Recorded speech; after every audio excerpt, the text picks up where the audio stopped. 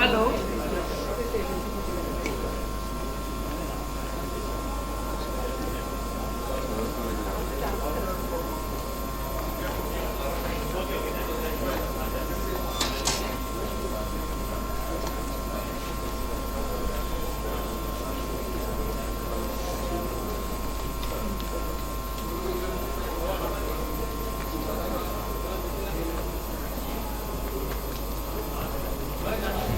Gloria Chandam, Assistant Professor Neriwana. Welcome you all in this National Symposium Come Workshop. This National Symposium Come Workshop is very important because water is life. It is written in our Constitution, Article 21, that it is a constitutional right to access clean water. To ensure it, the government of India had already started constructing reservoirs, dams, extracting groundwater, reviving traditional ponds in a large scale to meet the needs of the large population of India. But a small section of the people who are residing in the Indian Himalayan region, including the Northeast India, are living upon a 2 by 4 feet water source. We, the scientists, academicians, administrators, policy makers, financiers, NGOs, and state governments are gathered here together to discuss about the spring set management, which is a lifeline for the hill peoples. We are honored to have you all here, and I would also like to acknowledge the dignitaries who join us today.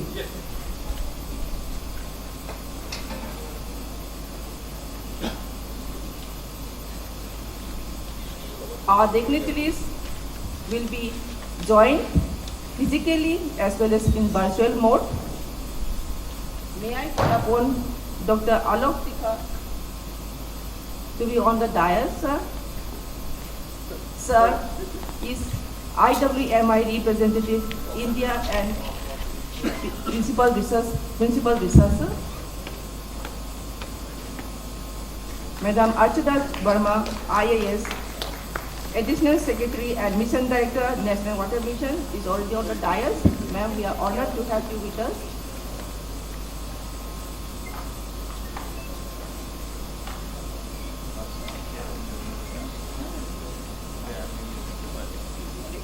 We have virtually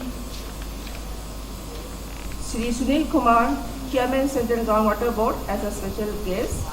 We also have P. Mario Scott, Member Central Water Commission, in the virtual mode. We also have our Honorable Secretary, Shri Pankaj Kumar Ji, as a chief guest virtually, but it was in fact his concept, his ideas that motivates us and bring us in this one platform. I would like to call upon Sri Ajit Kumar Sahu sir. I think he's on the way, he'll be joining soon. Yeah, he had already joined online, but physically he'll be joining soon. I would like to request Luna to help us, to assist us in felicitating our guests. I would request our director, Sri Pradeep Kumar sir, to do the honor.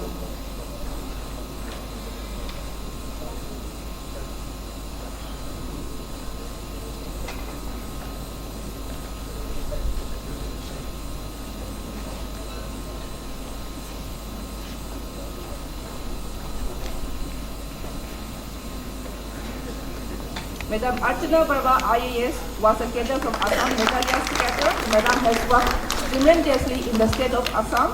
Presently, Madam is working as a Mission Director, National Water Mission, Department of Water Resources, River Development and Ganga Rejuvenation in the rank of Additional Secretary. Ma'am, we welcome you in this occasion. We would like to request again our director sir to felicitate Alok Sikar sir.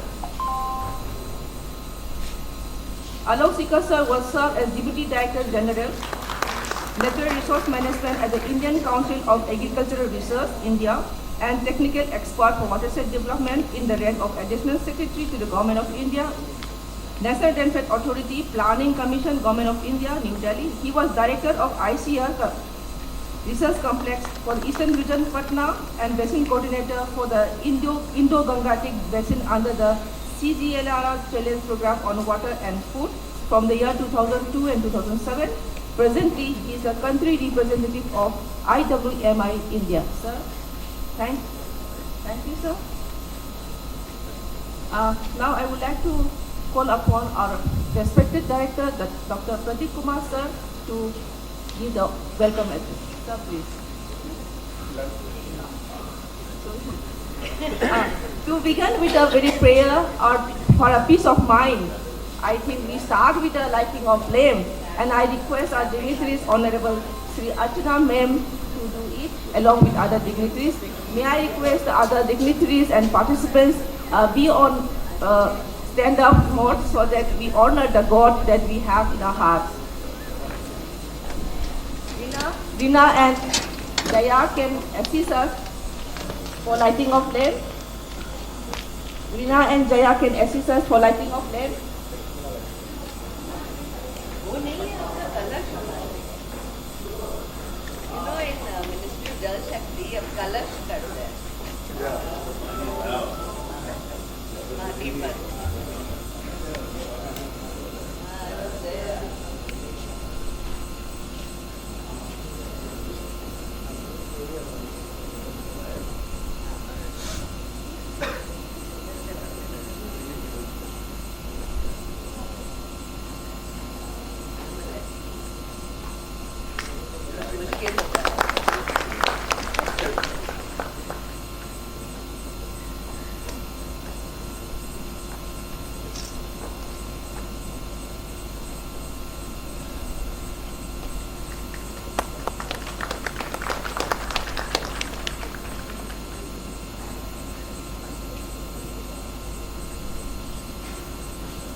Come and you also come. देखिए अब दिया जल नहीं रहा।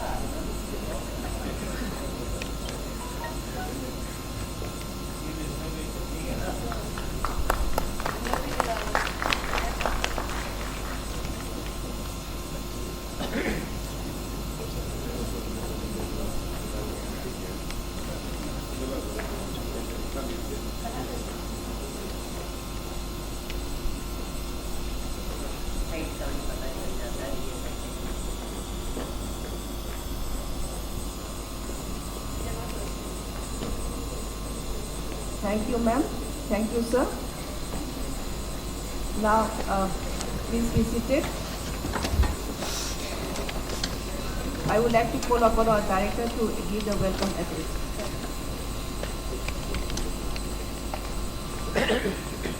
Good morning to you all. Honorable Secretary, Department of Water Resources, River Development, Ganga Regulation. Mission Director, National Water Mission, Archana Madam. Online Chairman, Central Government Board, and Country Representative of IWI, Dr. Alok Sikar sir.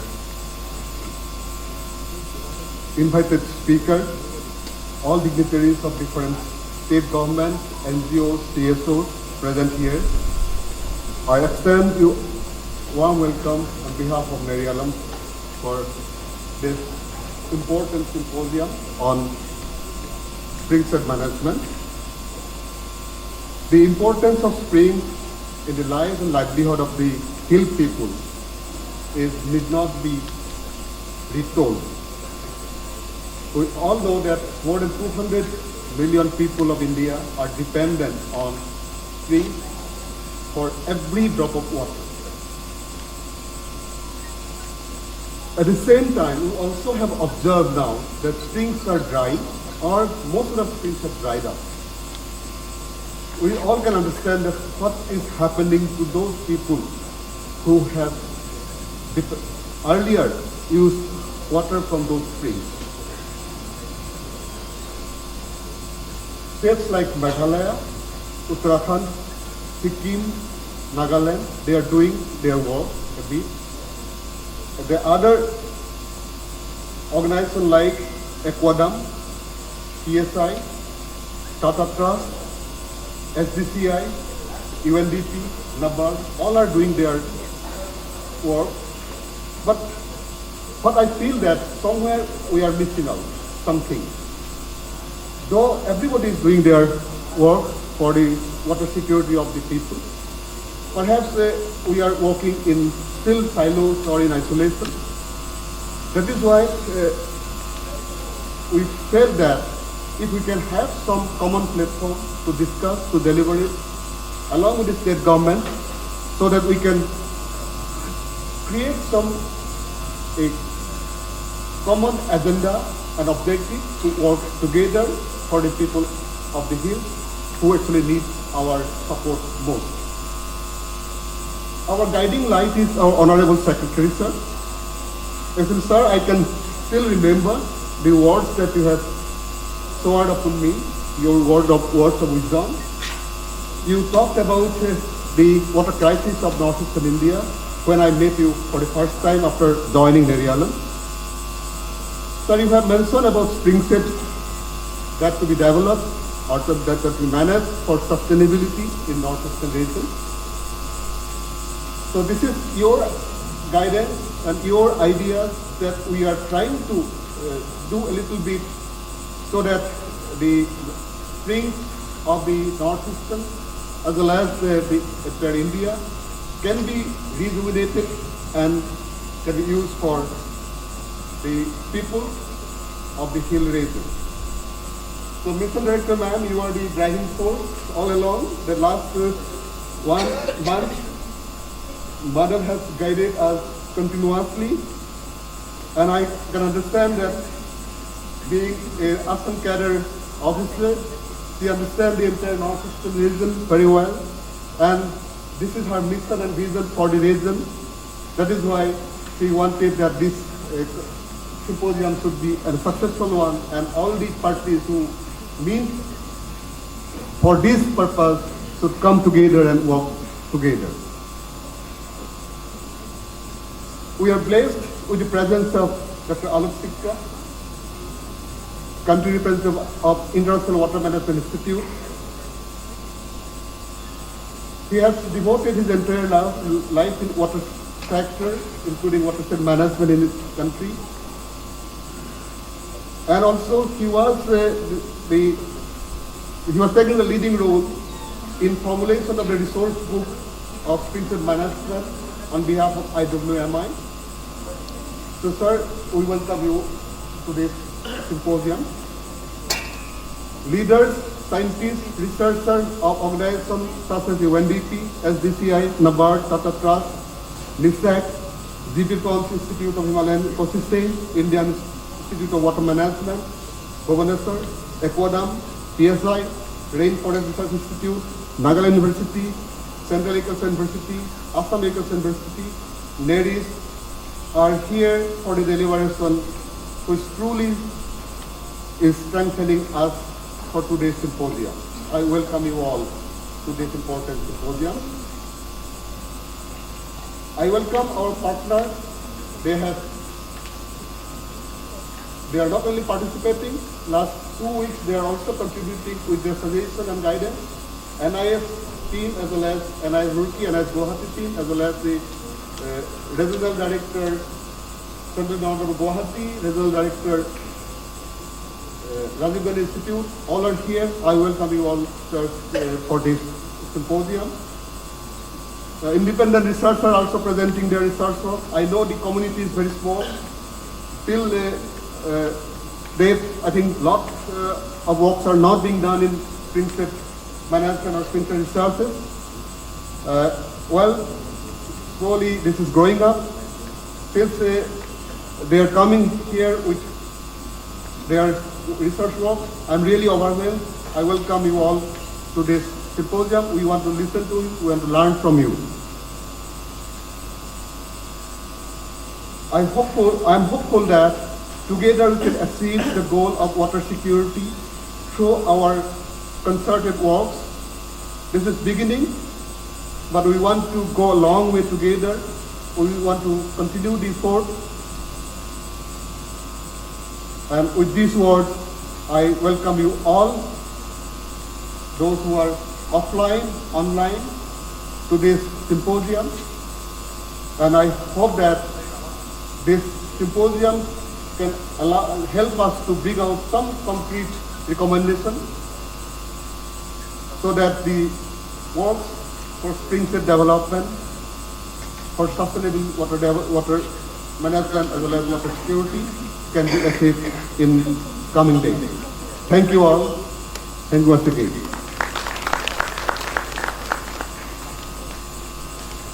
Thank you, sir. It's a privilege for me to request our honorable special guest, Sri Dr. Alok Kumar Sikka, Representative India, IWMI, and the Principal Researcher. Sir, please.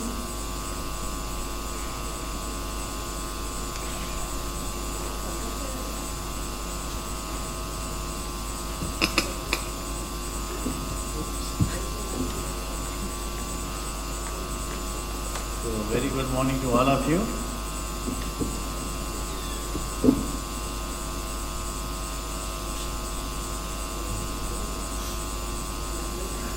Secretary, Water Resources,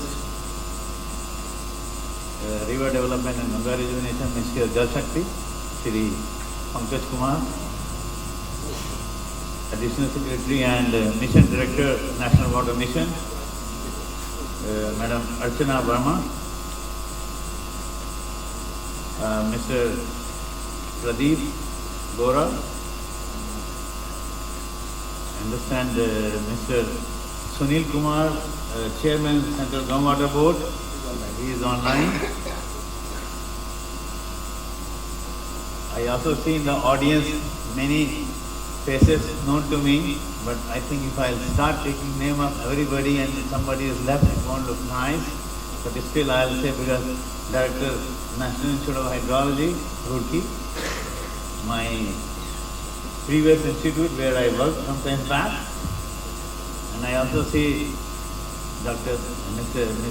Divya from SDC, with whom we worked on the resource book which Pradeep we were talking about on the spring shed management, what are the best practices. But I'll not be talking much about that, because I'll be speaking about that in the next technical session. I think there is an echo. I also see Director of Indian Institute of Water Management from ICR. Welcome to you all, and all the learned delegates, ladies and gentlemen. At the outset, first of all, let me congratulate the organizers for having conceived this idea of organizing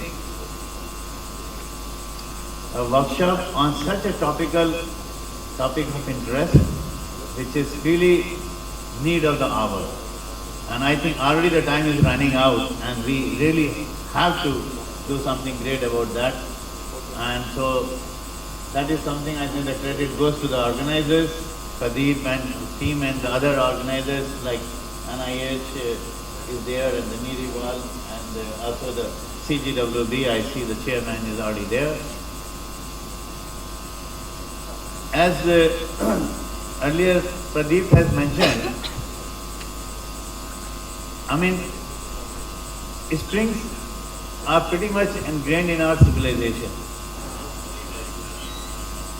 because springs have been, are being, and will remain to be a major source of our water for drinking purposes, agriculture, livestock, livelihood, and as well as, more important than that, is on the ecosystem services. The the fact remains that over the years, over the past couple of decades, what we have been experiencing is steeply declining in terms of the discharge and the perenniality of the flow in the spring, and what we call normally as the drying up of the spring. Drying up of the spring connotes two things. One is in terms of the quantity, that is the discharge, what we call in technical term, and the perenniality of the flow means the longevity of the flow, because I know that I have had a long experience of working in, started my career from Uttarakhand, now Uttarakhand, that time UP, Dehradun, and also Roorkee. Also I have lived for 7 years in the Nilgiri Hills in Ooty. That the springs which, when I started my career in 1978 from Dehradun, and now when I try and look back, there is a tremendous difference. I remember some of my colleagues having started even in those late 70s measurement of the springs in the Himalayan belt, of course in the Uttarakhand, now in the Uttarakhand. And that time also we were observing that over a period of time it has been reducing, declining. I also remember, I think Mr. Pankaj Kumar and Madam Archana Verma would remember that when you go to Mussoorie towards your academy, on the way there are many khars. So there is a Naloda Nala, which is typically a landslide prone area. And from our institute there, we were involved in that, rehabilitating those land scars and the landslips. So that used to be one indicator, was that once we rehabilitate and protect and conserve those areas, the springs which were not perennial, which were getting dried up even in the month of February or March, after all these treatments, they had water even during May and June. So that is a very direct way of assessing the impact as an impact indicator about these kind of measures.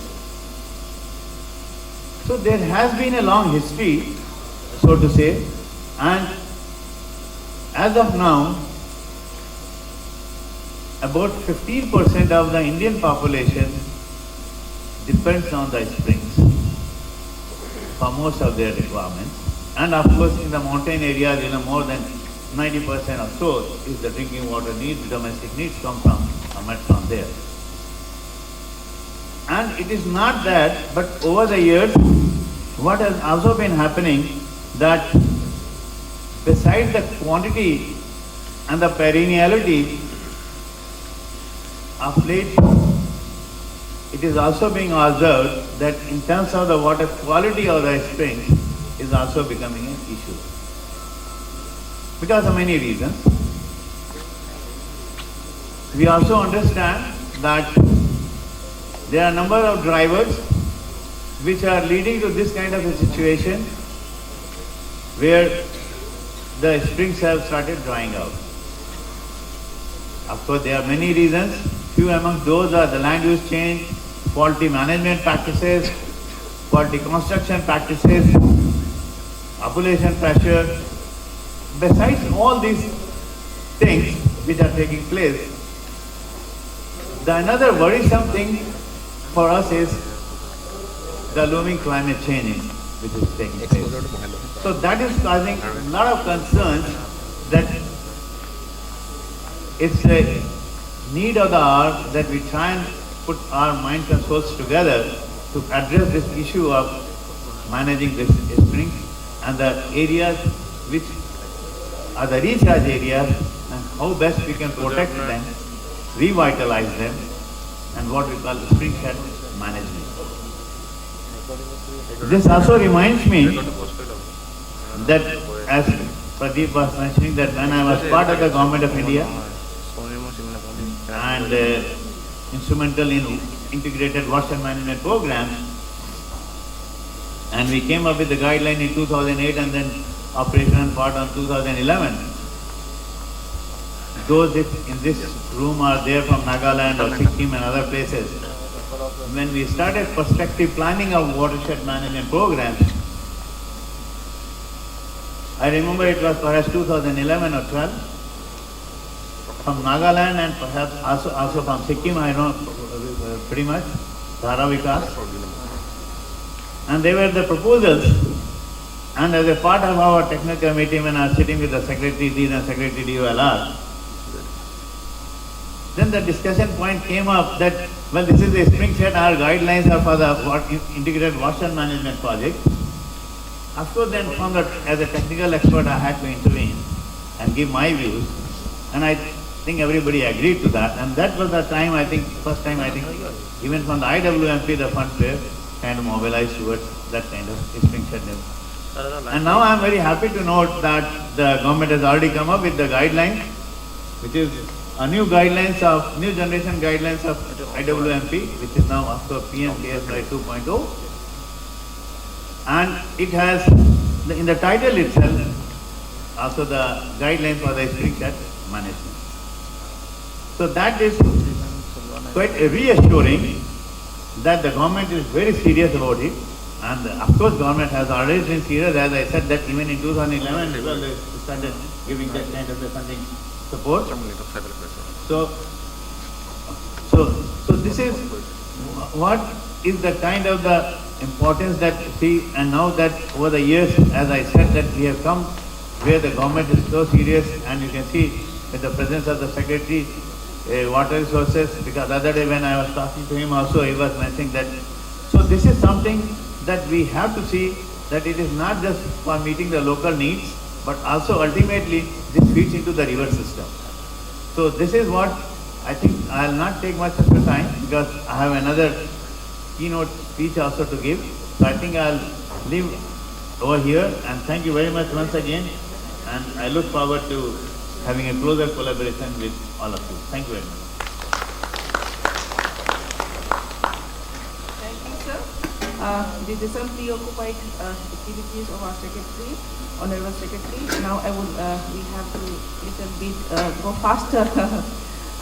So I beg the pardon for this. Now I would like to request our Honorable Secretary, Sri Pankaj Kumarji, to address the inaugural remarks.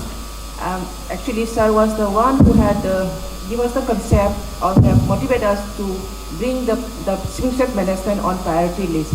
Sir, I request our Honorable Secretary, Sri Pankaj Kumarji, to give the honorable address. Sir will be joining virtually on this platform.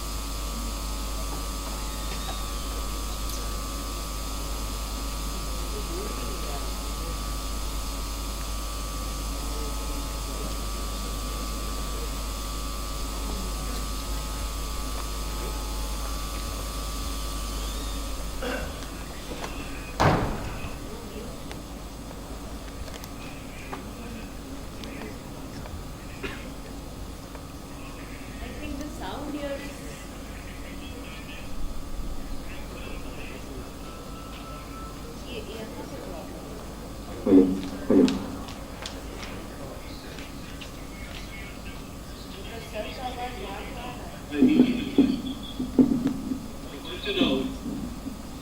That around 5 million streams in the country, many of them are in danger of being degraded because of lack of attention in various reservoirs. I would also hear an environment and forest department, whether it is the soil and water conservation department, whether it is the land resources department, there is a need, and I must include the rural development department also. It's a very important department, and in fact, Manrega has to fund most of these initiatives on spring shed management. So in all these departments, there needs to be an increased sense of awareness and urgency on spring shed management. And there also needs to be capacity building. Because I am also told, I am no expert on this, but I am told that spring shed management is much more complex exercise than watershed management. And therefore, you have to understand more nuances of managing the spring sheds. And that is why we have set ourselves a target of training at least 100 persons, 100 officials in each northeast state in the current year, so that we bring about a cadre of officers who are aware and who have the capacity to think in terms of the spring shed development. And these officers, as I said, have to be drawn from rural development, from public health engineering, from land resources, from soil and water conservation, whichever departments are there in state governments which are dealing with water issues.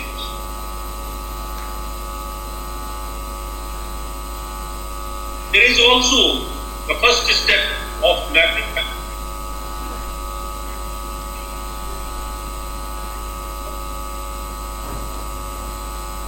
But we have to map the springs in every state with their updated status. We also have to look at those springs which were there once upon a time but which have dried up.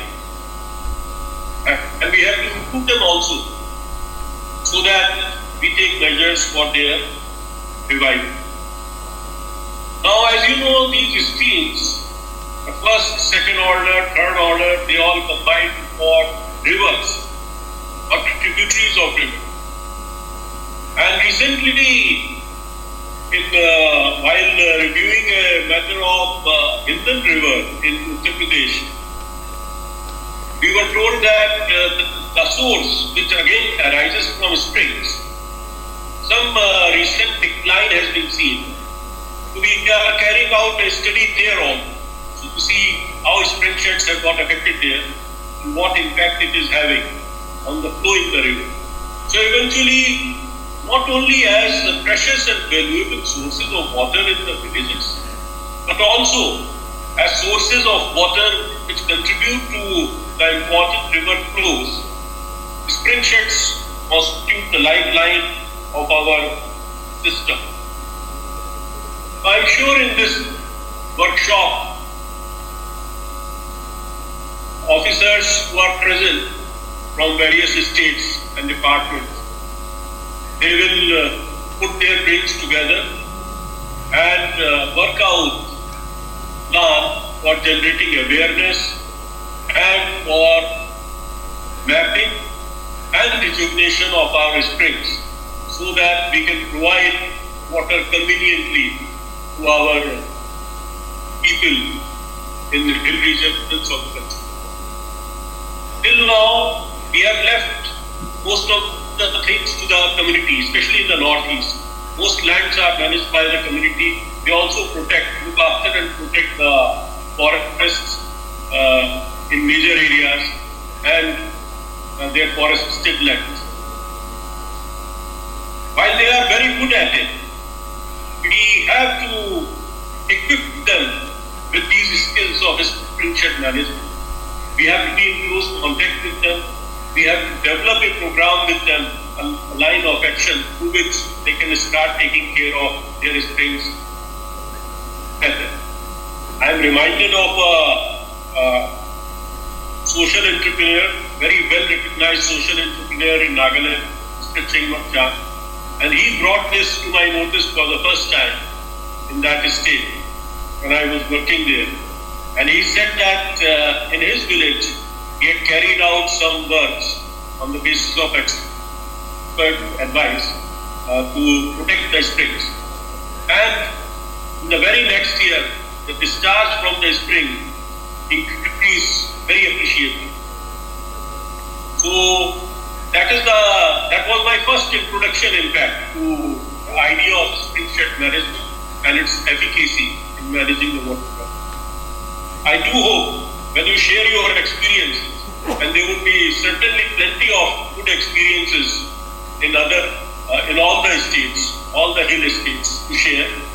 All we have to do is to put it in a structured form, and we have to then scale it up so that we can tackle the task of mapping and rejuvenating our spring sheds in a purposeful manner. I do wish Deriva and all the partner stakeholding organizations and all the participants who are present all the best in your deliberations and chalking out a course of action which will be aiding the availability of water in our hill regions of the country. Thank you. Thank you, sir. Sir, your words are our guiding principles for going forward in spring shed management. Sir, it will be a blessing for us to release the aspect of our seminar by our Honorable Secretary, Dr. Kumarji, Baswedi.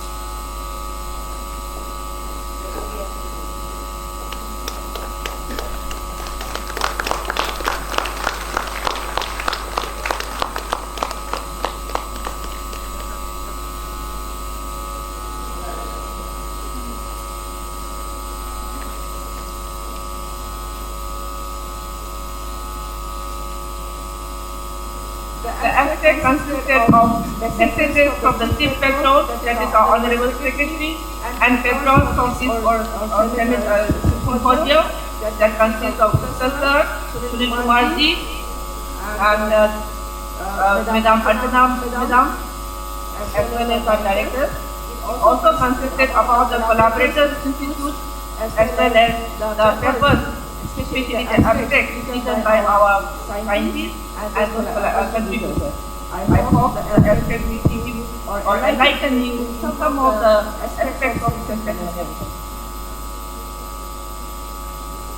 Thank you, sir.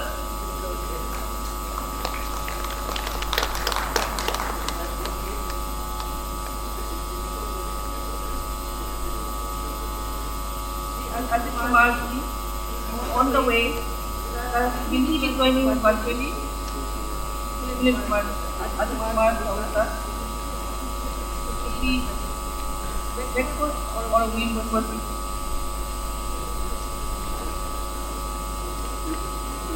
Mix.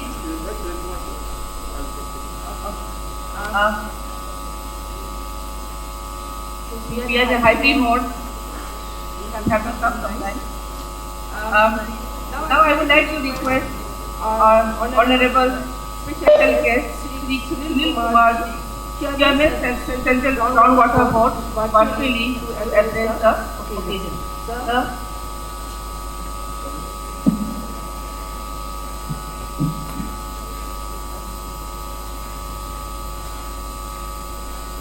Sunil Kumarji was actively participated in the webinar which was organized in September 2021.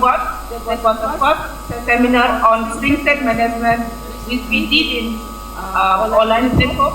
But he was there actively and with his guidance and other dignitaries and other experts like Smith Sensor, Akers sir, and all others. We are looking forward to the physical platform of seminar.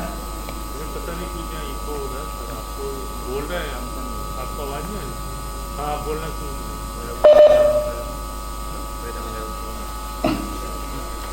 Can you hear me? मेरी आवाज अब तक पहुंच रही? मेरी आवाज पहुंच पा रही? Very good morning to all of you. Respective Secretary sir, actually he has already delivered his address. And see, after the chief guest has delivered, we are not supposed to, but definitely we will be talking on the issues of spring shed management. And AS and Mission Director Madam Archana Verma ji, Ajit Kumar ji, who is on the way from Ladakh, Principal Researcher, Shri Alok Sikka ji from IWMI, distinguished guest,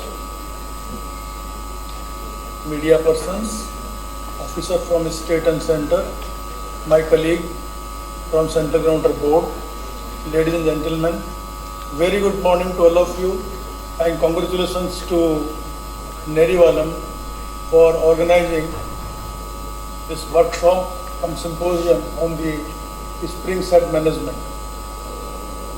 As Secretary Saab has already told that springs are the life of the hilly regions, and we all know that with time and the development which is going on in all the states, the springs, their discharge are declining, and this is due to various ecological degradation and changing land use pattern because of lot of development in the hills, and this has actually led to reduced recharge in the river. At the time of this NMCG creation, lots of discussion were taking place in the ministry. At that time, UP Singh Saab was the additional secretary in the NMCG, and at many times we were pursuing that actually the rivers are getting the whatever water, most of the contribution is from the groundwater. It took almost 2-3 years for us to make this thing in the mind of the administrator and policy maker that we need to conserve the groundwater in the basins of these major rivers, protect the springs in the Himalayan terrain so that these rivers continuously flow, and we achieve the Aviral Dhara slogan of the Prime Minister of Government of India. We all know that we have got 10 hilly states, starting from Jammu Kashmir and to the northeastern states. And Sir has already told us about 50 million people are residing in these states, and they are mostly dependent on the source of water. Spring is a major source of water, and about 60% of the springs out of the 5 million as enumerated or estimated by the Niti Aayog, 60% of them are in the hilly regions. I have my stay in the northeastern states for 3 years and had been to Shillong for many times, and I have seen how the people are utilizing the rainwater and the spring water for their daily use. So telling them to sustain this spring, protect these schemes, rejuvenate these schemes, I think it is already built in their mind. We simply have to nudge them, simply have to tell them again that please remember your heritage, maintain them properly.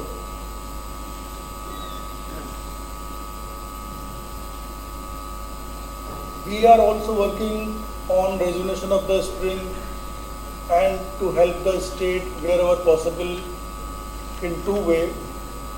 One is helping them to prepare their watershed management plans, and other to provide them appropriate training at our institute at Raipur.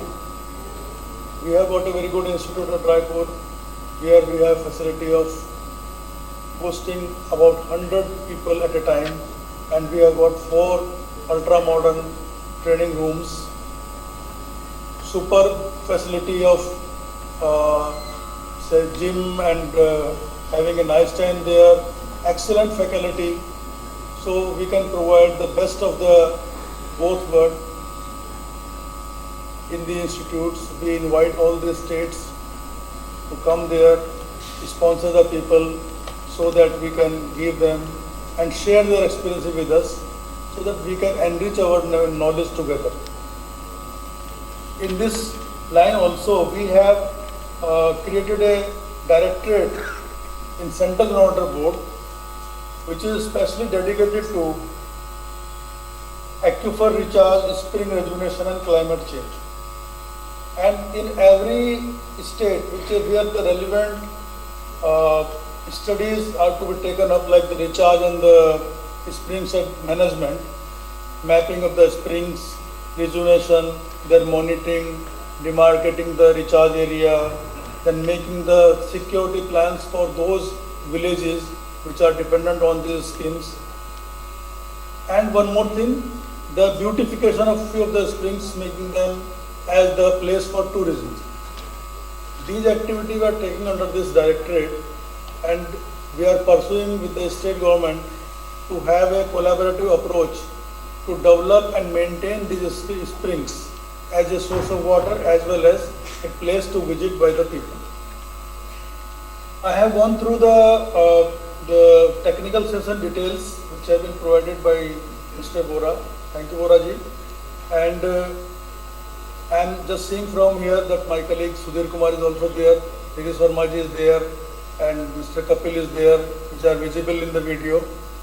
So I understand they will be giving their best to make the recommendation outstanding, so that we come out with a excellent recommendations, so that the maintenance, development, protection of the springs is taken up at the level of Government of India as well as the state government. I believe that the two-day workshop will be discussing all the issues which Secretary Saab has told, and the experience sharing between the central and state agencies will definitely be form a way to bring out recommendations to the Government of India for sustainable management of the spring and spring sets. Thank you very much. Thank you.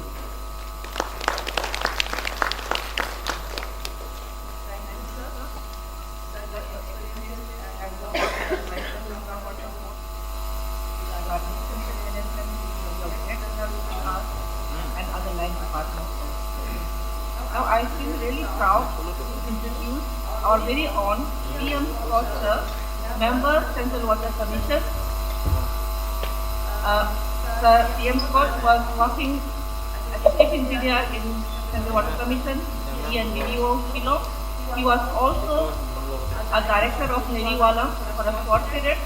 Sir, I would like to request our previous director, a family of ours, the PM Scott, member CWC, to address the occasion. Sir, the line is all yours. Good morning to everyone, especially to Secretary Sir. The dignitaries were seated on the dais. The participants who are attending physically and online. It is a matter of privilege for me that I have been invited by Neriwan to share my thoughts during this 2-day national symposium, some workshop on springshed management, being organized by Neriwan in association with National Institute of Hydrology and the Central Groundwater Board. Now, what is a springshed? A springshed is an area of land that contributes groundwater to a spring. Now, our actions, our behavior within the springshed contributes to the quality, whether it is good or bad, of the water flowing from the spring. Now, looking at the figures of global groundwater scenario, groundwater is being extracted at the order of about 982 billion cubic meters per year. And out of the available fresh water that we have rainfall, natural lakes, reservoirs and rivers all contribute to just only about 2%, while the rest 98% is locked in the aquifers. Now coming to the scenario of groundwater abstraction, it presents quite a very alarming scenario. Now with India withdrawing groundwater to the tune of 250 billion cubic meters per year. Now this quantity is more than the quantity extracted by China and the USA combined. Now since time immemorial, springs are the lifeline of our community in the hills and in the mountains. They have been the source of clean water. Traditionally, spring water was used for drinking and household purpose. On a personal level, since I also come from the hills, we have been surviving on spring water for a large part of our lives till the time when an organized water supply was made available to us. Now there are variations in discharge and seasonality of water resources which can arise from hydrogeological, ecological and climate diversities of the region. These water resources have played a significant and dominant role in socio-economic, cultural and environment related activities in the mountains of our country. As per a rough estimate, there are about 5 million springs spread out across India, out of which 3 million are in the Himalayas alone. From the Nilgiris in the western Ghats to the eastern Ghats and Himalayas, springs are a safe source of drinking water for urban and rural communities. About 90% of the drinking water supply in Uttarakhand is spring based, while in the northeastern state of Meghalaya, all villages in the state use springs for drinking water as well as for irrigation.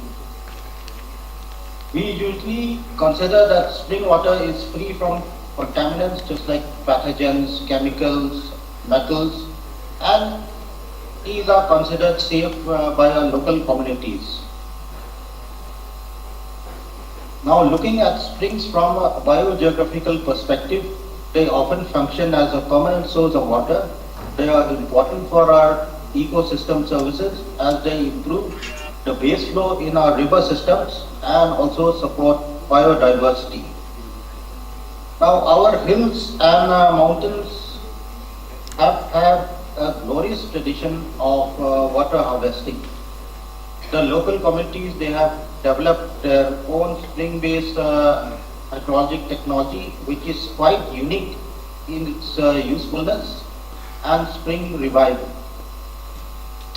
Despite the key role that springs play, I see that springs have received a sort of stepmotherly treatment from the powers that be, whether it is we or others. And the sad part is that most of our springs are facing the threat of drying up. This could be due to increased water demand, changing land use patterns and environmental degradation. Just survey in Sikkim found that the water production has declined in half in all the springs in the state, which is a dangerous sign, which is almost entirely dependent on springs for drinking water. Similar stories are there from other regions of India. Also, the quality of water is deteriorating. So therefore, springshed management needs a multi-dimensional approach and integrated action. The objective is to successfully integrate natural science with social sciences, hydrogeology, and engineering and biotic measures and capacity of the springs.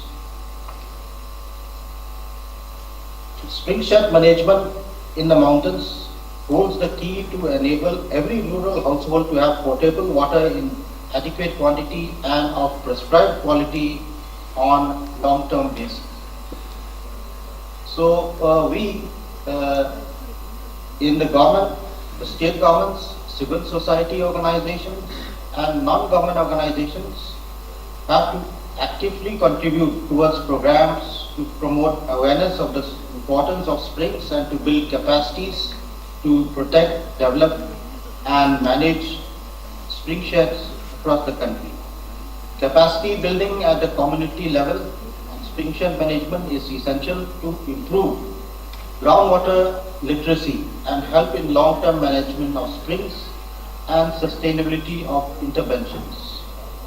Spring shed management thus is an integral part of our ongoing scheme of Jal Jeevan Mission, and this can be achieved through coordinated national, state and local level initiatives involving all possible stakeholders and partners like governments, civil society and people at large. Now in this spring shed development, what are the challenges and conflicts that we face? So I've tried to collect some of these, and the first is the lack of data. Then we have the lack of awareness of the utility of such data, even if we are having. And then the third is the geological or aquifer boundaries. These are rarely coinciding with our administrative or social economic boundaries. Then we have limited field studies on springs. So with this I will wish the symposium happy success. Thank you.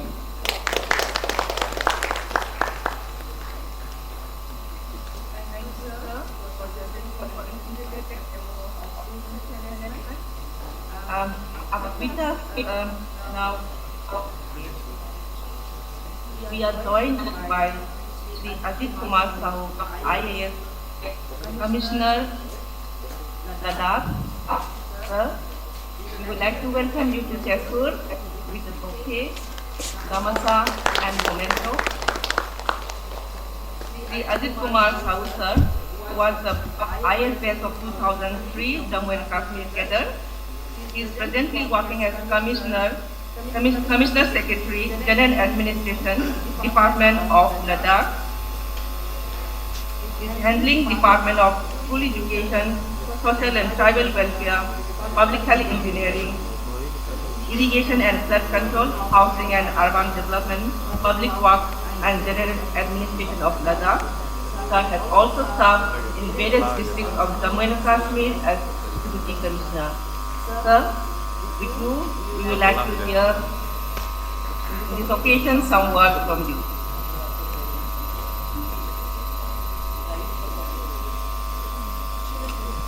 Thank you.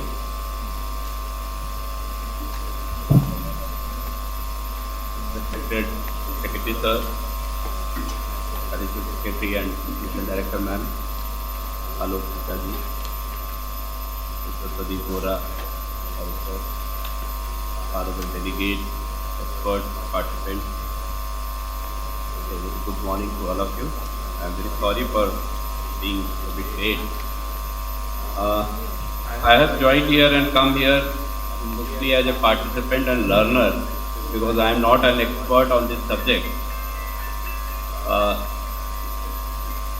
Hello. So, but because I am working in this field for last around 3-4 years. Earlier I was PSC Secretary in Jammu and Kashmir and now in Ladakh. And this is part of the whole Himalayan region and the hilly state on which this the symposium is concentrated upon. So I would just like to present the issues which we are facing, and we would seek experts to comment on it and let us just discuss on it and uh, help us in managing the spring, especially in Ladakh. Uh, we always hear that the springs are drying up, and there are issues that the sources are drying up, and we are facing this issue even while implementing the Jal Jeevan mission. And you are already aware that Ladakh has a different topography and different that's the climatology. It's an extremely cold area. Even now the temperature in the main town is -10, and in the villages, remote villages, is -20. But one of the major reason of success of Jal Jeevan mission there in Ladakh, that despite in this temperature, right now water is running in the tap, and water is being provided to the villagers in the household. And one of the major reason are the springs, because the spring water don't get the freeze during the winters, and even in the town, Leh town, the most of the water during the winter is supplied through spring or mixing the water, spring water, because those water are the warmer than the surface water. So that is a lifeline, and whenever the spring source gets dried up, the villagers face a lot of problems and they used to shift. But certainly we don't know, and there are less information available how to conserve, preserve and develop more and more springs. Especially in the Ladakh region, the geology is very different. The land is very porous.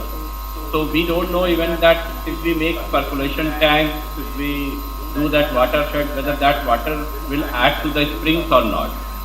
Because whatever studies have done, it shows that even the aquifers below the ground are moving, are dynamic. They are not static. They keep flowing. So that is one of the major issues. And another thing is that the glaciers are drying up. And with the glacier drying up, the spring sources are also drying up. So that is the another difficulty. We don't know, because that's an arid zone and there is very less precipitation. Whatever glaciers are the main source of the water. If those dries up, how to recharge those sources of the spring?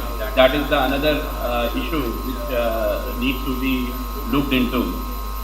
And even the glaciers which are the glaciers which are visible, those are drying up, but simultaneously there are glaciers which are underground, which are the, like we can say that it's a permafrost. So those are also available, but we don't know how long it will sustain. So we are implementing Jal Jeevan mission in every village, but these sources, that is springs, which providing water to these Jal Jeevan mission schemes, those also need to be protected. So we have kept program for that rejuvenation of the spring, but certainly we would require in technical input, whether those efforts and those interventions are effective or not. You must have heard about that artificial glaciers, and you have studied, you are expert on this. So artificial glaciers are being considered one of the very good way of recharging, because we are conserving the water which are flowing in the winter, that is going waste. So that is being conserved. Simultaneously, there is a local technology that is called GIM, that is like pond anywhere, but it is in a different because when during winter these ponds get frozen, and all the water is being collected during the winters in these ponds. So those also help in recharging the spring sources. So there were some efforts earlier made by the Niti Aayog when the some inventory was prepared, and some mapping of the springs has been done. So that's still incomplete. So the UT administration which is because you all know that Ladakh is a new Union territory. We have recently started the GIS mapping of each of the spring sports and that each of the springs, and we would be putting it up on the GIS platform. We have our own Geo Ladakh portal, as well as that we are also on the way of developing the state water informatics system. So those will help us. Simultaneously, there is very less data available because there is no method of data collection. We are the Central Water Commission is National Groundwater Board is installing some kilometers which is in plan, and the UT administration is also intervening in that and putting up more kilometers. And we have recently also conducted that basin-wise, rather valley-wise, that groundwater mapping. And we have requested National Groundwater Board for 3D mapping of the Leh town area, because we are not fully, because if it's a vast area, if we say that the groundwater drawl is lesser, but we don't know that specific position, a specific location, what is the status. So that's why we are going for the 3D mapping as well. So I think these things will help, but certainly a more deliberations and more technical inputs are required to assess the actual position in the area like Ladakh. And I would request, ma'am, that like the Secretary Sir has told, that they are going to train 100 people in each district. So I would request that the district of Ladakh should also be included, so that our people are also aware of these things and management. Because as Dr. Sikka told, that it's very complex and it requires a multidisciplinary approach. So that is what I wanted to present. Thank you, ma'am. Thank you for inviting, and thanks to Mr. Bora for hosting us. Thank you.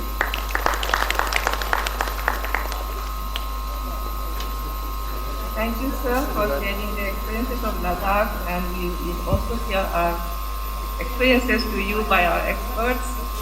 And now I would like to call upon our Honorable Guest of Honor, Madam Archana Barmaji, Additional Secretary and Mission Director, National Water Mission.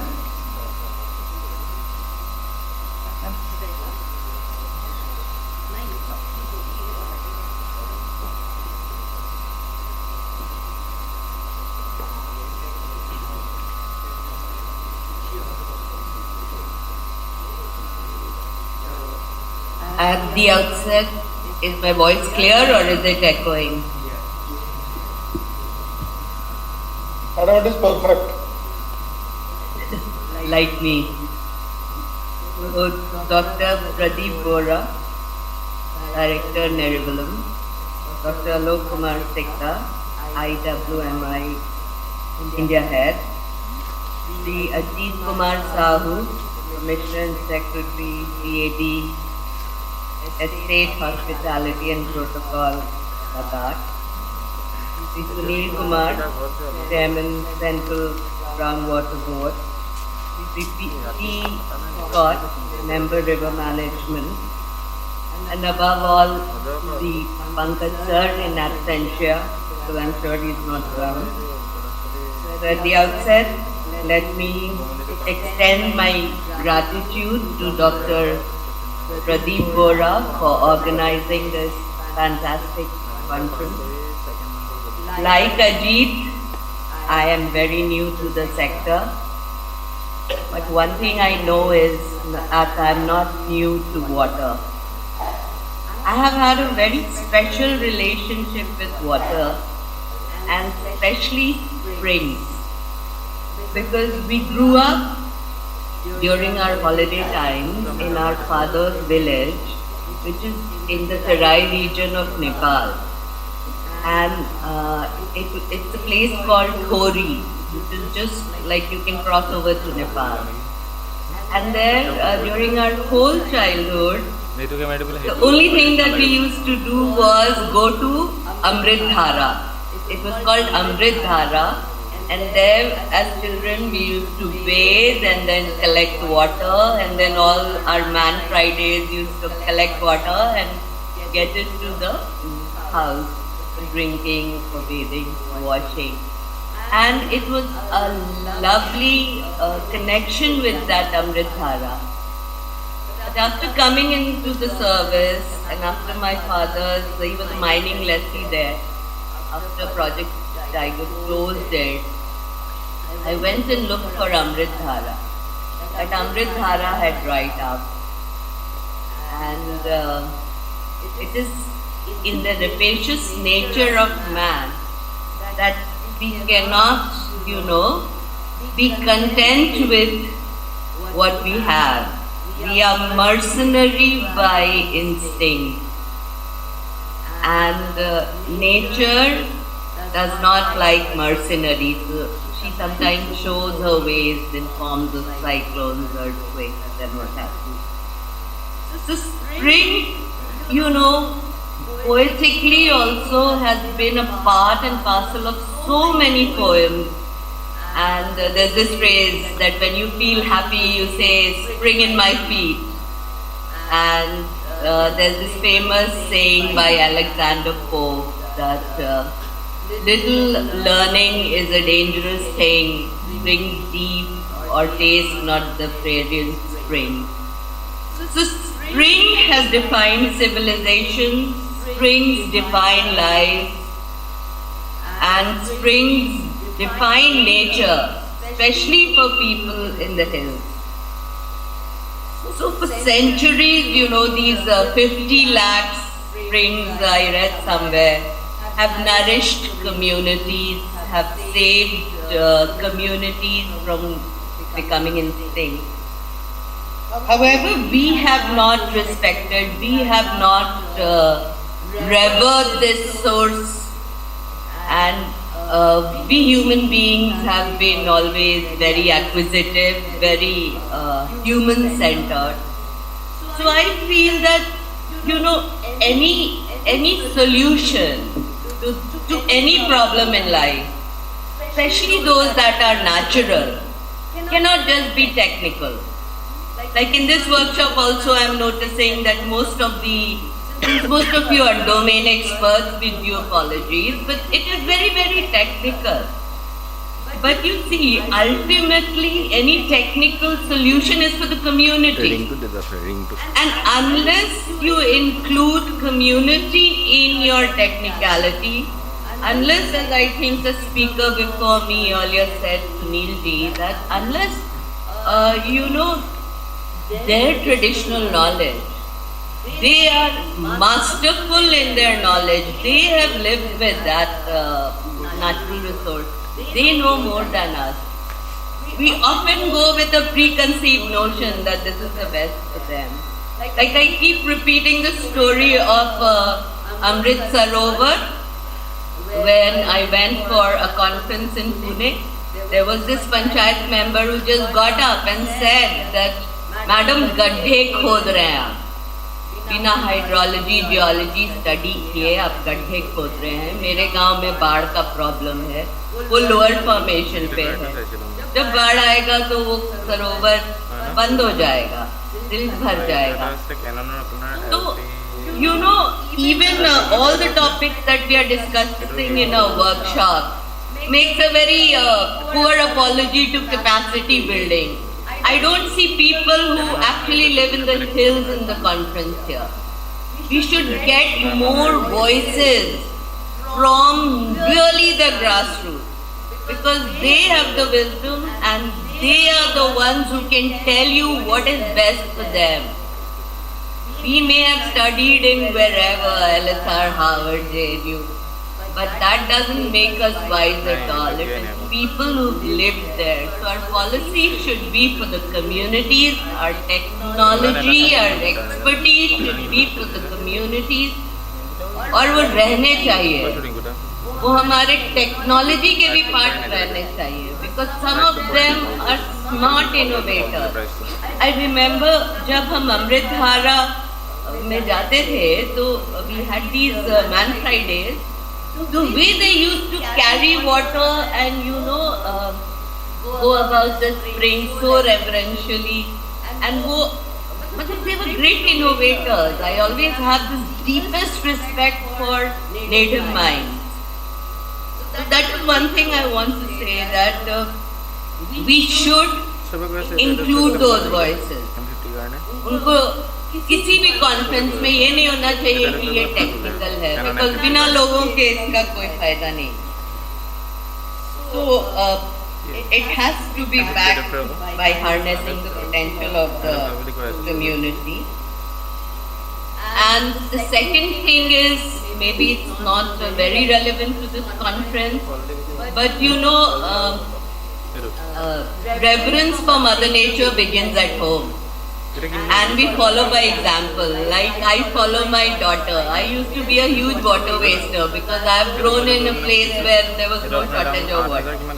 So I used to brush my teeth keeping the tap open. Then I saw she came back from school and said कि mama, you're wasting water, you're wasting electricity, सब चीज on रखती हो. So it should begin at home. We should set examples in small things, like somebody was telling me that if you don't shower every day, you save a lot of water. And that's what these communities I saw used to do. I mean, nobody need teach them. They did shower every day, and that was okay. And you know, wherever springs have survived, I've seen that there is some kind of deification.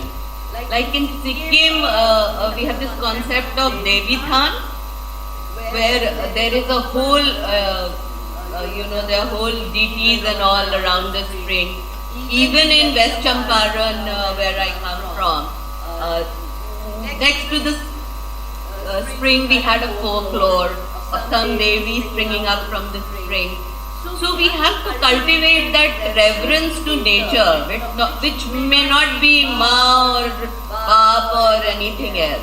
It can just be reverence to nature as a limited, you know, natural resource, which if we are mercenary about it may just die.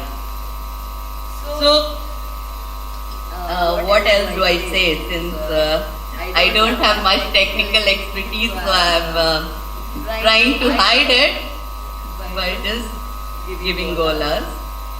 But another thing which I have noticed as an administrator and a practitioner of policy on the ground is that if you don't give livelihood to people, I mean to be fair to them, if you don't give livelihood, they will rape nature. So it's also important that when you are talking about technology or thinking about technological solutions, we must also think of sustainable livelihood solutions, so that, you know, springs are not destroyed because of massive deforestation, overgrazing, overutilization, overextraction. So all that has to be built in our technology so that people get livelihood which is sustainable and eco-friendly and does not adversely impact the climate. So I'm happy that we have experts from water resources, hydrology, forest, climate and what have you have been told. But my only request would be that let us not get too technical about something which is not very technical. Water is not technical. And let's not think in silos, let's not divide nature into river, spring, ocean, trees, mountains. Let's think of it as an integrated whole. And I'm sure we have a very dynamic director who has really taken a lot of interest in organizing this conference. And first time I've seen somebody chasing me with, you know, every day request that, ma'am, we need this, we need that. And being from Assam, I have an obligation. So I also keep saying that JJM हो, PMKSY हो, ये जितने भी 5 water scheme है, पानी रहेगा तब तो जाएगा ना. इसीलिए water source strengthening is so important, and that is why Nerivalam, this conference, is so important. In the end, I just want to say that there is a good news. We have notified the Bureau of Water Use Efficiency just on 10th October under NWM, and that whole right now it's a small organization, but we are planning to make it into a think tank of an integrated think tank on how to increase water use efficiency, because one of the goals of NWM is increasing water use efficiency by 20%. So we are hoping that all these problems will find solutions in this newly created Bureau of Water Use Efficiency. So I again thank Dr. Pradeep Bora for giving me this lovely opportunity of visiting my home Kada. I love Assam, and especially I love Tezpur. So I'm seeing it's become a little crowded and a little dirtier than it was when we had just joined service. So I'm really looking forward to the deliberations of the conference. Thank you. Thank you, ma'am. What motivates us and also keep us thinking how to solve the problem. We keep thinking. Now I would like to request our respected Professor A.C. Jamnar sir, Professor Gabriari Neriwalam, to the forum thing. Professor Jamnar sir is also the coordinator for this symposium. Under his supervision, we all could perform our assigned duties in a coordinated manner. Thank you, madam. Good morning, everybody. This is the time for vote of thanks to our organization. At the very beginning, we are very grateful to Honorable Sri Pankaj Kumar sir, Secretary Department of Water, RD and Minister of Health, for accepting the responsibility of chief patron of this symposium as well as chief guest of today's inaugural session. He was kind enough and spent sufficient time for the session of symposium in spite of his very hectic schedule, which itself indicates how essential is the role of spring-based management in fighting water availability in water scarce areas.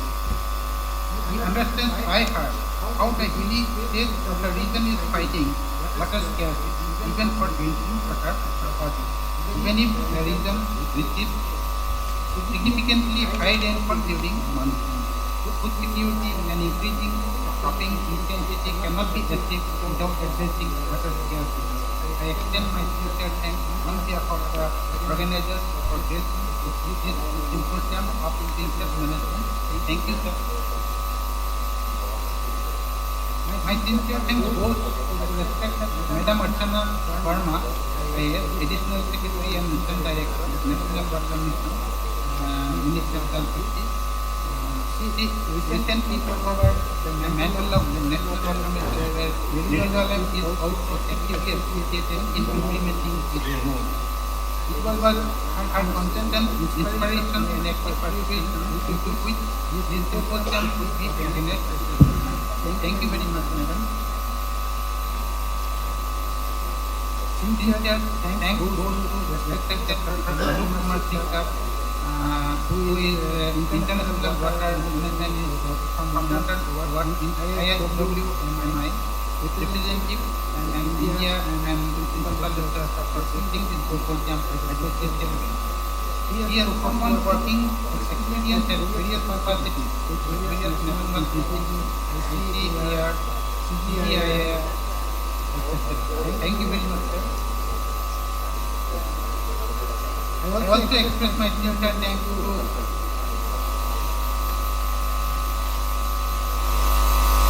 the PM Scott Sir, CWES, respected member of Central Water Commission, for gracing this occasion to make it successful. His constant inspiration for Neriwalam in its development for the last so many years. Thank you, sir. My sincere thanks goes to Sri Ajit Kumar Sahu, IAS Commissioner and Secretary, Ladakh for gracing the symposium for physically participating from such a distant area, which also boosted our morale. Thank you very much, sir. I express my sincere thanks to Sri Subodh Yadav, IAS sir, who is Joint Secretary Administration of Department of Water Resources, as well as advisor to this symposium, and Sri Anand Mohan, IFOS Joint Secretary, who has participated in this seminar online. Thank you, sir.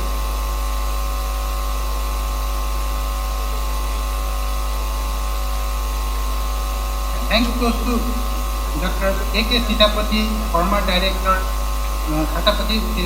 former director ICAR, and Dr. Amlanjati Kaur, former regional director Central Government Board, who are keynote speakers and physically present here for this symposium. Thanks also goes to Dr. Sujeev Kumar, director NIH, the S.C. Kapil, regional director Central Government Board, Northeastern region, are physically present here in the symposium and participating. Thanks goes to the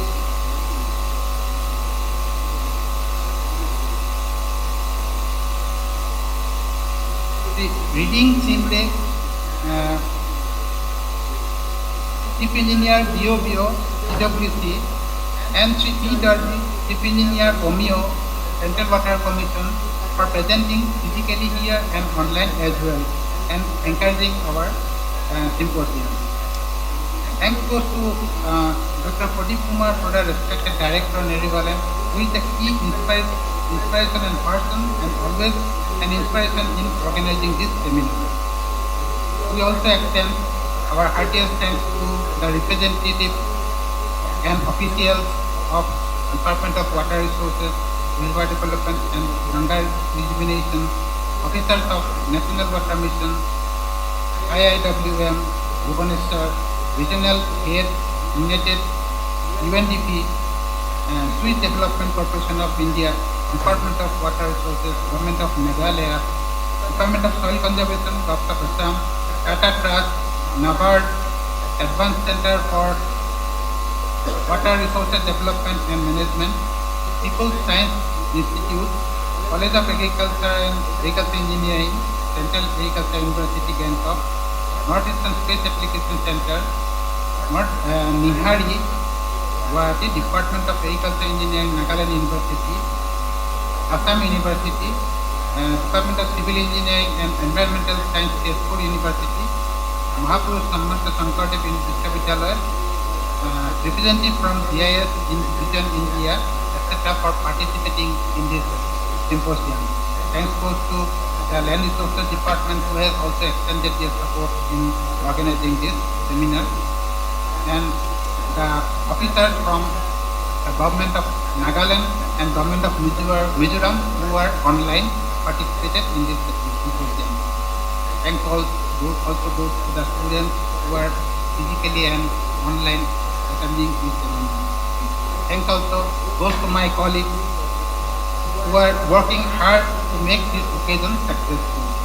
Thanks also goes to the Tezpur University, SSB Guest House, Tezpur, for providing the guest houses to accommodate our esteemed guests, and Sri Gautam Medi, who has made all the arrangements for the administration.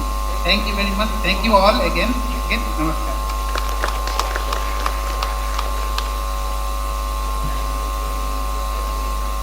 Thank you, sir. Now we have a break for tea. To be very precise, it is only 11 minutes.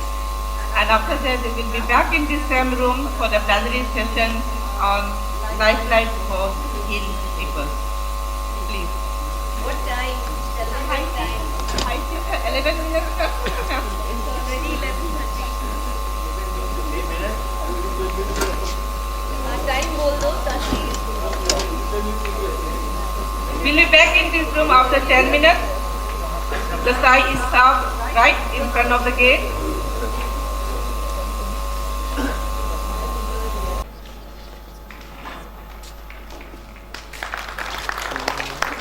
Yeah.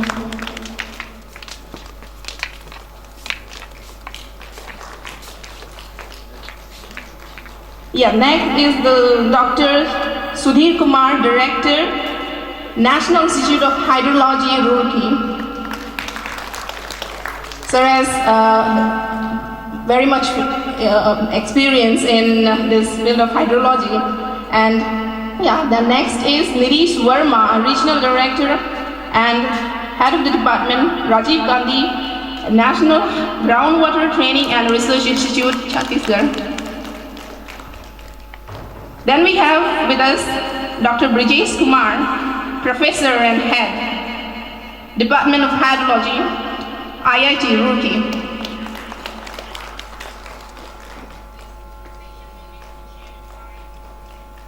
Yeah, this Fulam, Gamusa and the Momento. Yeah. Then we have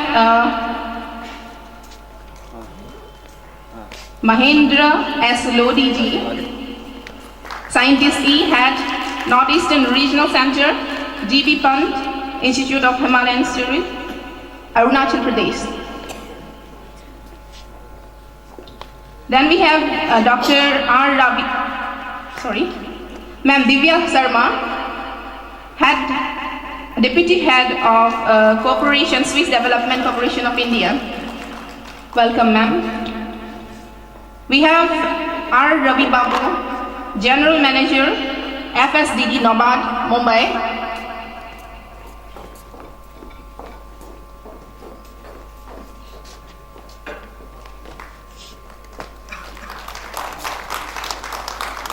So all of these eminent personalities have expertise in spring management along with river basin as well as the water management in general.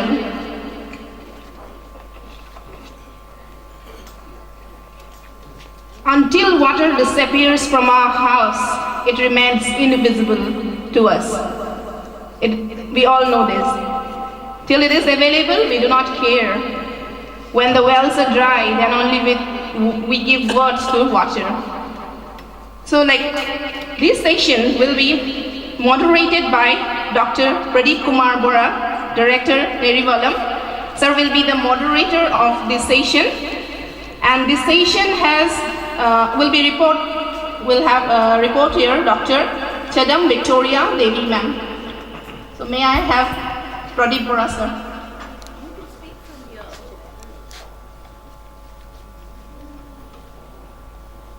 There's a nice rainbow in the background. The welcome speech. After a rainfall. Okay, respected all panelists here. In the welcome speech, I have already mentioned one thing, that the very purpose of the symposium is to come together to the same platform. That is why we try to reach to all the NGOs, CSOs and government departments who are working in springs and management. And also, we try to reach to ICAR. Actually, that was quite a bit late that I could reach them, so that is why many participants we could get physically. But Assam Agricultural University, ICAR, Water Management Center is joining, and other centers are joining from remotely joining, and then also one principal scientist from Indian Water Management Institute, Bhubaneswar, has joined us. So this is the very purpose of coming together, so that from the panel discussion as well as tomorrow's deliberation with the state government people, we can come to some kind of recommendation to go ahead for our future works. Because my personal dream is that, like watershed management, springshed management should also be a people's movement. Unless the people come together, people themselves do something for the spring, government department or the government scheme cannot suffice. So that is the very purpose of the symposium.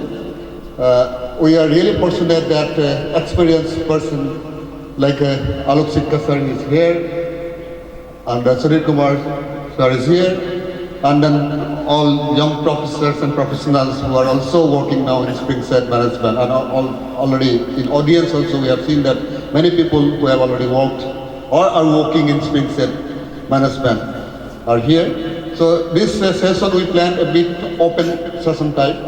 Well, first obviously presentation will be made by none other than our former Deputy Director General ICAR, former Director of ICAR Research Center of Eastern Region Patna, and then presently country representative of IWMI. We are really, we have already heard him in the opening session, but we would like to hear from him more with presentation. So first, I'd like to request you to present. Can we speak from here in a more First presenting. After that, we will speak.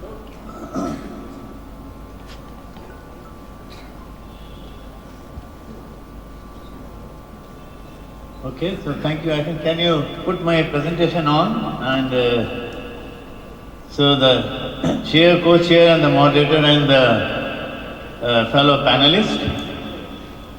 So of course, I was told that I had to make a small presentation. So, and what I'm going to be presenting to you is basically stock taking, which we did with the support from SDC, and happy that Divya is also here with us, and also in partnership with Niti Aayog, and many other partners and the stakeholders.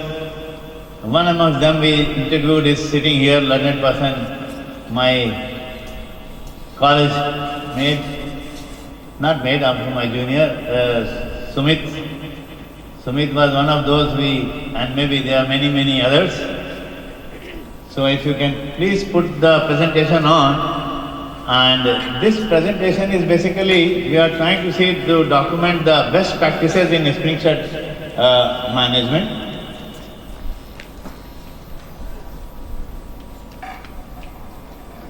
Could you please, think it has gone the wrong one. Okay.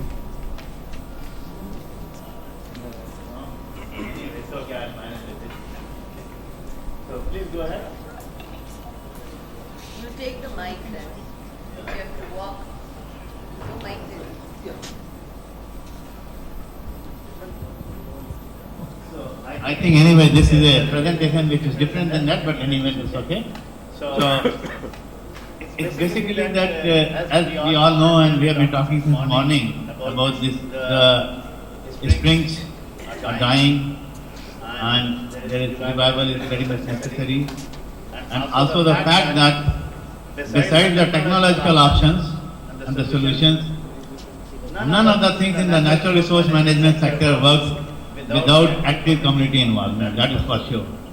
And that's why you must have seen also that even in the guidelines of watershed management and now the PMKFY 2.0, the community participation has been underlined, underscored.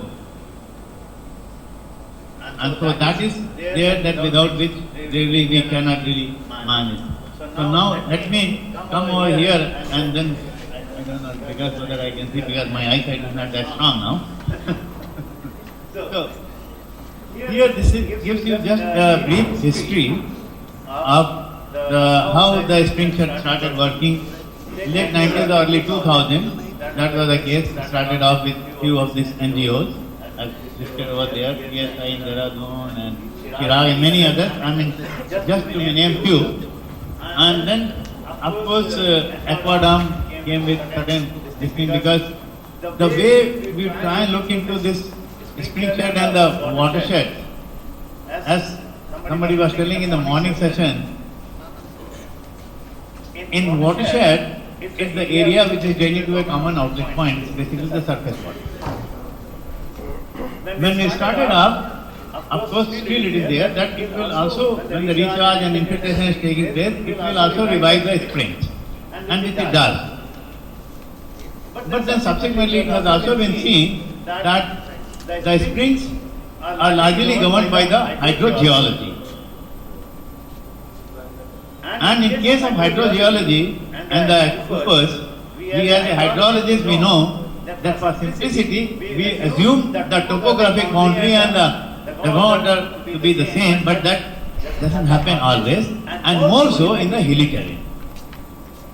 And so that is where this hydrogeology came, and which is rightly so. This Aqua Dam and others, they came up with that because it could be the case that where the same watershed is draining to that particular springs, but there are a number of cases where this watershed may be getting recharged even from the other watershed because it is underneath, it is coming from the other places. So that's the kind of a difference, and that is why the key difference between the two is that here we need to be very careful in targeting the recharge area, delineating the recharge area to target the interventions, whatever intervention we are going to be taking up in terms of increased recharge, increased soil moisture and infiltration and so on and so forth. So that's the kind of a thinking. And as I was telling in the morning that what happened that even sometimes back in the around 2011 or 2012, even under the IWMP guideline, under the Integrated Water Management guideline also, these things started rolling out. And subsequently, of course, it was, as I said, spearheaded by numbers of CSOs, civil society organizations, and of course in the government, particularly in the northeast, and also in the Uttarakhand area, and also in the Himachal Pradesh. And then of course we know that how it has been going hand in hand. And now the fact that, as I was telling in the morning session also, the government of India has come up with a revised new guideline under the PMKSY 2.0, under the watershed component, which talks about the integrated watershed management and the springshed management. Now if you try and look into the difference between the two, when you are trying to locate more or less the treatment measures for increasing recharge might remain the same, but as I said, the delineation of the recharge area is the main crux of the thing. And again, the guidelines also says that when you are locating this thing, you try and see that it is in the broader catchment and you try and do the more. So if in a very simplistic way I have to put it, I would say even in a watershed, there may be many localized springs for which you can even have a very targeted area and have more intensive treatment over there so that you get a sum total benefit at a local point. Of course, that would also reduce the sediment load and the runoff and other things at the outlet of the watershed. So they give you the win-win situation for either of the case. So next please. So this is something that the Niti Aayog and the others, I can mute or not? I don't think I can do it.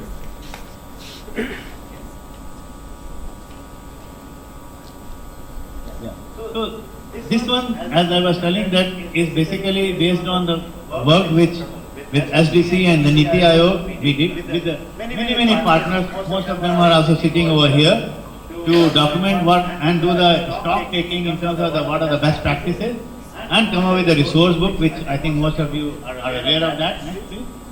And so in that perspective, just go back. That what we did, that we have talked to many people individually, in a group. We have done the field visits, as you will see over here. We have done a lot of literature in trying to arrive at how the things are at present and how the things should be moving. Next. And again go on clicking. Why? That here, these are the places where we have had the expert interviews. And throughout the IHR, throughout the Indian Himalayan region, including Ladakh. Ladakh, after we had a discussion, but we couldn't go to the field because of certain reasons. Now, when we are trying to look into these best practices, we have looked into 5 criteria: scalability, compliant practice, replicability, sustainability, capacity building, and the knowledge creation. So those are the kind of the ones that try to see that all these things, they score around these kind of things, because as you see, all of them are very important when you want to do the scaling out. Next please. So from that point of view, those who are familiar with the spring shed management, there are 8 steps in the spring shed management methodology, which has been written by the NITI Aayog and also by the EC mode. And here, then we came up next.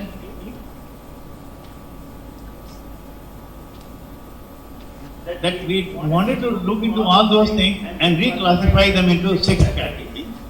Looking into the need assessment and spring inventory, data monitoring, convergence, hydrological observations, funding, and social evaluation. Next. Here, you can go on one by one. So here the step 1 was looking at the comprehensive spring mapping, because as you know that's the starting point. And in trying to look into that, what are the traditional methods? As you can see on the right hand side, we have been doing standardized methods.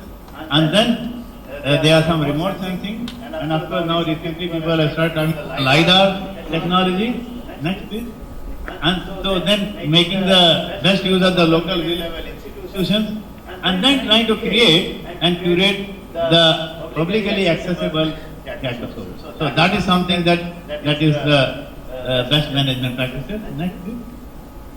Then was on the data monitoring aspect, where we have tried to see that there are long-term monitoring, where the instrumentation is being done and also automatic weather stations. We also know the fact that there are number of situations with paucity of time, I cannot go into that. I mean, even if it's good, there is vandalism and things like that, so but that is something that we have to kind of live with. Next. Go on quickly. Then, based on all these things, now the hydrogeological mapping, not only the traditional and also using the isotopes and other advanced techniques. So this is how that you can have improved knowledge and try to have a recharge zone identification. Next. And next is the community mobilization and capacity building. Now the community capacity, because as Madam Archana was talking about, because this is what we have seen is the crux of the thing. Because unless you follow participatory resource assessment and mapping, that is nothing that you are going to be leading it to anywhere. And then you have to build their capacity at the various level of the user group and etc. And as I was talking about, that it's the hydrogeological mapping and also trying to delineate the area. And we also know that it is not possible to have so many hydrogeologists in each and every place. So the idea was to have a para-hydrologist who are working in the barefoot hydrologist or whatever the way you kind of call them as. So have a cadre of them and train them to do at the local scale. Next. So this is something that to have an inclusive approach, and then we can come up with a complete detailed work plan of that particular area. Next. Because unless the plan has got the social acceptability, it is really not going to be implemented properly in the right earnest. So this is something, and then finally you can't do anything without the money. So that is where next is. Here we have tried to see there are number of activities and number of main activities which are coming, which have its admissibility in the various programs of the government. And then the idea is, because as Madam was saying, we work in silos. How best we can try and break silos, or we can try and see how best we can integrate those silos following some kind of a convergence approach. Like here you can see that in Uttarakhand and some other places, Campa is really working fine to converge with that. And Manrega, as we all know, and also the watershed, and now the Jal Jeevan mission. And when we are talking about the Jal Jeevan mission, particularly in the hilly areas, and we also talk about the source sustainability. And the source sustainability will come mostly from the spring shed management and the spring revival. Next, please. I think I will skip these things because these are a little bit more scientific and the time may be less. That these are basically, we try to see under the need assessment which particular thing is more highly scalable and replicable. Similarly, in terms of the spring inventory, what are the ones which are scoring high marks or low marks or low scores on sustainability and scalability. Next. Again, same thing on the spring monitoring, and you will see in the spring monitoring, like they say that you have a local capacity building, and so that locally people can do it. But when we ask about the remote sensing and LiDAR, it goes low in the scale because the people we are talking about, perhaps they do not have much understanding of that. That also could be the reason, but it doesn't say or convey that we don't have to do that. Maybe today we are a little bit in the starting phase, but slowly and slowly I think that the remote sensing has to come into play with the high resolution data to do the spring mapping. Next. So same is the slide next. Community mobilization, as we see, because this is something it is very, very highly important for replicability and scalability. Next. And capacity building. Next. And the funding. Next. So to conclude, I must say that as we know that there are diverse approaches, but it doesn't mean that that is not good. No, it's good because there are lot of diversities and there are localization. So in the local context, there has to be very kind of a diversified approach. But the basic principle should remain the same. And similarly, we have to have a better coordination across scales and the actors because we know that there are many, many players which are there, not traditional and the technical and the social and the institutional, and the underlining that the community focus, because community focus is a must, and also the gender inclusiveness, because that is what is the gender inclusiveness, and now we call it SEC, gender equity and social inclusion. And spring revival must go hand with community based. Now this is just talked about. So let me spend 1 or 2 minutes on that. You see, even no matter how much good work we keep on doing on the spring revival, our demand is increasing day by day. So, in addition to augmenting the supply side, it's very important that we also take a good account of demand management. Because even the Secretary Water Resources were talking about that, I understand in his speech. And this is something which is less attempted or rather hardly attempted in the spring area. So this is something that I think we would like to advocate, that the community-based water demand management is very, very important when you are trying to look into that, how best that resource can be used, and of course convergence mechanism for funding resource, and then spring revival science needs to be integrated with science of hydrology, geology, social science, etc. And finally,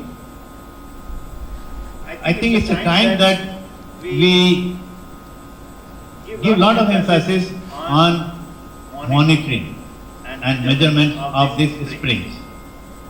Let us ensure that we do that at various stages, pre-implementation, during implementation and post-implementation, and both in terms of quantity of water as well as quality of water. So that is something that I think going forward we have to be very, very careful about that.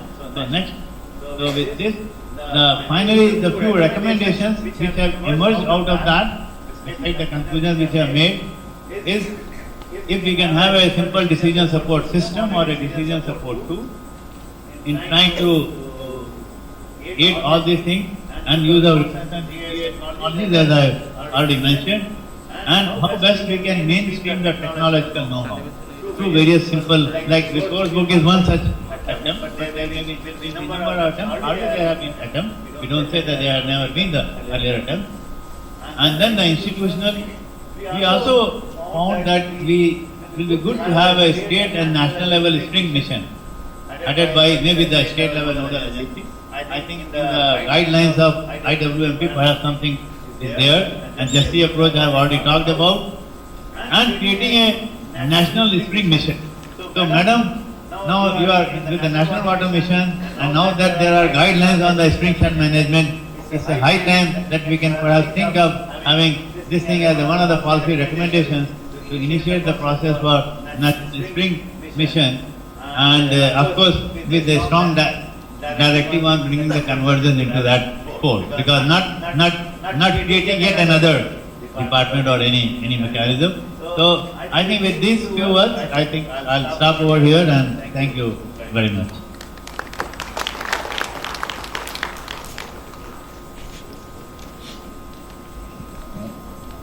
As we have already shown that this is some kind of open session.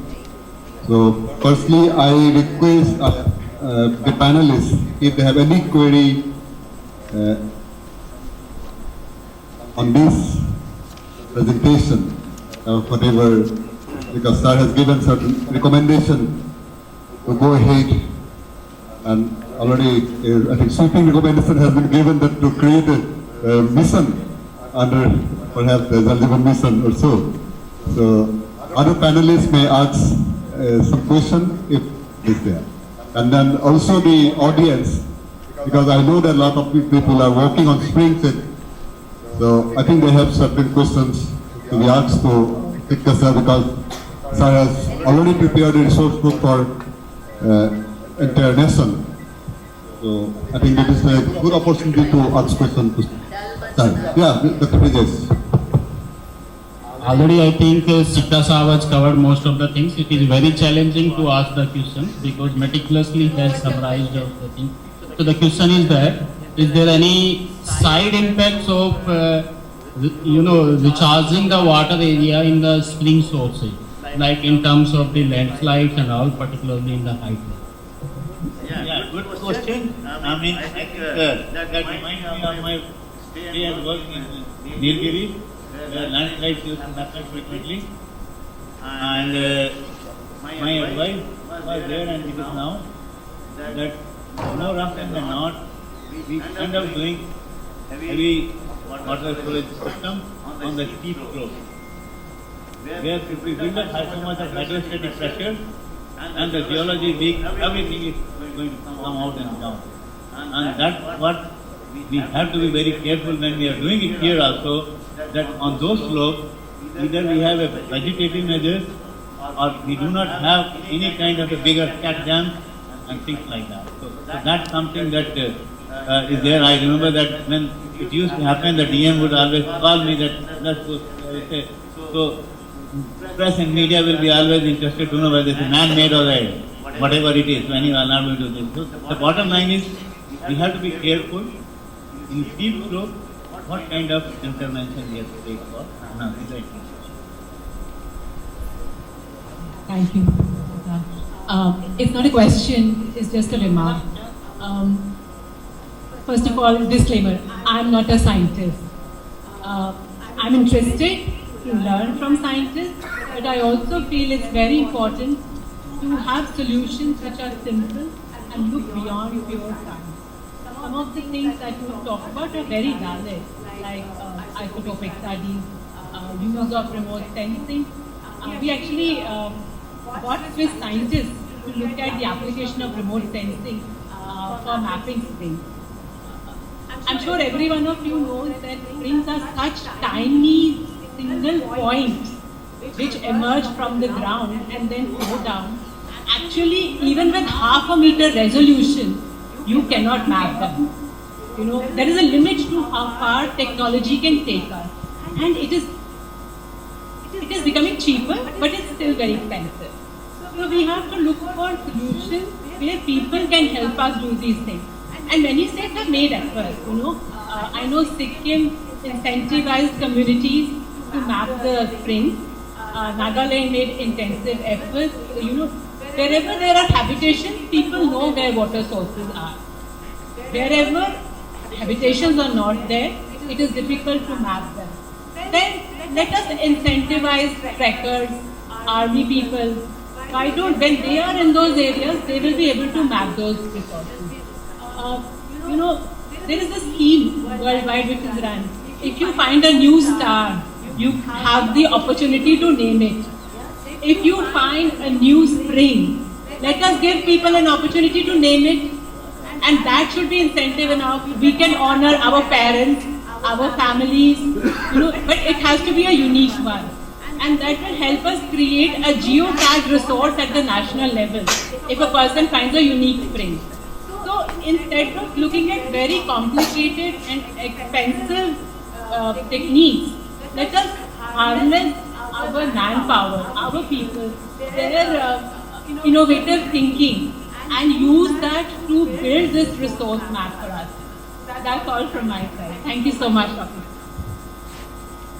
भाई audience बहुत शांत है. Hello. You were in junior, a question please from you. See, this is a discussion session. Nobody is going to make a speech. I'd like to add something.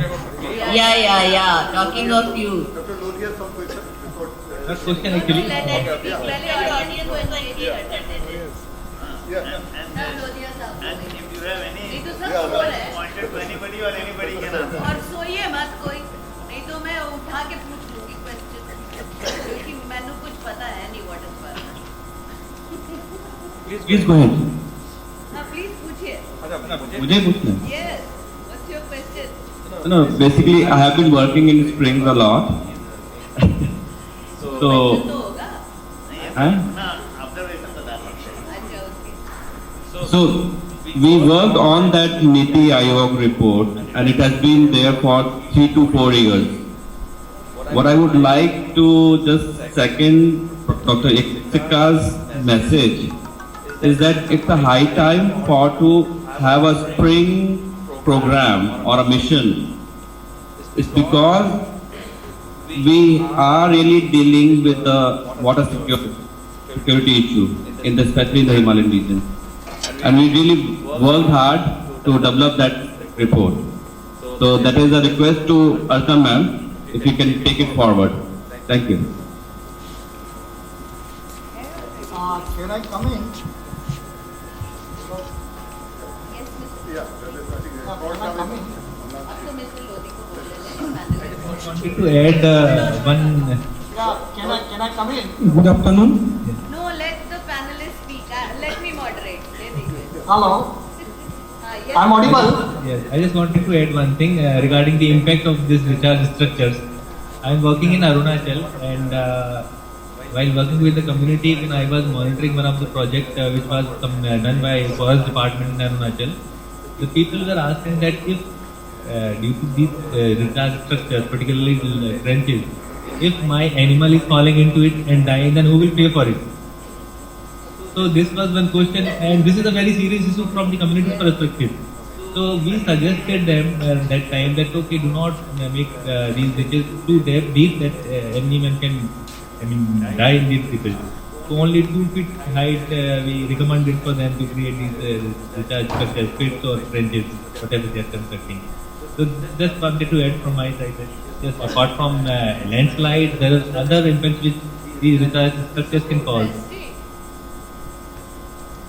Yeah, can I come in? Hello. Hello. Actually, I am having the working experience with Springs for last say 25 years, right from Arunachal, northeastern states, West Bengal, Sikkim, as also in the Andaman and Nicobar Island. So, whatever I have observed, being a hydrogeologist in Central Groundwater Board, I have found that actually that hilly aquifers mapping, that is very much required, which is not being done. Because in the hilly aquifers, which is, the ideas are very nascent, even in the hydrogeologist, we must know, suppose in case of a hard rock area, say you take an example of Sikkim, or you take an example of Arunachal Pradesh, or Meghalaya, where hard rocks are there, how much depth of weather zone it is existing on the hill slope, that is hill slope hydrology. Hill slope hydrology is very little learned by the people working. So perhaps because of that, all this question of landslide impacts, etc., these are also coming. It is also there, and that is very much required, that weather zone mapping. And in case of that in northeastern state, many of the geological formations are devoid of water. These neither can take the recharging rainfall, or any other water if it is put from outside. So knowing the rheologic property of the geologic formation, that is very much required. Perhaps I will be telling all these things during my deliberation, but it is my humble submission that weather zone mapping or that overburden mapping, it is very much required if you want to get a success in case of spring management in the entire country, maybe in the abroad.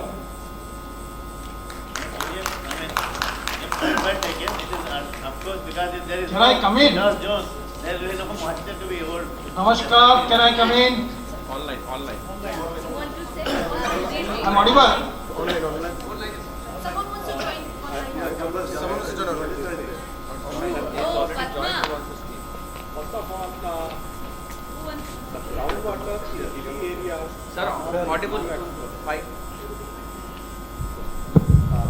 groundwater in hilly areas are not in regional aquifer.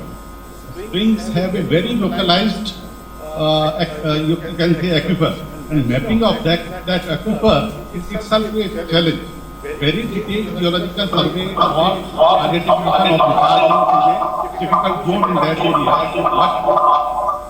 But for the larger springs, yes, we can go for a revival or small things that cannot be done. Another thing is the inventory of springs. Still we do not have accurate or information about the number of springs present in all the areas. The Niti Aayog report, which has been developed I think 3-4 years back, I have seen that report, and the number of springs which have been mentioned in that is very, very small, and that is not the fact. So we have to go for, first of all, inventory of the springs. For that purpose, let me tell you, NIH has developed a portal that is known as Ishwar, and that portal is information system of Himalayan springs for vulnerability analysis and rejuvenation. In that portal, we are trying to add the data of all the springs. It has not been open to the public till now. It has already been developed and it is being used by the institution. And we have already entered the data of 1500 springs in Tavi, in Ravi catchment of Himachal Pradesh.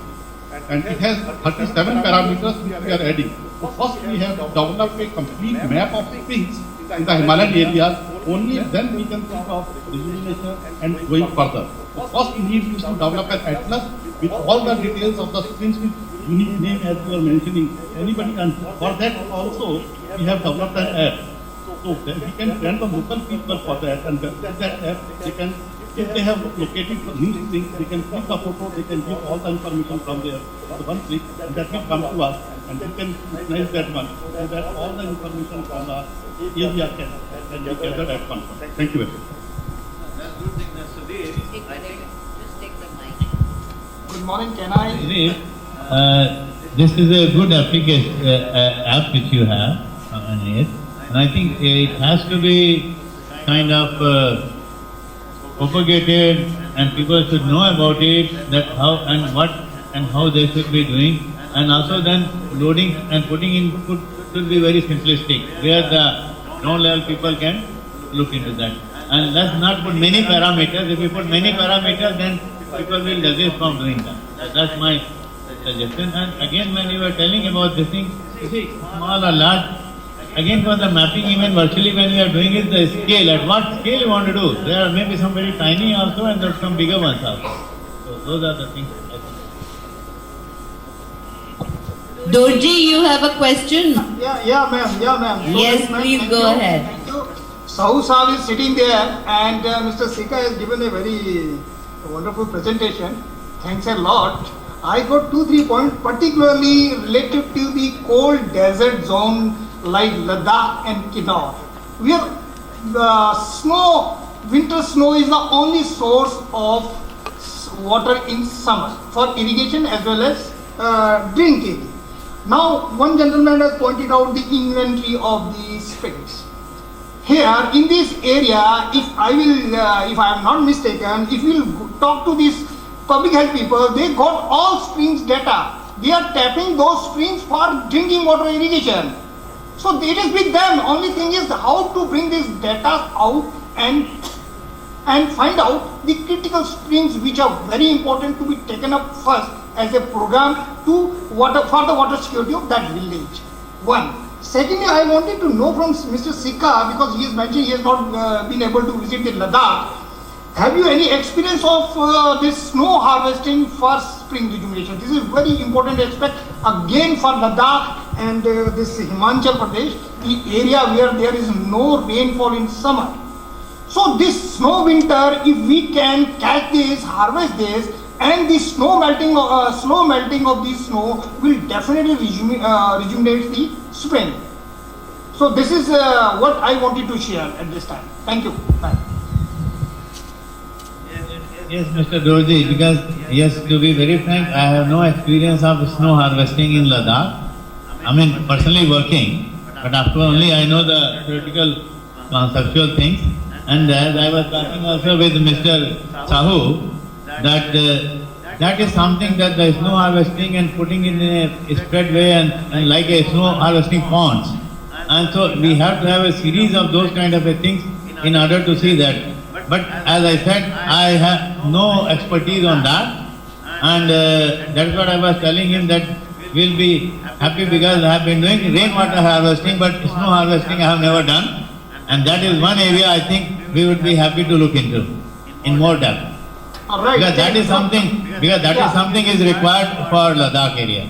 Yeah, if you leave this snow harvesting, this is the only source for spring rejuvenation in this area. Yeah.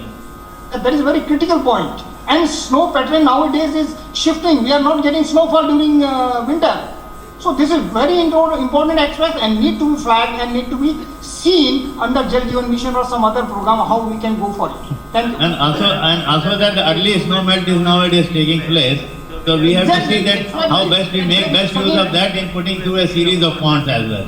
Yeah, earlier we used to have melting in March. Now we are getting melting in December itself. So that is the issue. During this melting, all this runoff goes to the rivers.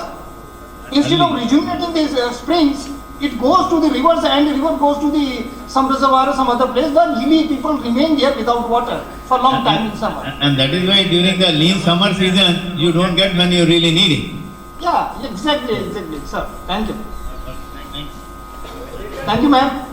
So, Ajit, you would like to say something? Thank you, Dorjeji, for bringing this issue. That's what I highlighted in while addressing that.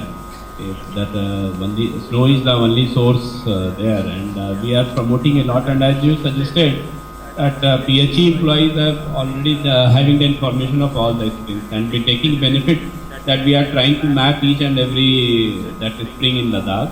And also that we are promoting the snow harvesting in a bigger way. Presently under Amrit Sarovar, there are 75 new snow harvesting structures are coming up, and 1,000 such structures are planned. So I think we are going in that direction. Great, sir. Thank you, sir. Great, sir. It's a great news for Ladakh particularly, sir. Thank you. Yes. I am Ravi Babu, a respected chairperson, co-chairperson, and fellow panelists and the audience. Dignitaries joining online and offline. Ma'am, I am really impressed the way you told very naturally about the Amrut Dhara. I just share our experience in the field of springshed management. Before that, let me just introduce about NABARD's journey in the NRM sphere, Natural Resource Management sphere. For the past 30 years, we are implementing a participatory watershed management program across different states of the country. We covered about 2.5 million hectares. We may question why NABARD is implementing, when Government of India is implementing IWMP, how we are setting the precedence. In fact, we have provided the springshed guidelines also to Government of India. We are mobilizing CSR funds, public and private partnership. We are complementing the efforts of Government of India. In fact, we have covered 2.5 million hectares under watershed development program. Coming to springshed development program, we have started our journey in the year 2017-18. We have programmatic guidelines. We draw inspiration and experiences from Sikkim, Dhara Vikas. Our officers visited to the field and taken the insights. Now, from our guidelines, Government of India has drawn the content and the guidelines under new generation watershed development program. They have been taken into the mainstream program. So whatever we do, we learn, we practice, we come out with experiences. They go to the mainstream IWMP. We are part of national level steering committee chaired by Secretary Land Resources, Ministry of Rural Development. Just to cite the experience of springshed development program, Madam, we have the experience of implementing 419 springshed projects starting from Himachal Pradesh to Mizoram. And also in the plain states, wherever hilly terrains are there, occupied by tribals, but inhabited by tribals, we have been implementing springshed development programs. to give clear perspective, in Meghalaya, we provided funds and we channelized National Adaptation Fund on Climate Change. We channelized rupees 23 crore for the development of springs in Meghalaya. 306 springshed development projects were implemented. 1500 springs were rejuvenated. The Department of Soil Conservation is the executive entity. In other places, we have civil society organizations who are implementing springshed development program. Madam, ours is a holistic springshed development program. We have included livelihood component, not only the protection measures, but also livelihood development, capacity building and knowledge management, as also we have given due importance for the participatory implementation and monitoring. We have been using advanced technology platforms also to monitor the impact of the intervention in terms of land use, land cover changes, vegetative index. I will not be talking about technicalities, madam, as you told in the morning, we should make it a general one, but we have seen how it is influencing the green cover and the rigor of the green cover, and how the water index is getting affected, how discharge is improving over a period of time, particularly in the lean period, how the discharge is doubled in the springs where we have implemented. The challenge is, madam, as other fellow panelists, as also the audience, eminent scientists have pointed out, springshed development program is different from watershed development program. Spring is the groundwater. The way we have borewells and dug wells in the plains, here springs are the groundwater source for the hill people. We have to understand that to tap spring, to rejuvenate the spring, we have to look at the aquifer which is contributing water to that. Once we identify the aquifer, identify the recharge area which is contributing water to the aquifer, then start working on it. Madam, we are working in a very sensitive, fragile ecosystems.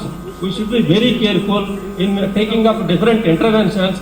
We have seen success and failures. We have hands-on experience of implementing springshed development program.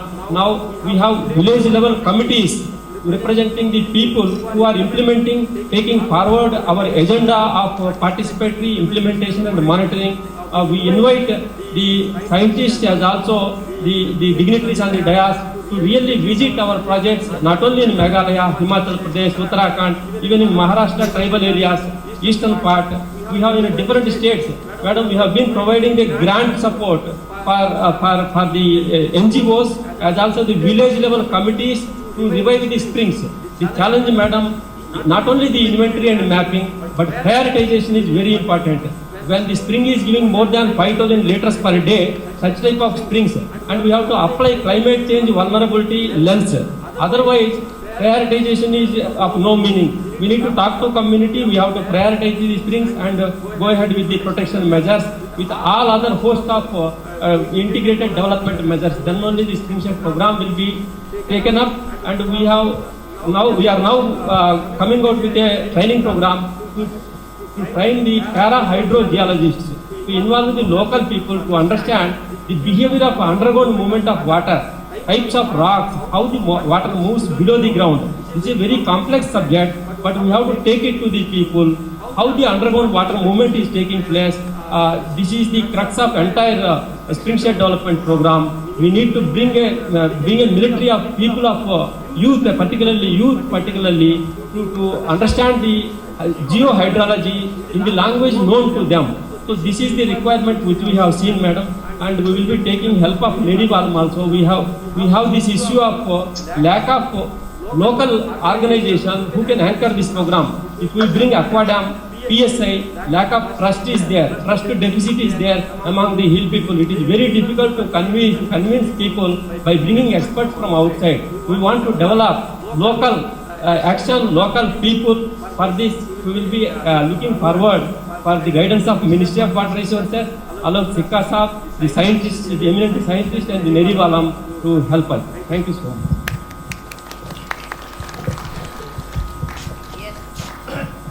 Please state your name also. One more.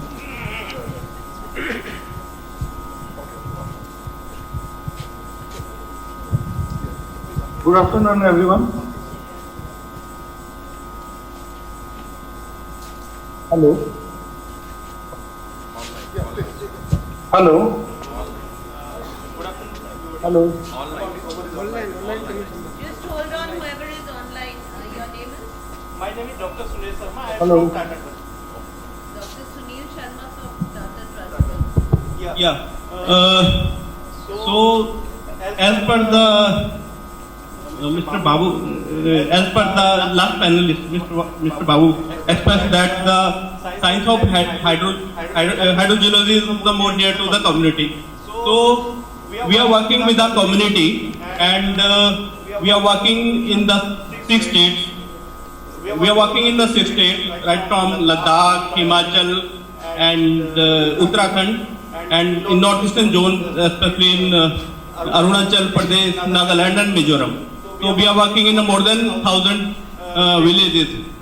So science of hydrogeology is more near to the community, because it is we can just develop the curriculum in the vernacular language, and we can also develop the method according to the community understand. So I think Mr.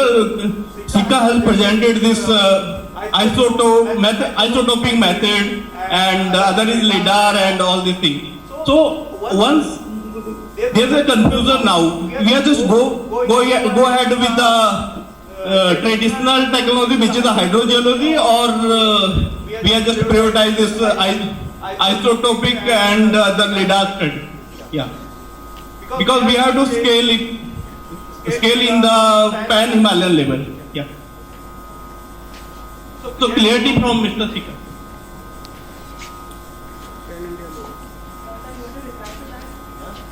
उनका question है whether to go with the traditional geohydrological method or should we now adopt these advanced isotopic studies. I think Sumit would perhaps be the right person to talk about. No, you see, I mean, it is not the either or approach. It is not either or. It is a combination of the both. Because you see, at the local level, when we are looking at, of course, we have to go by the community. And when Divya was telling, maybe I can manage that. So the thing is that both are complementary to each other. And what you are telling and Divya was saying, that is pretty much required, because from the ground level to start, and that's something. But in a long run, we have to supplement that also what we are trying to be doing with other high-tech thing or high resolution, because those things, if in the future the resolution and other thing becomes better, at least we can put them in a digitized system wherever we want to even trace back in the history that how things have changed. So otherwise change detection will not be possible. So that is why, as I said, this is must, but other things also are to complement that. Yes, sir. I am asking this question because we are just making a 5-year. Please you switch on the mic. Yeah. We are just making the 5-year plan, and the economics of the each approach is different from the one to another. Like isotope is much costly, or I'm not telling isotope you go for the day-to-day thing. Yeah. Let me just mention here, see, Switzerland is a very advanced country, lots of resources. Even they don't do isotopic studies. The only reason they run isotopic studies is to understand if there is intensive pollution. If there is chemical pollution, to track that, they study isotope. Dr. Sen, Professor Sen, under SDC support, is doing some studies. Please understand, the samples have to go to Bhabha Atomic Research Center for analysis. It is not something we can do, every one of us. उनके पास और भी बहुत काम है हमारे samples को analyze करने के अलावा. So we have to understand, this is a technology we will use to validate our approaches on ground. Once that validation is done, let's use simple thumb rule to actually look at a much larger area where we are working. Himalayan region is huge. Springs is also Western Ghat, Eastern Ghat. We have to find simple, cheap, replicable, scalable solutions. They are, of course, have to be context specific, but we cannot talk about big technology. We can run small experiments with them. But the reality is, even West doesn't spend so much resources in this effort. And results of those efforts will come in the long run. Right now, we need intensive effort to even make sure that water is available on ground. The situation will get worse. Climate change will really make the situation even worse than today. Forget India, forget Himalaya, West. Switzerland ने कभी drought नहीं देखा. Since its inception, मतलब 200, 500, 600 साल में कभी drought नहीं देखा था. In the last few years, they have been seeing drought. Snow has been brought from mountains on the grass. It has been sprinkled so that the cattle can feed on the grass. The grass doesn't dry. The situation for Europe is also changing. In fact, I was talking to my colleagues and saying, actually, India is way ahead. Spring-shed, yes, 96, 97, we talk about that he started. Actually, British started. A professor, actually very learned man from Indian Institute of Remote Sensing, actually once told me that, Madam, Kempty Falls has so much water because British made some, management of water upstream of Kempty Falls, and that's the reason why those falls had such intensity of water. We have not managed that upstream recharging structures, and therefore resource has today's Kempty is not even 30% of what I have seen in my childhood. So really sometimes it's actually about managing what has already been done and then reinforcing our effort in a manner that the solution actually provides us benefit in a sustainable manner. It's very nice to talk about climate vulnerability. Switzerland has done extensive work on that in India. SDC did the first climate vulnerability assessment. We did the framework starting in Kullu. Then we went across Himalaya and then we did entire India. This is fantastic. But the reality is, छोटे scale में उसका impact, when we do vulnerability assessment, we talk about block level, we talk about district level. Localized micro climatic differences are so huge, और हम लोग दिल्ली में बैठ के या देहरादून में बैठ के इशू को उतना समझ ही नहीं सकते हैं जितना कम्युनिटी समझती है. They know their issues, they also know the solution. We only need to come and say, yes, ये पिछले 50 साल में बहुत बढ़िया चल रहा था, अगले 10 में शायद नहीं चल पाएगा इसी मॉडल में, क्योंकि the rate at which the change is happening is so intensive. So can we actually do this? Tweak this to make it a little better so that the benefit can be long run. And that is what our effort is. So I think that's where we should look at. And Tata has been doing extensive work. We need to really build on what we have been doing and doing. So thank you so much, for all your. ऐसा है, Tata trust के साथ जो हम लोग काम करेंगे वो अलग करेंगे. ये रिसर्च के लिए भी तो बात नहीं करना है ना. यहाँ तो पानी पिलाना sir. Yeah, I think one of the experts who worked with you said that Dr. S. Rao is where he wants to ask. Yes, sir. Comments of it. Myself, Dr. S. Rao from NIH. मैं कुछ madam और सिक्का साहब के कुछ प्रश्न हैं. मैं थोड़ा सा प्रकाश डालना चाहूँगा क्योंकि I am working since like past 5 years in this area, and today we have largest database on spring. NIH has largest database. Basically, spring inventory किसको कहेंगे? क्योंकि सर मैं सर्वे ऑफ इंडिया की टोपो शीट से स्प्रिंग डिजिटाइज कर लूँ तो spring inventory नहीं. काफी लोग ऐसा कर रहे हैं. ठीक है. So first we have to standardize the format of spring inventory. We have taken at least 40 parameters in the inventory, which comprises all the general geotag information, water quality information, dependency information. So we have to standardize the spring inventory format. Number one. Number two, आपने कहा था कि हमें छोटे springs map नहीं करने चाहिए because जो नीति आयोग का जो गैस है वो है 50 lakh, but that is depend upon the small study. वो सही है गलत है लोग चले. But sir I have 2000 spring data 80% springs have been 2 to 5 mm. They are small springs. So we cannot deny that. तो मेरा ये है कि पहले पूरे इंडियन हिमाचल रीजन में, हिमालय रीजन में 1 लाख गाँव हैं. First we have to map the springs which is located in the village, because every village is located near a spring. पहले वो हम 1 लाख springs करते हैं, then we talk about another springs. और दूसरा आइसोटोप का मैडम ने बात किया, because we have a good lab of isotope, and every year we are testing 10,000 samples of isotope in our lab related to some this spring and so isotope single isotope is a costly, but हमें we have to identify the cluster of springs. कहीं पे tip होता है वहाँ पे आपको springs मिलते हैं, और कहीं पे कांटेक्ट होता है वहाँ पे लाइन से स्प्रिंग. तो उसमें हम आइसोटोप को यूज करके हम उसका वो जो रिचार्ज का एल्टीट्यूड क्या है, और दूसरा की सोर्स क्या है, क्या सोर्स जैसे ग्लेशियर से है या स्नो से है या लेक से है या रिवर से, तो हम वहाँ पे उसको करते हैं.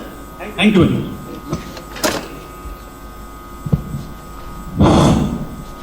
I'm Dr. Vijay Kumar from National Institute of Hydrology. I have a question because all of us have accepted that spring is form of groundwater. So we have a groundwater estimation committee which is evaluating the resources of the country. So I would like to know what is the percentage of yield from springs through groundwater. Is there any component presently available in groundwater estimation committee, and how to go for if we want to include it or a special area, as a special area?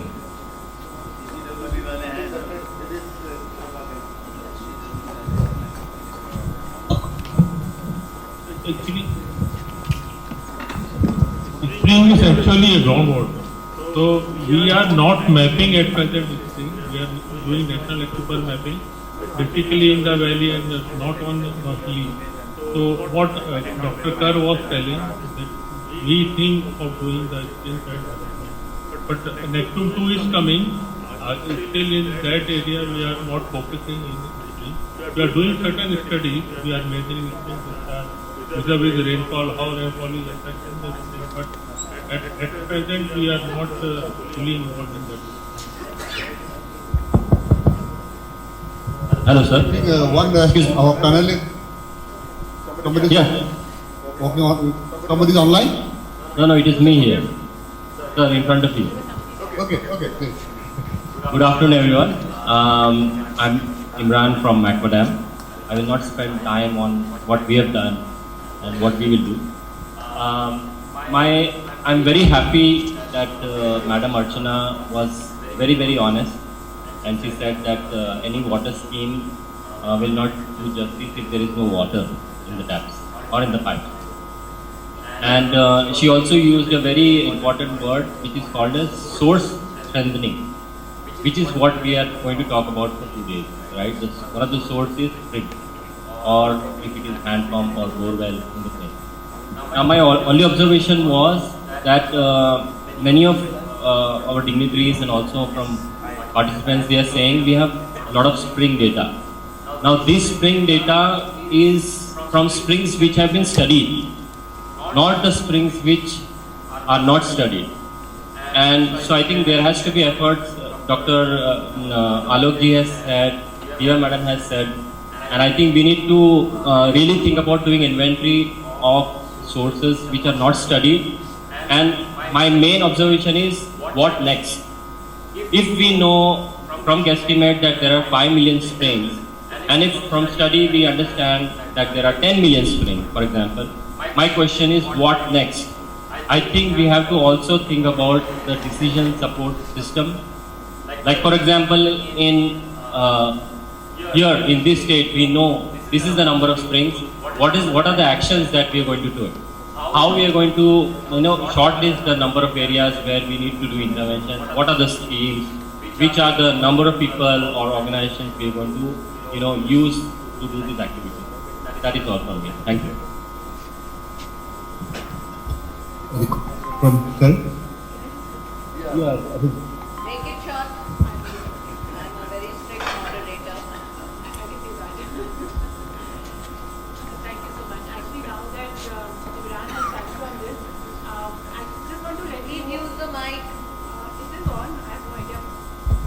So Imran just mentioned that on decision support system. I just want to let you all know, actually SCC is supporting development of such a decision support system. Aquadam is of course a partner along with IIT Roorkee, also with ECMOD.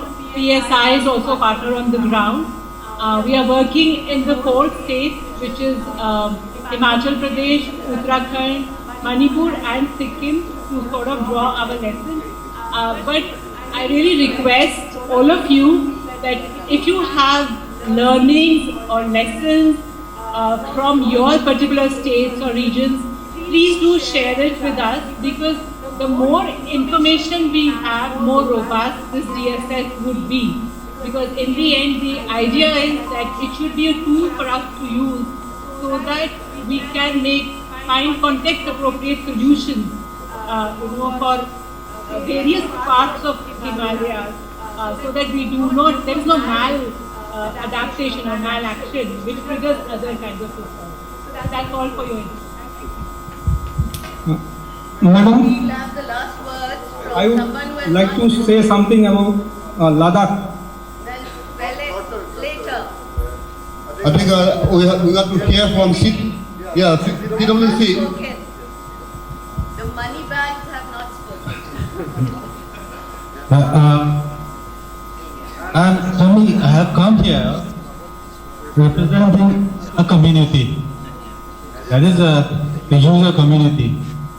We'll have a small presentation, but I'm not going to go into that.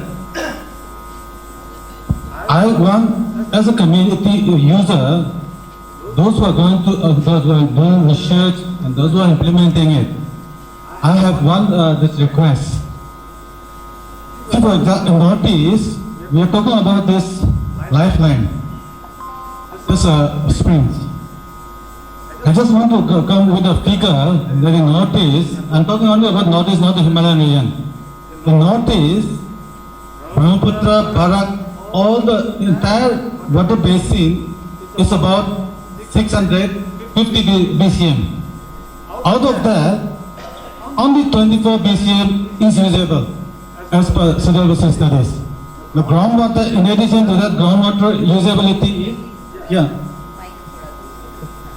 That is about, I think, around 36 trillion also, and groundwater usability. And then if you then some Barak and Barak Brahmaputra 4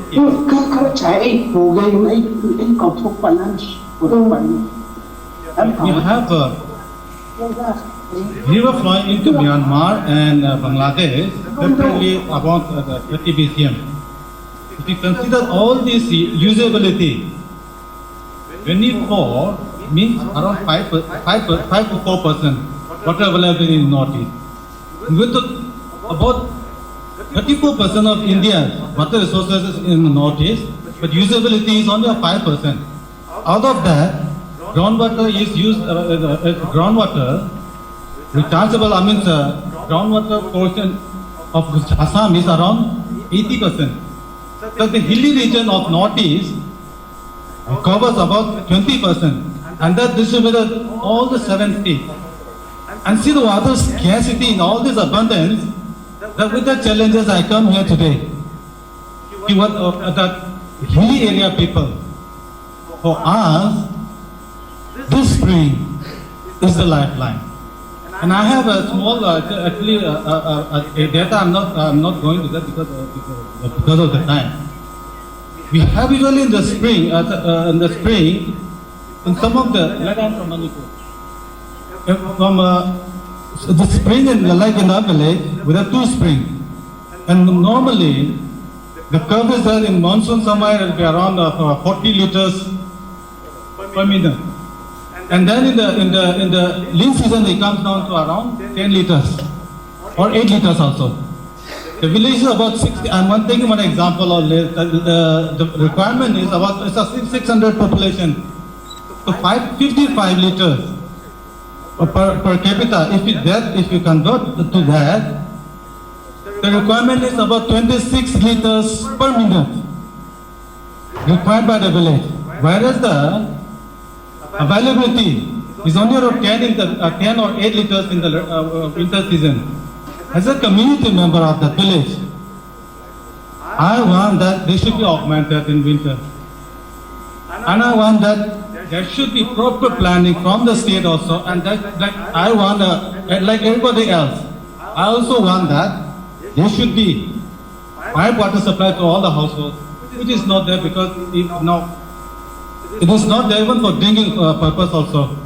And another one is that when you talk about all these water resources, irrigation, development, everything, we are talking about the northeastern region and hilly states of Manipur, Nagaland, Mizoram, Meghalaya. We are all talking about livelihood, lifeline for drinking water. That's sufficient to get sufficient drinking water during the lean season. This is the situation which we want the scientific those who are working in this field, that this is the challenges we have. For funding also, there is a talk about implementation of the Niti Aayog report also. Yes, I think it should be there. But I want that this, as a community, part of that community, I want that there should be focus in the northeast also. Because this 10 liters per minute for entire, this amount example in most of the villages, especially in Meghalaya, I think in Manipur, and especially the hilly area. So these are the challenges, and then, okay, when it comes to solutions, yes, I need augmentation, one. During the lean season, 10 liters per minute augmentation is required, and then for that, instead of like talking isolated way of shed alone, if there can be a proper planning, basic planning, right from the springs. Normally, notice what we are talking what about basic planning? We talk about the projects, big projects. But the livelihood here in the north is that we have to, basic planning has to start right from the source. That is the spring. And that is at the hill, everybody, almost all northern villages, we are living on top of the hills. So this basic planning has to start from that. We want that be included in the planning also. And then, of course, if you talk like everybody has mentioned about, many speakers have mentioned that, if you have to go further, categorization in the form of, okay, isotope like for validation will be required. But if you have to talk practically, I think if villages, identification of those sources, and that categorization, and that with that inventarization through that, and then reinforcement through, or with all this validating with scientific studies, well, I think we can go ahead like that. Yeah, this is my comment. Thank you, Sir. Actually, I take the credit to able to assemble the large gathering of experts on stream. I think there is no end of discussion today because respected speakers as Madam are leaving by 1:30 or so. So we have to wind up today. So I request our chairperson ma'am to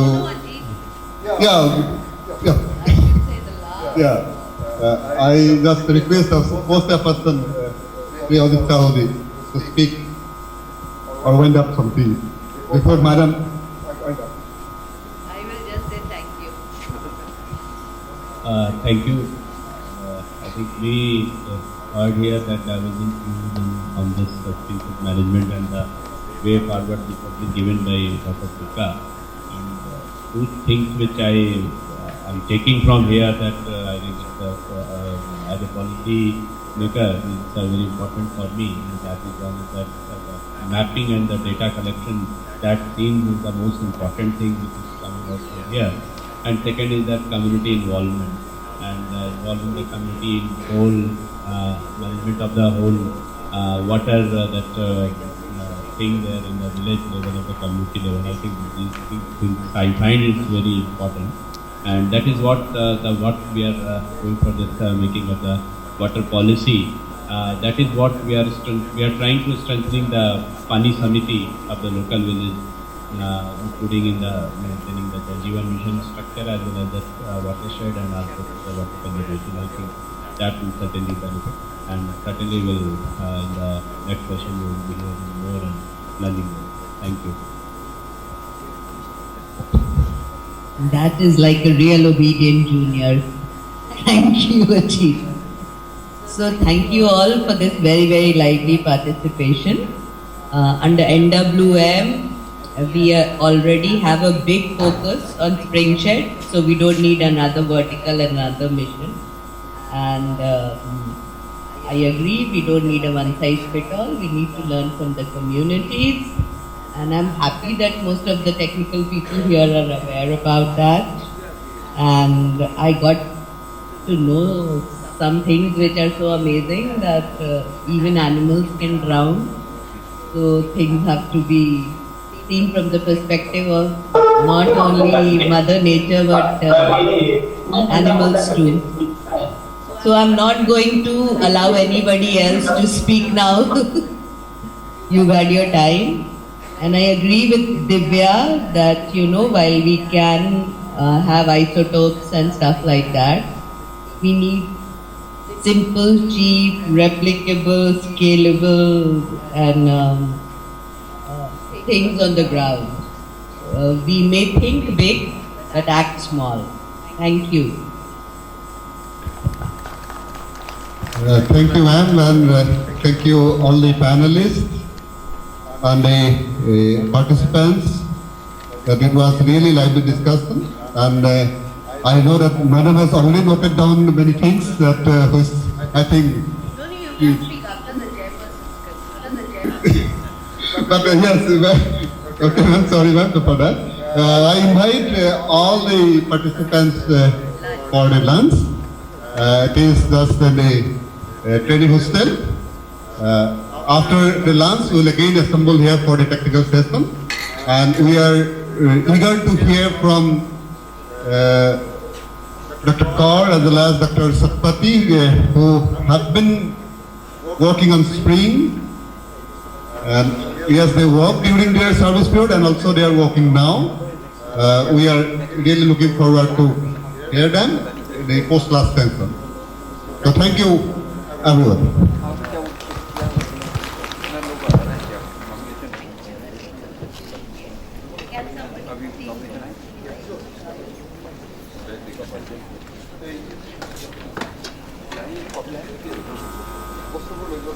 Thank you all for coming. I made livelier.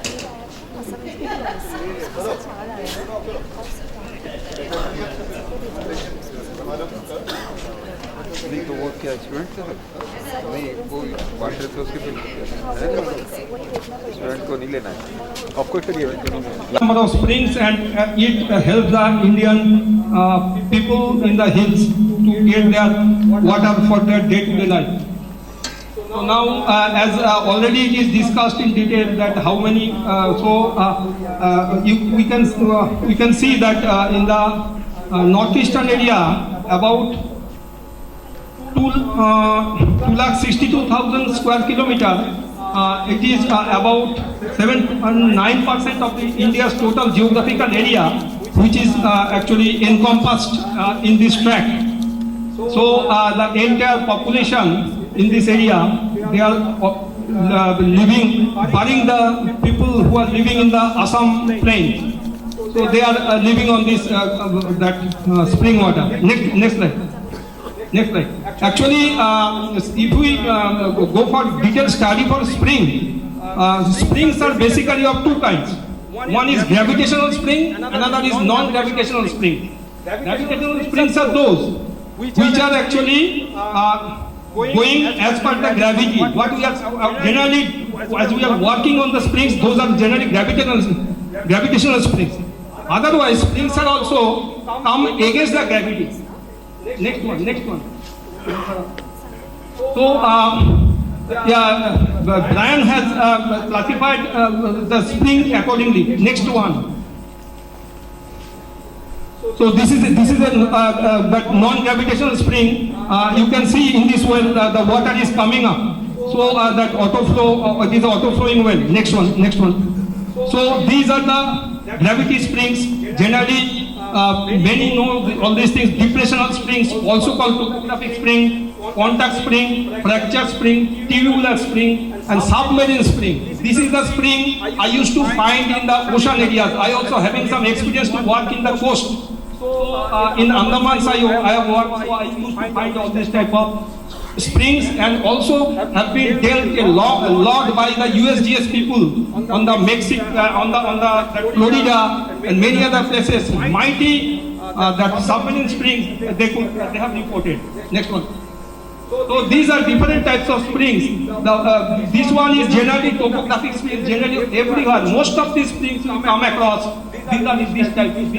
Another type that is very important, that is stratigraphic or contact spring, because the lower part it is impervious in nature, and the top part that is porous. So it holds and collects water from the rainfall, and at the junction the water is coming out. So these are contact or topographic, stratigraphic springs. Then this is a fractured spring or false spring. Fractured springs and false springs. These are related to where the hard rocks. Basically, generally you will find in case of hard rocks, but the rocks are fractured. So through the fracture, water will come out, and of course there should be some, impervious layers, so that water cannot go down, and ultimately along the fracture trace, the water will move out, and ultimately it flows. Similarly happens with that fracture spring. If you go to that Meghalaya, if you go to Arunachal Pradesh, as also in Sikkim especially, many places you may find this type of fracture springs. Not always, but in many places you may find. But in other parts, say in Mizoram, Manipur, Tripura, these fracture springs or these type of false springs are rare in nature. This is a submarine spring. These are detected off Port Blair coast. This is basically when there is high tide, it goes down. Below the high tide level. But when there is low tide, you can see the auto flow. Automatically the water is coming to pressure, and it is coming out, and water is very, very pristine and good in nature. Only electrical conductivity is 80, no fecal quantity, there is no fecal count. And these are the tubular springs. Those who work in the limestone areas, they may come across this type of springs. These type of springs are also quite preponderant in the hills. They are in Sikkim, they are, of course, in the other states, as I was telling you. In Meghalaya, these are in good numbers, because in Meghalaya we are having limestone deposits. So there you may find this type of springs, but you won't find this type of springs in other states. Manipur, Mizoram, Tripura, no. Next one. So just few diagrams. You can see these are all topographic springs. Just so. These are from the different parts. I have taken the photographs. Please, next one. Different types of springs. This is from Patighat. Next one. Arunachal Pradesh. Stop here. Here you can see this red.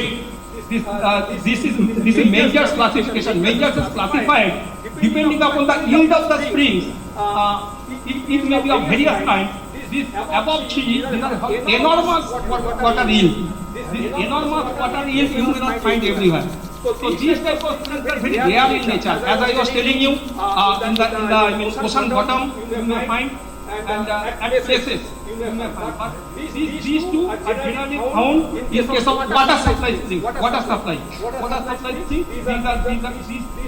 two. But these are generally what you are dealing with. Very bigger discharge, and discharges are going down. So these are the type what we generally come across, and we are dealing with this rejuvenation process. Next one. These are few of the in different geological formations. These are the spring discharges we have noted in Sikkim. Next one.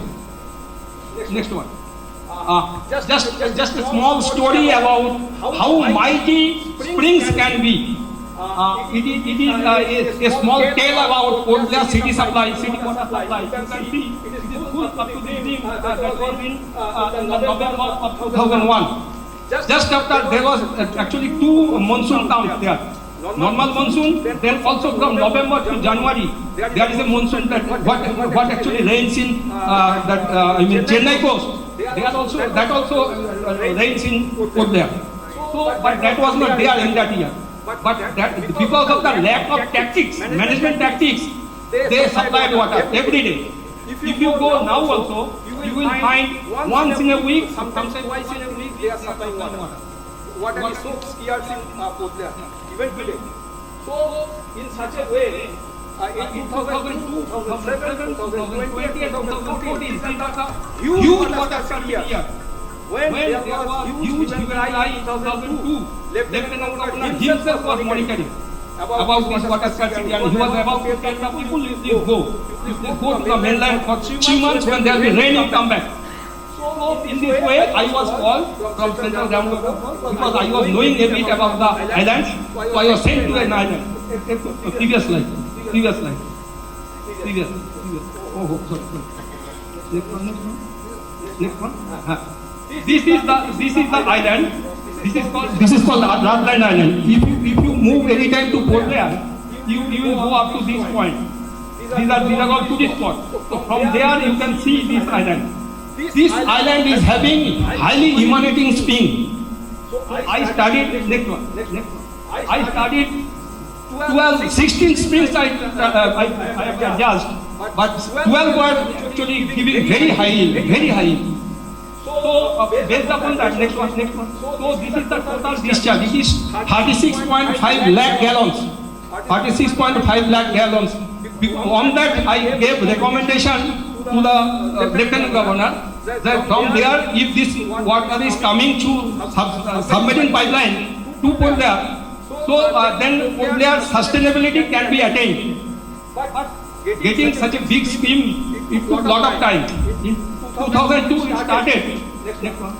So this is the island. So this was my plan to take it to Port Blair. Next one. So immediately they started carrying the water through ships and barges. Jetty, within 1 month they constructed it because the water was so scarce.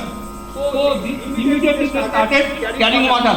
It continued till 2021.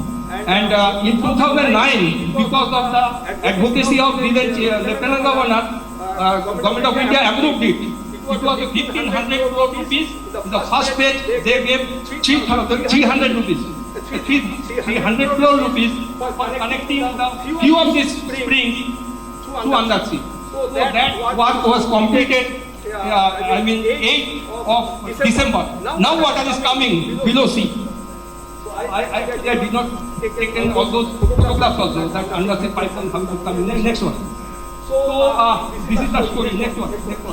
So in those who are from Sikkim or any rural place, they all know this type of spring box. Spring box is actually it collects the water from the spring. After that, it is actually supplied to the villages through small pipe, or sometimes people take water also for their need. So spring box, it is a very collective measure everywhere in the rural areas. Next one. So how the water comes into the spring water, it may come from the side. Next one. Let's keep for a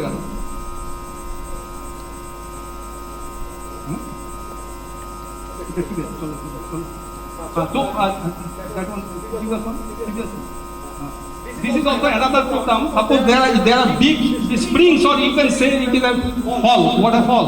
So from that fall also water is collected, and then it can be supplied to the populace. It was once given to a village. A big village in South Sikkim. Next one.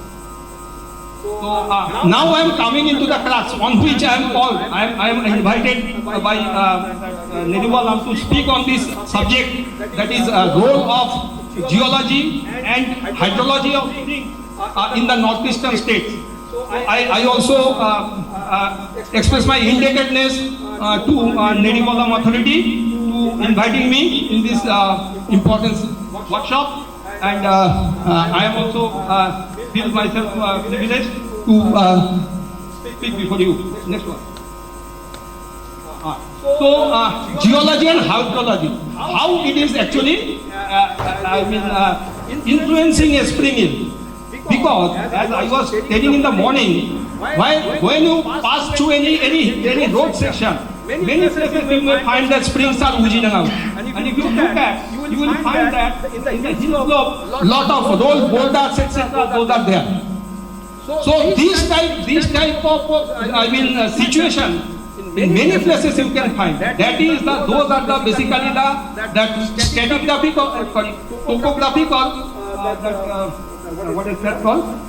Another that topography spring. That is the topography spring. Otherwise, some places you may find that through fracture also it is coming, and in Sikkim we have drilled for construction of borewell. And there we have seen that fractures are connected up to 80-90 meter level. So in the top we are drilling. So the spring at 90 meter level that was being affected. So you can very well imagine that fracture system, those are all interconnected, and different level the springs are actually oozing out. Suppose it is this thing I wanted to tell everybody. You must have to understand the hill slope, how the water is going inside, how it is recharged. Recharge is through the weather zone. Weather zone supplies water to the fracture. Also, other point to say it is a tubular spring. There is a limestone body. In the limestone body water will go. So this much, if you don't understand, you cannot do anything. This I want to reiterate.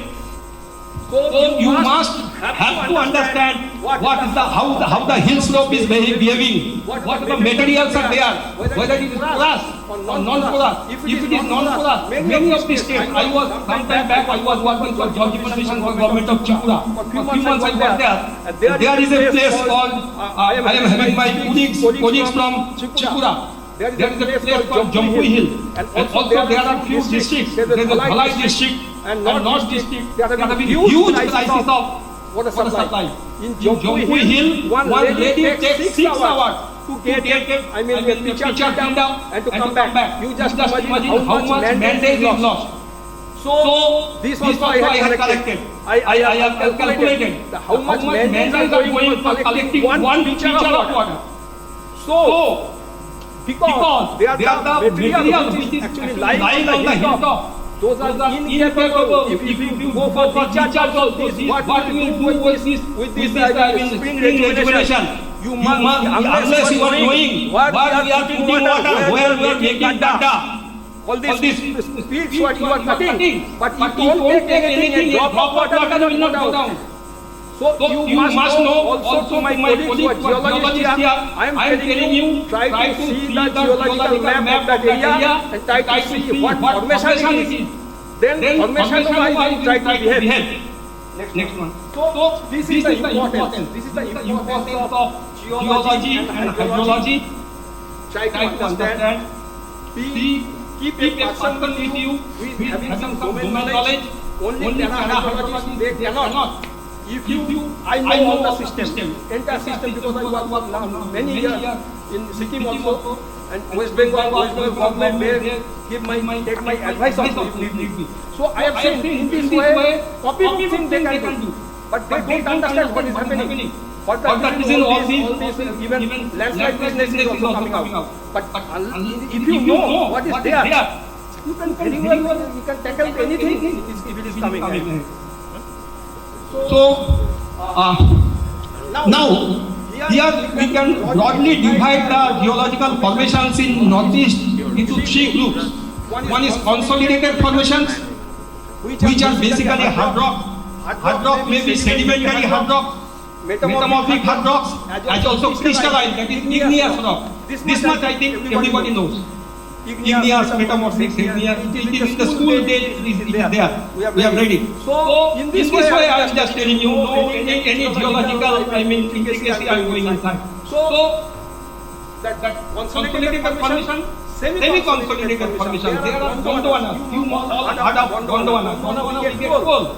So in that Himalaya we are having Gondwana. Also in Meghalaya we are having Gondwana. In Tertiary also we are getting coal, but Gondwana deposits are also there.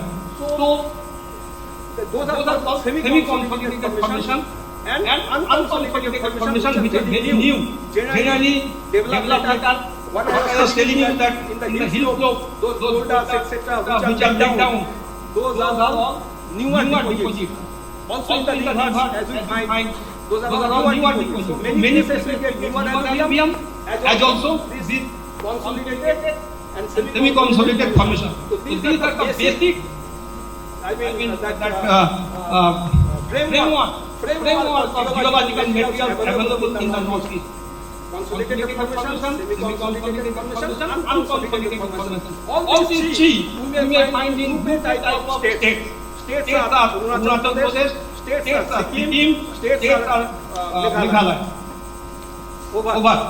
Then comes the other rest state, which that is Sikkim also in parts of Assam. In Assam, say in Karbi, similar type of situation you may find. Or in the hills, small hills, you may find before going to Jorabad, you may find this type of hills. Nearby, I mean, Nagaon also, you may find this spotted hill. In Guwahati itself, there are spotted hills. So, in those areas, similar behavior you may find. Otherwise, in the plains, it is different.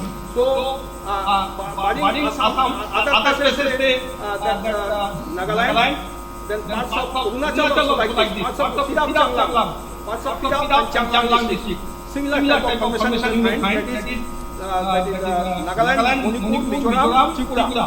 Here you may find only semi-consolidated and unconsolidated formation. Over. So this is the thing you may find in northeastern states. Next one. So this is a broad geological map. I am just showing you, but don't try to go inside. I'll tell you only the characters of the formation. That will help you. Don't go. You can download it and see. Next one. This is just you can appreciate it because Eurasian plate and Indian lighting. So all these Himalayas developed. So this is the lower Himalaya, middle Himalaya. Then lesser Himalaya, then ultimately Himalaya. So this is the outcome of plate collision. Next one. So this is all about that Sikkim. It's that different elevated areas. Next one. This is a geological map. Basically, don't for any intricacy.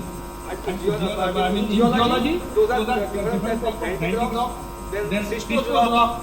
This much.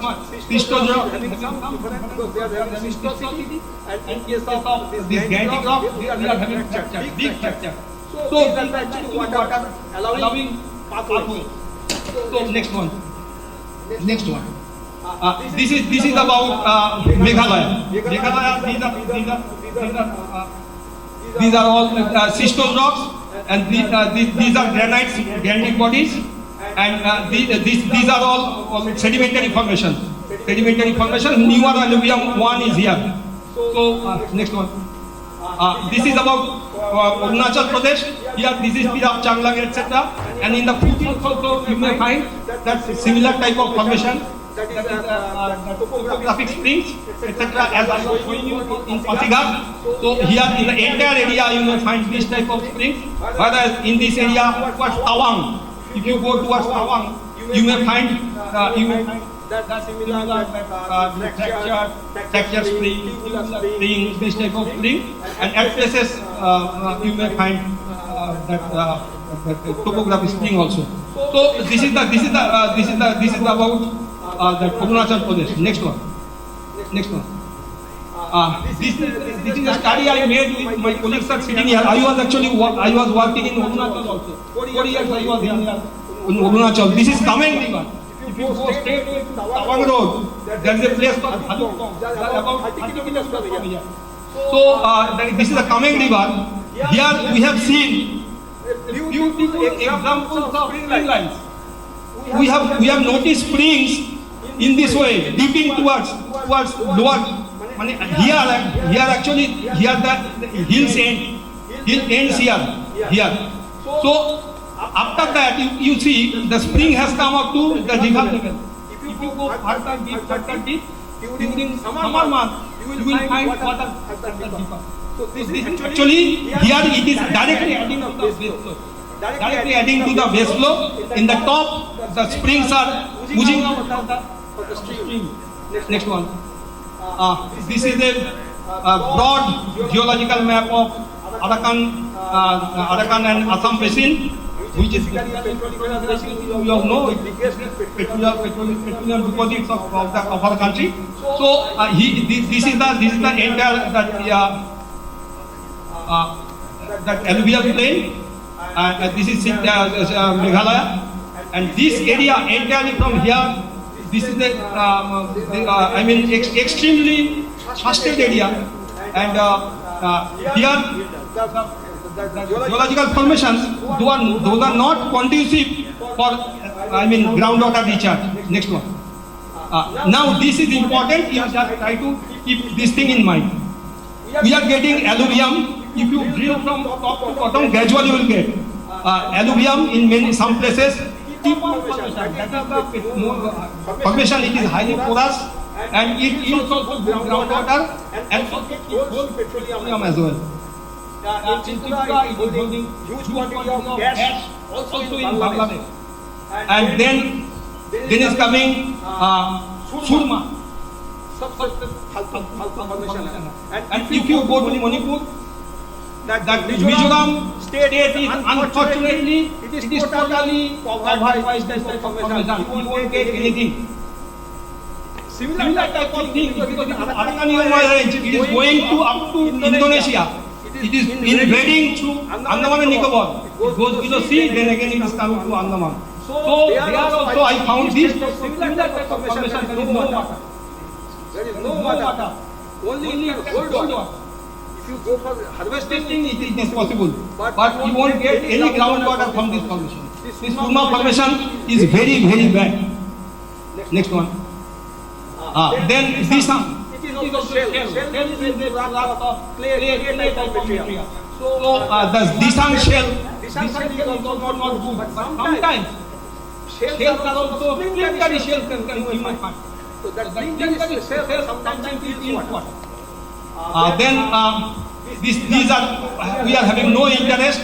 Similar like we find in Mizoram, in Myanmar, in Andaman, and it is having good amount of bromide and other minerals. So these are these igneous bodies. Next one. So these are few other formations. So already I have told about the formation, and if there was a proposal, text of this in the publication. So I'm trying to give it. So if it is sent to all of you can very well read it because it is not possible to inject everything in your mind. But basically, I want to mean which geological formation is good for water, which geological formation is not good for water. Whether it will allow you to judge, whether it will allow you to get water or not at all. So there we have to make some different type of conjecture and different type of position.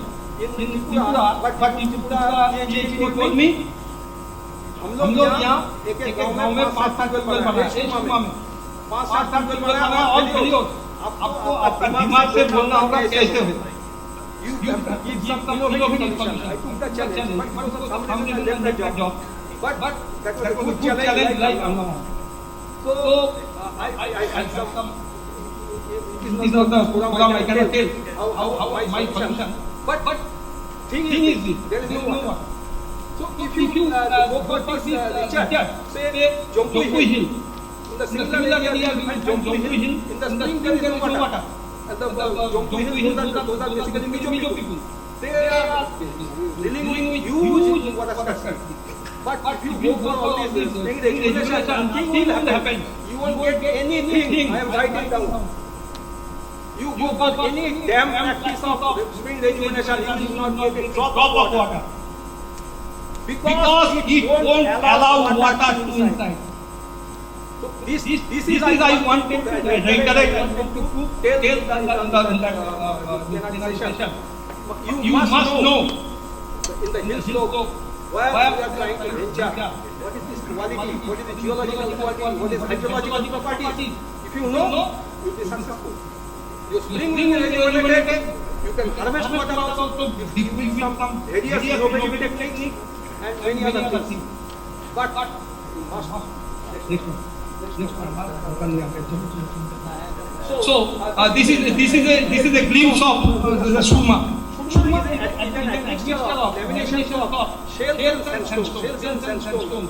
So it won't be anything. Very fine sandstone. Shell means clay. Clay means impervious, no water. And fine shell, sandstone, all lamination, it does not allow water to go inside. So you won't get anything. You go for recharge? No. You want to try water? You want to drill water? No. What?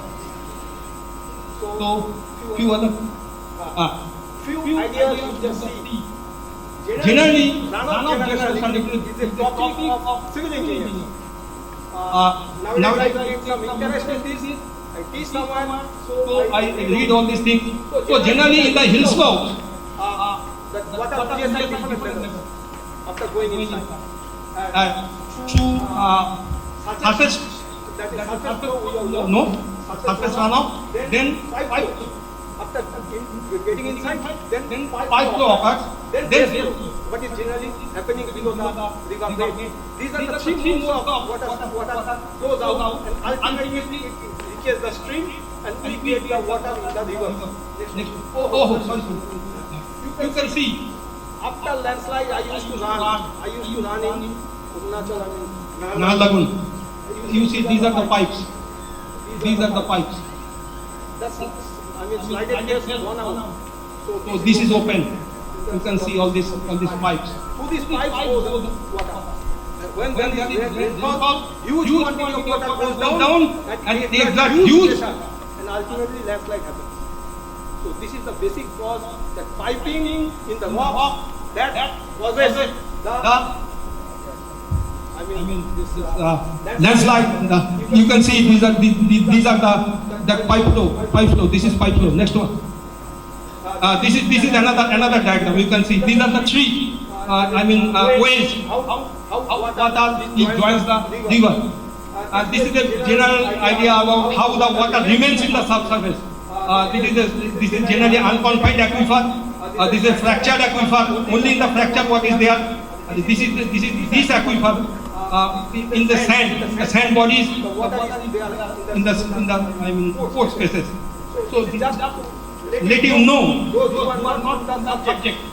Next one. So this is in the hard rocks. These type of fractures happen. When there are fractures, you may find in the well in water, but when there is no fracture,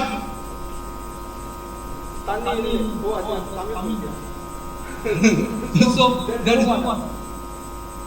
So this is the truth. So when in the hard rock, if there is fracture, you will get. But when there is no fracture, you won't get anything. You won't get anything. It will behave like simply a massive thing. Next one. This is a typical picture. You can just try to understand. This is a cut out surface. This is the weather zone. This I was demanding in the morning. You must know this surface. You must know this surface. This character. If you know this character, you can know that how much water may come down. And this is the granitic rock. It's a picture from Sikkim. So these are the fractures. So through this water will go down. This is totally a hard rock, but upper one is weather rock. So you just try to conceive. Say this is the thing. That thing will come down, and this is the thickness. It will go like this. So this is the weather thing. It will go, but because of road, they have cut this thing and they have made the slicing like this. Otherwise, it will come like this. So this thickness of weather zone that was coming. So that you have to, if you you want to do good work in the spring areas, you must understand, you have to imbibe all these things in your mind. Unless you understand, you cannot do anything.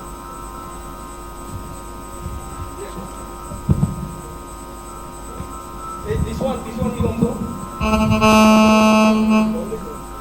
This one is another good picture. You can see this is the colluvial material. Anywhere in the hill slope you will find these type of things. Anywhere, generally in the slope, all these things. These are called, in geology it is called colluvial. In geography also they have colluvial deposits. So colluvial deposits in any slope you will find. That in the colluvium. And in these places you will find these springs. So this is the general stratigraphic spring. Everywhere you will find in the colluvium. It is general in any type of formation in hard rock or semi-consolidated or unconsolidated, this type of, or not unconsolidated, semi-consolidated, this type of deposit you will find. This is another huge landslide area.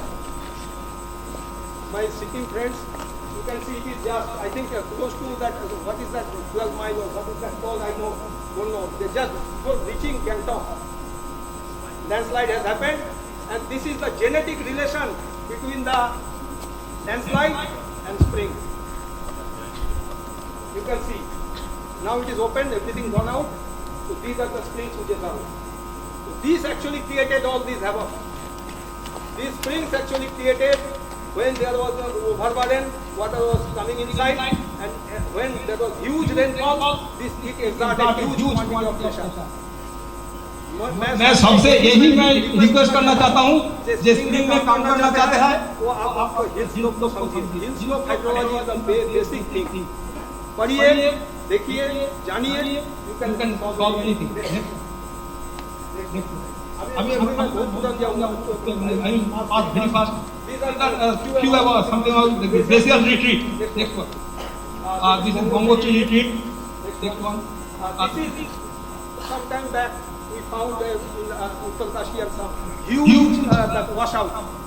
It is because of that global warming and glacial melt is coming, and ultimately in the Kori Lake, madam knows, the lakes, all these people, there is a prediction of NASA that in Bongaigaon may wash out sometime. In Bhutan, Himalaya, a lot of water has been accumulated. What may come down any time? That part of Bengal and Bongaigaon, Kokrajhar area, that may wash out. So these are the you can see. These are the water. The lake of melting off. These are all because of global warming. Madam was telling, we must do one thing. My colleague there, Dr. Dipjyoti Kaur, we were working in Arunachal.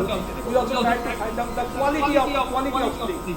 Quality of spring, if you see, and if quality of groundwater you see, there is a hell lot of difference in the same place. Because of huge, considerable residence time with the geological material, you may find the replication of the geological, chemical constituents in the groundwater in case of, borewell water. Whereas in case of spring, that we tried to find out, we did not get that much of that iron. Whereas in borewell it is huge. In tubewell water it is huge. So also this is very important. Another thing is that spring, since that somebody was telling, I want to tell you, brother, hello. One thing I want to tell you, my friend Dr. Sudhir Kumar is sitting there. I am in favor of so many things I am telling you. At the same time, I am also in favor of technology. Unless you do the isotope sampling, you don't know what is the recharge area. What is the discharge area? Discharge area is your spring. But recharge area, unless you know, you cannot do anything. So knowing recharge area, you must go for isotope. And also, you can go for that. We can combine both. Yes, all technology, even GIS also, GIS and remote sensing also, if it gives some data, so we must add it. So I am in favor of this. So it is different. Then protection of spring. Next one. This is some working that Sikkim, some plantation and other things. Next one. This one, Madam was telling, Devithan. And if you go to Dharamsala, if you go to Pashupatinath in Nepal, I mean Kathmandu, you will find spouts. It is in the temples. It is in the temples. Springs are actually conserved. So these are another beautiful way. Since age-old time, the springs are being preserved by the local people, so that the areas are not polluted. The springs are not spoiled in this way. Next one. So, so here you can see 300 centimeter, 15 centimeter. So in Sikkim, we have seen, especially it is basically a work of RMDD, but it's a good case study. It was seen that in South Sikkim and West Sikkim, it is really under climate change, because it is getting lesser and lesser rainfall, and at the same time population growth. So all these things are jeopardizing the spring discharge, spring water availability. Many springs are dying. Next one. So the days are, and one beautiful, because another thing I want to tell, this also may be noted, that climatological data collection, it is a big issue. My colleague, we had broken our heads to get some good data from Arunachal. We did not get good data. There was no data at all in our 2007, 8, 9, 10. No data, no good data. This is very much important. Climatological data. All data should be there. Unless long-term analysis, unless you are doing long-term analysis, you cannot know what is actually happening. Next one. In Darjeeling, 150 years data, 100 years data is from 100 years data. So it is showing that the temperature is gradually rising. Next one. Humidity falling. Next one. That precipitation is falling. So ultimately, it is the climate change is totally established from Darjeeling. Next one.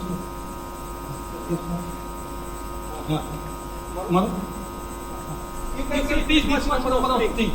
Next one. Many springs are actually going out in the little month. Next one. So this picture now how next one. These are the problem of the women in the age. They have to carry water because there is no water in the spring. So this is a typical picture from the team. And everywhere in the hilly areas we will find. Next one. So this type of everybody knows. So I don't want to. So staggered range. Next one. These are also a pit. I mean small. So recharging. Another thing. In Sikkim, also in Arunachal, in Tawang, in Mechuka, and many other places you may find in lake.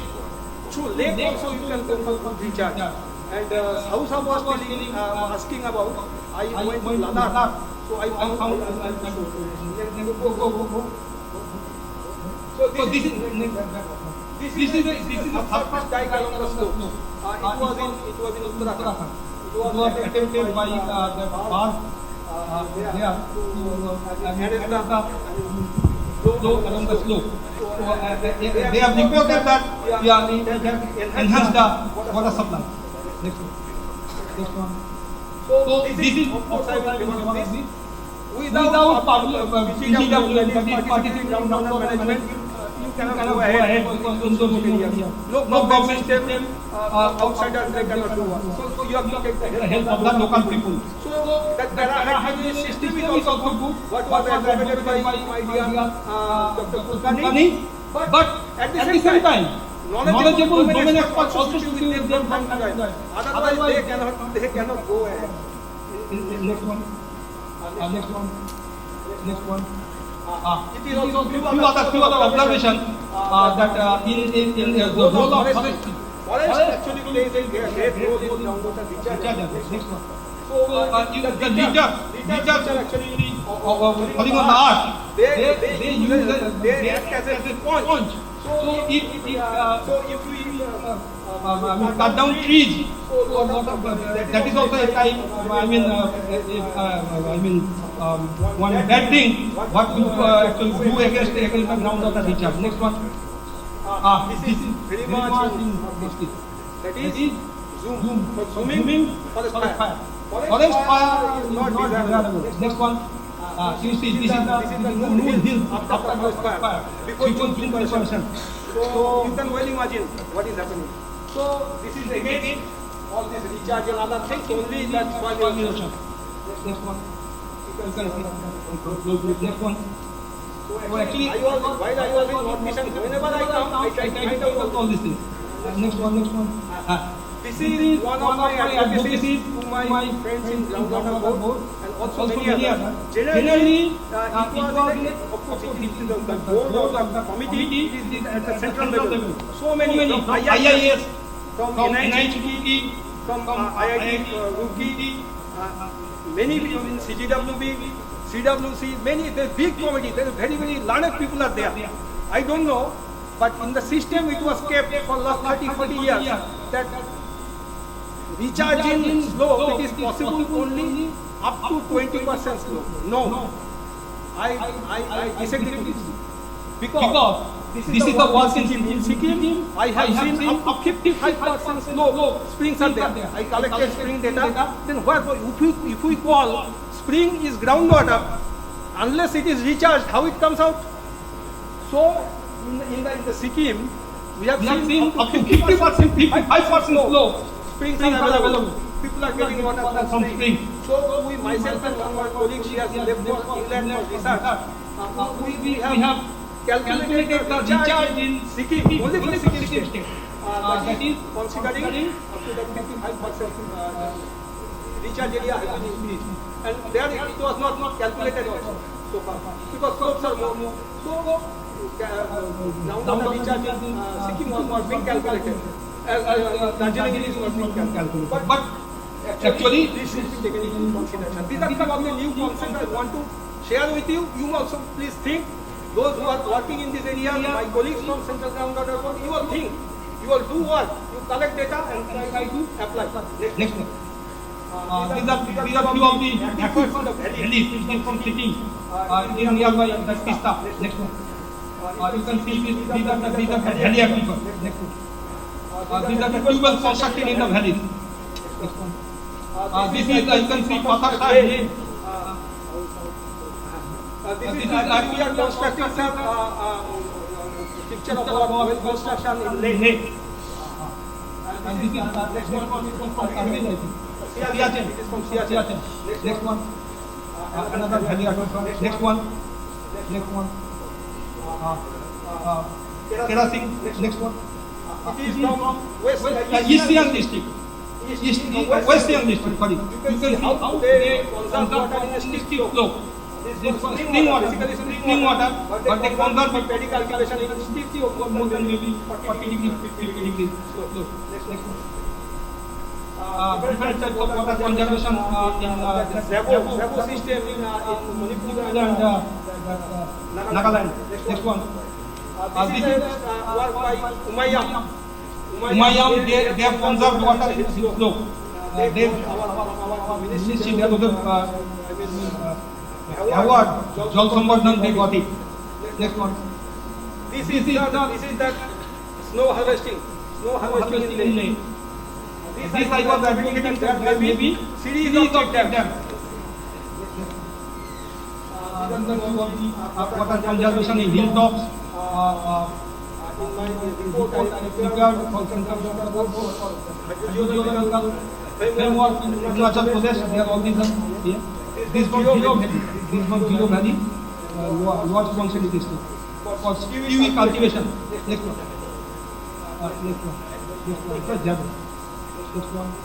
This is fish pump cultivation. So fish pump cultivation from zero valley. This is the areas that are about to be harvested. These are the fishes. Next one. This is view of the slides. How that landslide is accentuated by springs. Next one. You see, these are the piping. ये सब देखने के लिए दौड़ता था हाँ हो गया मैं किसी से मैं दौड़ा ये देखिए piping is the hill flow nearby Pandendua Nijuli nearby Nijuli all these things These are all pipings. These are created actually lot of water and mass wasting. Next one. So these are few of the landslide places in Sikkim. Next one. So in conclusion, whatever I have told, just that is the conclusion. Recommendation is that detailed studies are required to know the geology and hydrology, to know the hilly aquifers.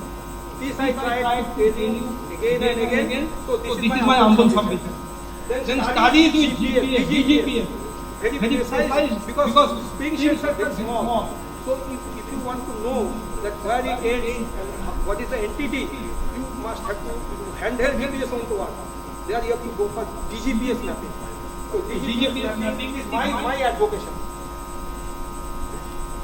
Use of isotope hydrology to know the recharge area to protect, rejuvenate the spring. Unless you know, actually currently I am working with Asia Development Bank. My team leader is from Denmark. He is telling in our country, we are the government has protected the area. Nobody is allowed to do anything. So you just think of, they have protected. Madam was telling of Switzerland. So in Switzerland, the rivers, there is not much flow as we find here, but still so crystal clear water. So this is the thing. They protect the area. Recharge area they protect. They don't allow any pollution. They don't allow any extraction. So their environment is going fine. And recently in a meeting, international meeting, webinar, our International Association of Hydrologists president was telling, I asked him that in Europe you are telling that the rules are very much stringent. You are not allowing people, so there is not much problem in the groundwater in your country. But what happens to us? We are having huge water at places. There is no water at places. How we can go through one thing you told, after thinking for a long time, you told me one thing, of course, all the entire audience, population is there. Answer is population. You control the population, otherwise it will be labor, it will go, it will be multiple. Next one. So, another thing is that PGW, participating groundwater management. Without that, drinking water, this is not possible. So there should be a good team, there should be domain expert. Para-hydrologist I will never, but there should be domain expert. If he is not going always, he should be in touch. Otherwise, it will lead somewhere. Next one. Regular training, skill development. Those who are working, their skill development is also, and the local people must have awareness. This is very much required. Next one. Thank you very much for giving me time. Thank you. So this is my answer. My realization of the field, आज भी मैं इसका बंदा हूँ. 33 साल काम करता मैं सेवानिवृत्त हुआ हूँ. आज भी मैं फील्ड में करता रहता हूँ. वही मेरा पैशन है, वही मेरा लाभ है. तो मैं आप लोग से विनती करता हूँ, हिल्स लोग को जानिए, काम करिए. Thank you very much.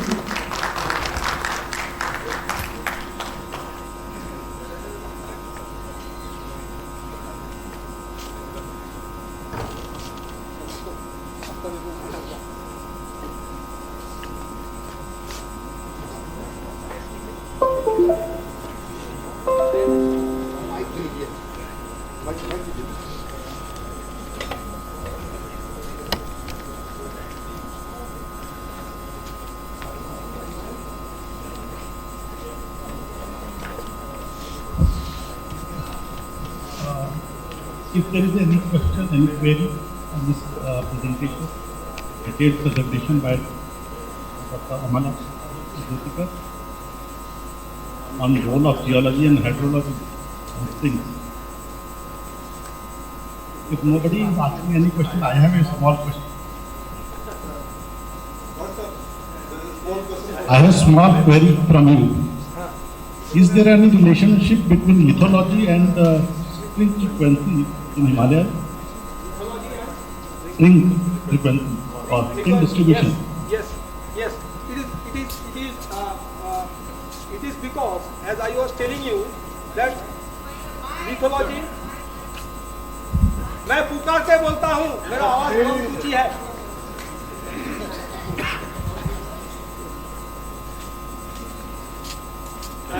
Actually, as I was telling you time and again, that while we are, because in hills and mountains, everything is in slope. Aquifers in slanting condition, it is in slope. So, whatever is laid down in the hills, laid down the materials, what we are finding, the geological materials, their porosity, permeability is the chief factor. And sometimes if it is hard rock, then fracture, fissure, cystosity, these are the pathways. There the water will go. If these are not there, no water will go. And in case of porous formation, if it is porous, water will go. If it is impervious, water won't go. And if water is not going inside, spring बनने का कोई मौका नहीं है. So this is my answer. Chairman sir, somebody is online, raising his hand. Somebody is online.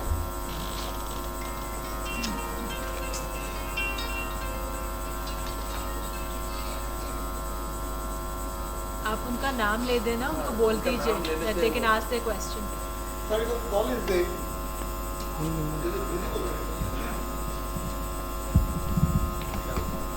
Mr. Kumar. Dheeraj Kumar.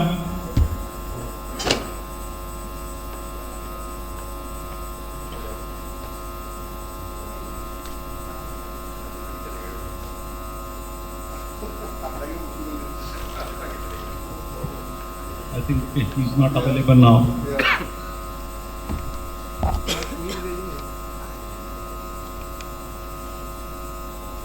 So we'll take up the next presentation then. This is the presentation by Mr. K.K. Satpathy, that is on spring shed management and development in Indian Himalayan region.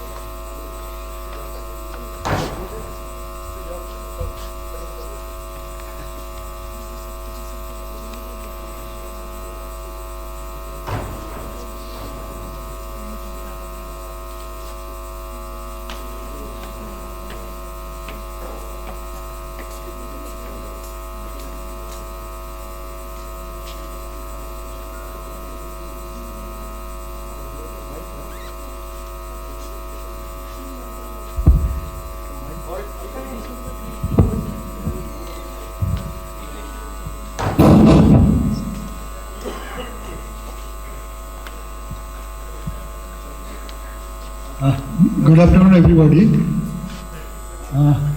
I am K.K. Satpathy. Actually, the only qualification I am here is I was a scientist in ICR Research Complex for NEH region and served in Northeast quite a long time and involved in some watershed management projects. So, on the invitation of Dr. Bora, I have come here. Okay. Next one. I cannot change here. Now, springs are mostly in the form in which groundwater emerges in hills.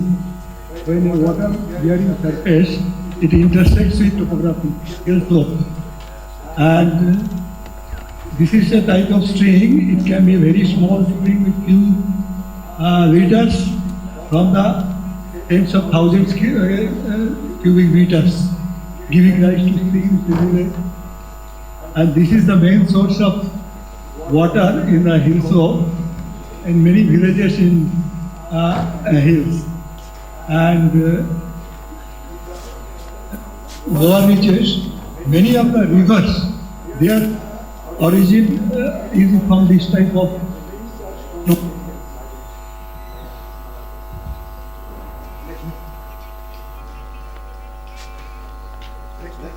Next one. Is the mother it's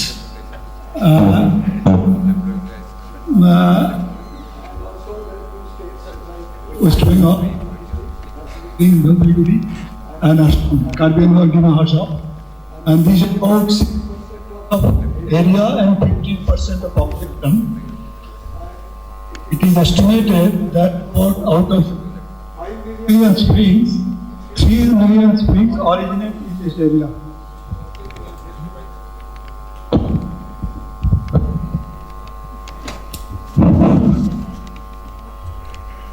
Next one.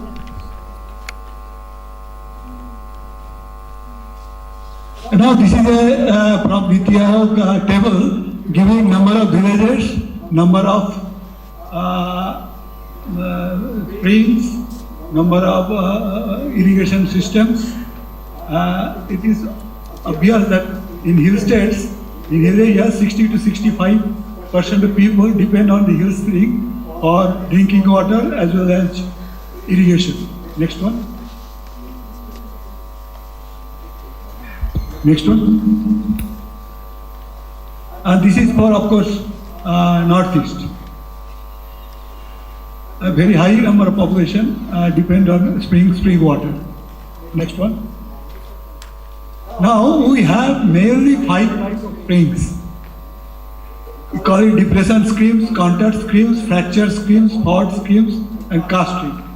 Next one. And this is the depression stream, where in the undulating hill slope, when water-bearing surface intersects the depression, at that their stream emerges. And this groundwater table and the undulating hill slope, when it intersects, the spring emerges. This is the type of stream, we call it depression streams. Next one. And there is a pervious layer, impervious layer in the joint, in the contact, a number of springs emerges, what is known as contact spring. Next one.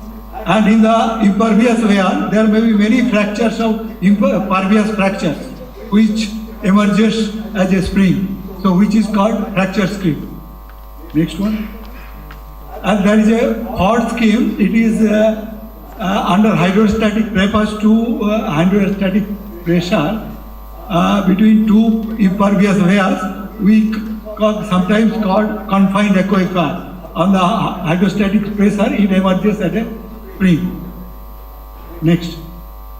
And there is a karst stream. There is a cave, a drainage formed below the surface topography, and a big drain is formed and it emerges at a certain point, and this is called karst stream. Now this is about springs. Now basic importance is, this is a sample of discharge hydrograph of a spring. This spring, as you know, is a minimum in summer season, maybe March, April, and then peaks in the monsoon season, and there is a gradual recession. After reaching peak, a gradual recession, and there is a time lag between peak rainfall and peak discharge. Sometimes I read in many literature, it may be 2-3 months gap between peak rainfall and the peak discharge. This is a representative, this hydrograph represents actually the recharge area and rainfall. This combination of these two, we get this kind of hydrograph, and there are many hydrologists. They analyze this, separate different flows and character of the recharge area, and many mathematical models. They gauge this discharge and find out the real character of the spring. This is actually is from Garo Hills, but I have taken a better one from next one. This is from paper of Dr. Basishta, who is here. It is from Rani Chauri in Uttarakhand. There is a accession and there is a recession. But the importance here is the recession. This recession is the most important after rainfall stops, and then this is the recession which depends on our storage and many other structures in the dry weather flow when there is no rain. So that is the importance of this hydrograph, this recession rim. That is the next one. This is the example from the same. So we can have a demand like this for different persons, different families, and this is the recession. So we can find out what is the storage structure it can be designed. So a lot of money can be saved by analysis of this recession curve of this recession. Next one. Now there is a concept of spring set. That is the recharge area from where that it is generated. Now we know about watershed and hills.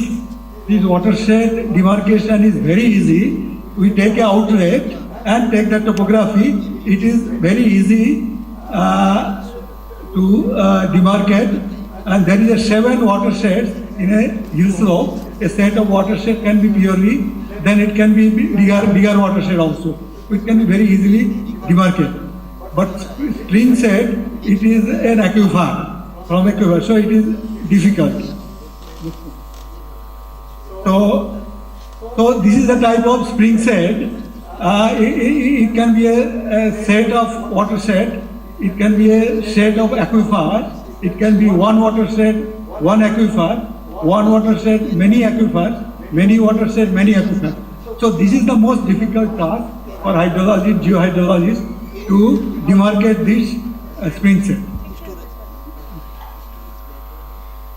Now, of course, now the issue is everywhere. We are talking from the morning. That is the drying of springs and revival of springs.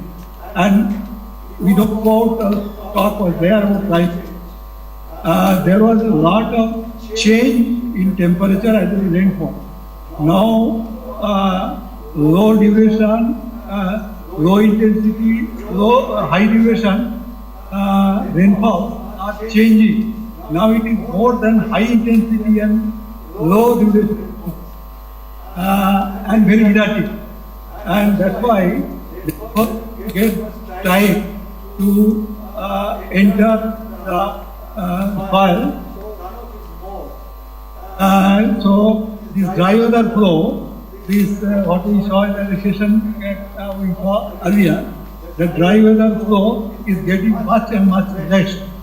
And of course, apart from that, there is a lot of anthropologic intervention, a lot of developmental work, a lot of roads, a lot of many other things that are going on. That is also affecting that recharge of the aquifer. And naturally, the issue is come to revival the stream. So mainly our discussion revolving around this. Many of the data shows that in Himalaya, more than 60% springs, low discharge springs, already perennial springs become a seasonal water. Now for spring is the spring that interactions. Mostly what we do under watershed, what we do under groundwater recharge, and also common property resources conservation. So these are the spring set recharging measures. It can be a vegetative. Forestry is very important for maintaining hydrologic regime. We have agronomic measures because we cannot have only afforestation for spring research. We have to do many development work also. We have to do agriculture also. So there will be many other soil conservation measures we propose for that. Once we demarcate the recharge area, spring set, so many of the intervention measures in soil conservation we propose. There can be contour trenching, there can be contour banding, there can be bench terraces, there can be half-moon terraces, there can be drainage line treatments, there can be dugout ponds, there can be integrated farming systems.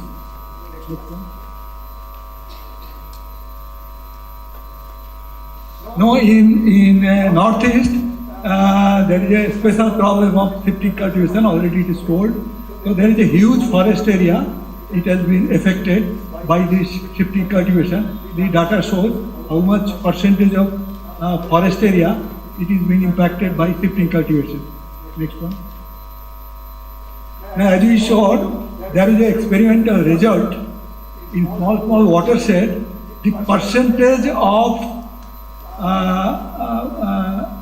forest along with other land use, percentage of forest, and what is the impact on base flow. Base flow is the flow which not yet reached groundwater, but it is in between the flow inside soil surface and which emerges. And as we see that base flow percentage, whenever forestry percentage is increasing in a watershed, base flow is also increasing. So you increase the forest area and base flow increases. This is the actual gauging of in experimental watersheds. As we say, your forest area increases and base flow increases. Okay, next one. And these are some of the photographs of what is going on, very adverse kind of land use going on in Northeast. Next one, septic cultivation photograph, and along the slope cultivation. Okay, that is in Meghalaya. Okay, next one. Now, as we said, that we cannot maintain forest continuously. We have to do many other development and agriculture also. So there should be some agricultural intervention also. So one of the agricultural intervention, of course, is maintaining a very dense crop canopy. And now with modern agriculture, we can have even dry areas. We can have a continuous two crops, three crops, with in between legume crops, with nitrogen fixation crop, with fixing crops, and we can have a very good agriculture cover, crop cover, and so that the basic issue actually in that whole intervention is what we call in situ rainwater management. When rainwater falls, it shouldn't get sufficient opportunity time to get absorbed in soil. Forest done that kind of, when there is a forest is not disturbed at all, then it was intercepted and it comes to ground and goes underground. So there is not much problem. So after deforestation, agriculture and development work, that is a problem. So, but we have to do development work also. So for agriculture, so we should have a proper cropping planning.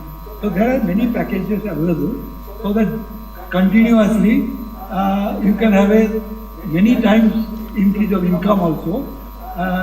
So agriculture practice has to be improved. Then another is what we call barrier hedges. So you can have in the hill slope, you can have hedges. There are hedges, and in between you can have a crop.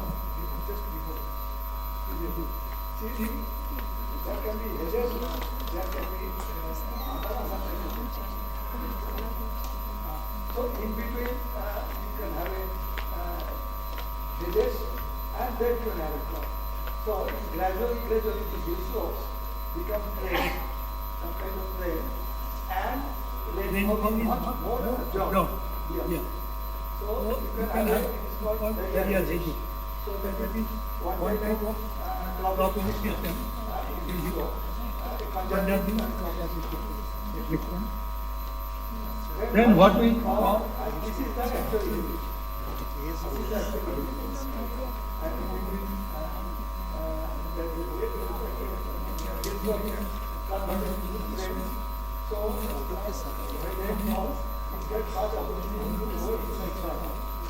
actually it can be done by using technical planting burning. You can control burning if you want to do that agriculture. So you have a burning also and very, very close growing crops in between.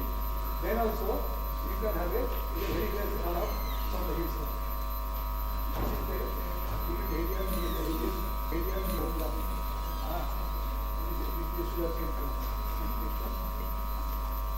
Then of course one of the mostly guys it is a benching. It is about it is not very deep, 30 to 1 meter high to each other. And you can have a variety of crops and all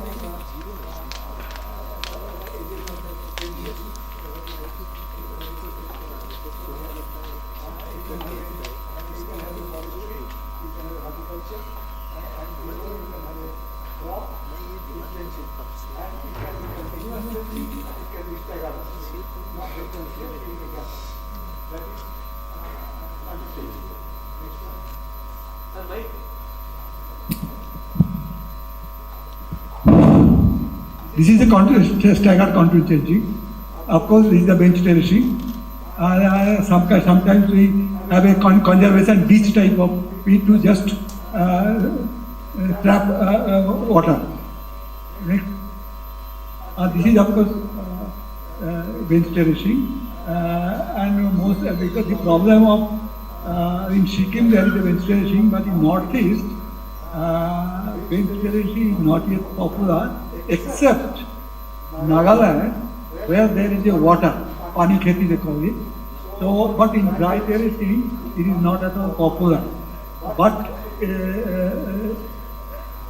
this terracing, dry terraces with a very good cropping package, it is possible.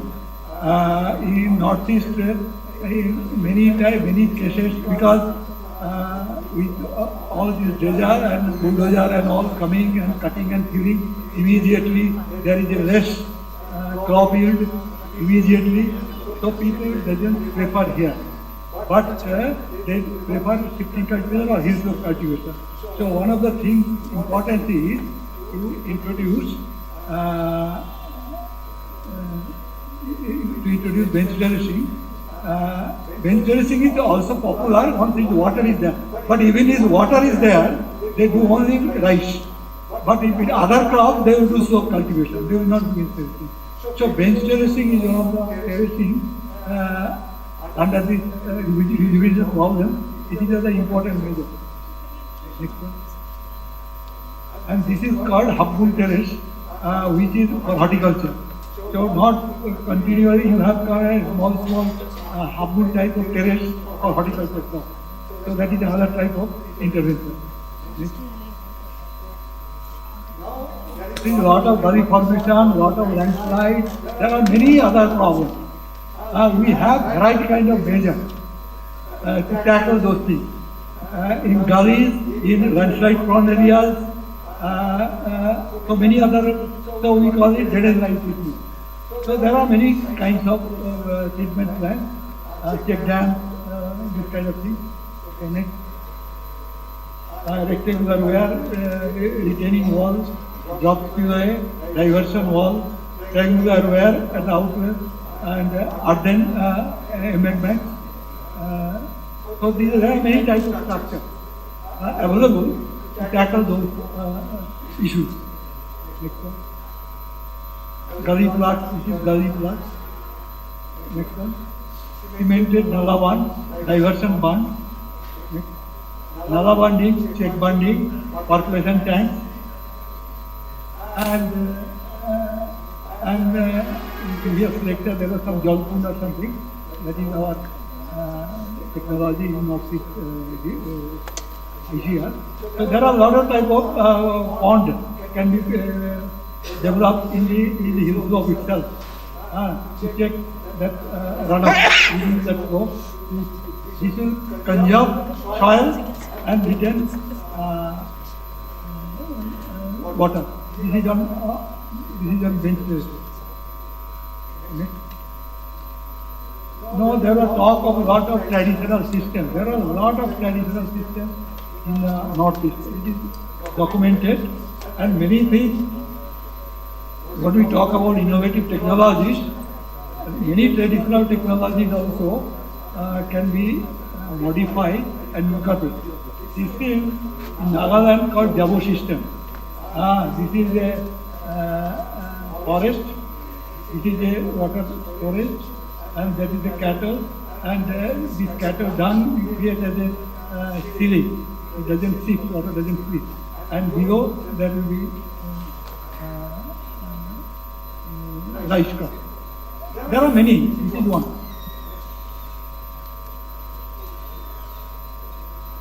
It is a continuous pond. There is a terrace. There is an integrated system. So in the hill slope, any of the combination, dugout pond, fishery, you can have a dairy, greenhouse, poultry, duckery, all these integrated. It can be introduced in the hill slope. Traditional hill slope cultivation can be replaced. Not everything is possible, but many things can be. This is again a traditional system. In discharge point in Meghalaya, they call it bamboo leaf. There is a huge network of bamboo, huge network, and it drops water. In Arkansas area, they not only do it, but in many places also, during drinking water convenience, they use this kind of bamboo. They call it bamboo drip irrigation. You can name bamboo channel, sub-channel.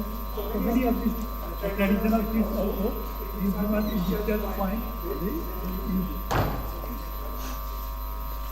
Now this is a traditional, very ideal concept of slope conservation. There is a combination of three things. One is small watershed is demarcated. Small watershed is demarcated, and conservation measures. It can be fencing, it can be funding, it can be hopping terraces, it can have a forest, agriculture, then terraces, you can have agriculture, then watersheds, you can have multitude also. Then most of the idea is most of the rainfall should be absorbed. We should not get the opportunity to come out as a runoff.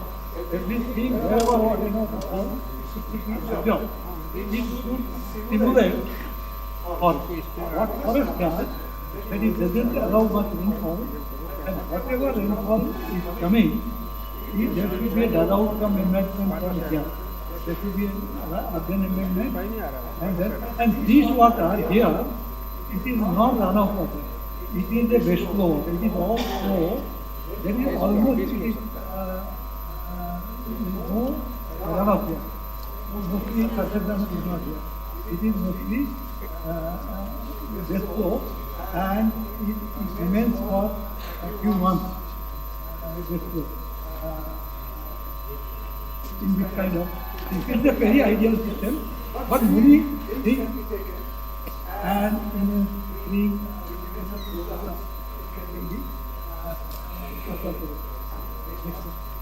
so this same one I like to tell you that this type of situation almost 100% runoff can be observed in situ. Very hardly any runoff. And artificial if they go or in the flow, what we say, psychology, it increases. So it is indeed not an action. Oil loss is almost negligible, but it's serious problem is not. So I think this is the thing what I wanted to say. So there are a lot of things inside in programming they are measuring tracks also. In fact, two, three issues. One is how much discharge increases, and what is the discharge area, what is that situation. After next one. I think I have taken from different literature with I think it is from Uttarakhand. They say from 2012 to 2007 how after this intervention how it is increased. Next one. This is also from Himachal Pradesh. Three water, three springs. It is from taken some literature. And after springs and intervention, so how this will increase. Okay. Next one. And this is also from Himachal Pradesh before intervention and after intervention. Next one. This is also from Sikkim, Dharavika. So then there are 2 times, 3 times, 5 times they are reporting that after intervention, so much different. That's the thing I wanted to say. Many of the issues already from the morning we discussed. One is, of course, comprehensive mapping and spring. There is no database available so far. What is available is HE. Not only village-wise springs, there is geology, hydrology, and many other things have to be created. And that gives a good idea for undertaking any schemes. I think we need a comprehensive mapping of springs and spring sets and creating database. And also for some springs, you need a long-term monitoring of data, small gauging, hydrological gauging, if possible. And not only that, you should have a rainfall also. I have seen NABARD has created a lot of this kind of thing, but problem is this data is lying, nobody is using those data. So in many villages, NABARD has created this. A lot of data is there available still, and there is no takers for this data. So you should have some good research aspect with some institution to interpret those data. And development of spring management and drought control. The problem with spring is many times this beneficiary is in one place, one village, and spring recharge area in some other village, some other much far away village. And also a lot of conflicts and all that. So you need to, even some states, and different states have a different water policy in the spring.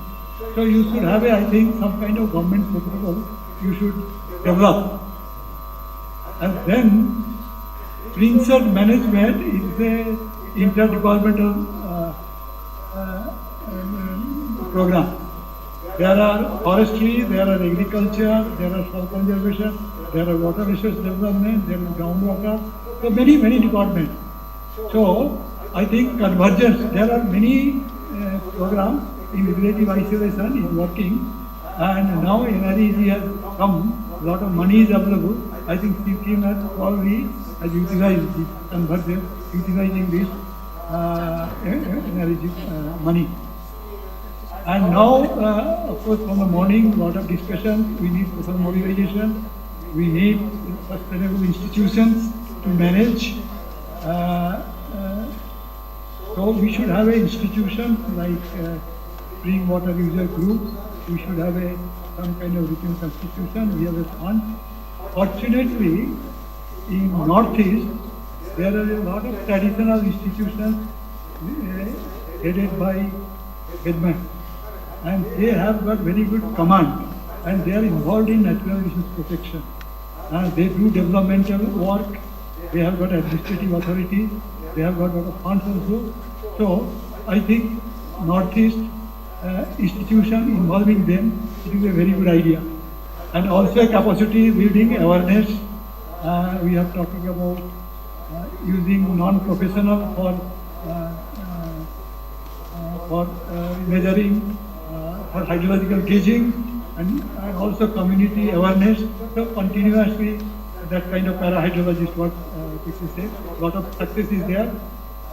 That is, obviously capacity building has to be there, even including government officials also. Many ways they are not aware of the various aspects of state development. And also, there is the impact of climate change. There is a rainfall is very erratic now. There is a lot of extreme events, which was not earlier. There is a temperature rise, and that is a new factor that is vulnerability of springs that has got impact. So we have to monitor this climate change. Thank you very much.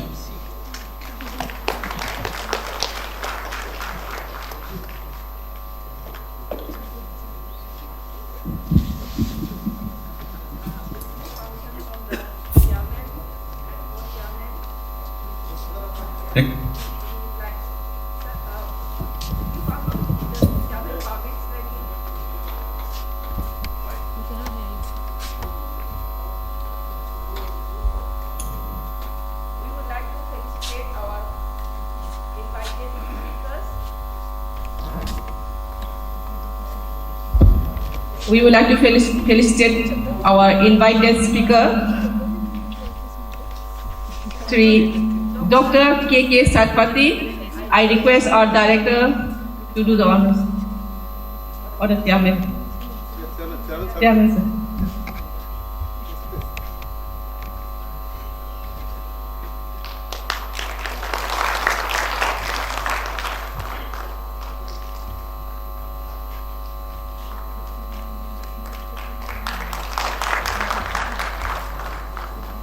We also have Dr. Amlanjyoti Kar, who was a Regional Director, Central Groundwater Board, Kolkata. We would like to felicitate him. Sir is actively participated in the spring set management programs of Neriwalam.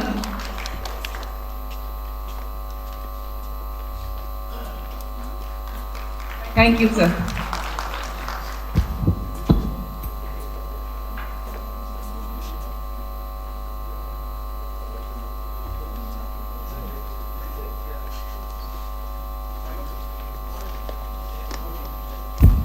Now we'll break for tea break, and it is a 10 minutes break. After that, we will open the break.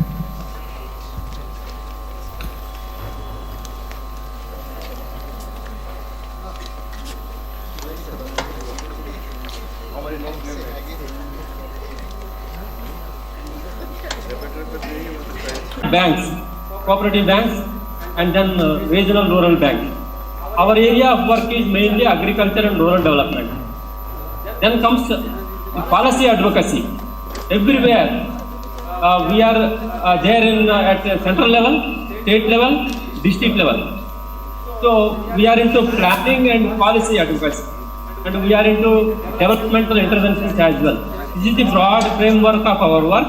Our mission is a very broad one, promoting and supporting sustainable and equitable agriculture and rural development. It's a bigger mandate. We have a bigger mandate.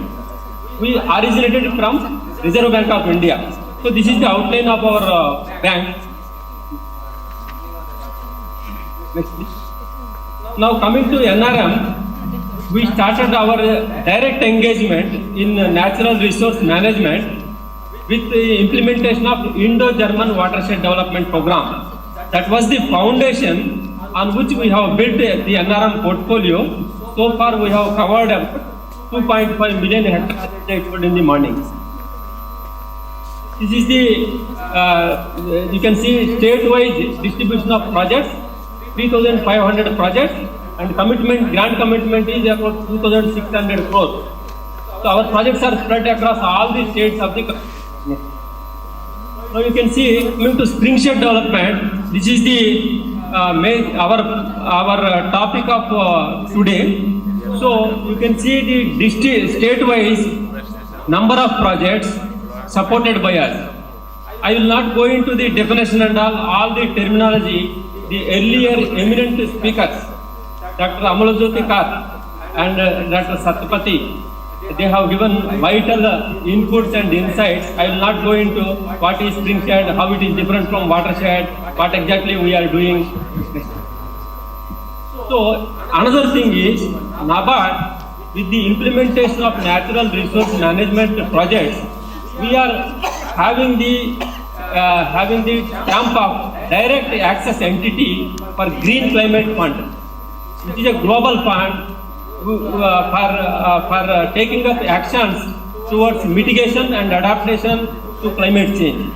And we are also acting as national implementing entity for National Adaptation Fund on Climate Change of Ministry of Environment, Forest and Climate Change. We are also NIE for Adaptation Fund. So we have supported one important project in Meghalaya under NAFCC. Morning also I have mentioned 306 spring sheds are supported and around 1500 springs were rejuvenated. The entire exercise started with the mapping of the potential springs. The mapping has been done, but what are the potential springs? How do we prioritize? That is the core point. And applying the climate change lens, vulnerability analysis, what are those springs which are highly vulnerable, identifying and rejuvenating them. That was the work done. The project is successfully completed. Anybody who wants to know, Soil Conservation Department is the executive entity. We can visit and ascertain what has happened, how it helped people to get water throughout the year. Next, you can see the works also, different kinds of works. I will not go into the details. One point I want to highlight based on our experience is that whatever engineering measures we do, they are all dead structures unless we support them with vegetation. Ultimately, objective is bring back the vegetation, whether it is forest or grass cover, fruit plantation. Unless the recharge area comes up with vegetation, the way Dr. Amalajyoti Kar told, there will be protection on the soil surface and there will be more opportunity time for the water to infiltrate into the soil and recharge the aquifer.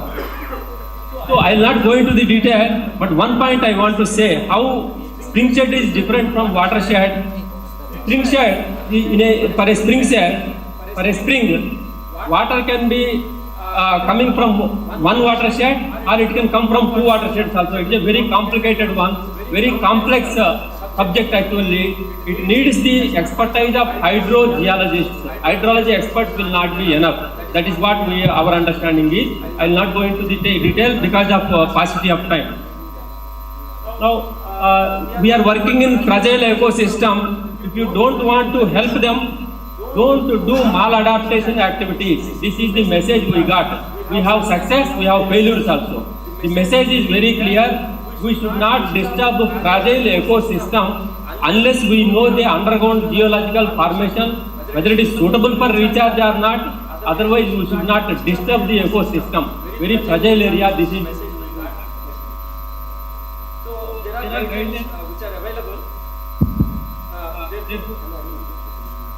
I will not go into the details, they are in the public domain. If you go to our website, the guidelines are there. The interesting part is, we are implementing projects through government, as you have seen in Meghalaya. We are also implementing projects in the support of civil society organizations, NGOs. Each spring shed area is about 100 to 300 hectares. And each spring will be having a catchment of about 10 to 25 hectares. This is the observation we got. And in every spring shed project, we are covering nearly 300 hectare treatable area. So selection of NGO, there are specific rating norms. The NGO personnel should be, technical manpower should be there, locally present, they should have community relationship. So they should be capable of mobilizing the community. Such type of local NGOs are only preferred. Hello. Now, implementation, we do implementation basically. Project implementation is there, entry point activities are taken up. Community will come whether demonstrating a soil and water conservation work or any common activity. And there is a component of Shramadhan to build this sense of ownership. Next comes the full implementation phase, that is project implementation phase. It takes 3 to 4 years. the support is like rupees 20,000 rupees per hectare. For each spring set, we are giving a grant assistance of 60 lakh rupees. Project sanction process, there is a specific process. It is a consultative approach. All the line departments are also called for the sanction committee meeting. So projects are implemented through community-based organizations like watershed level or springshed level. Committees are there. Local people are representing that committee. Women are also members of that particular committee. They are the people who are going to implement. Funds go to them only. Only NGO gets for technical manpower, but funds are given to committee. So how are they going to manage? It will be a joint committee. NGO provides technical support and the project is implemented. The kind of works are depicted here. We should remember, trenching is a very dangerous activity. We should be very careful in doing this. Unless we integrate vegetation, trenches will be refilled within 3 to 4 years. Either we have to maintain or integrate the vegetation. That is the message based on our experience we are finding. And we should not disturb the ecosystem, just like the way Dr. Amalajyotikar showed. Geological formation does not support recharge. We should not go for trenching activity. It is of no use. So basically, while preparing the DPR, we take help of hydrogeologists, experts, who will help the local community to prepare the plan. These are the kind of works only locally techniques for laying the contour lines, hydro marker, A-frame, such type of things are supported. So these are the photographs from the field. These are some of the photographs. These are water harvesting structures. Basically, sunken structures are preferred rather than heading type of structures. These are, you can see pre-project and post-project. How the water collection chambers are getting sustained water because of protection measures in the effective recharge area. You can see plantation. It is the vital element in our project. Without plantation, grass seeding, seed dibbling, stem cutting, we don't encourage any engineering measure. These are some of the drainage line treatment structures. Some have gone for brushwood dams, some have gone for Gabion structures. And we have also a component of livelihood component. This is about impact of the interventions. This is about a spring shed in Himachal Pradesh. You can see the impact of the interventions. We have used satellite imagery, freely available satellite imagery, and done the land use land cover analysis, normalized difference vegetation index, normalized difference water index, impact on the stream flow, particularly spring flow. All those things we have monitored. I will be presenting that next, please. You can see these are the images. The message is very clear. The impact in terms of increase in cropland, that was quite visible. Increase in vegetation and green cover, that was also quite visible. And water bodies area increased. This is the overall impact of the interventions. These are the image analysis techniques we have used. Next. You can see stream flow. Dr. Satapathy has already given. This is the live action research project. In our project areas, pre-project, the kind of discharge month-wise average is given here. Post-project, you can see the upper lines. Impact is quite visible. This is one more example, or the impact of the interventions was studied using sentinel images at the resolution of 10 meters.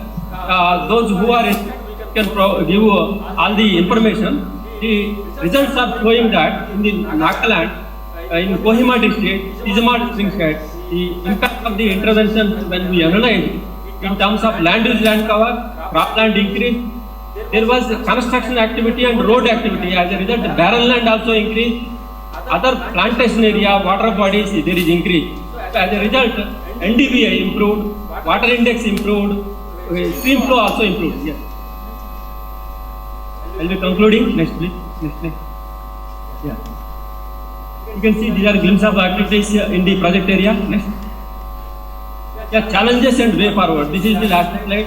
What the challenge is? Getting the experts. This is a forum I am finding eminent scientists and experts. Now, I was telling to Dr. Pradeep ji that you have given an opportunity. We got a pool of resource persons to approach to get the guidance. We want guidance, particularly in identifying the aquifer, recharge area, and the treatment. and we want to develop a cadre of hydrogeologists at the village level. So we will be coming to Nerival for building the cadre of people for different states in northeastern part of the country. So hydrogeological survey, land records, that is a big problem. We cannot get survey number wise plans in northeastern states. These are the challenges. And way forward, capacity building, demand side management of the water, and integration of vegetation and maintenance of all the structures. Overall, these are the things which we have jotted down, what we are doing, impact and challenges way forward. This is the outline. I thank Nerival for giving me this opportunity to share our experiences. We are available for giving any type of information, whatever you want for research purpose or to understand. We are available. Thank you very much. Thank you.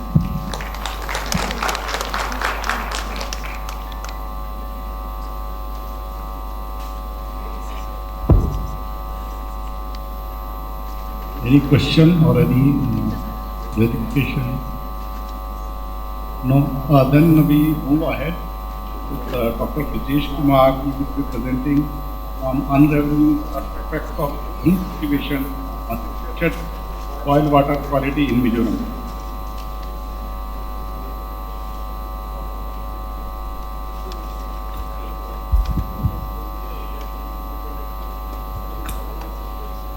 Good afternoon. So I duly acknowledge the contribution of this work by our MTech students Vansi and my faculty colleague. Next. Yeah, so shifting cultivation is very common in the northeastern part of the country, where a part of the land is generally flat and burnt, and the forest land is converted into the agricultural land for the cultivation. And thereafter the same cycle is repeated for many decades and sometimes years. And in the last few decades, this zoom cultivation is the rapid, or you can say the aggressive approach of the shifting cultivation in most of this part of the like Nagaland, Mizoram, Meghalaya, Arunachal Pradesh, and this may cause this ecosystem as well as the impact of surrounding world and water sources, including the groundwater resources quality. For example, like in state of Mizoram, more than 50% of this rural population is dependent on the practices of cultivation. And this excessive agricultural activity for shifting cultivation primarily changes this forest into the secondary forest of the soil. And the literature review on this zoom cultivation is quite contradictory. I mean, some literature says that there is a ill impact of the zoom, and then the rest of the day it is a very equilibrium type of this cultivation. This is the some more review which has been conducted, though there are not so many studies, but few of them are notably reported here. Like one is by in 2017, and so after going through these studies, there is a need for the systematic investigation of the impact of on the springs as well as the soil water sources of the microwater. This is the overall picture of this zoom cultivation in the world, and you can see India is in the South Asia and South Asia. This practice is followed quite regularly. This study area is focused on the state of Mizoram in association with NHP, and we have selected this Nonglei state, which is in the southern part of the middle southern part of the Mizoram state, where we delineated few watersheds. When I say here watershed, these are micro watersheds, micro catchments, so few kilometers square area.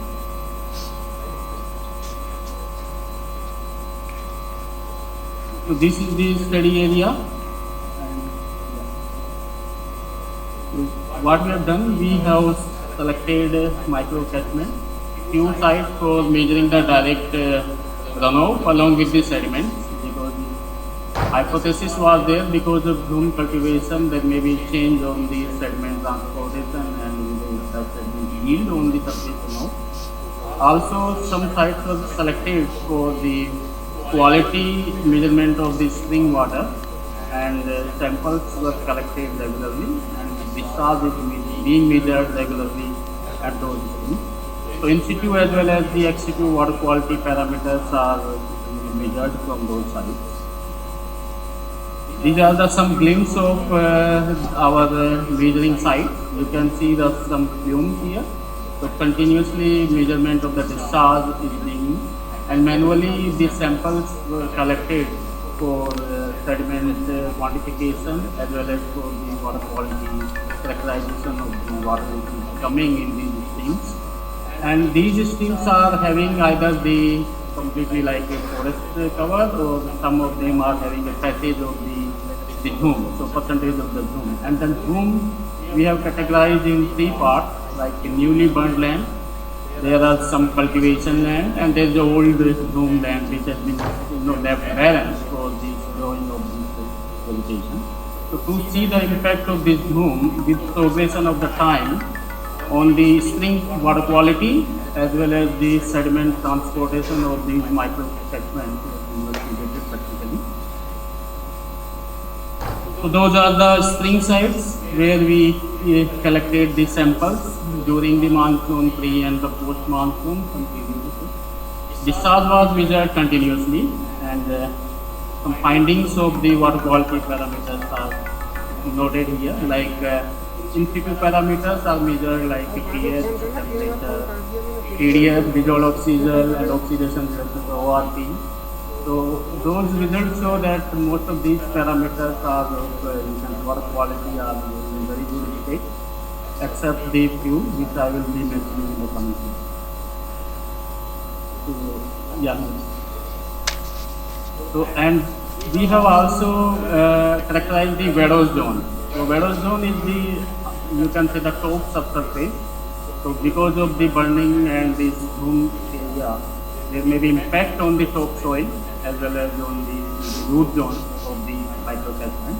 So what we did here, we have conducted some infiltrometer tests using this mini desk infiltration, and also conducted this select test for getting the hydraulic conductivity of the Vedos zone.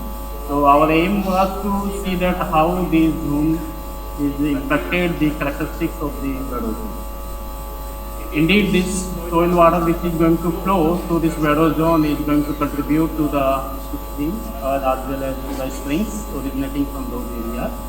This is the hydraulic conductivity which has been observed practically in this zoom area. So we found that highest hydraulic conductivity in the newly burned, you can say, the zoom area. So when the land is burned, and then we expect that there is maybe a lot of soil cracks which are get developed, and that is going to, you can say, contribute for the high conductivity of the water flow to this Vedos zone and the topsoil. These are some other, you can say, the hydraulic conductivity tests done by mini test infiltrometer of the topsoil. The earlier case was for the deeper Vedos zone, like 50 centimeters depth or so. This is for the surface measurement where we conducted the surface. These are the total organic carbon which we have measured in the sediments at different depths, topsoil and the middle part, and when I say middle it is 10 to 15 centimeter depth and then 55 centimeter depth of the Vedos zone. Then the major elements, because there was some, say, hypothesis was that there may be elements can also get be affected because of this practice of the zoom. So we analyzed the major anions and cations. So some of them are mentioned, and their observed value for the different depths of the Vedos zone as well as for the different heights of the zoom land are mentioned. This is for magnesium and all. So we have come to the conclusion. So what we have seen, that no significant total organic carbon was found with progression of the time in the zone cultivation. And I say the room area means it is going to be top till 55 centimeter depth of the erosion. So there was no clear trend on that one. Water quality analysis of the sediment site did not show high concentration of the sediment flow. That was quite interesting. And because we were present in the site as well during the monsoon season, especially during the rainfall event was happening, and we could not find even sediments in the soil water. The TDS value were observed very low. Even sometimes it was not detectable, and most of the time it was less than 20. So water quality was good. Water in all the spring sites showed acidic nature. That was the clear trend, except the one site. So the pH level was around 5 for most of these sites, and we are further investigating on that point, that what could be the reason. Maybe the geological formation, and it can be the reason for the maybe whatever the burn residues of these vegetables which are left that is contributing for the lowering the pH. And it was also found that burning of vegetation does not impact the hydraulic conductivity of the weather zone, especially in the, we can say, the deeper weather zone. The topsoil was impacted slightly because of this change in the frequency flow and all. And there was no clear change of the concentration of the major nutrients which were found in the weather zone. So, in a nutshell, we can say that spring we should consider like as a system where the inflow is the precipitation, any form of the rain or what, and then it is converted to the outflow. So we have expertise of the well measurement of the precipitation, and of course whatever the quantity of the flow which is generated from the spring outlet is managed by mostly by the local community.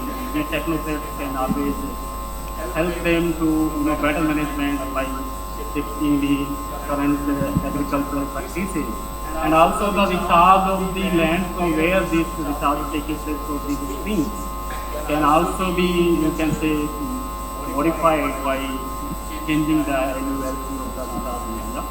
However, the understanding of this subsurface, especially the Vero zone and the deeper subsurface zone, is need to more characterize the more. We have to understand the behavior, that how this infiltrating water is interacting with the root zone and underlying the formation, which is going to be converted into the flow. Not only the quantity point of view, but its quality monitoring is equally important, and that is what we are also working now on. So with this word, I would like to thank you. Thank you so much.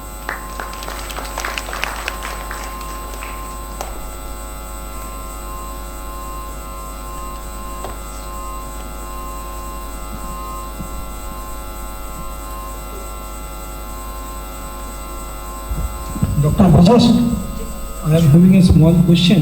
आप वहाँ से बताइए, वहाँ से बताइए.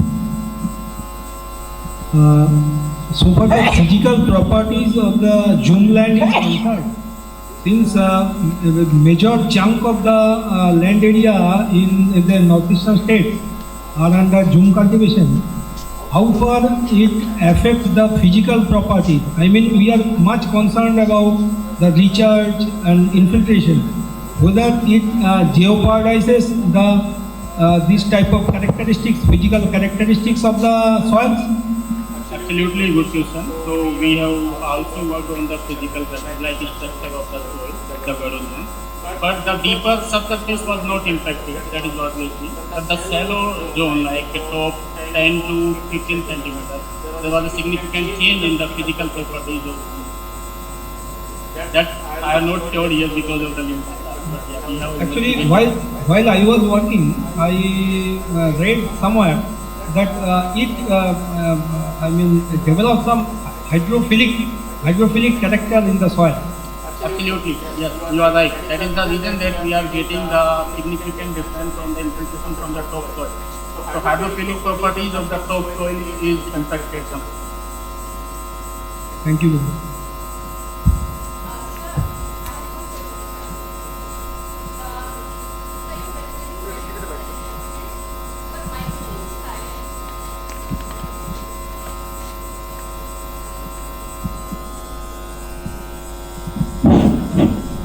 So my question for your is, do you like the variation in this one monsoon and pre-monsoon and post-monsoon?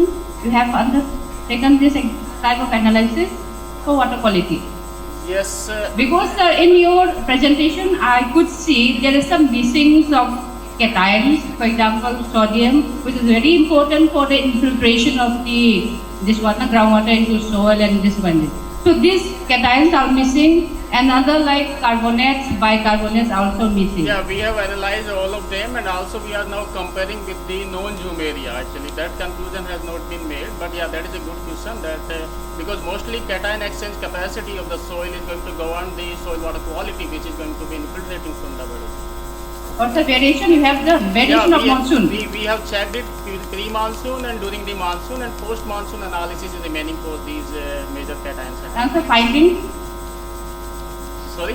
Finding of that variation of this seasons? Yeah, we are not concluded because we are going to conclude after the post-monsoon analysis. Okay, because your case is very low, 5. Yes, okay, sir. very So low. lots of things you can interpret by analyzing all these cations, anions during the variation of seasons of this.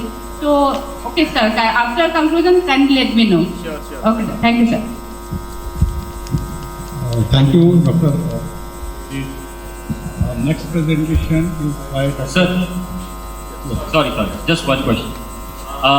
Brijesh ji, so very good presentation, thank you. So I will talk in a very simple way. I know you said at the shallower level it is affecting, but at the deeper level it is not affecting. But like in many places, from many partners in Northeast, it is coming that room cultivation is one of the factors for reduction in the discharges of spring and also maybe quality of spring. So is it safe or is it inconclusive yet to say that room cultivation is affecting the discharge and the quality of spring? So I just shown the comparison of the zoom area only, where the zoom is newly started, zoom was in the middle, the practice, and there is a fallow land. So we are comparing these results now with the forest area.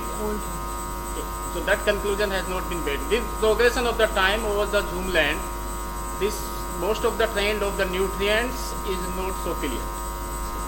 So that comparison is pending. Yeah. Thank you.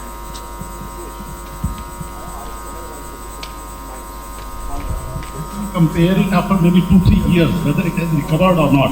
How much time it is taking to come back to its original state after the cultivation. Is it coming back to the original state or is it not coming? That type of continued work can be taken.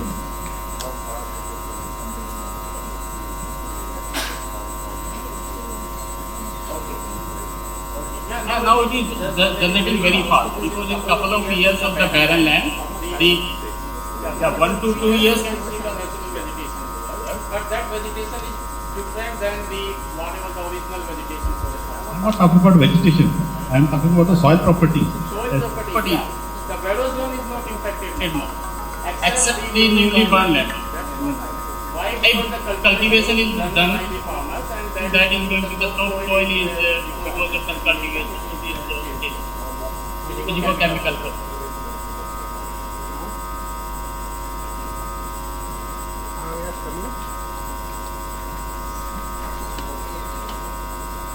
तारीख को 20 को 5:30 बजे शाम को airport है airport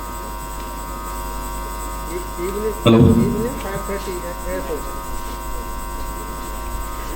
Good afternoon, everyone. I want to say that thanks to Nerivanam for inviting us. IPDC. on Sunday 20. So just quickly going to my presentation, I'm not going to talk about the basic spring classification, which has been done very well by Dr. Kirk. I'm just going to talk about how, when we do the instrumentation of a spring, what do we get to understand that complex system? Alka ma'am was saying water is not a technical thing, but I still say system is complex and we need to understand it. So the spring hydrology is a complex system between different biophysical properties or the processes are happening. When we do the monitoring, then we get the observation. What is this data is going to tell us? So that's what we're going to talk about. So aquifer, spring is nothing but it tells us about what is happening in the spring by humans, but also by the climate or the weather. And it tells also about the aquifer property. So then we can plan and decide for the policies.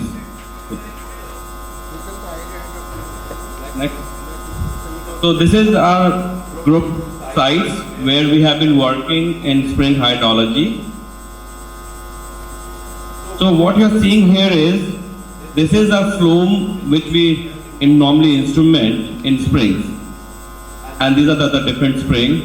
We do collect all the other hydrometeorological parameters.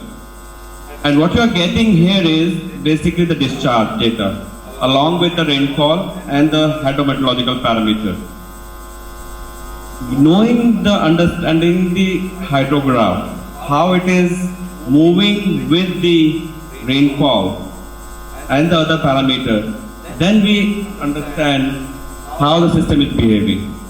When we did an experiment this time for a Himachal spring, what you're seeing here is this not a discharge. It is a EC, it's an electrical conductivity value. What the testing what we are doing is using the EC meter and continuous measurement, how the water is interacting in the geology and how it is behaving and it is coming out. So what you're seeing here is the EC, electrical conductivity, when the monsoon started. So this data is basically just coming right now, June 2022 to November 2022. So nonsense of monsoon, water discharge started increasing, your EC is also started increasing. And after the monsoon basically finished somewhere around mid of September, the discharge decreasing and your EC is also reducing. See, the idea is here, using with the low cost sensors, what type of information we can capture about the aquifer. So we are going to analyze this data.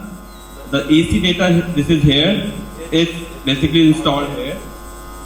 And this is basically, we will be doing some time series analysis with the long term, just to see the lag. What is the lag of the rainfall and the discharge, spring discharge? And what does it tell about the aquifer property? Property by means is the transmissivity and the residence time. How much the water can be stored? It gets getting stored in the aquifer for how long? So when you are seeing here two graphs from two different sites in Almora and in Pori, what you are seeing here is the discharge, and here the recession curve of the Almora spring. Between Pori spring and Almora spring, what you are seeing here is the very slight decrease in the recession as compared to the Pori side, and it is decreasing very sharply. What it is tell us about the aquifer, that the system is fractured and it is releasing the water faster. While this Almora spring, they are releasing slowly. And same, after we understand this, same thing is coming in the master recession curve for Almora and then for the Pori springs. After we understood the aquifer property by the hydrological data, now the question comes here is, how do we identify the recharge area? That was the question we asked within a group under the project funded by SDC, SCA Himalayas, along with the partner Aquadam, PSI and EC Mode. So now what we are doing is, we know different springs. We have been monitoring one of those springs, critical springs, but we are also trying to collect the isotopic data for those springs along this whole watershed. This watershed is not small, it is 60 square kilometer watershed. And after understanding what are the signature of the isotope, what are the elevation the water is coming from, and also the hydrogeological mapping.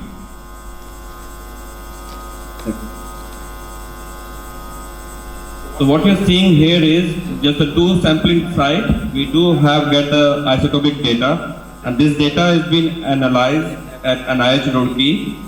So we really thank NIH Roorkee Isotope Lab to analyze this data. So what you're seeing is in the triangle and in this box, the numbers are different, minus 8.9, minus 8.1, and the data what you have here is minus 9.4.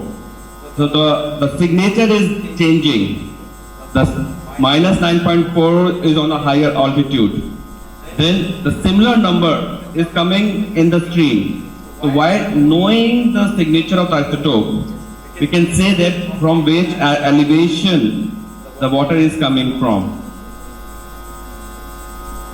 This is again a very preliminary results which we got from the hydrochemistry. So along with the isotope analysis, we are also doing the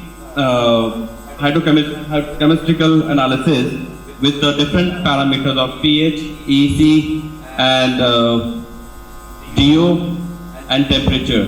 So what we are trying to connect is the isotope signature and how it is changing with the different hydrochemistry parameters. Within the same water sample, we are also doing the other parameters. What just mentioned by the ma'am is like the sulfates, the bicarbonates, and we are again going to link those, how the water signatures are coming through the geology and linking it up to the isotope signature. So we are not basically stopping there. The question in the morning was, we cannot do the isotope studies at all the springs. So the idea is, we need to also develop the tools in a way that they are open source data, and those can help us to do the situation analysis for the better management with the use of the stakeholder participation. So what we have been doing it here, along our other spring sites, we have known some of the spring data. We also know the stream flow data. We are using an ecosystem service model. It's called INVEST. It's basically a GIS-based model. So we give biophysical structures, we give the secondary data like land use, and it gives us the ecosystem service in the terms of water yield. And that water yield data in terms of quick flow, base flow, and lateral flow, we converted that into the benefits in the terms of indices. So what you are seeing here is the dryness index, which is nothing but PET by potential evapotranspiration by precipitation, AET by PE, which is evaporative index, and then the base flow index. By knowing that these three numbers, we are going to help the watershed management to which type of stressors are there in that watershed, so that the management and the implementation can be done. And this can be done as a pre-implementation. So that's the idea behind. This is my last slide. Basically, we are not doing only the technical part. I learned from my partners. So we do consultative work with the local communities. We do help in training the local people for the local stream flow measurement, discharge measurements, and we do also develop the women's group so that they can maintain those sites. Nothing is done without funding. So my last 6-8 years fund spring site have been supported by MOBSS project, Roorkee, IIT Roorkee, SCA Himalayas project, partners are PSI, Aquadam, Chirag, EC Mode, Nepal. Thank you very much, and I'll be happy to take some questions. Thank you.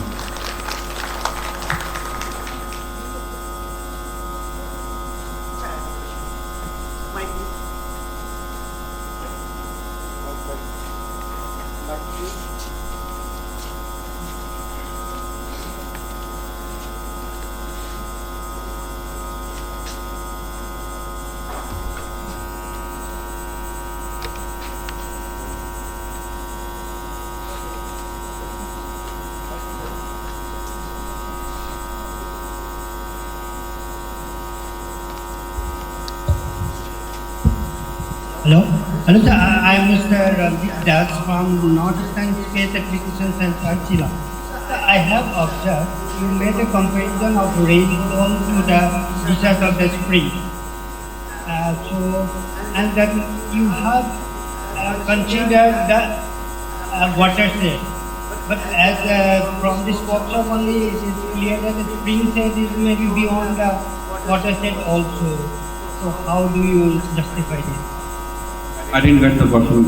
Actually, when you're comparing rainfall to the discharge of the spring, that time you consider the watershed of the spring.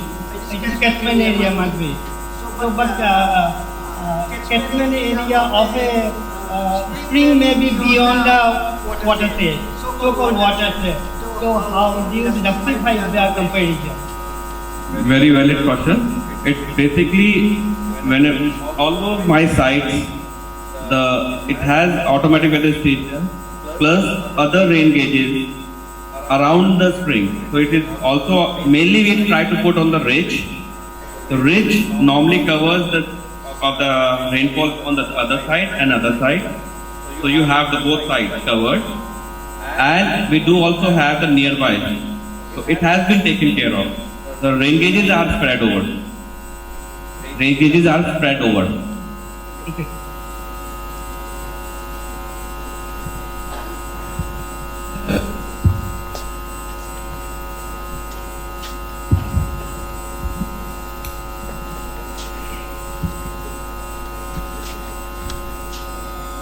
Hello.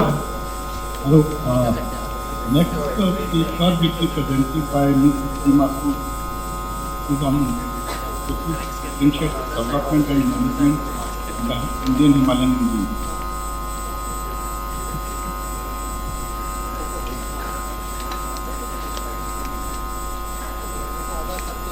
Hello.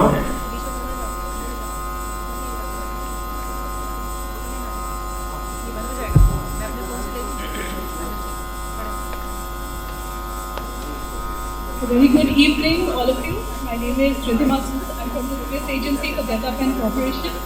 Today, me and my colleague, Mr. Ghanshyam Khare, will be presenting some of SDC's work in the area of springshed management, and also with specific reference and reference to our pilot sites in the four states will be presented. So, yeah, we heard this morning, the fragility of the Himalayan ecosystems and the impact of climate change that, makes it a climate change hotspot. So we need to develop, evidence-based policy measures for addressing many of these impacts. For example, we've had a lot of experience coming in from different scientists, from different agencies, which have been working in this area for many, many years. We also know that the springshed management works began more than a decade ago in Sikkim, in parts of Uttarakhand and other areas. So there's already a lot of knowledge and information which is available with us. And through the deliberations that were discussed today, we knew that people are very aware of the gaps in implementation, in planning and monitoring, and there are also solutions of how these can be addressed. So once we design our springshed approach, we can harness the collective wisdom, present in this room, present outside, to develop, good management, spring-shed management practices. Next slide, please. So I'll be telling you about the project that SCC is doing, which is strengthening climate change adaptations in the Himalayan region. The project aims to develop a comprehensive spring-shed development, management and monitoring system across the Indian Himalayan regions. So we are working right now in 4 states, which is Sikkim, Manipur, Uttarakhand and Himachal Pradesh. Our government partners are Niti Aayog, Ministry of Environment, Forest and Climate Change, NDMA, DST, and we are working in close coordination with different state government departments.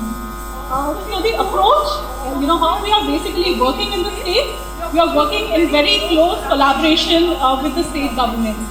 Because the pilots can only do so much and achieve only so much. The large-scale replication can only happen once you work very closely with the state governments. So the activities can be mainstream, they can be implemented on the larger scale. We are also focusing on target capacity enhancement at the local level and also institutionalizing capacity building at the state level by capacity building of the different officials of the state government department. And we discuss this in more details in the next slide. We are also trying to converge our activities with the ongoing government programs and schemes. For example, many of the recharge interventions have been implemented in close convergence with the NREGA program, with the adaptation funds which are available with the different state governments, so that there is some government ownership and simultaneously it helps to build capacity in the government sector. Next slide, please. So the steps for implementation, our consortium partners are ECMOD, Aquadam, IIT Roorkee, people science institutions and various field partners and local NGOs. We are basically following a very scientific approach to spring-shed development, which has also been underscored in today's meeting several times, why we need to have a very sound scientific base before we actually go to the ground and begin our interventions. There might not be a one-size-fits-all kind of solution for different hydrogeological conditions and different biogeographical regions. So most of our work deals with instrumentation. We are setting up automated weather station, rain gauges, we are doing geological assessments to understand where the spring-shed sites are located. We are doing monitoring of hydrological and meteorological parameters using both manual and sensor-based instruments. And of course, the isotope study is something that we are pioneering, it's amongst one of its kind studies that we are doing under this project. We are doing it in Uttarakhand with IIT Roorkee to identify the different recharge areas. And we are also, going to just now initiate those works also in Sikkim in partnership with other universities. We all are aware of the 2021 the Government of India released the guidelines for new generation watershed development projects, which for the first time has a specific focus on spring-shed management. And if you read those guidelines, they talk about, working closely with communities, monitoring of water discharge, creating a cadre of para-professionals who can do these kind of works, hydrogeological assessments. So a lot of these activities that these new guidelines speak about are already being covered under the project, that we have been working on with the Government of India, with different state governments since 2015. So, the experience that SCC has and the experience gained under the SCA Himalayas project can actually complement and can help provide some evidence for that can help in better implementation of these guidelines. We also released the resource book. This has been referred to several times since mornings. This was the resource book on spring-shed management, which was released along with Niti Aayog in 2021.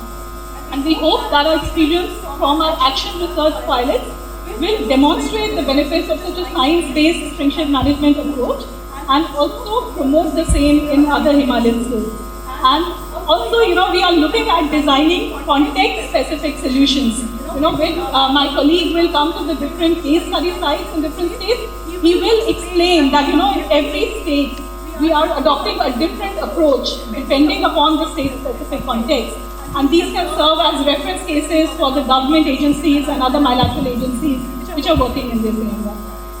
So the key deliverables that we are planning is we are developing an online decision support system, which is again a very important tool for decision makers, to help them identify the distribution of springs, what are the different conservation and management practices, address the demand supply balance considerations.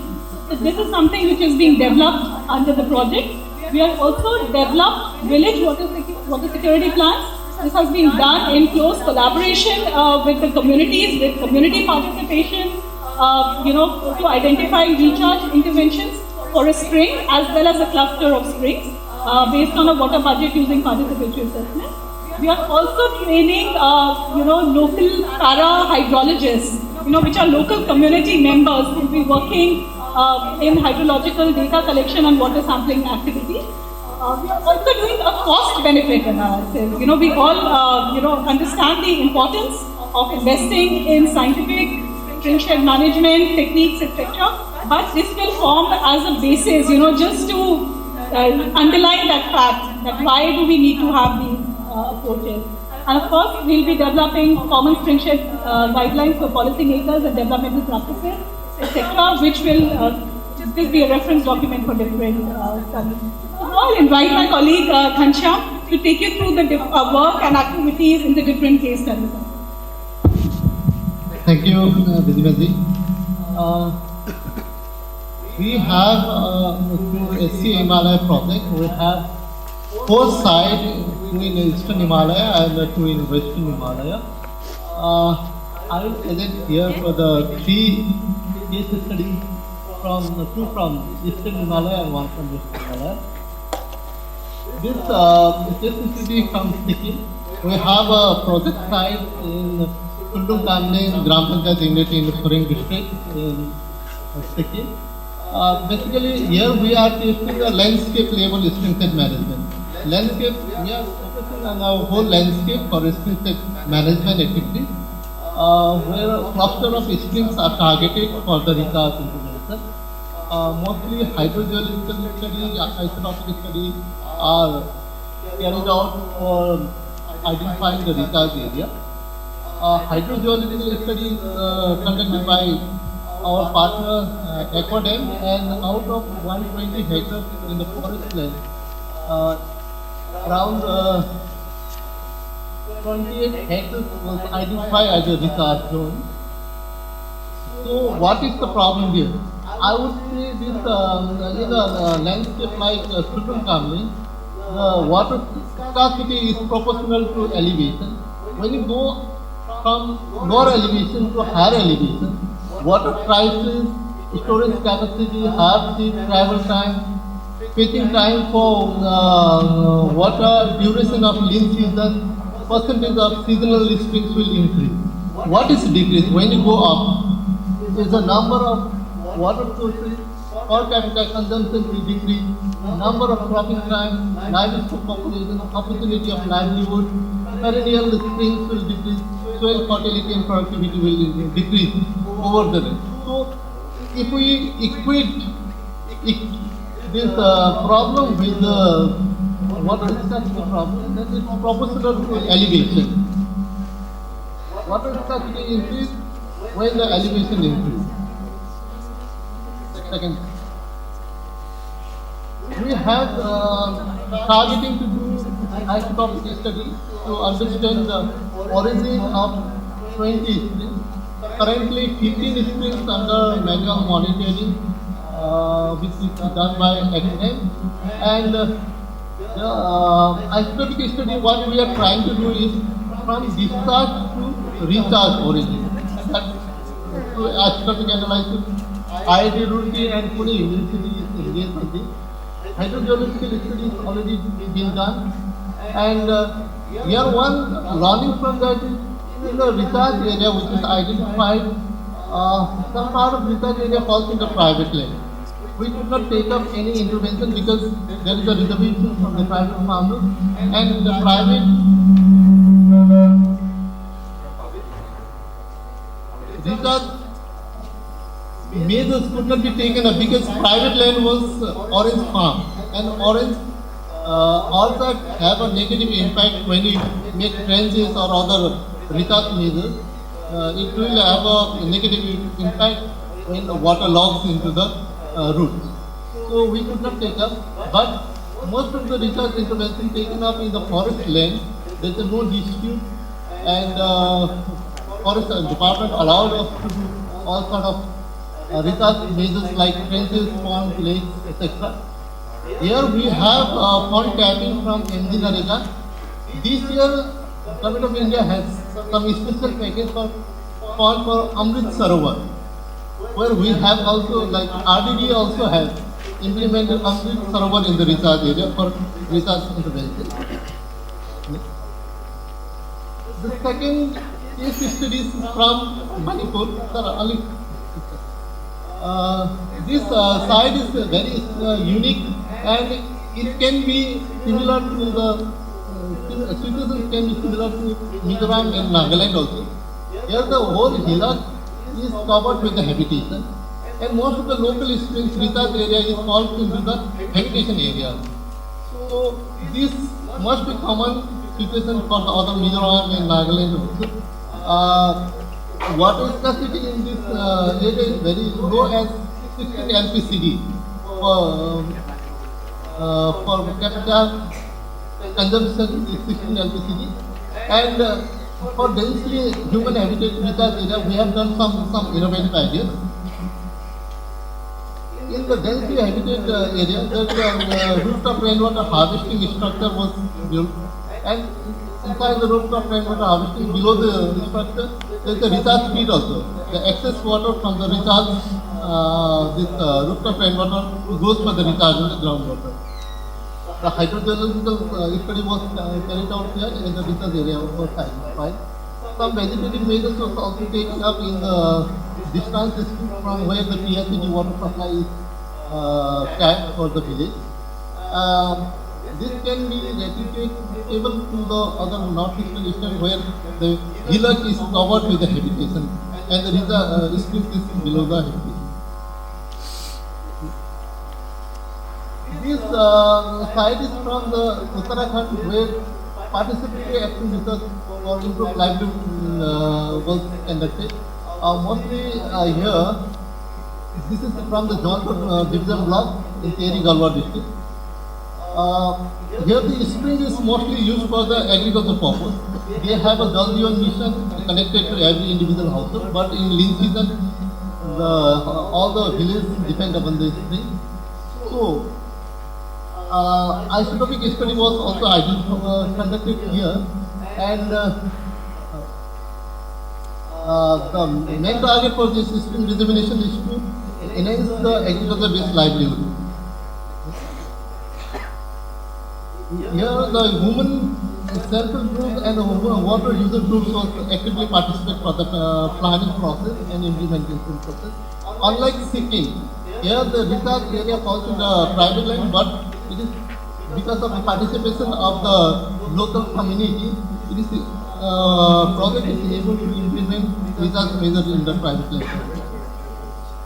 So based on some ideas, results shared by the Smith sir and isotopic analysis, 5 streams and 17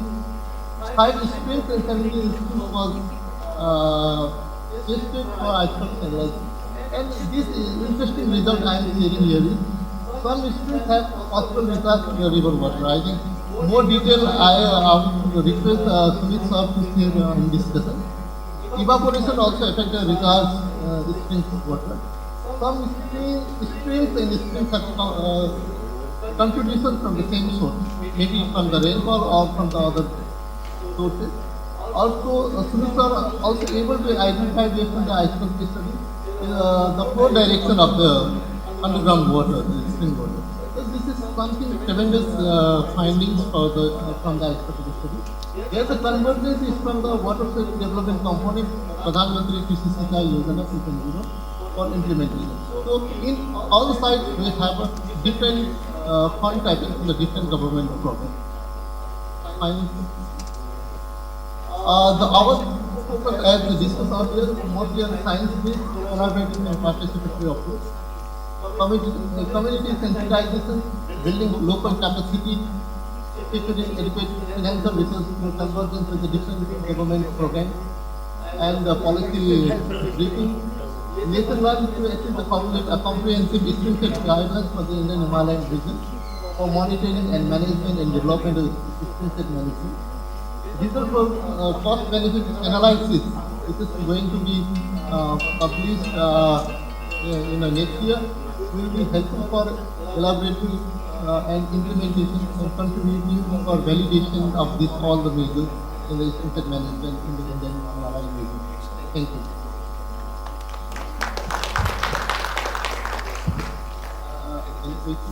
Yes, sir. Yes.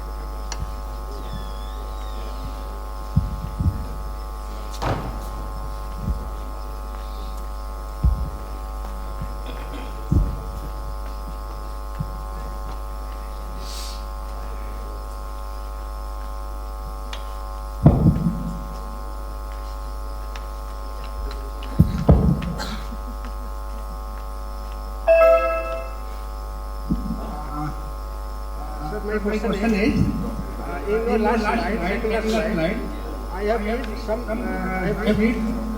river are getting recharged from springs. What springs are getting recharged from river? Springs are getting recharged from river. Is it possible? Sir, I am not getting you. Sir, in your second last slide, I have read some springs getting recharged from river. Can you be a best person to answer this? Well, I have to see the slide basically, but some of the what they might have interpreted the way.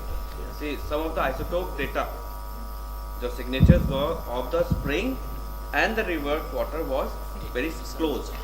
So basically, what the idea was, okay, this the spring water is coming into the stream a lot.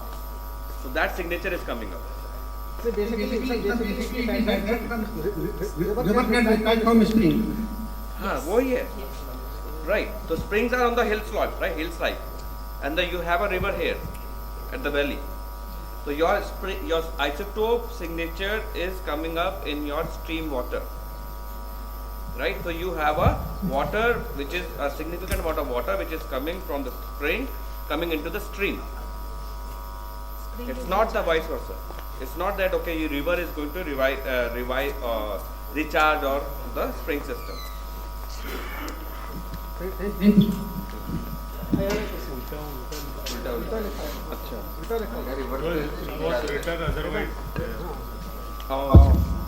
My question is to you, madam. It is a wonderful presentation, giving the case studies and benefits. The question is, you mentioned that decision support tool is being attempted for the public good. Similarly, a simple water budgeting tool is being developed, if I understood correctly. It is the requirement of all the agencies. Therefore, we just want to know what is the stage of their development and their application in the field and validation of the same and the system. DSS has just been initiated. We are in the preliminary round of discussions with the, basically it's a tool for decision makers. And we are in discussion with the decision makers, with the policy makers, trying to understand their expectation of what is the information that would benefit them from DSS. So it's right now at very preliminary stages. We'll be developing an interface for this backend data and front end that is being developed. But hopefully by middle of next year we should have something that we can share. Wonderful contribution, great contribution for the moment of wisdom.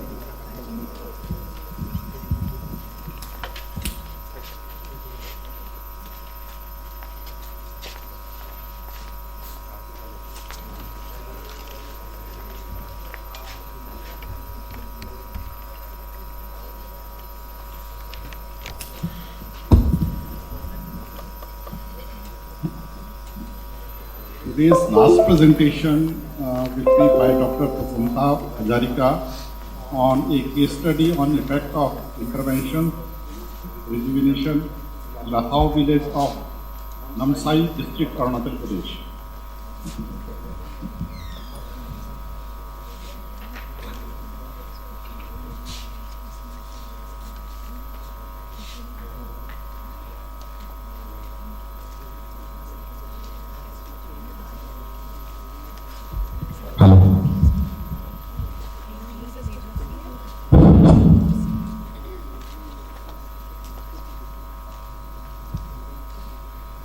Very good evening to all of you.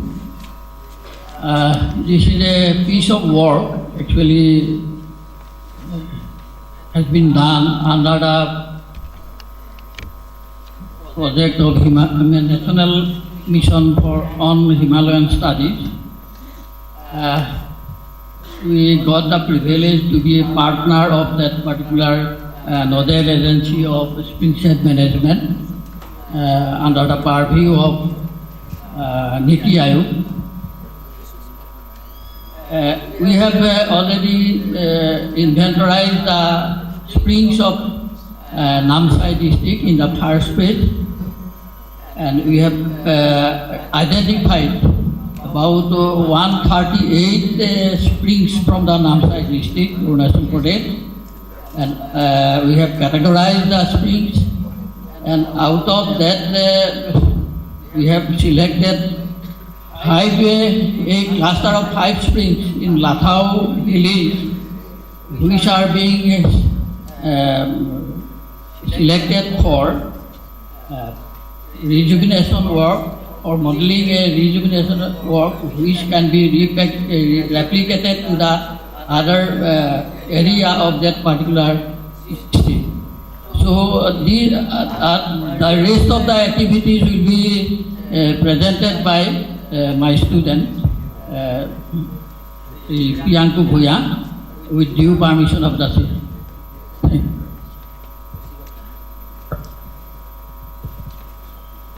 Good evening to one and all. I'm here present part of our study actually. Initially, we started with spring rejuvenation. I was introduced to the word spring rejuvenation. I had 3 questions initially. What was it? And when we got to know what was it, why do we need to do it? And then when we got to know why, we had a question, how will we go with it? So first off, we got to know that restoration of natural springs to a healthier state. This was the whole objective of our study. And then how and why we are getting into it is to find a solution to the ever-growing need of clean and fresh water. Basically, that is water security for our future generations. And next, how are we going to go with it will be through intervention structures. So we started off with this objective.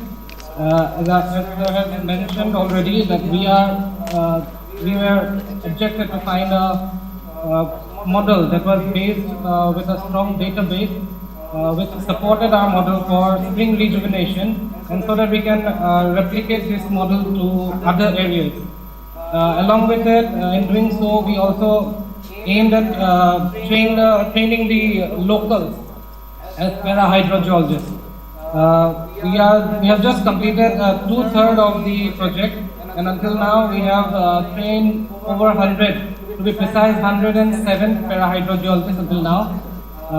They are trained for carrying out the field activities like taking measurements, taking care of the springs, and they will further train to add more advanced activities with time.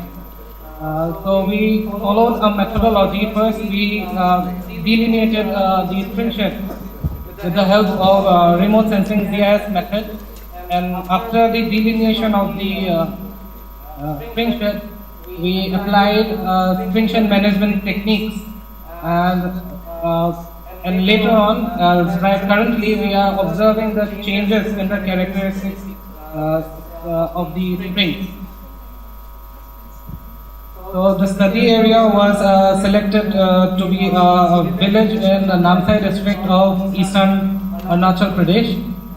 The topography was found to be mildly undulating, and the springs, a cluster of 5 springs were selected, which were categorized to be depression springs. And we found a lot of threats, especially climate change, which is already affecting almost every other aspect of our life, also is currently affecting our springs. Along with it, a lot of unwarranted anthropogenic activities like deforestation, urbanization, and lot others are affecting the health by increasing the surface runoff of the rainwater, along with it topsoil erosion, which is again affecting the health of the springs. Another threat, or maybe you can call it the Jal Jeevan Mission, the highly boasted Government of India mission of Jal Jeevan Mission, is kind of a conflict for us because once functional, it will be extracting a huge chunk of groundwater from the spring shed we have delineated. So that's obvious that it will be affecting the health of our spring shed, of the springs. So here's the area here. You can see here the 5 springs we have marked. Here's a better picture of the spring shed. The yellow dots are these 5 springs.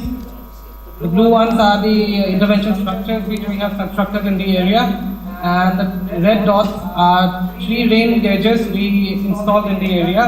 However, the rain gauges are just installed a few months back, so we are yet to find a proper picture of the rainfall data from these rain gauges. So with the initiation of the project, it was focused on 3 points. Actually, to know the area well, to know the people well. We carried out a socio-economic survey, and then we collected the primary data like the charge of the springs, the charge rate of the springs, then pH, TDS, EC, temperature of all these physical parameters of the springs, and we prepared different maps using remote sensing GIS methods. The results are here's the picture we got from the socio-economic survey. Mostly people belong to Hampi tribe and a few belong to the Singpho tribe.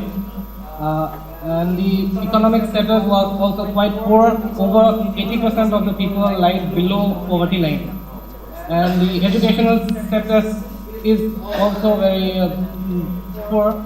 Like over 90% of the students, people have just gone to school, and like only half of them have studied up till 12th.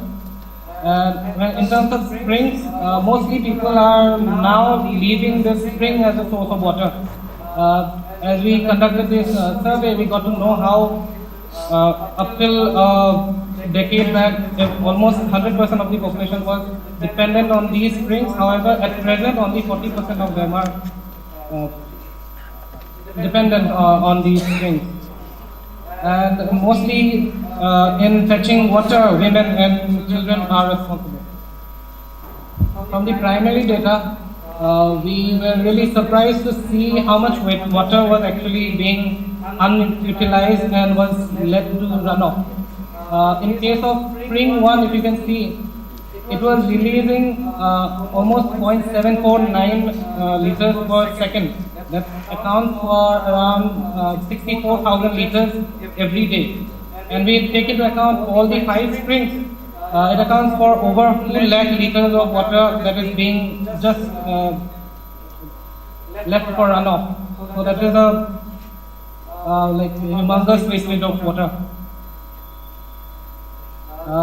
We also prepared, like I said, different maps, the geological map, soil map, forest map, and the slope of the area was also not very high like other Himalayan states.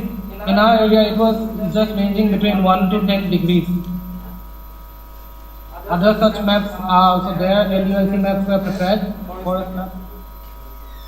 And so we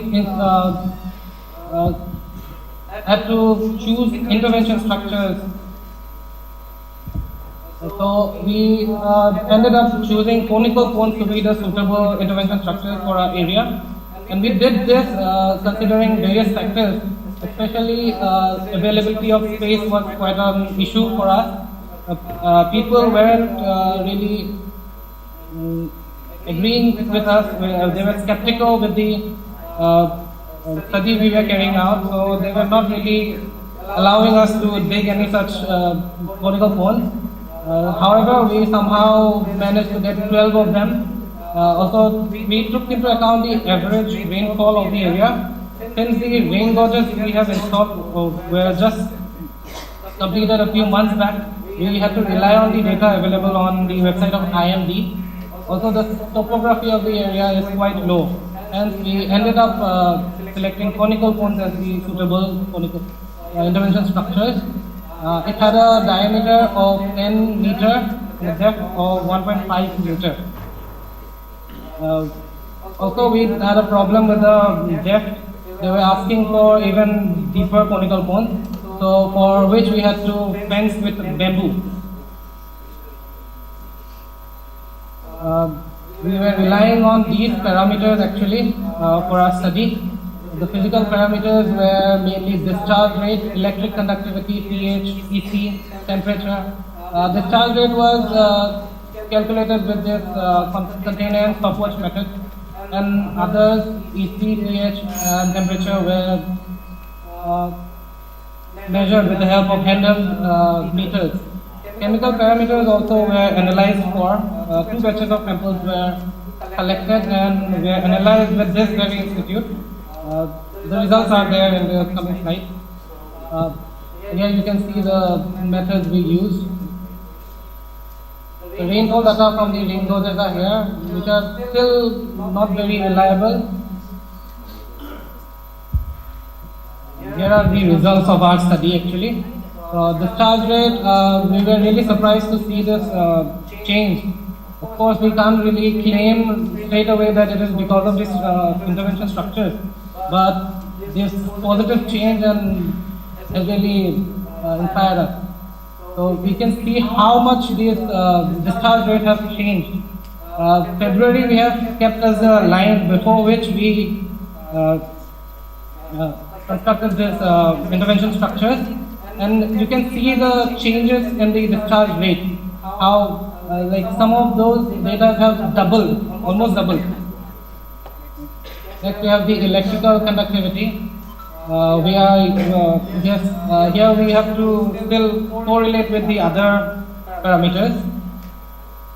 And also we have seen some changes in the pH. Initially when we took measurement of the pH, it was not within the permissible limit of WHO. However, right now it is well within the permissible limit. There's the TDS, which is again within the permissible limit. And in case of the chemical parameters, just 2 batches of samples have been analyzed, so we are yet to make any concrete conclusion out of it. But still, we have seen the total hardness and calcium hardness have gone down drastically. I'm not really sure if this is any other fluctuation or is it because of the intervention structure. With this, I would like to conclude actually, and we are still about to complete our study actually. And by the end of our study, we are aiming to come up with a proper model so that we can replicate with other things too. Also, another measure we are yet to implement on is the vegetative aspect. We are yet to plant trees and see if there are any such changes in the discharge and other physical parameters and chemical parameters too. And for the wastage of water, as I have mentioned in the previous slide, to tap the wastage of water, we are planning to make reservoirs for all 5 springs so that we can tap the water, and maybe we can come up with a plan so that we can connect this water with this Jal Jeevan mission, which can be further distributed with the households in the area. Thank you.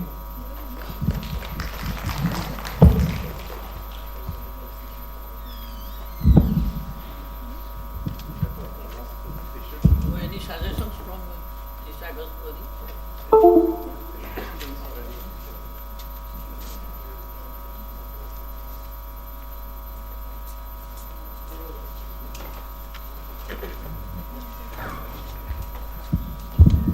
It is really very interesting to see the study. We just want to know out of curiosity. Who is the funding agency? What is the funding agency for this particular project? NMHS.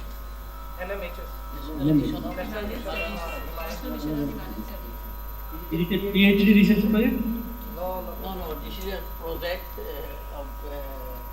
part of the project that has all India coordinated project. We have conducted one part of that particular project. In intervention, we are finding only conical compounds. Is there any trenching and plantation activities? All these actually interventions we have considered, but the most suitable one is because of this slope, it is very less, only 1 to 10% slopes are there. So other intervention structures may not be suitable. So as per the expert suggestions from our hotel agency, we have go for this clinical. The only thing is, we are finding within 1 year, within 1.5 years. We cannot get such claims already, but This is our activity. We have just started.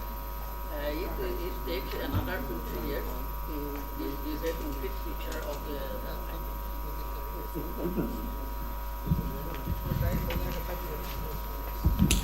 Quick question for you. It's a wonderful thing because the new generation we would like to see. We would like to see a new generation to pick up all those studies. That's very nice to see you working hard. Couple of questions, not questions, suggestions. In terms of remote sensing and GIS, so how do you think you will be utilizing those tools for your spring study? You mentioned that remote sensing and GIS is one of the objectives, right? we use remote sensing to prepare the different maps, actually geological map, the soil map of the area. We extracted these maps from the already available maps. So how do you find the recharge area based on the remote sensing and GIS? We were actually advised to do so, and I don't really have the proper answer. Because your soil will be changing, your geology changes, right? So remote sensing might not be able to give you the exact recharge area. Exactly, we are pinpointing the main vital issue. Isotoping study is the maybe the. Yeah, I'm not saying that you don't need to do the isotopic study, but at least hydrogeology. Studying the all maps, we can come to the conclusion of a particular area. Maybe the spring shade area, but you can we cannot say that this is the area which is finally the spring shade area. But tentatively we can, through the application of GIS, we can say that this might be the area where from the spring water are oozed out, that is discharged. Maybe just a suggestion. Yeah. Maybe you can use, the student can use the Bharat course. They have the, or the Bhuvan, they have the ligaments and the geological map, GIS layer map. Use that, overlay on that area, and then see. And last thing, a suggestion to the student: when the water flows out of the spring, it's not really a wastage. It's basically going to feed to your base flow, the streams. So it's not a wastage. Yes, you can utilize it better, but water is not going waste. It is rejuvenating the stream down. Thank you. Sir, just Rejuvenation, very nice rejuvenation.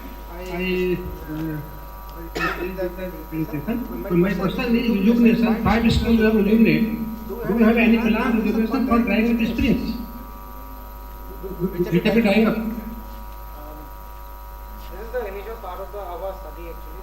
We started off with these 5 springs, and once we are successful with this model, we'll try to replicate it. The spring both have been drying.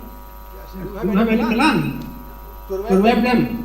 Once we are completed with one of our studies, probably we will have one. Okay.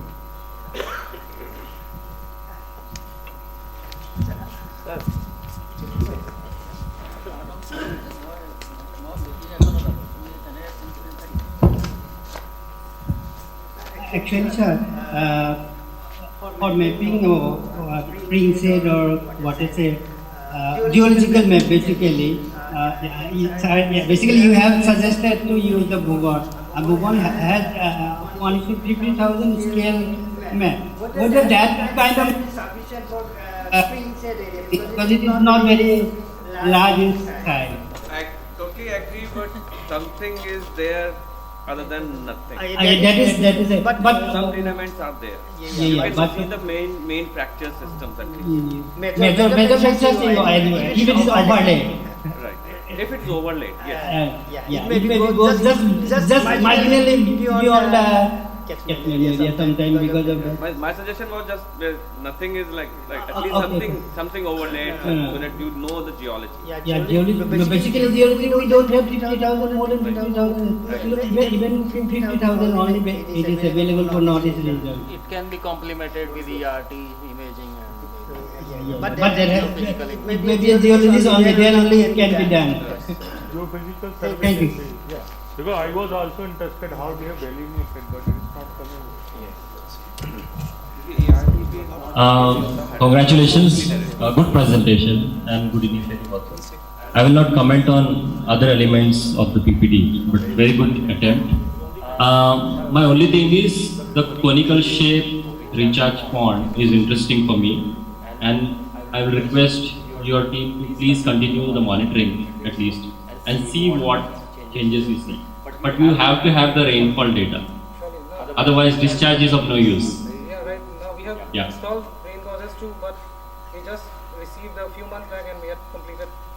So that's okay. But I think you please continue the monitoring and compare it with rainfall. Let's see what happens. Thank you.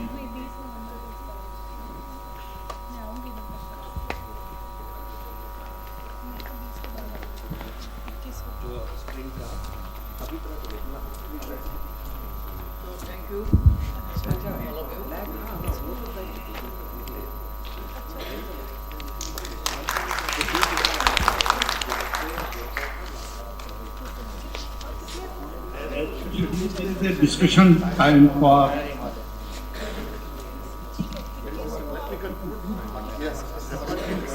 now. So there were 7 presentations till now. There were 2 keynote presentations and 5 paper presentations. And all the papers were very nice and well focused. So mostly in these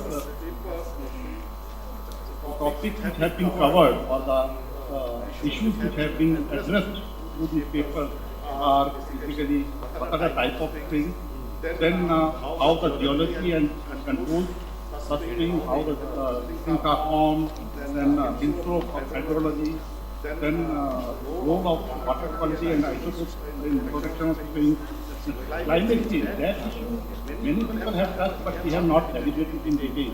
How are we going to see the effect of climate change on springs? Then there were a presentation mostly covered about the spring shed management. Different methods of spring shed management have been discussed. Then we have a presentation which mostly was focused on what to do in future and how do we proceed further. So that requirement of parahydrogeology, that is a demand from everyone. And I think now we should start thinking seriously regarding filtration or maybe training the local people who can understand the hydrogeology of the area and can assist the policy makers in collecting the data. Then there was a paper on wind cultivation. See what is the effect of wind cultivation on soil quality and water quality of the things in that area. Then in the morning, chairman was worried about the technology invention. I have seen in this session lot of advanced technologies are being used, and we should encourage at least the use of advanced technology for field study. They may not be of direct application, but I know isotopes are very directly can be used for doing the recharge zones identification, but still people have apprehension. So we should continue to use this technology. One day will come that everybody will demand for that these technologies. So that is a then we have integrated approach. Discussed about the integrated approaches, and then the last one was on the effect of interventions on rejuvenation. So all the presentations were nice, and now the house is open for discussion. So we can have some discussions on this point.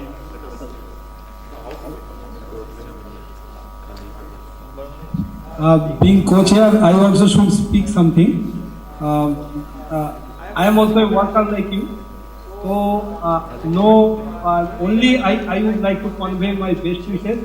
All of the attempts through your deliberation, I really enjoyed.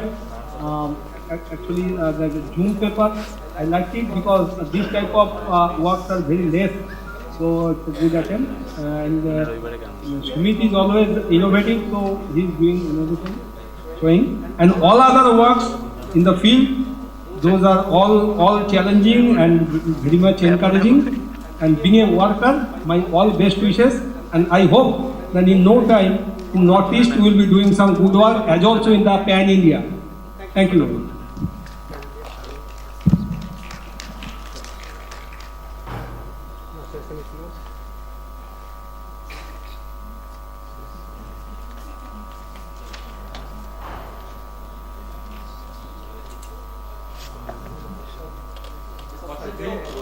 During presentation, people have asked the question. No more questions. Maybe some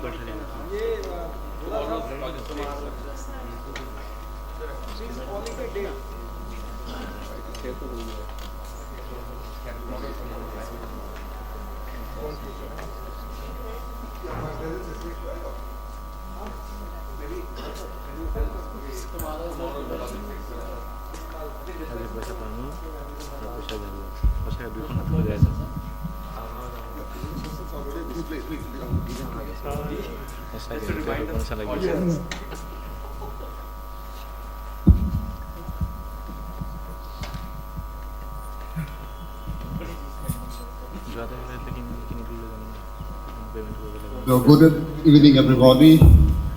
We have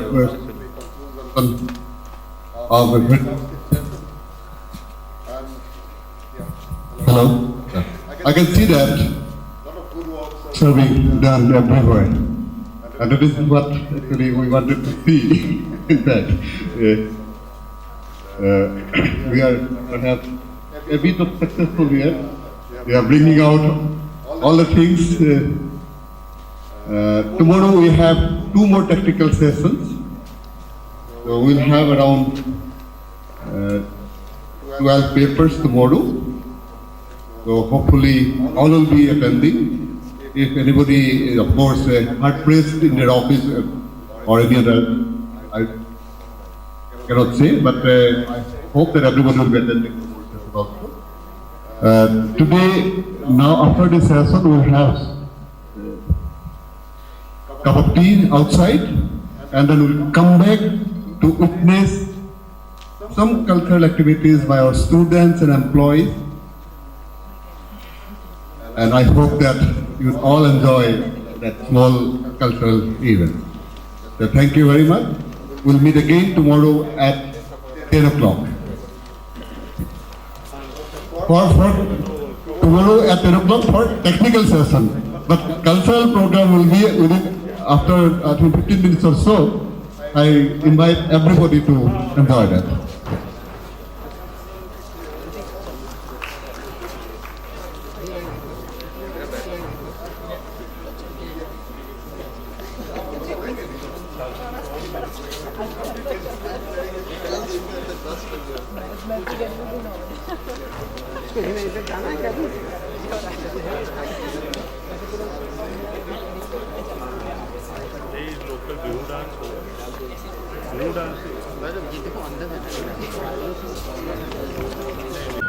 Ladies and gentlemen, your presence has enhanced the ambience of this magnificent auditorium.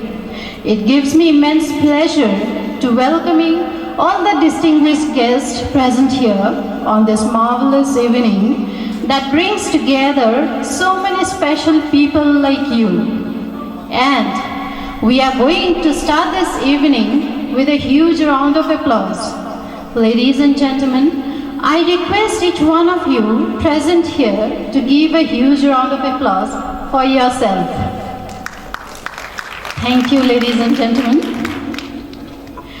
Well, as we all know that India is a land rich in culture and diversity. Culture is an important part of our upbringing, and it is because of our culture we are who we are, both as a nation and as individuals. Any culture is best exhibited through its dance performances. Dance tells us a story recreated through serene body movements and hand gestures. So ladies and gentlemen, without further delay, let me start this beautiful evening with one of the classical dance form, the Kshatriya Nitra. I now request Ms. Shruti Barna Sharma, one of our MTech students, to enthrall us with her performance. So ladies and gentlemen, please welcome her with a huge round of applause. Thank you.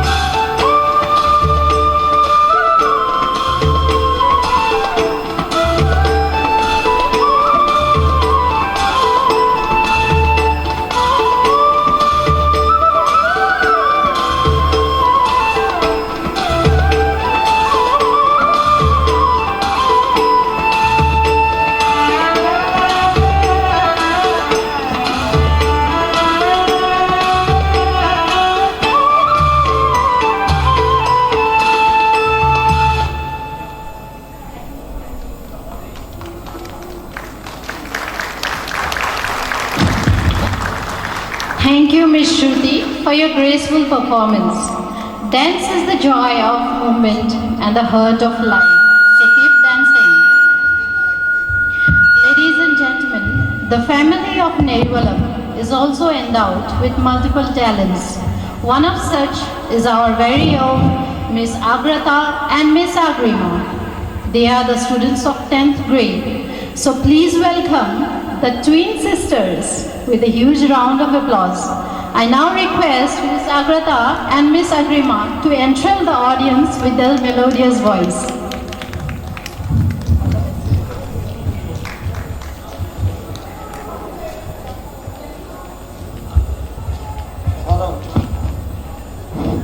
Hello, hello.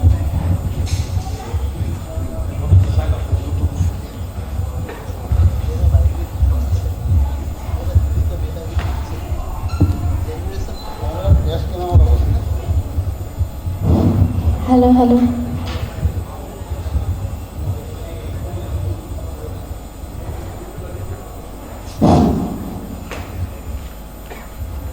Hello.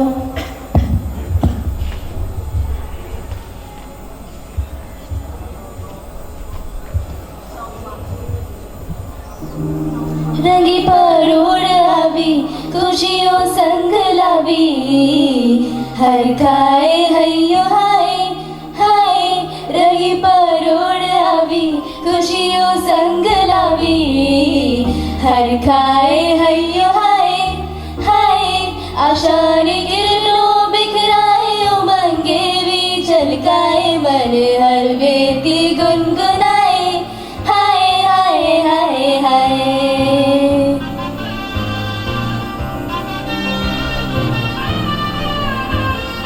हे शुभारंभ हो शुभारंभ मंगल बेला आई सपनों की दहरी पे दिल की बाजी रे शहनाई शहनाई शहनाई हे शुभारंभ हो शुभारंभ मंगल बेला आई सपनों की दहरी पे दिल की बाजी रे शहनाई शहनाई शहनाई ख्वाबों के बीच कच्ची जमीन पे हमको बोना है आशा की मोती सांसों की माला हमें पिरोना है अपना बोझ मिल के साथ हमको धोना है शहनाई शहनाई शहनाई रास रचिलो साज सजिलो शुभ घड़ी छे आवी आजा आजा टम टमाटा शमड़ा जलावी ओ लावी ओ लावी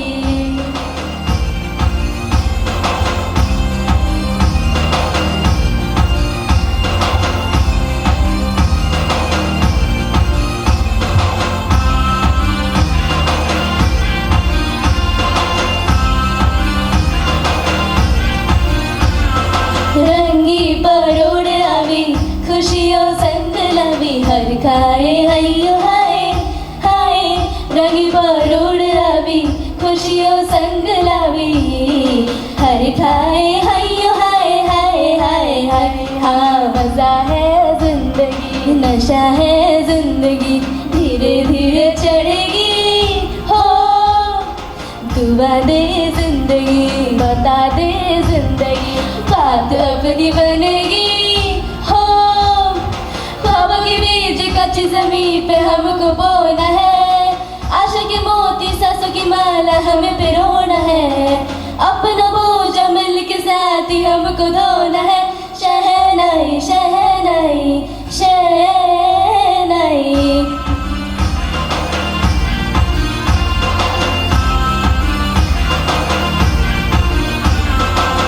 हे रंग लो मारा नाम, ए थाई थाई हे शुभारंभ हो शुभारंभ, मंगल बेला आई, सपनों की दहरी पे दिल की बाजी रे शहनाई शहनाई। रस रचिलो साज सजिलो शुभ घड़ी जय आवी, आजा आजा टम टमाटा शमड़ा जय लवी ओ लवी।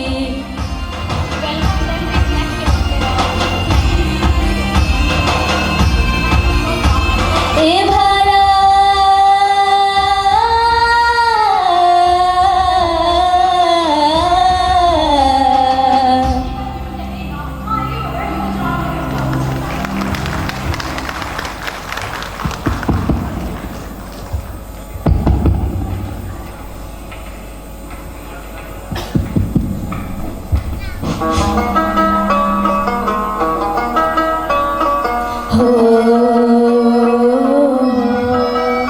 कच्ची दूरियों दूरियों दूरियों से मैनू तू बांध ले,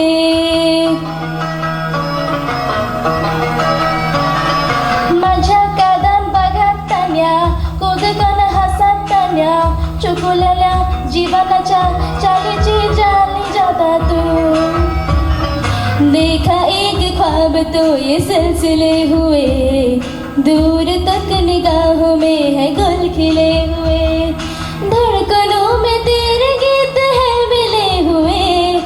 क्या कहूँ कि शर्म से है लब सिले हुए, रखूं छुपा के मैं सबसे वो लैला, मांगू जमाने से रब से वो लैला, कब से मैं तेरा हूँ कब से तू मेरी लैला।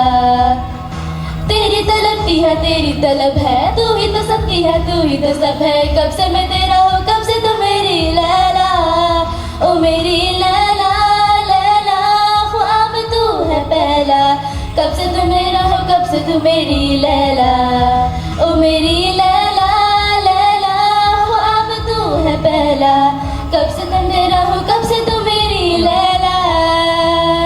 सा सा गा मा पा दा पा रे गा पा रे गा री गा मा रे रे तीनों के तीन, दारी सनी धा पा कोरी के री गा मा रे रे। चमक चिट्ट चीज कयामत भी है, लोगों से सुना करते थे, तुम्हें देख के मैंने माना, तू ठीक कहाँ करते थे।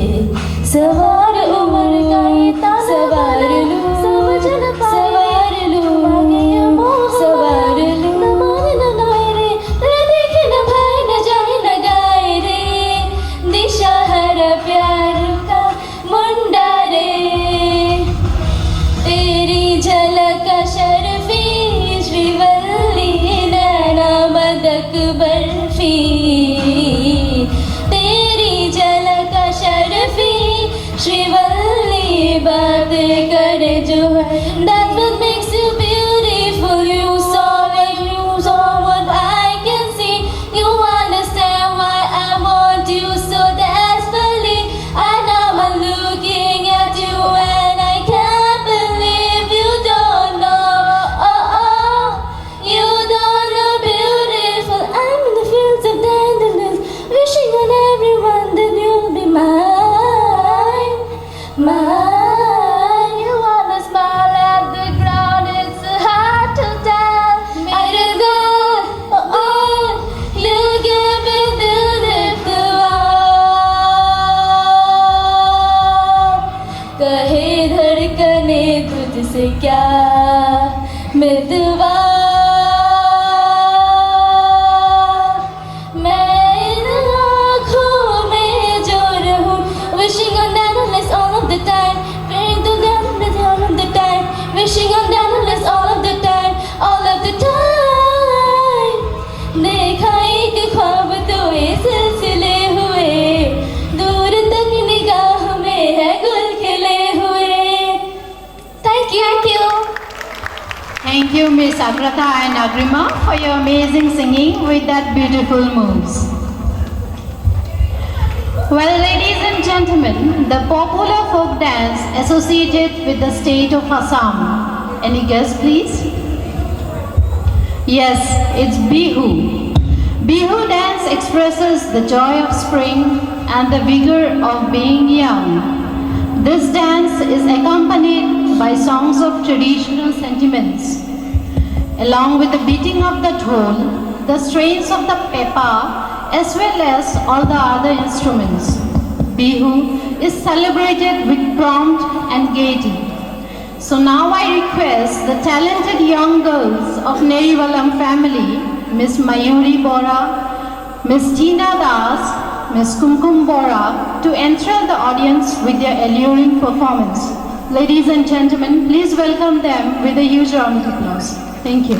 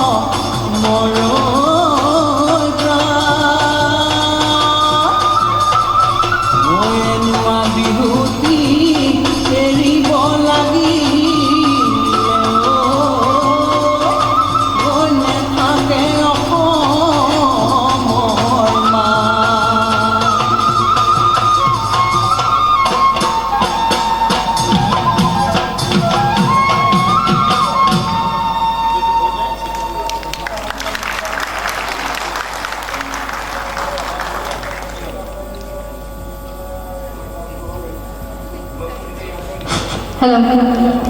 Thank you so much, girls, for a beautiful dance performance.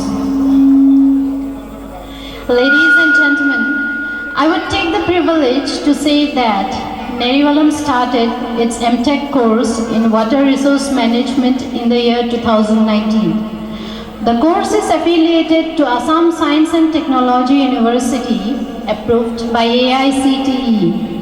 So, the students of first and second year of MTech course will be presenting before you a fusion dance. I now request Ms. Aradhana Hazarika, Ms. Himatri Borwa, Ms. Papori Das, Ms. Nayana Bora, and Ms. Shruti Barna Sharma to entrail us with their alluring dance moves.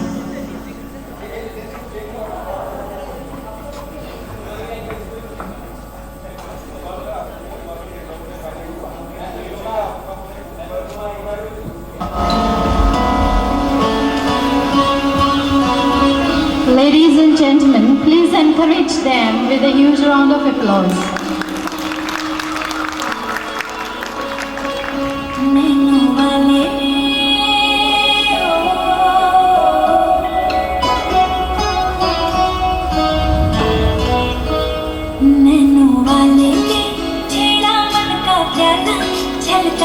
मधुशाला मेरा चैन रैन नैन अपने साथ ले गया नैनों वाले थे नैनों वाले थे नैनों वाले थे छेड़ा मन का प्याला छलकाई मधुशाला मेरा चैन रैन नैन अपने साथ ले गया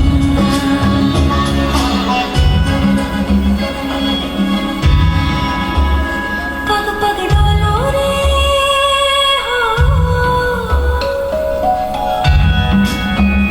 पग पग डोलो रे लगभग सी मैं चलती ओ जगमग सी जलती तेरे नैनों की कैसी बगिया थर थर कांपूं रे तेरे तीर से गिरती चंदन की नाग सी पी मैं बेहोश तू नशा ऐसी मोह की दशा मेरा चैन रैन रैन अपने साथ ले गया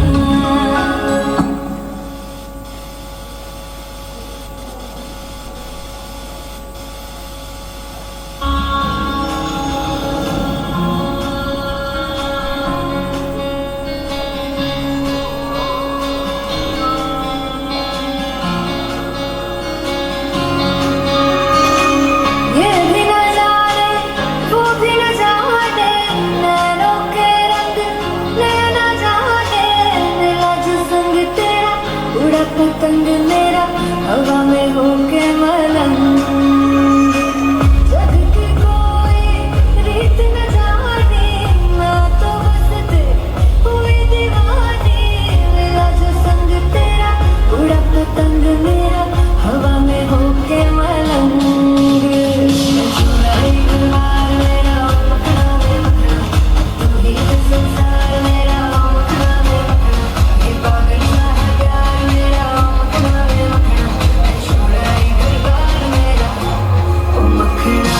रंगी परोड़ आवे खुशियों संगे लावे हर खाए हयू हाय हाय हाय हाय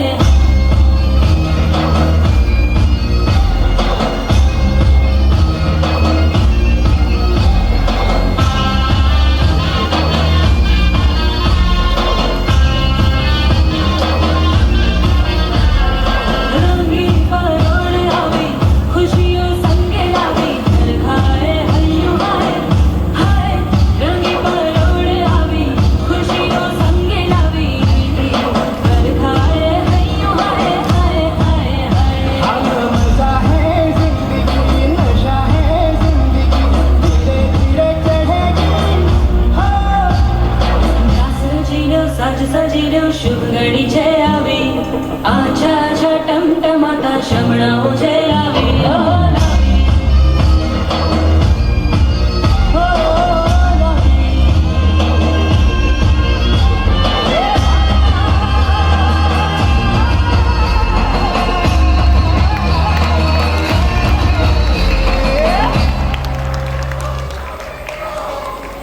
Hello. It was just a wow performance. Thank you, students. I would once again say, dance is the joy of movement and the heart of life. So keep dancing. Ladies and gentlemen, last but not the least, how can I refrain myself from saying that the bard of the mighty Brahmaputra, at the same time, Sangeet Natak Academy Awardee, Dada Saheb Palke Awardee, Padma Shri, Padma Bhushan, and Bharat Ratna, Dr. Bhupen Hazarika, always stands tall against the cultural luminaries of India. We have recently paid tribute on 5th November on his 11th death anniversary. Ladies and gentlemen, here we take the opportunity to once again pay a humble tribute to this all-time great personality. So I request Dr. Bikram Borkotogi, Junior Scientist, AICRP, along with a team, to mesmerize us with the immortal songs of Dr. Bhupen Hazarika. Sir, please.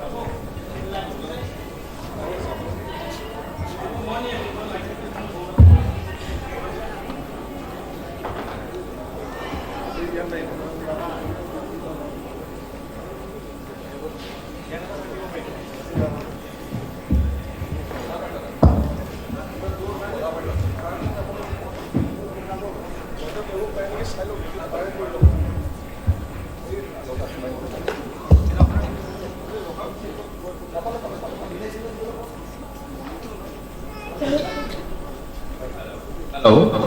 Hello. Hello.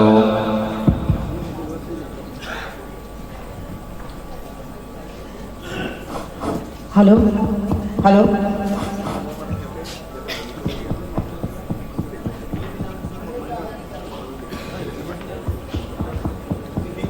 Hello. Hello. Hello.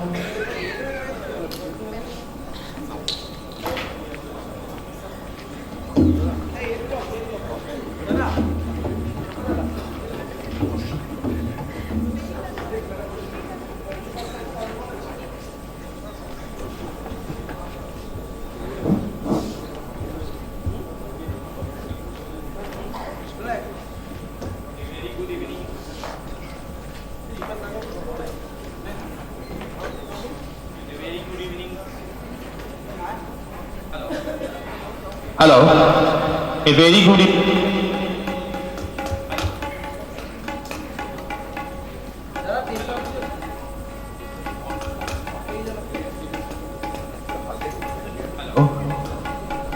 A very good evening to everyone.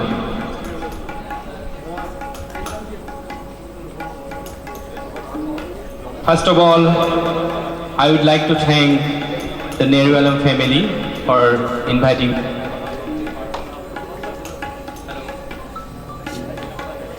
Hello.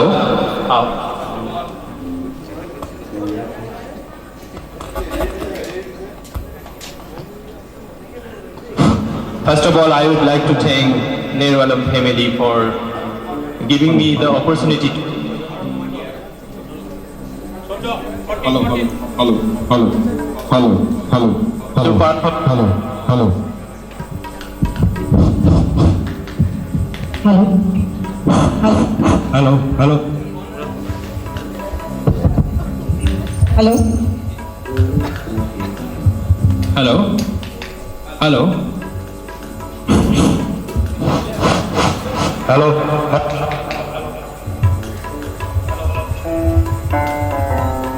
Hello.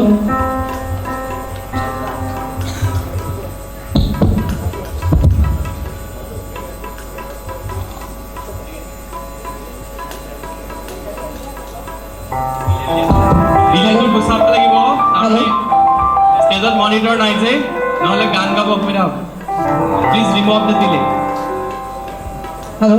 Hello, hello. Hello. Hello. Hello.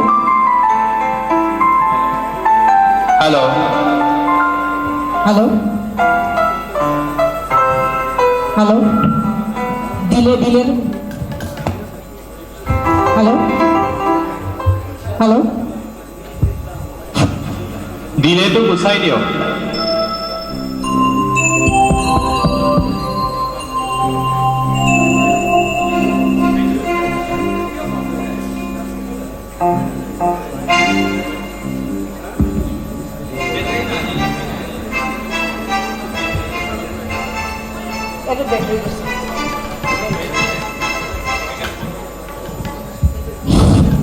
hello hello hello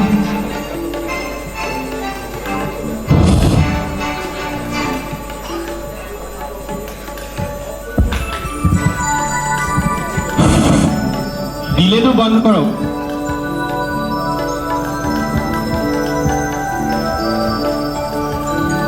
hello hello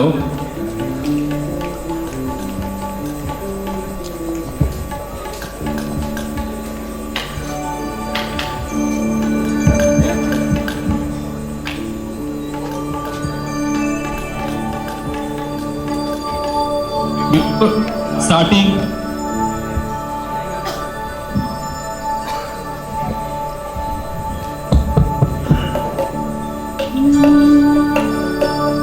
hello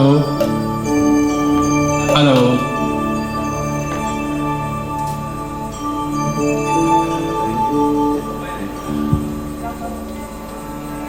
before starting my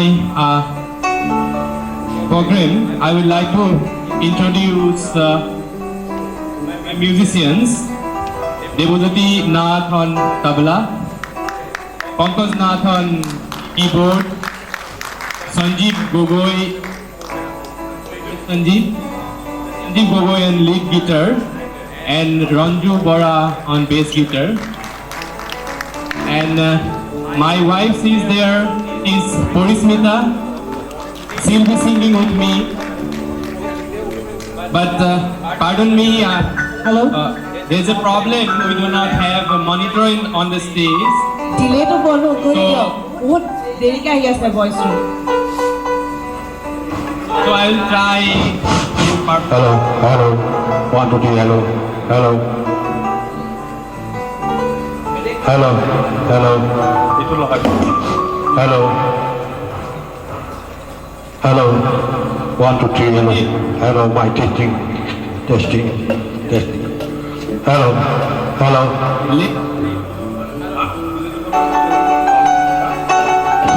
Hello. Hello.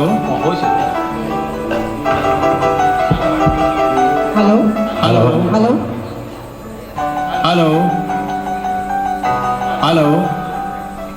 Hello. I would like to start my program with a devotional song, Borgi, composed by Srimanta Shankardev, and this song was also rendered by Dr. Bhupen. And Porismita will accompany me. Hello. Sandeep, please come. Sandeep.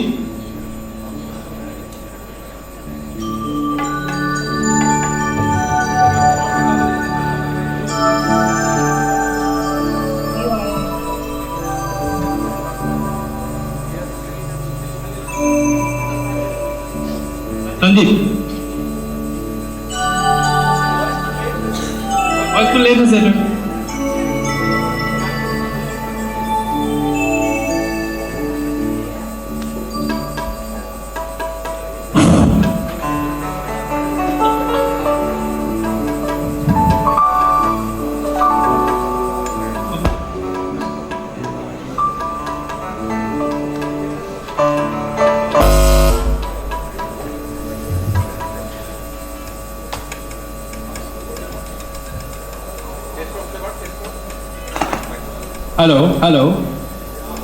Hello, yeah. Now I'm getting, yeah, it's okay. Hello? It's okay now, yeah. Thank you. Thank you. We are very sorry for this delay.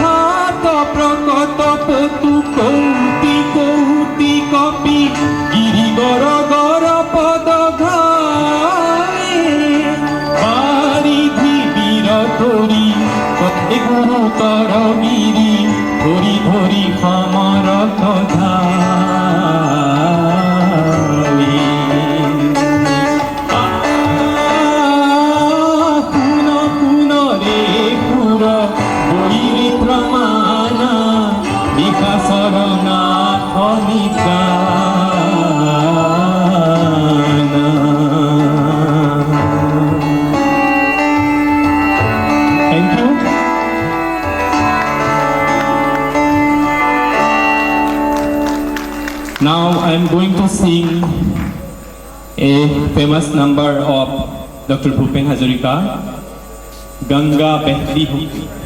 Originally, this song was actually inspired by Paul Robson's Old Man River.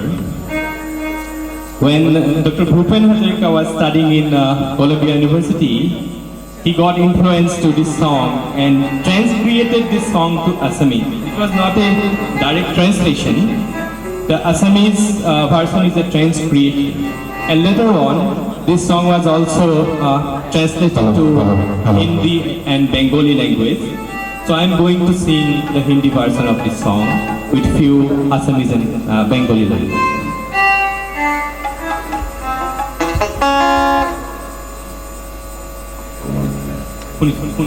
ভয়েসটো ঠিকে আছে নে বাৰু?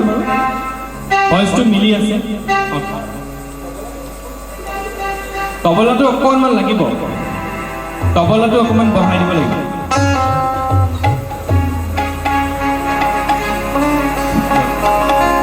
বিস্তীৰ্ণ পাৰৰে অসংখ্য জনৰে হাহাকাৰ শুনিও নিঃশব্দে নীৰৱে বুঢ়ালুই তুমি বুঢ়ালুই বোৱা কিয়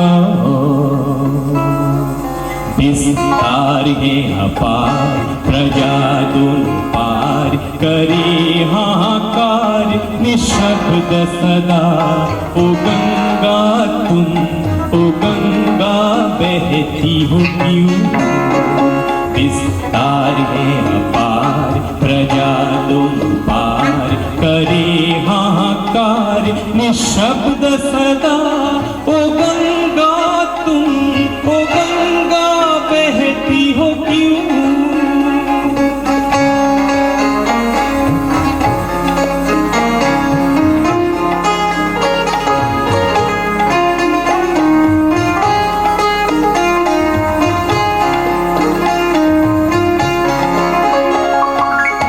नैतिकता नष्ट हुई मानवता भ्रष्ट हुई निर्लज्ज भाव से बहती हो क्यों विस्तार है अपार प्रजा दोनों पार करे हाहाकार निशब्द सदा ओ गंगा तुम ओ गंगा बहती हो क्यों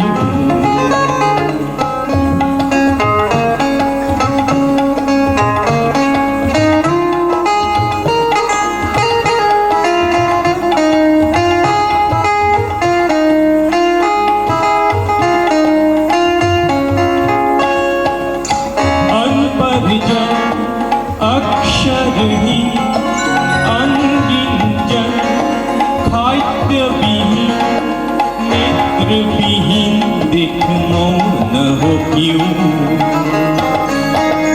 इतिहास की पुकार करी हुंकार गंगा की धार निर्बल जन को सबल संग्रामी समरोगामी बनाती नहीं हो क्यों विस्तार है अपार प्रजा दोनों पार करे हाहाकार निशब्द सदा ओ गंगा तुम ओ गंगा बहती हो क्यों व्यक्ति रहे व्यक्ति केंद्रीय सकल समाज व्यक्तित्व रही निष्प्राण समाज को तो दिन क्यों इतिहास की पुकार करे हुंकार ओ गंगा की धार निर्बल जन को सबल संग्रामी समग्रोगामी बनाती नहीं हो क्यों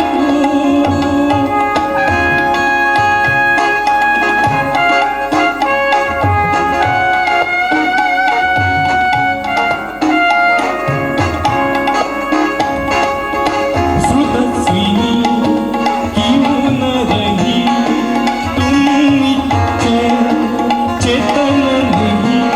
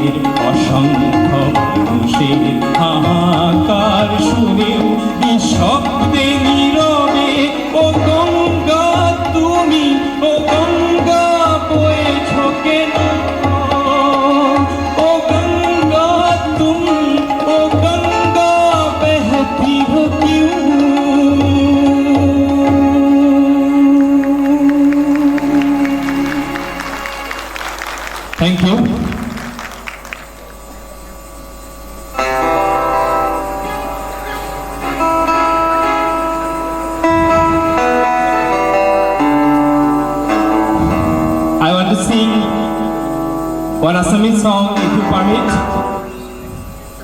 I think music has no language. Somebody may not understand the lyrics, but tune is universal. It is a famous number, Assamese number of Dr. Bhupen Hazarika, and it was composed by Jayanta Hazarika. Actually, composed means his tune was given by Jayanta Hazarika, and lyrics was composed by Dr. Bhupen Hazarika. Maghot dekhu uruka nohoy, tumi nohole.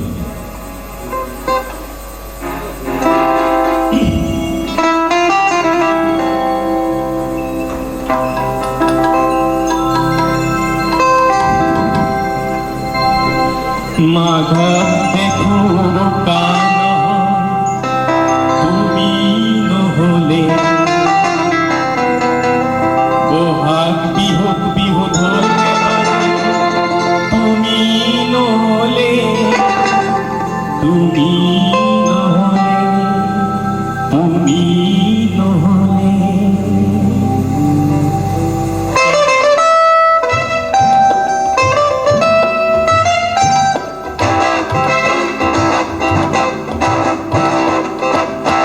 Maghot dekhu ka nohoy.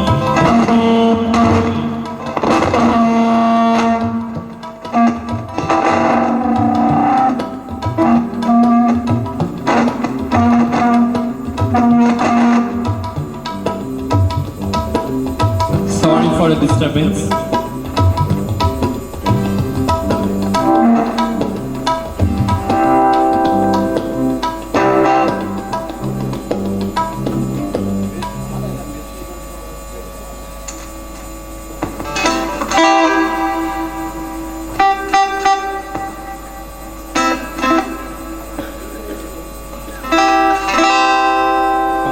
Sound.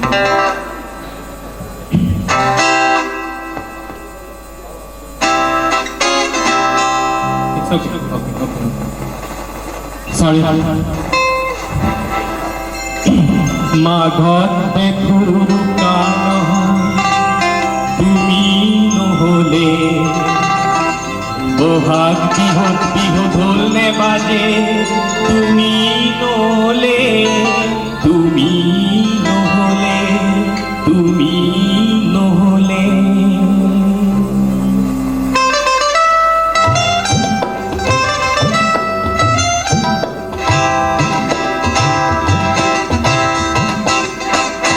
Maghot dekhu uruka nohoy, tumi nohole. Bohag bihut bihut holne baje, tumi nohole, tumi nohole, tumi nohole.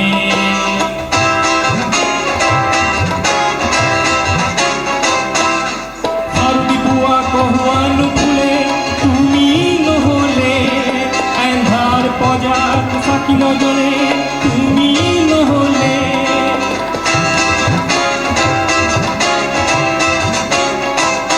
Progatiyo dekho agati hai, tumi nohole.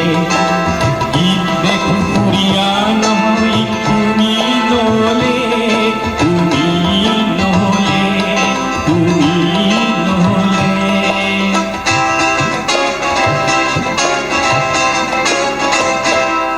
Borofar akashot megh nojome, tumi nohole. Jeevan lui thonthom ki heroy, tumi nohole. Borofar akashot megh nojome, tumi nohole. Jeevan lui thonthom ki heroy, tumi nohole.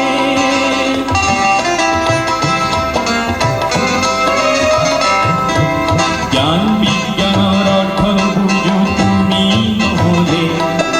Khwan পোৱাৰ সংগ্ৰাম বুঝো, তুমি নহলে, তুমি নহলে, তুমি নহলে।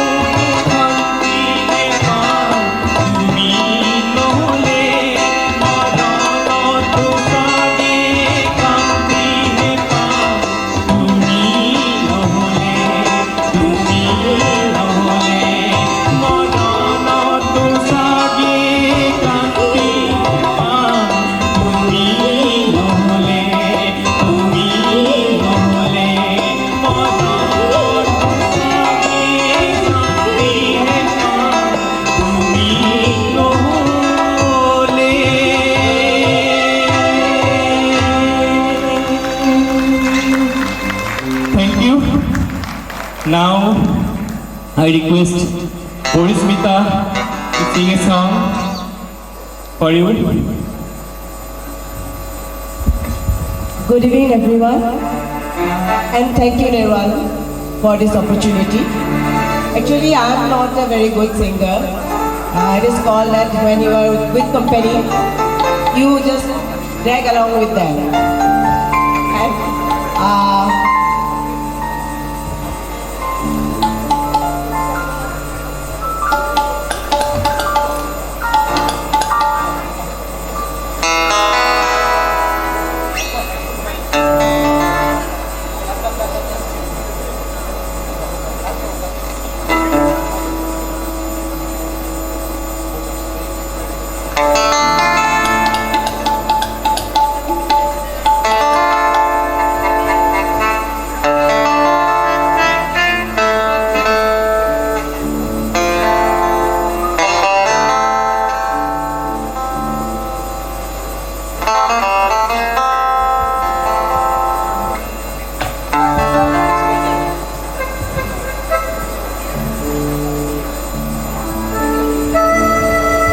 my husband gave you a part of Assam, our beloved Bhupen Hazarika. But I think our culture is a mixed culture with a big country and a very variety of people. But we are always been united by two things: Bollywood and cricket. So we are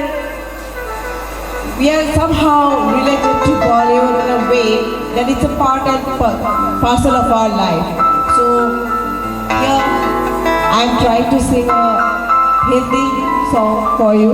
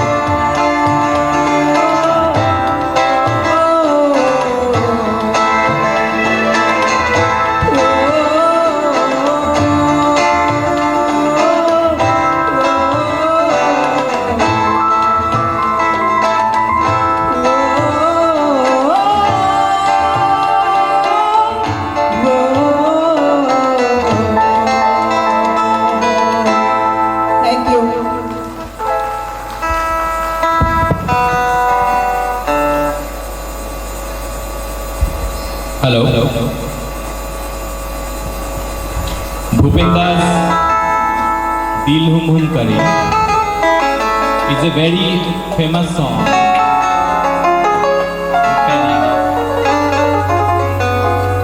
fact, all the songs from Rudali created history.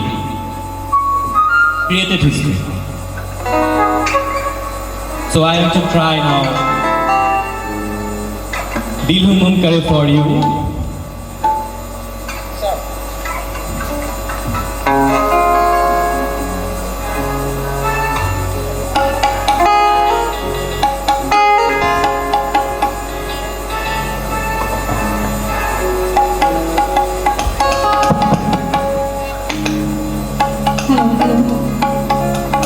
I now request our respected Dr. Pradeep Bora, Director Nelivalam, to felicitate Dr. Bikram Borkotaki and his better half, Srimati Parismita Guru.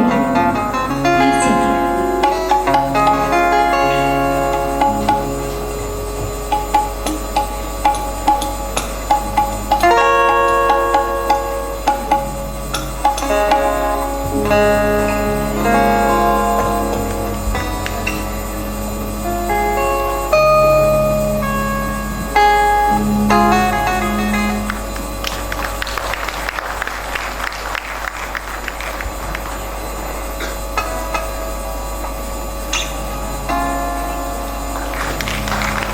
Thank you, sir.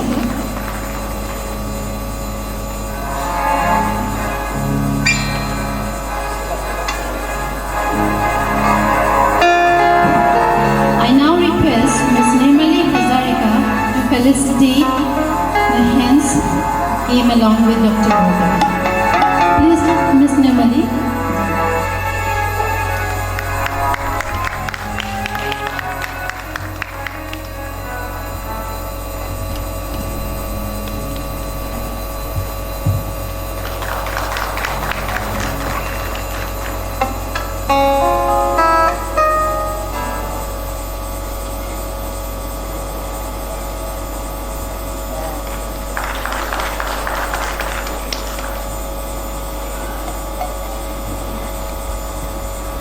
Thank you, ma'am.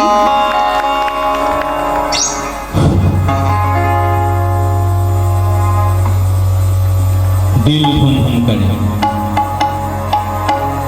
See, sir.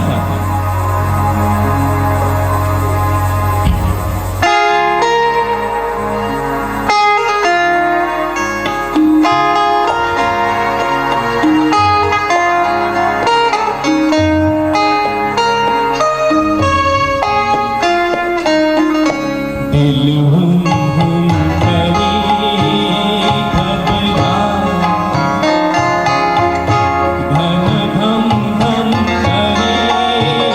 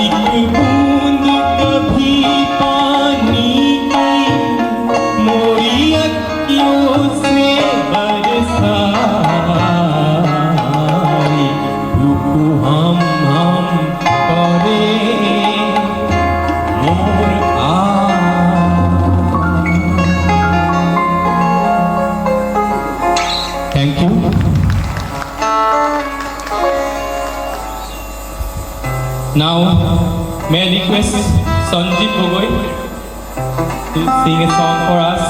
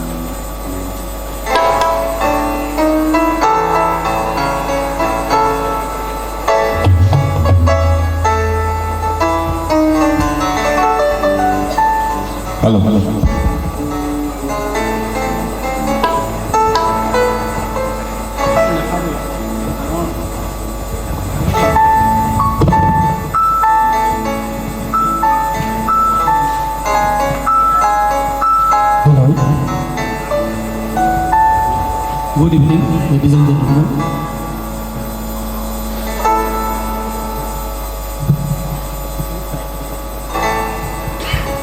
Actually, मैं ज़्यादातर guitar बजाता हूँ और singer के साथ हूँ, और मैंने चांस ले लिया थोड़ा, मुझे भी कुछ मतलब थोड़ा मैं भी कुछ एक दो गाऊँ आपके साथ, अगर भूल होगा तो प्लीज़ माफ कर दीजिए। तो मैं स्टार्ट कर रहा हूँ एक असमीज गीत, ठीक है? ये मेरा कोशिश है।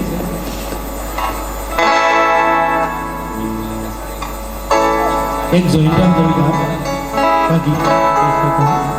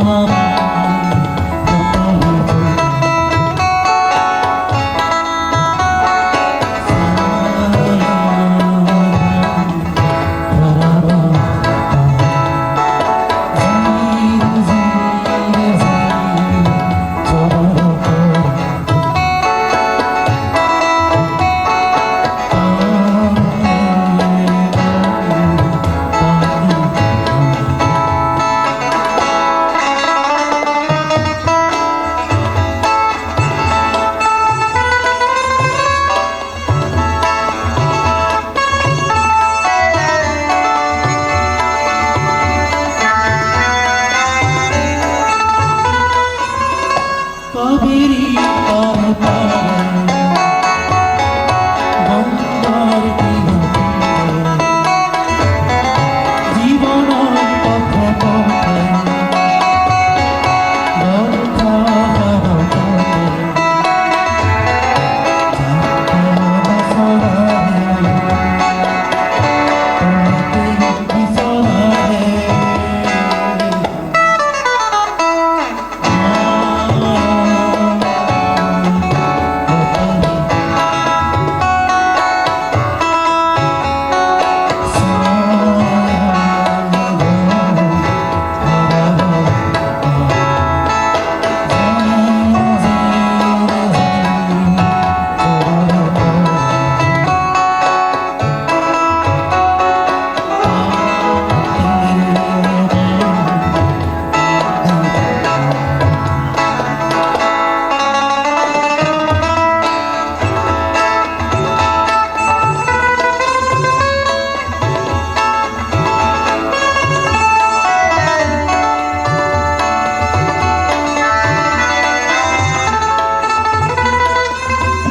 কাবেরী পার পারে গঙ্গার তীরে জীবনের পথে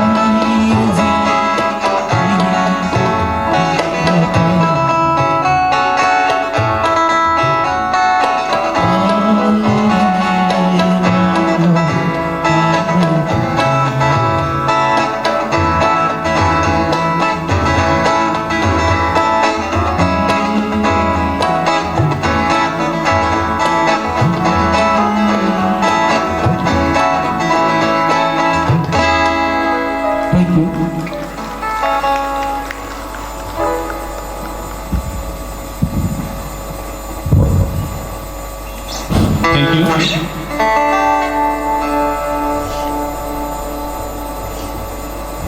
I'm going to sing one Assamese song of Dr. Bhupen Hazarika. I think you will like it because beat is somewhat dancing beat. It's a beat of three tribe Humur song of Assam. Radha Surar Puli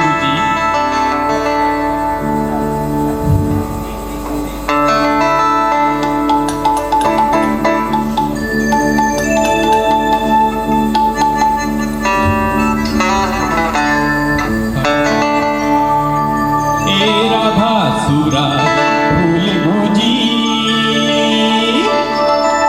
Radhapur Radhika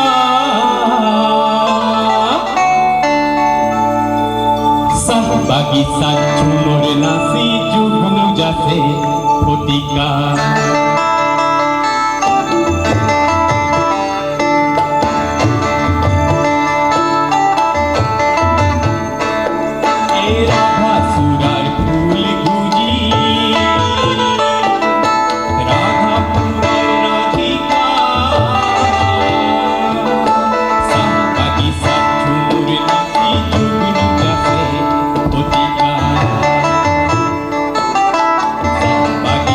Tumur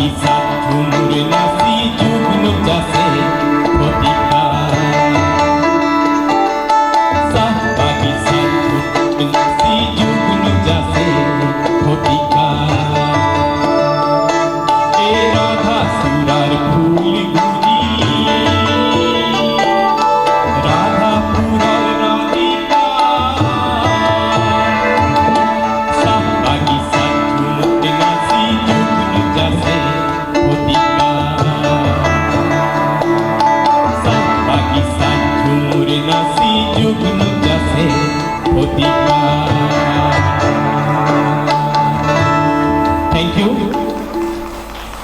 We are going to conclude with two more songs. One, I will sing one song, Assamese song for you.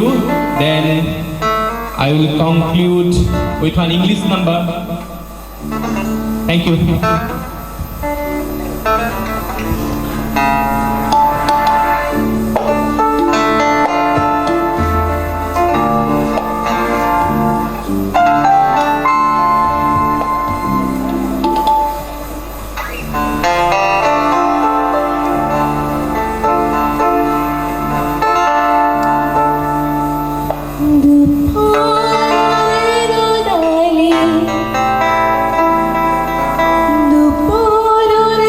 Dali ko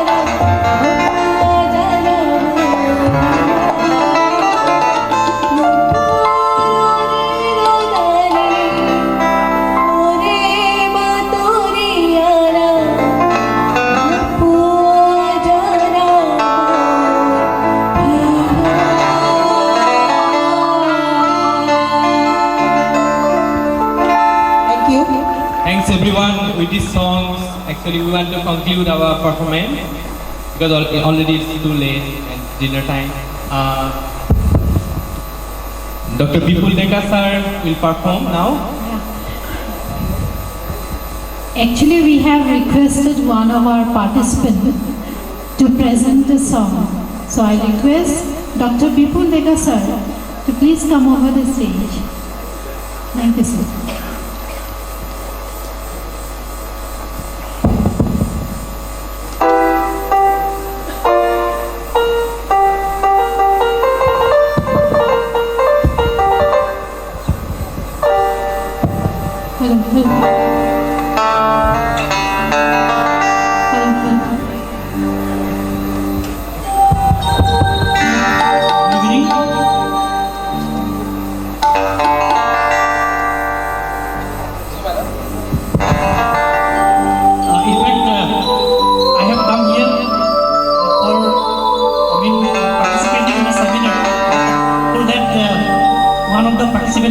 Sing one song, so just I will try because I don't have any rehearsal. I have seen our hands, but still I will try. Please do excuse me if there is any wrong. I will sing one short old song. It is one type of new song. It's a hit song, one of the hit song at the time of maybe 35 years back.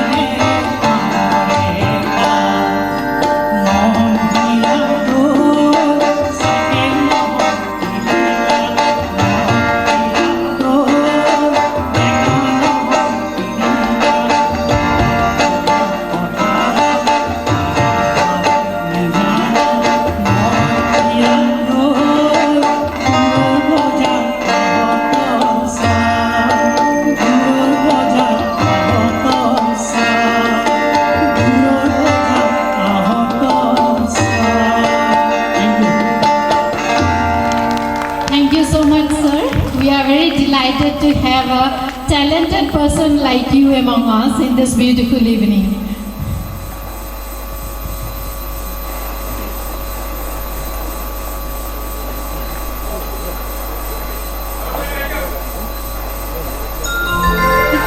So, one more, sir. Are you at an unmeasured?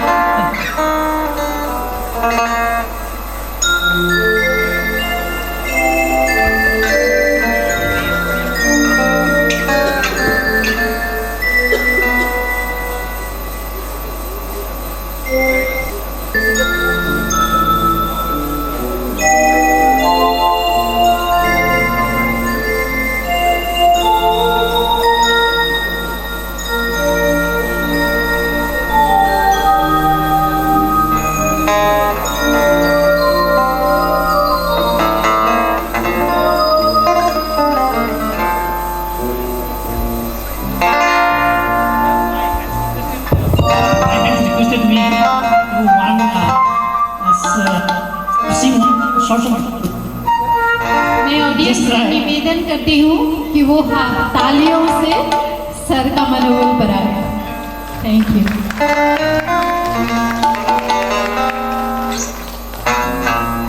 चांदी जैसा रंग है तेरा,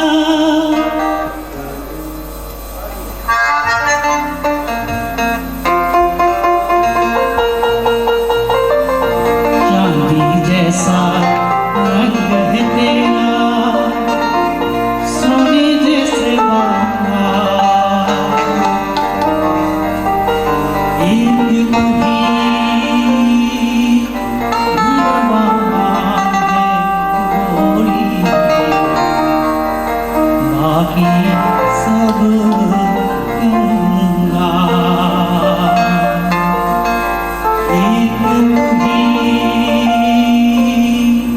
धनवान है गोरी, बाकी सब गंगा.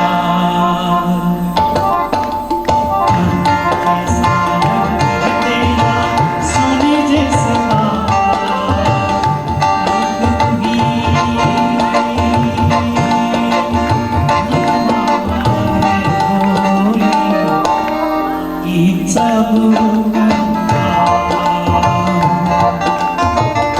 एक तुही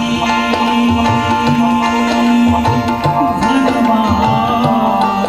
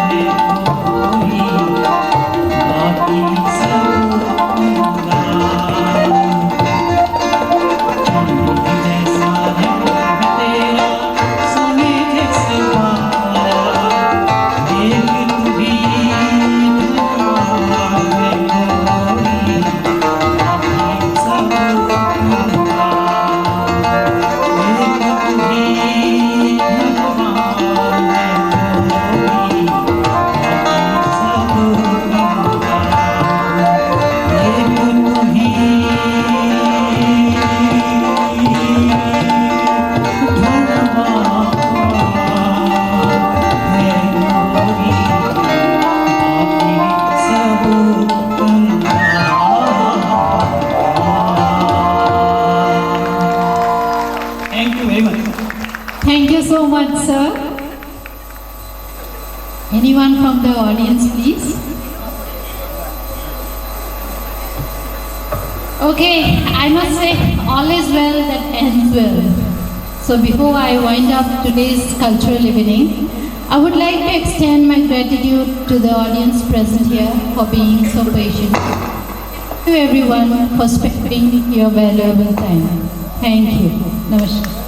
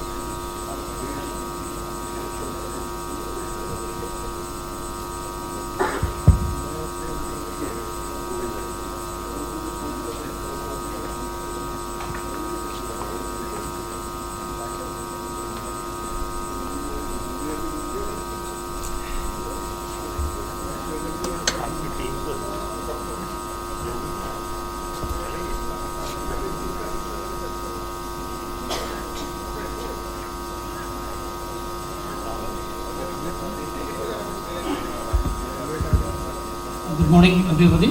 Respected Chairman, sir, Co-Chairman, sir, respected Director of Nerialam, invited guest participants of this workshop, and ladies and gentlemen present here. Here I am presenting a piece of work, stream morphometry, water and soil quality of Bugdu River Basin under Jorhat district of Assam. Basically, I belong to Assam Agricultural University, Jorhat. So Assam Agricultural Jorhat, we have 9 constituent colleges. Those who are offering degrees for agriculture, veterinary, fisheries, community science, and we have 8 research stations throughout the state for doing research on various commodities, and we have 23 Krishi Vigyan Kendras under Assam Agricultural University to promote or to disseminate whatever the technologies we have generated at the research to the farmers. And as far as rice is concerned, I am happy to announce that 60% of the rice which is grown by Assam has been developed by single variety, which has been developed by our scientists. That is called Ranjit. So why I am mentioning that? Because whenever we are discussing this stream morphometry, this stream, revival or spring set management is very much related to agriculture, because during the Rabi season, actually this we are almost 25% rainfall, whatever the rainfall we receive in Assam, only 25% rainfall we receive during this Rabi season, which starts from October to February. But the whole rainfall we receive during the Kharif seasons, and during which we got flood. So if we can manage the spring set efficiently, definitely we can boost the production of our farmers, not only in Assam but for the entire northeast region. Because although we say Assam has enough water, or the northeastern region has enough water, but during the Rabi season I mean from October to March or February, we have very little rainfall.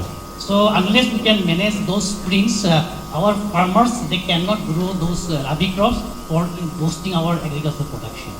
And I am working at AICRP on irrigation water management. In fact, we have in Assam Agricultural University, we have around 50 AICRPs, All India Coordinated Research Projects, and amongst them one is this irrigation water management.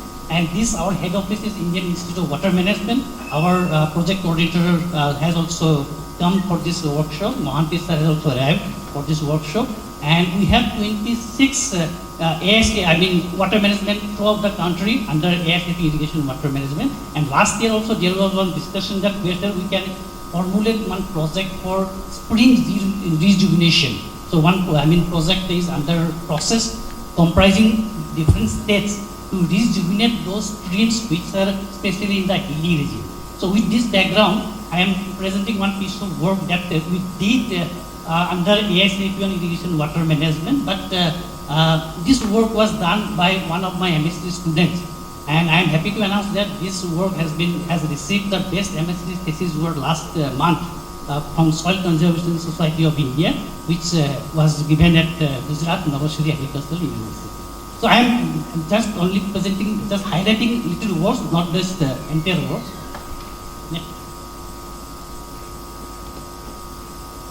This is the study area of Bogdo River. Bogdo River is, in fact, it starts from Nagaland and it meets the mighty Brahmaputra River, Brahmaputra.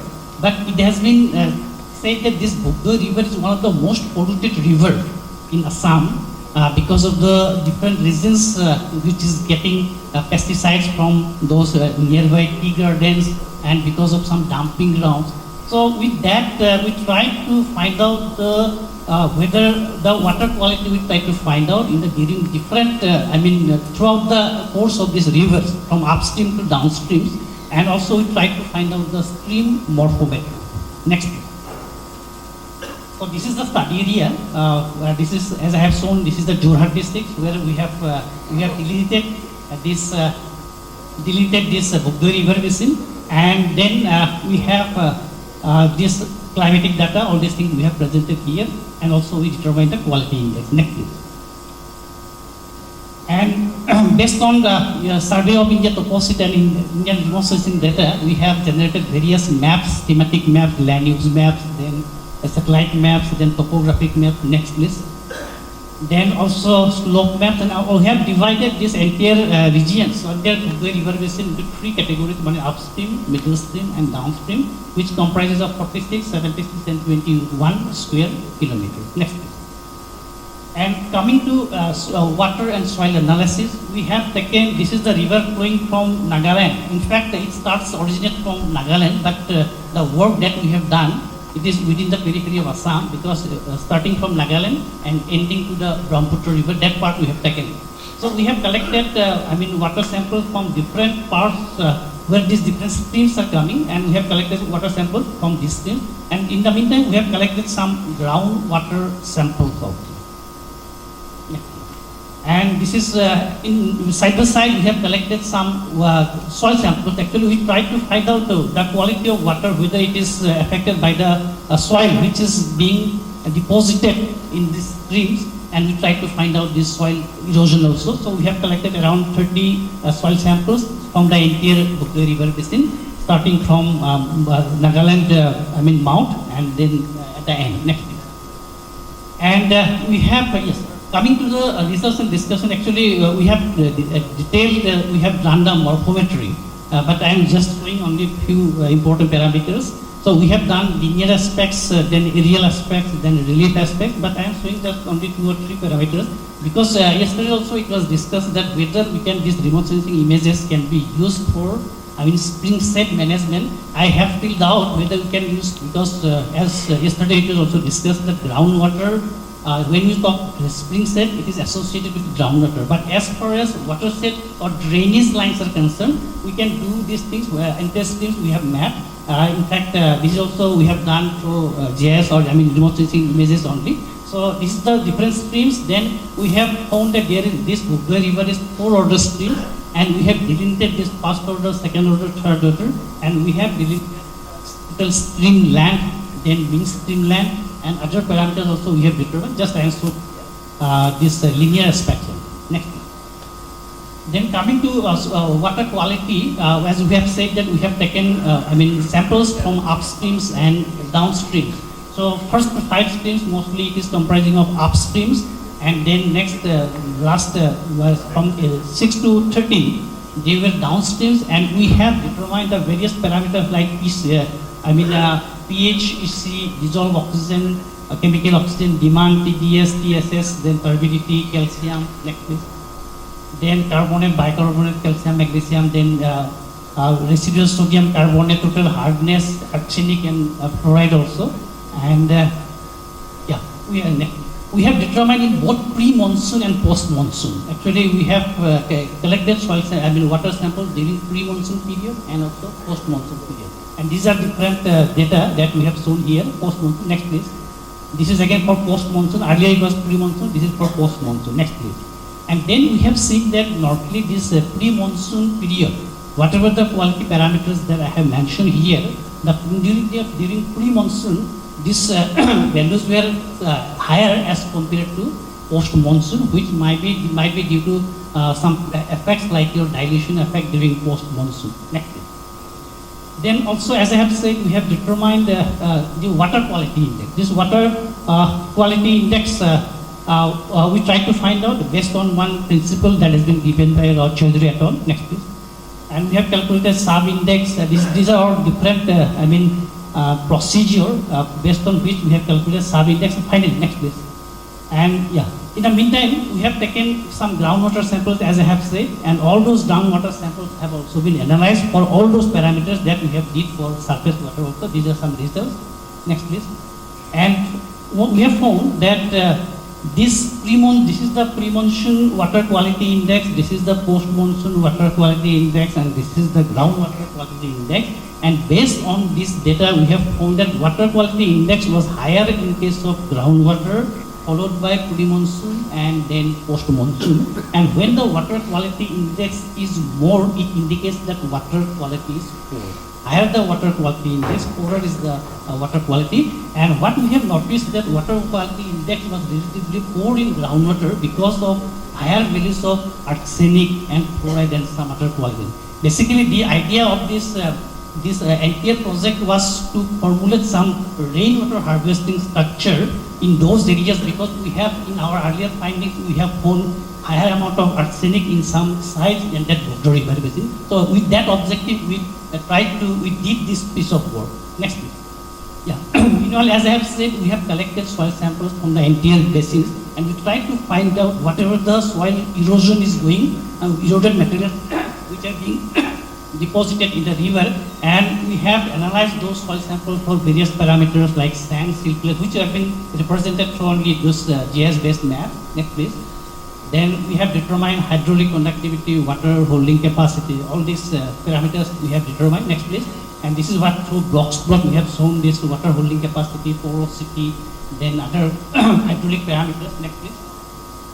Also, we try to find out what is the dispersion ratio, erosion ratio, and erosion index. This is basically calculated based on available water holding capacity, then water holding, available water content, water holding capacity, and dispersion ratio, sand, silt, clay. These are some standard techniques are here. And normally we have found that relatively at higher elevation at the upstream, the dispersion ratio, erosion ratio, and erosion index was more as compared to the downstreams. And the similar trend was also found in estimation of soil loss and sedimentation yield also. Relatively higher amount of soil loss and sedimentation yield was found in the upper stream or upslope, then middle and lower, and which might be due to higher amount of slopes as well as coarser materials which we found in the upper ridge. Next please. Yes, while doing this soil erosion, we also tried to find out what is the amount of nutrient erosion and organic carbon erosion, because every time the soil, when it is eroded, it carries lots of nitrogen. And this nitrogen, phosphorus and potassium, we estimated, the total NPK was estimated, and finally, because of the loss of this soil, an amount of nutrient erosion, there are areas where we have shown that what is the amount of nutrient erosion less than 100 tons per hectare and more than 100 like this. Here it has been shown. Also, we have shown the organic carbon erosion. So we have found that as when the soil erosion was more at the higher slope or the upstream or upslope, and soil nutrient erosion was also more, and organic carbon erosion was more. Finally, we have next please. Yeah, this is our conclusion. Several things we have based on that we have concluded that the water quality in Bhagda river basin is poor as compared to post-monsoon in pre-monsoon. Then if we compare with groundwater, we find that this groundwater quality is poorer as compared to surface water quality. And that is why whatever the Bhagda river has, that Bhagda river can be suitably used in irrigation purposes for Jorhat district in the basin area. Then another thing I have shown that this soil erosion was more in the Bhogda river basin, especially in the upslopes, which has been decreased in the downslope. And another thing we have found that during in the water quality, the upstream and downstream, the water quality was poor in the downstream, and in the upper stream, the water quality was relatively, it is good, which might be due to that in the downstream there was some source of dumping grounds. Then the gardens pesticides they were deposited, and some other factors are there which have been caused that this downstream water quality was poor. So, but finally, our recommendation was that we can go for constructing some rainwater harvesting sites in those areas which can be suitably used for irrigation or some other portable uses also, because that this water, this whole area was having some sort of more arsenic contaminated groundwater. So with that, I conclude. Next. Thank you very much.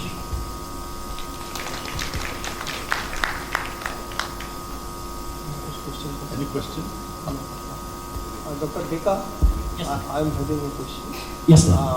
First, I want to know some primary information from you that in Bhogdoi River catchment, whatever the cultivation is going on, is it based upon river linked water or from groundwater during Rabi? Water quality, sir? Water for irrigation during Rabi. Yeah.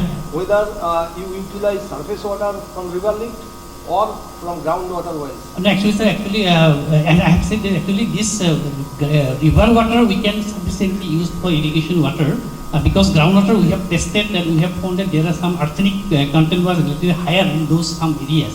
So we have advocated that if we can construct some sort of rainwater harvesting site from this Bhogda river, that can be meaningfully used for irrigation purpose. One suggestion I am having for you, because I am having some working experience in arsenic infested areas of West Bengal, especially. So you have seen that that artificial recharge, a great deal of artificial recharge in the arsenic infested area, that lessens its concentration. So you can go for at least in the recharge areas some more rainwater recharge from rainfall, so that the arsenic concentration in the groundwater also will be lessened. This is one of the observations we have made in West Bengal, and also I have seen that fluoride, of course it is not beyond permissible limit, but it is at higher value. So in the same manner, that concentration of fluoride also will be less. And so generally for irrigation you utilize that river water. Thank you, sir. Thank you. This is very pertinent, sir. And in fact, because that this groundwater recharge may take involvement of some cost or some other things, so that is why we have harvested rainwater harvested. But this is very important suggestion. We will take care of this. Thank you, sir.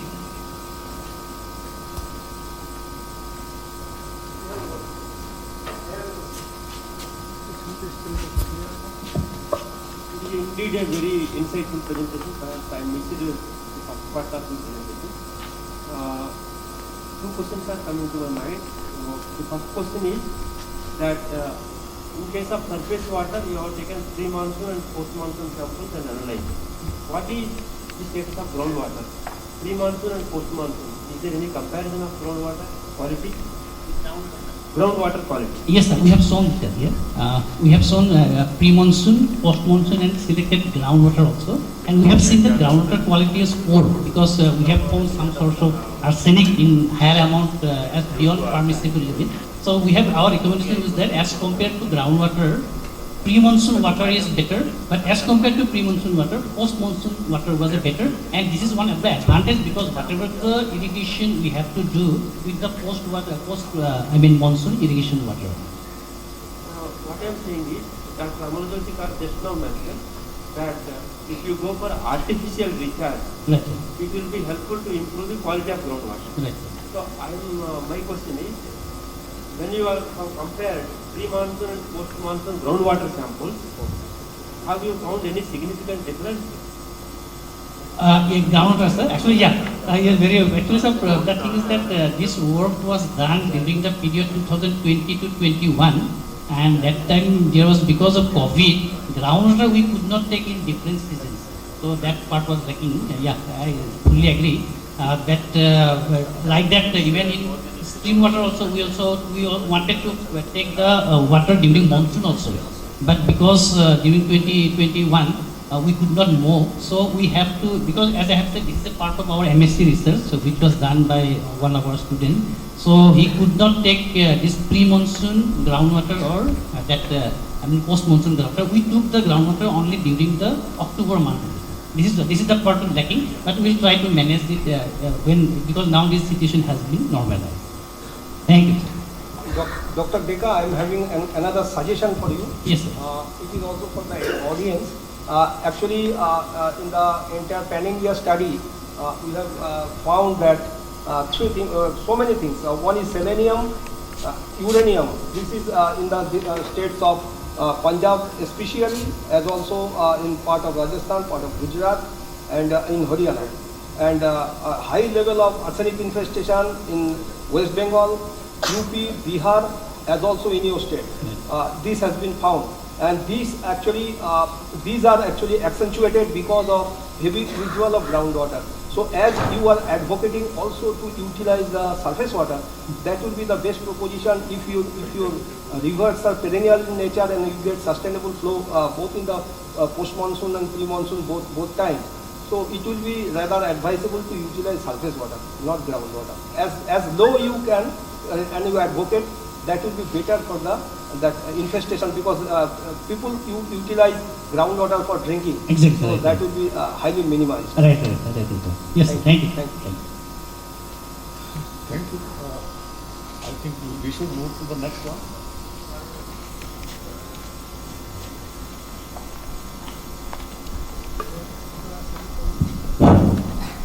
Good morning, everybody. So regarding groundwater, you are talking for recharge also. My humble submission will be, before recharging, you should go for checking the water level.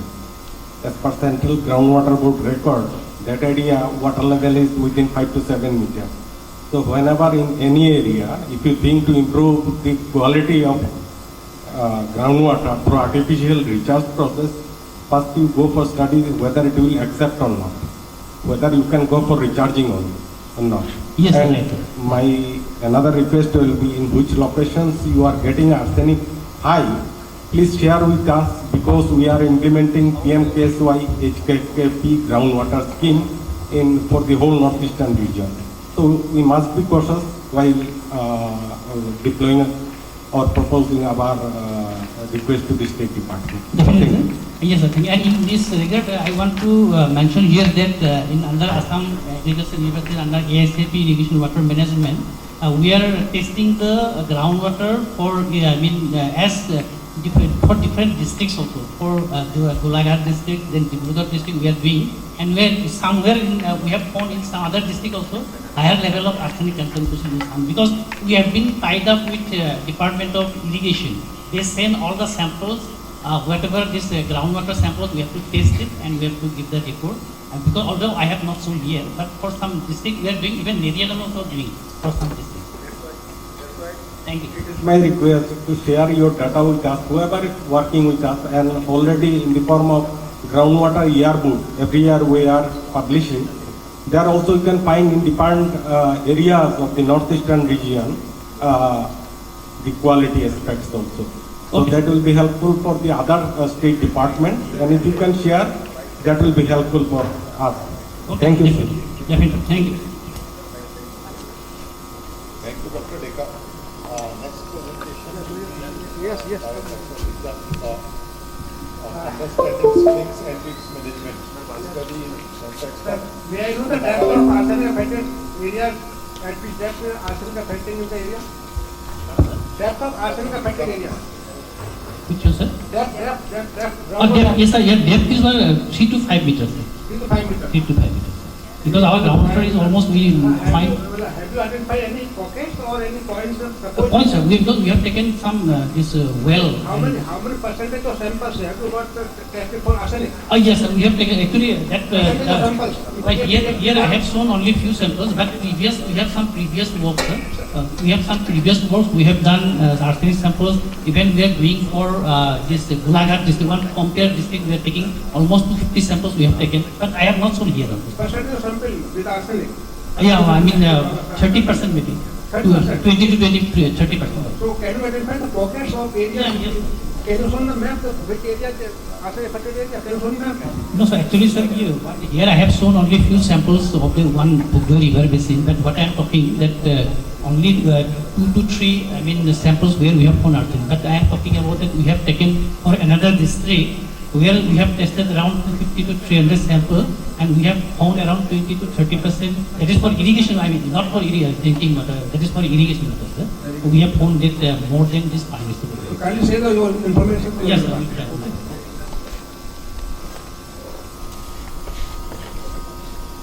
You take it.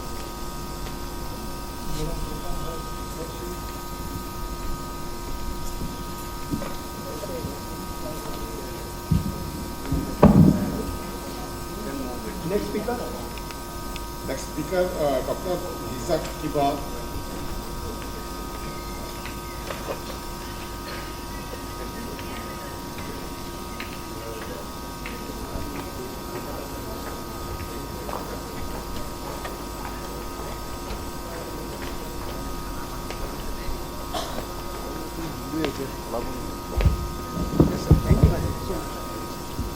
Hello.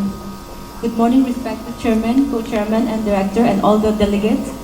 I am Dr. Lisa Jigiba, and I'm from Nagaland University, Department of Agricultural Engineering.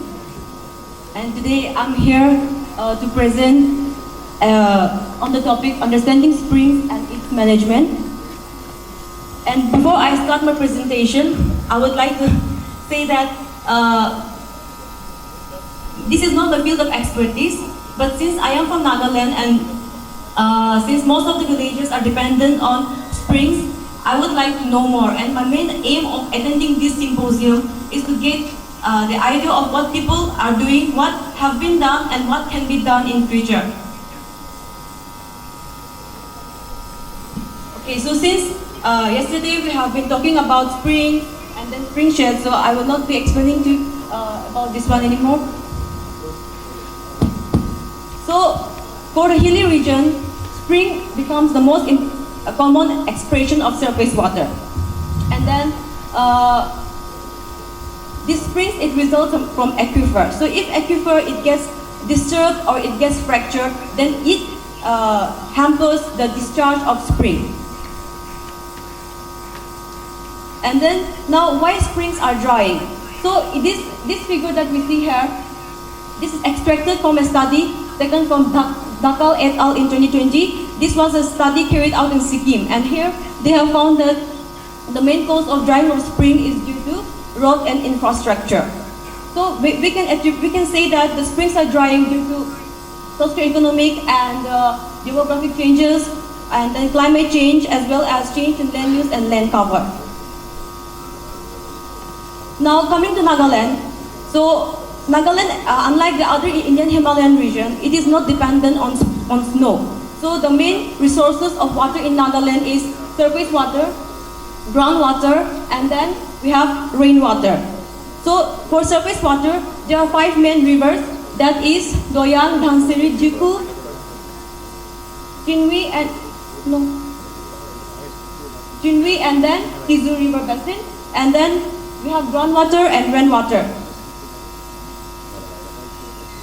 So this figure that we see, the interpolation map, this was prepared by Saltwater Conservation Department for the year 2019. So this shows the annual rainfall of Nagaland. And then from this figure we can see that districts like Dimapur and Kifri, they receive the least amount of rainfall, whereas places like Wokha, Kohima, Simingyu, they receive the highest amount of rainfall. Now,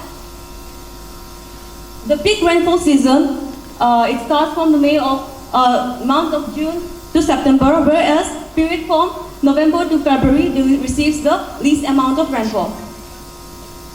Now this shows the elevation map of Nagaland. So from this elevation map, we can see that the elevation map of Nagaland, it varies from about 100 meter to 3,500 meter. That means Nagaland has a very undulating topography. Now challenges in water management practices in Nagaland. So because of its hilly terrain, it becomes difficult for conservation of or saving of water in Nagaland, both over the ground and underground, as most of the rainwater flows as surface runoff.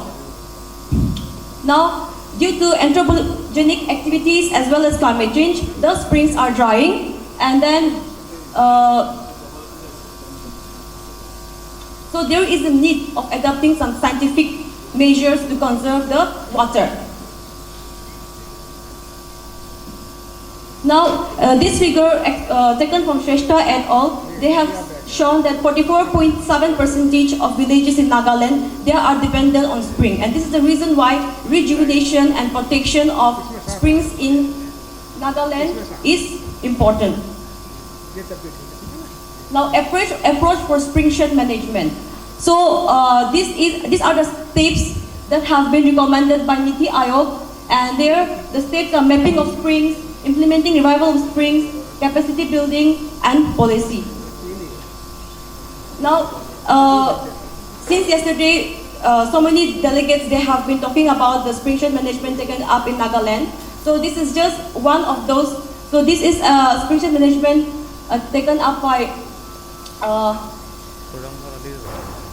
Land Resource Department along with NEDA and MG and REGA. And there they have rejuvenated water for 100 villages. And next one. So here they have rejuvenated the springs by digging trenches. Now they have also done water quality of spring in Nagaland, and they have found that most of the springs in Nagaland, they have high content of iron, and 4 out of 12 springs were found to have bacteriological contamination. Now, spring protection measures. So, in order to protect the spring, first we have to remove the source of contamination. That means we have to make sure that the area above the spring discharge point, it is free from contamination. Like it should be free from any septic tank or animal litters or anything that can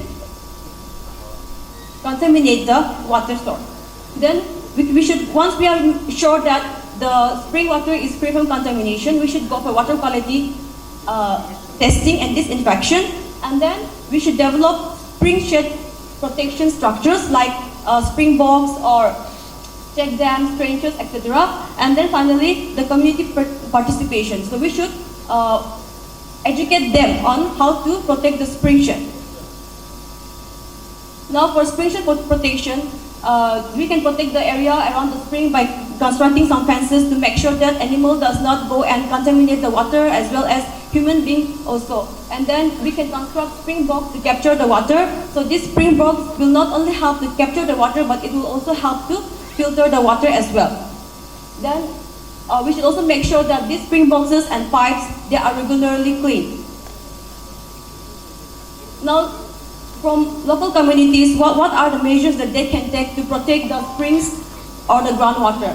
The first is disposal of garbages and chemicals to the official dumping site, and we have to train the community about waste management. Then we should avoid synthetic fertilizer and go for organic fertilizer, as well as we should limit the use of fertilizer and pesticide.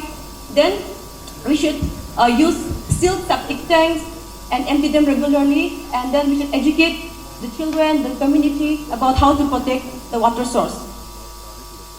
Now, social economic benefit of spring protection.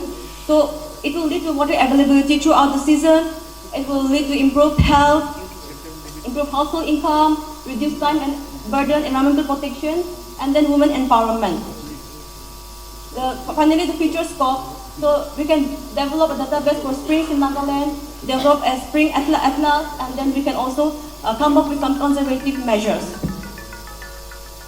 Finally, the conclusion. So, since we know the springs are the primary source of water source in the hilly region, its management practices is necessary. And since Nagaland it is very dependent on rainwater, so we should find a solution to harness the rainwater, and we should be able to store it in natural or artificial reservoir or underground in natural aquifer. And then we should try to incorporate spring revival in schools and college curriculum, and then community participation as well. Thank you.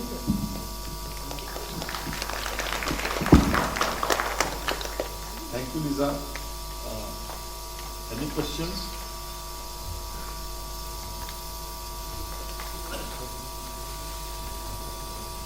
Actually, since yesterday we have been through dwelling, speeches, presentations on springs, and actually what Lisa actually portrayed it was of course referred to a paper. That was a grand study. So many causes of even extinction or drying up of springs that has been cited there.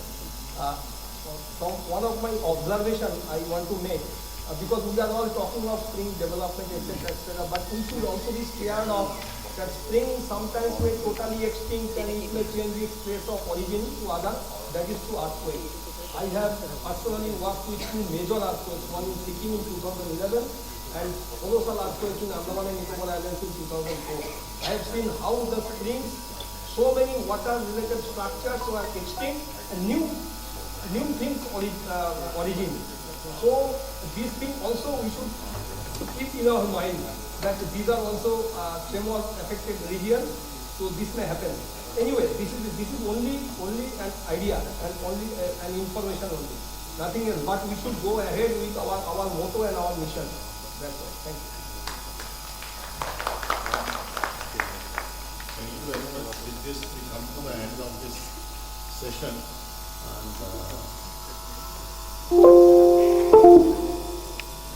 thank you very much.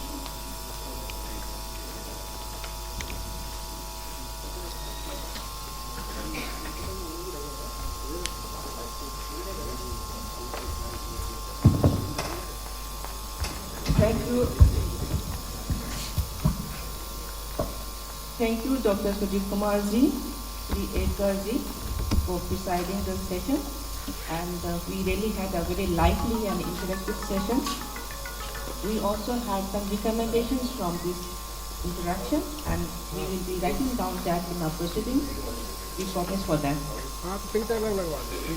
We appreciate all the paper presenters, paper contributors, and other contributors who had contributed in organizing this training program, in this seminar program in one way or another. We also appreciate our presenters as well as the participants. We express our appreciation in the form of certificate. Please kindly collect a certificate from our counter, which is at the registration site. Please contact our registration team, Sri Subhajit Das. He will be at the counter of the registration. Kindly collect a certificate. It's a token of appreciation to everyone. We end the first session and we are coming to the technical session number 2, that is hydrology and geological aspects of spring and impacts of climate change in spring state. Here we have as a chairperson Dr. BCS Kumar Yadav. Yadav is always missing when we write it, but we have chairperson as Dr. BCS Kumar, professor and head Department of Hydrology, IIT Roorkee. We have Dr. S.B. Vijay Kumar, Scientist G, Head National Institute of Hydrology, NERC, Guwahati, as a co-chairperson. Sir, please, I request you to come on the dais, sir.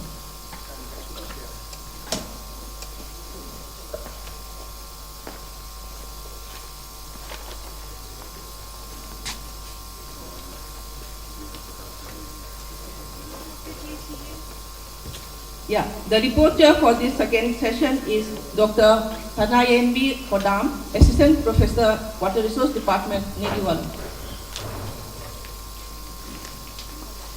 The symposium is organized by Neriwalam in collaboration with National Institute of Hydrology and Central Groundwater Board.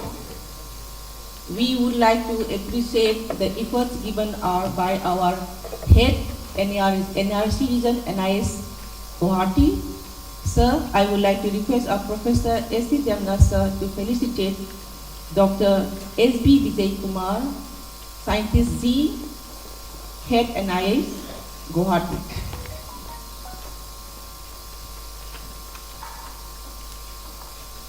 Rina ma'am will be assisting, sir.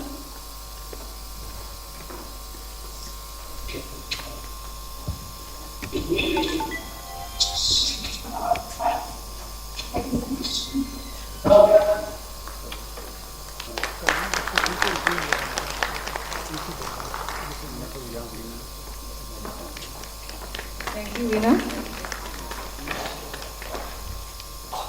Thank you, sir. So now I hand over the session to our chairperson and the co-chairperson. Good morning, all. Good morning. How is the Josh? Hi. Very good. So, in this session, we have 4 presentations. Each are having 10 minutes. And the first presenter is Dr. S.S. Rawat from NIH Roorkee.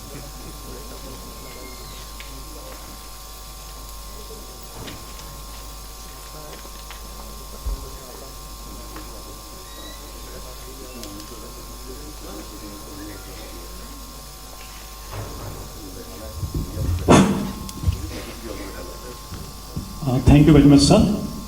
Respected Chairman, Co-Chairman, and Dr. Sunil Kumar, Director, NIH. Well,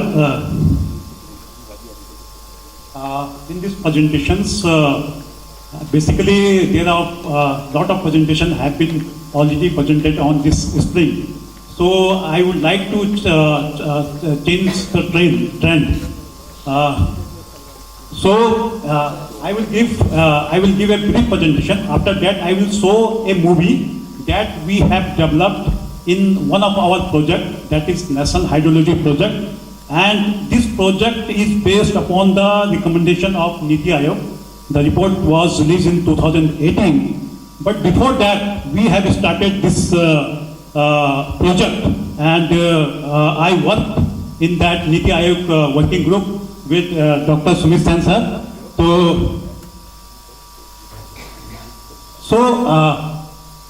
This is my presentation, but I will not cover I will cover only 1 or 2 slides because most of the things have been repeated.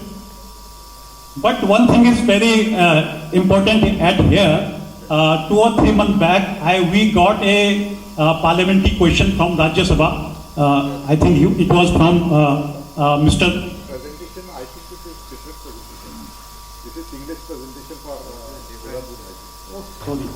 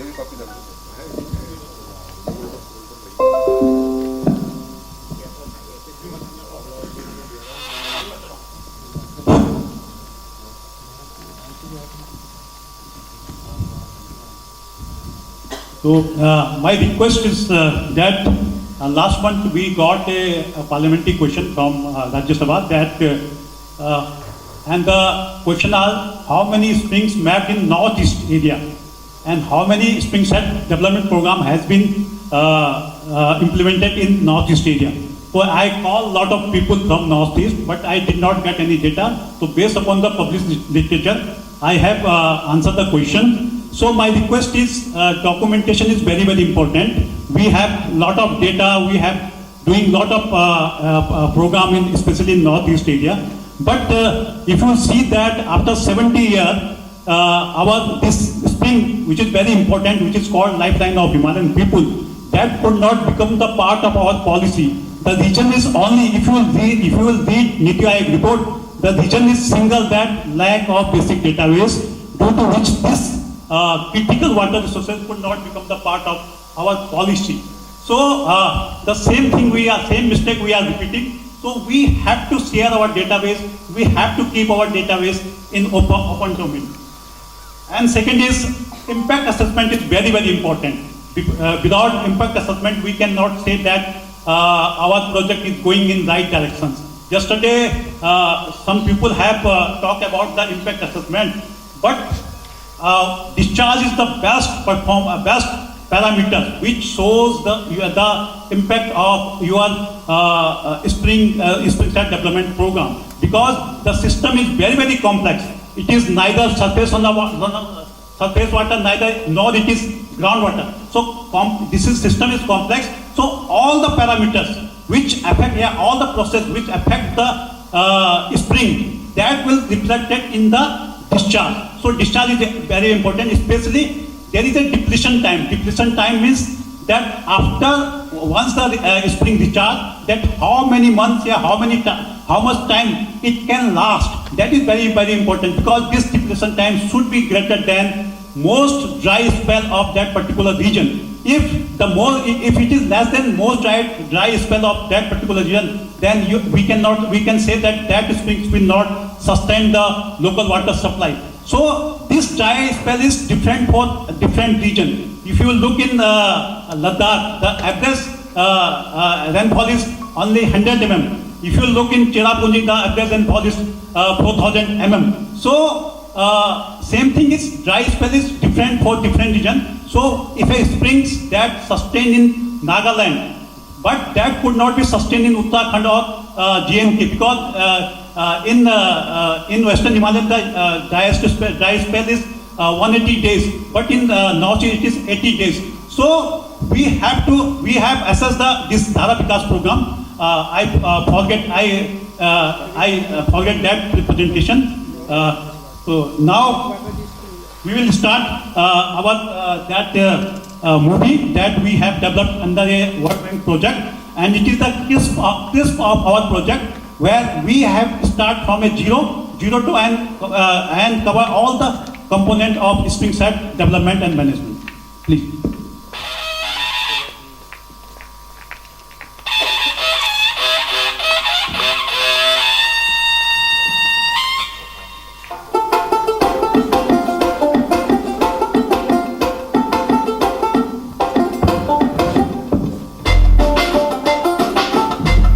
सब सुनते ही आंखों के सामने पहाड़ों से निकलते पानी का चित्र आ जाता है, जो कहीं गाय तो कहीं शेर के मुंह की आकृति और कहीं प्लास्टिक या फिर लोहे के पाइप और कभी पत्ती के सहारे जमीन पर निरंतर गिरता रहता है।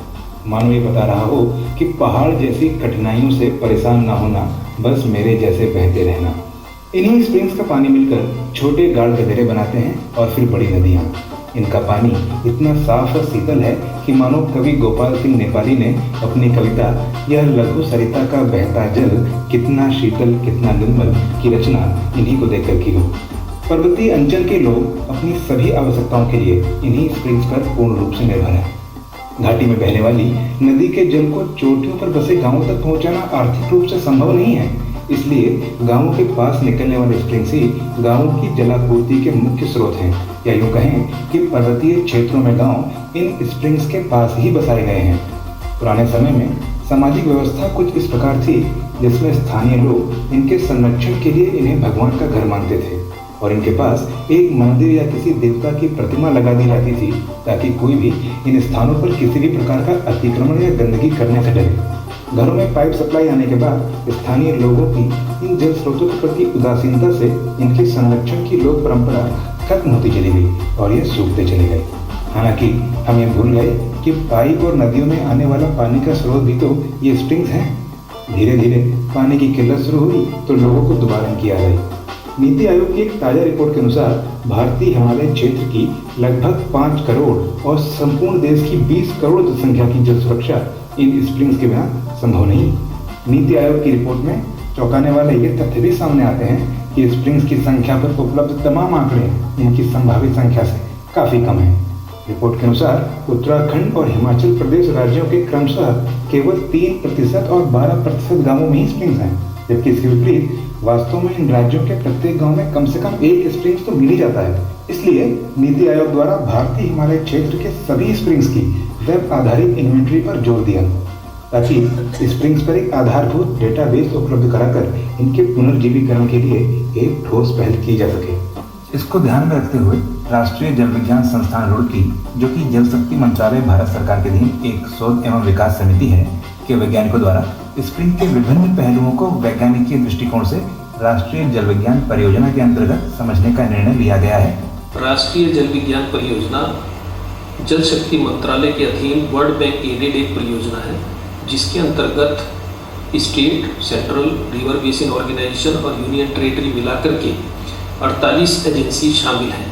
इनमें से एक राष्ट्रीय जल विज्ञान संस्थान है। राष्ट्रीय जल विज्ञान परियोजना में एक महत्वपूर्ण अध्ययन, जिसको कि हम स्प्रिंग के बारे में, उसके इश्यूज, उसके नंबर इत्यादि पर शोध कार्य हमारे संस्थान में चल रहा है। इसी क्रम में एक इंफॉर्मेशन सिस्टम भी डेवलप किया जा रहा है। राष्ट्रीय जल विज्ञान संस्थान के वैज्ञानिकों ने स्प्रिंग से संबंधित उपलब्ध रिपोर्टों का अध्ययन करने पर पाया कि हिमाचल प्रदेश राज्य में परंपरागत जल स्रोतों की स्थिति अत्यंत चिंताजनक है। हिमाचल प्रदेश विज्ञान प्रौद्योगिकी और पर्यावरण परिषद ने हिमाचल प्रदेश के 7 जिलों की 169 पंचायतों में सर्वेक्षण में पाया कि केवल 30% परंपरागत जल स्रोत अच्छी स्थिति में थे और पूरे वर्ष ठीक से पोषित हो पा रहे थे, जबकि 70% स्रोतों की स्थिति अत्यंत चिंताजनक थी, जिनका निकट भविष्य में सूखना संभावित था। ये फैसला हम अपनी लाइफ लाइन जो यहाँ तकरीबन 2,500 के पॉपुलेशन है, तो सारी जो चश्मे का पानी पीने के लिए यहीं से हमारे पास हैंडपम्प भी लगे हैं, वाटर सप्लाई का पानी भी आता है, लेकिन पीने के लिए जो इसी पानी को और यही चश्मा जो है वो पूरे गांव की प्यास हो जाता है। समस्या तब और भी गंभीर हो जाती है जब चंबा जैसे आकांक्षी जिले, जो कि देश की एक महत्वपूर्ण नदी रावी के जल ग्रहण क्षेत्र का मुख्य भाग है, के लगभग सभी स्प्रिंग्स नाजुक हालत में हों और जिनका निकट भविष्य में सूखने का खतरा हो। इसलिए अध्ययन के लिए रावी नदी के हिमाचल प्रदेश में पड़ने वाले लगभग 5,400 वर्ग किलोमीटर जल ग्रहण क्षेत्र को पायलट प्रोजेक्ट के रूप में चुना गया। चंबा जिला अपने प्राकृतिक सौंदर्य के लिए प्रसिद्ध है। खजियार, डलहौजी, चंबा चुगान, मणिमहेश लेक, सचपास और 84 टेम्पल ऐसे स्थान हैं जो पर्यटकों को बरबसी अपनी ओर खींच लेते हैं। इसकी सबसे बड़ी विशेषता है कि यह राज्य का एकमात्र जिला है जहां पर राज्य में पाए जाने वाले चारों कृषि जलवायु क्षेत्र यानी कि शिवालिक, मध्य पहाड़ी क्षेत्र, उच्च पहाड़ी क्षेत्र एवं ठंडा शुष्क क्षेत्र पाए जाते हैं। इसके साथ ही यह राज्य का सबसे जनजातीय जनसंख्या वाला जिला है। हमारा जो अध्ययन क्षेत्र था वो रावी नदी का जल ग्रहण क्षेत्र हिमाचल प्रदेश का था, और ये जो जल ग्रहण क्षेत्र है ये काफ़ी विषम, जलवायु काफ़ी विषम है तथा जो भौगोलिक परिस्थिति है वो काफ़ी कठिन है। इसलिए ऐसे क्षेत्र में स्प्रिंग जैसे छोटे जल स्रोतों को ढूंढना एक निहायती कठिन कार्य था। इसके लिए जरूरत थी एक ठोस नीति की तथा एक मजबूत टीम की। इसके लिए सबसे पहले हमने जो सर्वे ऑफ इंडिया की टोपोशीट थी उनमें जो मेजर स्प्रिंग्स थे उनको डिजिटाइज किया तथा कुछ अन्य स्रोतों से भी जो उपलब्ध स्प्रिंग पे जो उपलब्ध आंकड़े थे उनको संकलित किया तथा साथ में गाँवों के डिजिटाइज मैप तैयार किए, ताकि इससे हमें यह पता चल सके कि किस क्षेत्र में स्प्रिंग्स का डेंसिटी ज़्यादा है, ताकि हम अपने जो फील्ड वर्कर हैं उनको नियुक्त कर सकें। इस प्रकार पूरे अध्ययन क्षेत्र को 4 भागों में बांटा गया। हर एक भाग के लिए एक फील्ड असिस्टेंट नियुक्त किया गया। फील्ड स्टाफ को विकसित विलेज मैप एवं स्प्रिंग डेंसिटी मैप को समझने और स्प्रिंग के स्थान पर जियो टैगिंग तथा जल गुणवत्ता मापने हेतु संस्थान पर और फील्ड पर प्रशिक्षण दिया गया। सभी मैप्स को डिजिटल फॉर्म में फील्ड स्टाफ के मोबाइल पर अपलोड कर दिया गया ताकि वे बिना भटके किसी भी गांव में किसी भी स्प्रिंग पर आसानी से पहुंच सके। और अब चल दिए हम अपनी राह पर स्प्रिंग के आंकड़े जुटाने। हमारी यह कोशिश है कि हर स्प्रिंग्स का सर्वे किया जाए, चाहे वो गांव के पास हो या गांव से दूर। हालांकि हमारा सर्वे केवल लगभग 10,000 फीट तक सीमित रहा, क्योंकि इसके ऊपर सामान्य अवस्था में जाना संभव नहीं था और इसके ऊपर भी सामान्यतः कोई आबादी नहीं रहती है। सर्वे के दौरान फील्ड स्टाफ द्वारा भरे फॉर्म में लिखावट के कारण काफ़ी त्रुटियां देखने को मिली और इन फॉर्म्स को डिजिटल फॉर्म में रूपांतरित करने में भी अच्छी खासी मेहनत लग रही थी। इसलिए इंफॉर्मेशन टेक्नोलॉजी के आंकड़े संग्रह एवं विश्लेषण के कुछ उन्नत टूल जैसे कोबो टूल बॉक्स का उपयोग करके एक मोबाइल ऐप विकसित किया गया। इस ऐप में ज़्यादातर सर्वे प्रश्न के उत्तर विकल्प के रूप में ड्रॉप डाउन मेनू में दिए गए, जिससे मानवीय त्रुटि को खत्म किया जा सके। इसके साथ साथ यह मोबाइल ऐप मोबाइल फ़ोन के जीपीएस और कैमरे का उपयोग कर स्प्रिंग को जियो टैग करने में भी सक्षम था। इसके साथ साथ सर्वे फॉर्म को डिजिटाइज करने जैसे बोझिल कार्य से भी बचा जा सका। इस परियोजना के अंतर्गत हिमाचल प्रदेश में पड़ने वाले रावी जलग्रहण क्षेत्र के 981 स्प्रिंग्स के 30 से भी अधिक मापदंडों पर सूचना एकत्रित की गई। 981 स्प्रिंग्स में से 852 स्प्रिंग्स बारहमासी पाए गए, जबकि 129 स्प्रिंग्स मौसमी पाए गए।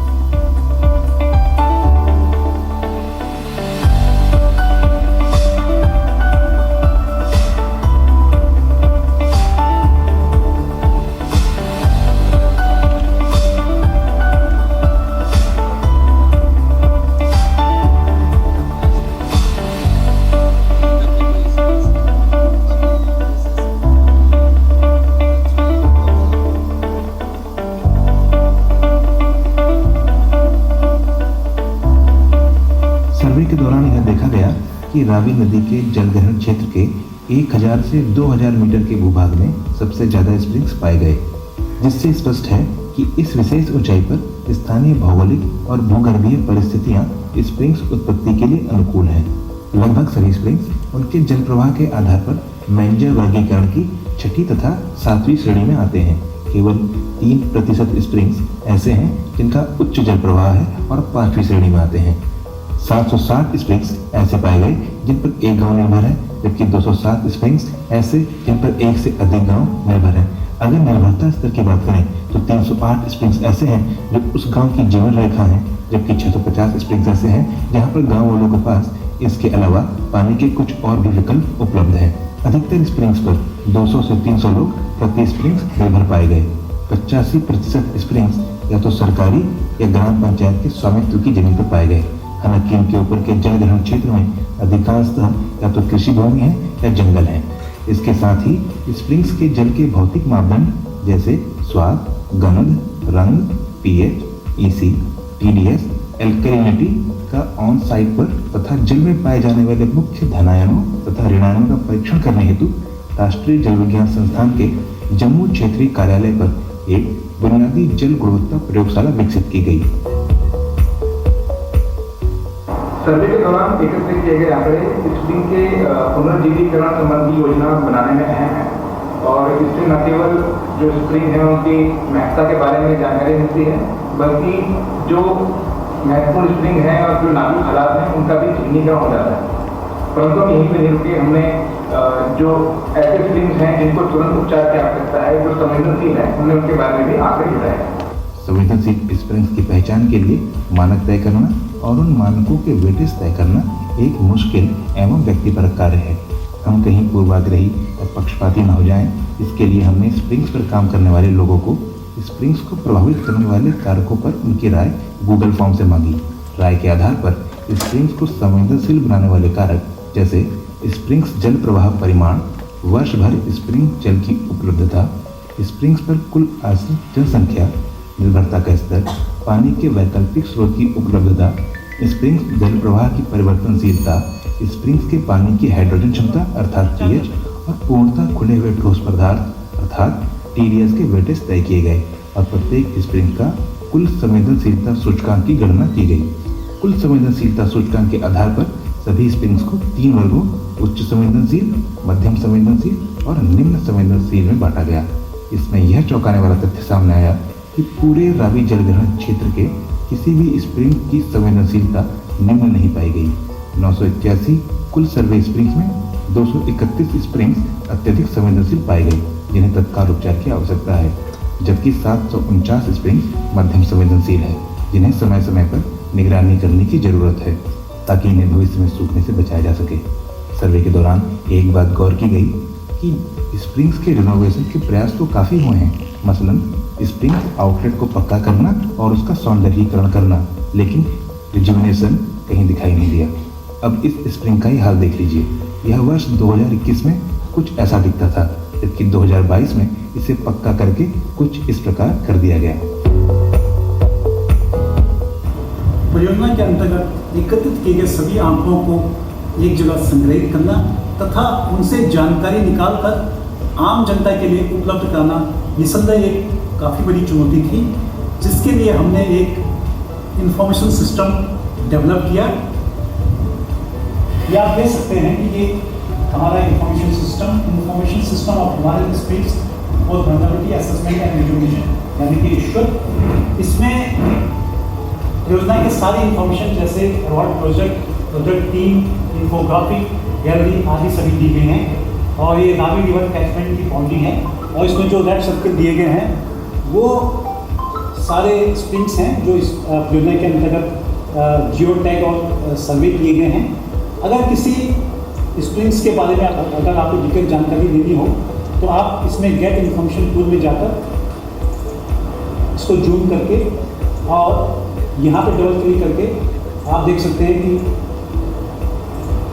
ये स्प्रिंग का फोटो आपके सामने आ जाएगा और अगर आपको इसके बारे में डिटेल जानकारी चाहिए तो आप व्यू मोर डिटेल में जाकर जनरल इंफॉर्मेशंस, स्प्रिंग्स का नाम, लैटिट्यूड, लॉन्गिट्यूड, एलिवेशन, देश, ग्राम पंचायत इत्यादि सूचना और डेमोग्राफिक इंफॉर्मेशंस में डिपेंडेंसी के बारे में जानकारी और उसका डिस्चार्ज क्या है इसके बारे में जानकारी और वाटर क्वालिटी इंफॉर्मेशन में उस स्पेस की वाटर क्वालिटी क्या है इसके बारे में आपको डिटेल इंफॉर्मेशन मिल जाएगी। किसी भी स्प्रिंग को भविष्य में सूखने से बचाने के लिए उसके विकास एरिया को चिन्हित करना सबसे महत्वपूर्ण कार्य है।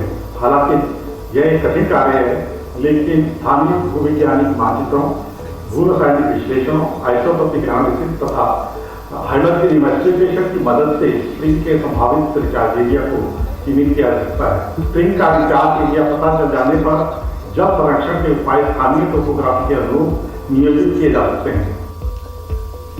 इस दौरान स्थानीय चट्टानों के फ्रैक्चर और फॉल्ट का बारीकी से विश्लेषण किया गया और इन चट्टानों के डिप कोण एवं स्ट्राइक का पता लगाया गया, जिसके आधार पर भूजल के प्रवाह का आकलन किया जाता है। पूरे अध्ययन क्षेत्र में विभिन्न ऊंचाइयों पर 7 स्थानों पर वर्षा मापी यंत्र भी लगाए गए, जो कि दैनिक वर्षा आंकड़े मापने के काम तो आते ही हैं, साथ में समस्थानिक विश्लेषण के लिए नमूने एकत्रित करने के काम भी आते हैं। समस्थानिक विश्लेषण के आंकड़ों के आधार पर रावी जलग्रहण क्षेत्र के लिए लोकल मेटियोरिक वाटर लाइन विकसित की गई। इसके साथ ही स्प्रिंग्स के जल के समस्थानिक विश्लेषण के आंकड़े एवं एल्टीट्यूड इफेक्ट के आधार पर विभिन्न स्प्रिंग्स के संभावित रिचार्ज एरिया की ऊंचाई का भी आकलन किया गया। विभिन्न स्प्रिंग्स के जल प्रवाह का विश्लेषण कर स्प्रिंग्स को पोषित करने वाले जलभृत की जानकारी जुटाई गई। साथ ही स्प्रिंग्स के जल के विभिन्न समय पर एकत्रित किए गए जल का रासायनिक विश्लेषण भी किया गया। सभी विश्लेषणों के आधार पर स्प्रिंग्स के संभावित रिचार्ज एरिया का चिन्हीकरण किया गया। परियोजना में एकत्रित व विकसित जानकारी को समय समय पर स्थानीय हितधारकों के साथ साझा किया गया एवं उनके सुझाव भी लिए गए। स्प्रिंग्स के तकनीकी व वैज्ञानिक ज्ञान को पारंपरिक ज्ञान के साथ समावेशित कर जन भागीदारिता से इन जल स्रोतों का कायाकल्प किया जा सकता है। शायद ये देश की जल सुरक्षा के लिए आज सबसे ज्यादा जरूरी है। The kind of portal which NIH has created for one basin, actually a Ravi basin, a similar kind of a portal with detailed information could be available for the entire kind of a country.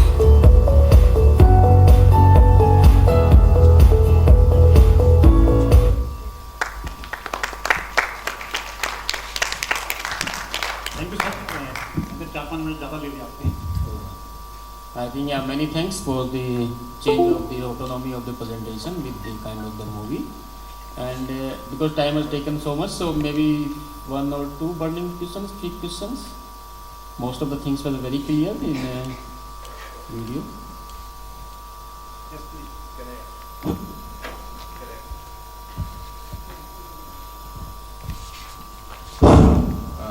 So Dr. Rawat, so it is really a very nice presentation on your part. The video also really showed you have developed a very good information system on the spring management. One thing I want to ask is that in NIH you have been doing a lot of modeling work in the field of hydrology. So what is the scope of modeling in this spring shed management modeling? And maybe can you, who is working extensively in the field of modeling and who can be in NIH can be considered expert in the field of modeling in spring shed management? I want to know. Hello, thank you.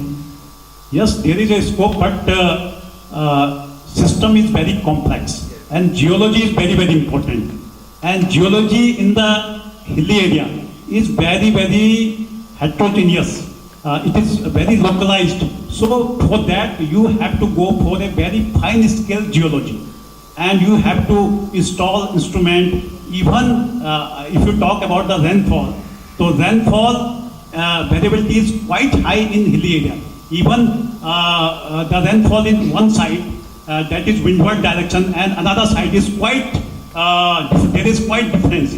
So if the recharge area of that particular spring is other side of reached, then you have to keep one rain gauge at that side.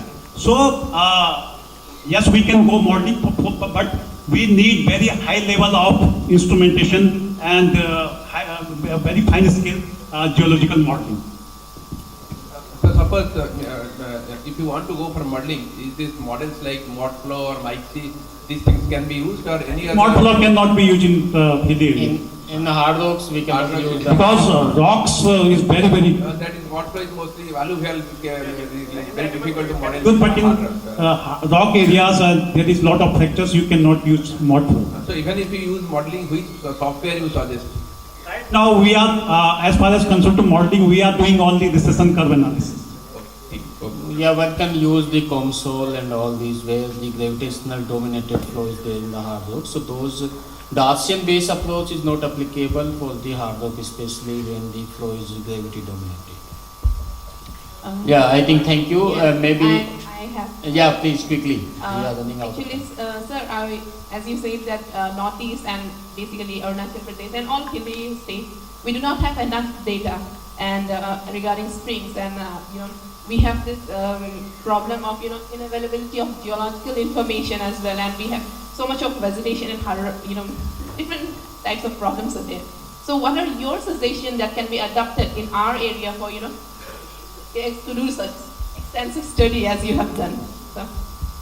Yeah, I have already told that in spring case we need local geology, but CGW or even GSI, they have formed geological map at a larger scale, but that we can use that map as a base map. But for fine scale mapping, we have to hire a geologist and to conduct some geological mapping.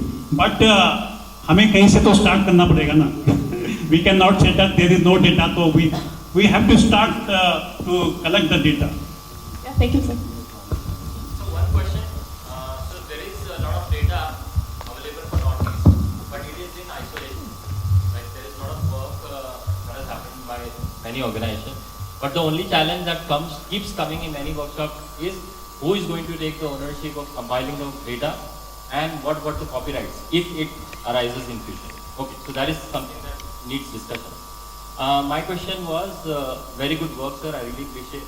I want to know what was the duration of this entire work, starting from capacity building all the way to the data upload and the analysis of the data. Thank you.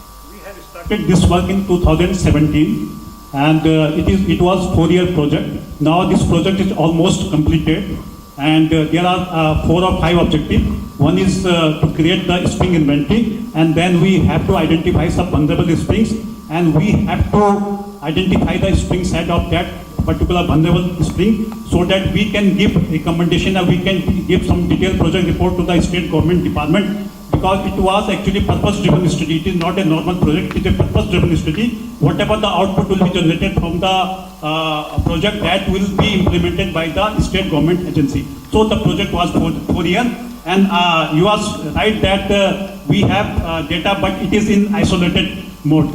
So because yesterday some person to they have discussed that we have revived 1500 springs, we have 3000, but actually it is not available for all. And Ministry of Jal Shakti is trying to compile all these data at a common platform like India Varis.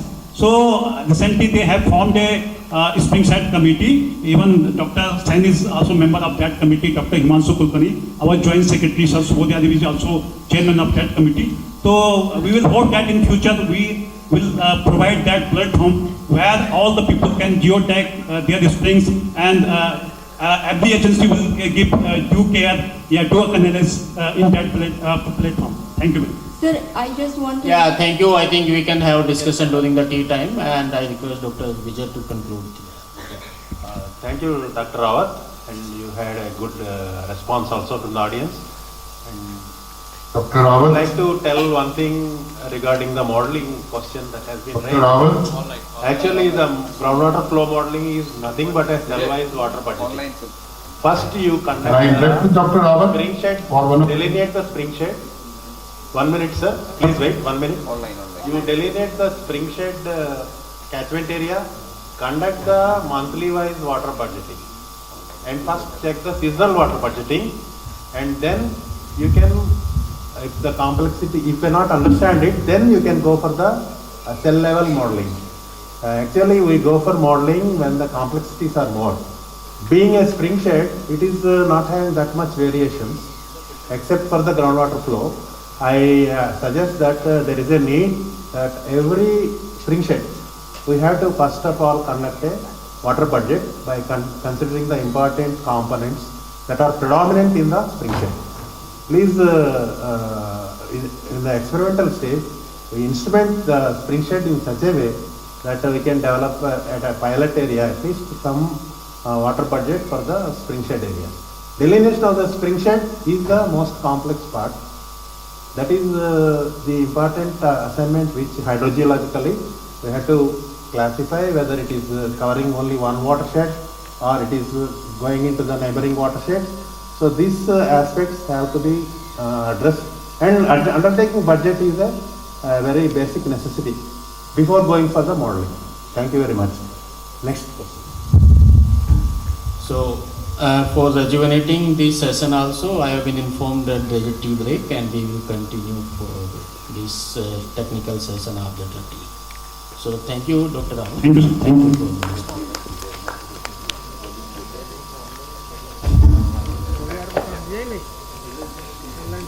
Hydrological data like rainfall, temperature, hydrological data may be derived, that is a runoff discharge from the catchment area that can be generated using above mentioned thematic layers, which are come out of space technology, may come out of. Next. Yeah, these are the principles of different principle is available in the different it's established principles that what needs to do for catchment management or spring shed management. They increase the time of concentration, increase the infiltration, reduce the soil erosion, improve water quality, and equitable water sharing. So then, for achieving these principles, what are the practices available? So some practices are done trenching, like some example how space technology can be involved in this case. Trenching. These are the, I think everybody knows what is this. It's a very simple thing. So how actually identify this location? We can use space technology, that is again DEM. From DEM we can generate control line, and that control line can be superimposed on slope map, which again come out of the DEM, and then the suitable slope and suitable kind of engineering measures for soil and water conservation may be identified. Next. Yeah. since the principle of spring sedge management is reduce the surface runoff, increase the infiltration, discharge and groundwater discharge, those are the basic principles. And check dams, construction of check dam is maybe one of the practice for recharging groundwater and decreasing surface runoff. So we can use space technology like drainage map, slope map, and then soil also, geology. Those which are coming out of space technology can be utilized to find out a suitable location for check dam. Next. Yes, sir. So since the vegetation changes, as I mentioned, the challenges are issues are change in land use, and challenges are to revive it, to increase the research into the spring sedge area. So the reason for depletion of the discharge or so increase in soil loss may be due to the change in the land use, land cover.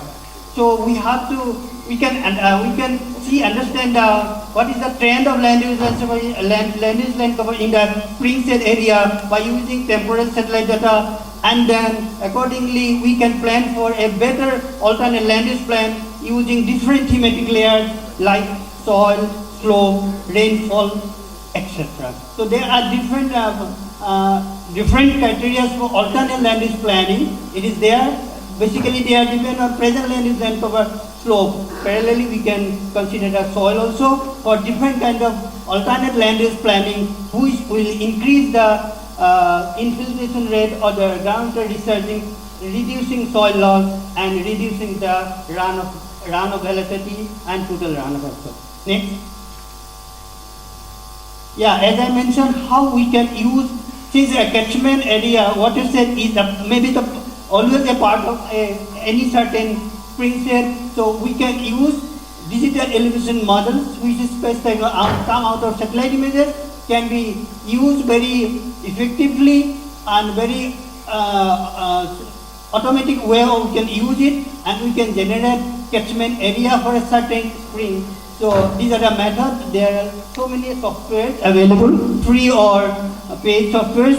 So you can use only the input data is digital elevation model, and if you know the use, how you can get the catchment area of a spring sedge very short duration of time.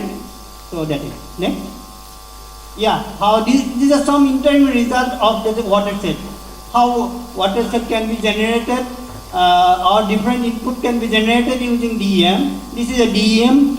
Then finally we can get drainage line, and again we can get catchment area for a certain point.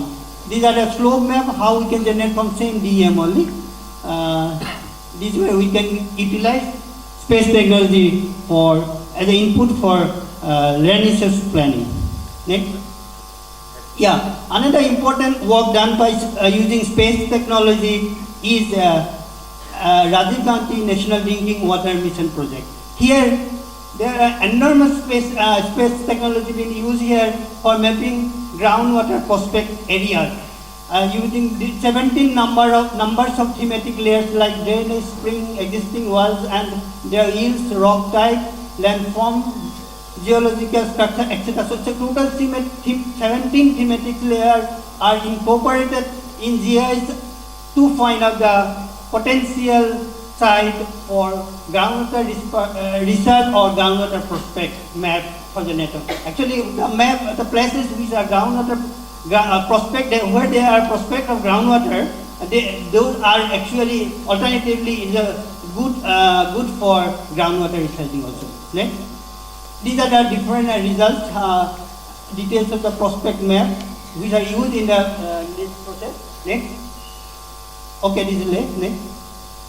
So conclusion here is space technology can be very efficiently utilized for spring sedge management. This is from out of this experience, we can say it can be used very efficiently for spring sedge management.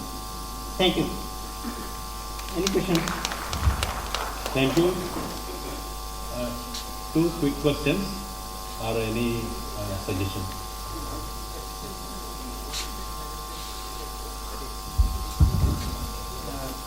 Mr. Rajat, it is a very insightful presentation indeed. The question is, whatever dam-based analysis we are doing, it mainly depicts the surface features of the watershed or the spring shed. But what we are seeing is, for each spring, the actual effective catchment area is hardly 20 to 25 hectares. And if we are taking 10 springs in a cluster, the catchment area we found from our experience, it is coming to 300 to 500 hectares. Now, use of these remote sensing GIS, yes, we have used it for impact monitoring, but using it for delineation of the catchment of the spring, which is hardly 25 hectares, or if you are taking cluster of springs, maybe 300 to 500 hectares. And we know that it is the underground water which is coming as a point source which is emerging from the earth surface. So how do we really look at the groundwater prospects and delineate the catchment of spring? This I think needs further investigation. I feel the kind of analysis which is shown here, it mainly depicts the philosophy we follow for watershed delineation. Yes, but yes, here it being the main feature being the groundwater, somehow further investigation, how do we really apply GIS and remote sensing in delineation of the recharge area or the actual geological formation, perhaps that needs to be integrated in this. Yes, to reply your question, your point is that maybe our resolution is not high. That is only, I understood from your question is, or the issue is, our resolution, our image is not very high. That's why we cannot delineate the catchment area of a spring, right? So if you use very high resolution DM now, drone technology is there, we are also using that. So from using drone technology, you can create a very high resolution DM, which I am using. I can identify a embankment you may be knowing, embankment used to construct to protect the flood in a river system. So any embankment, which suppose there is a certain cross section of an embankment. So if it is deteriorating out of the standard structural section, that can be also identified. I have done it for government of Assam.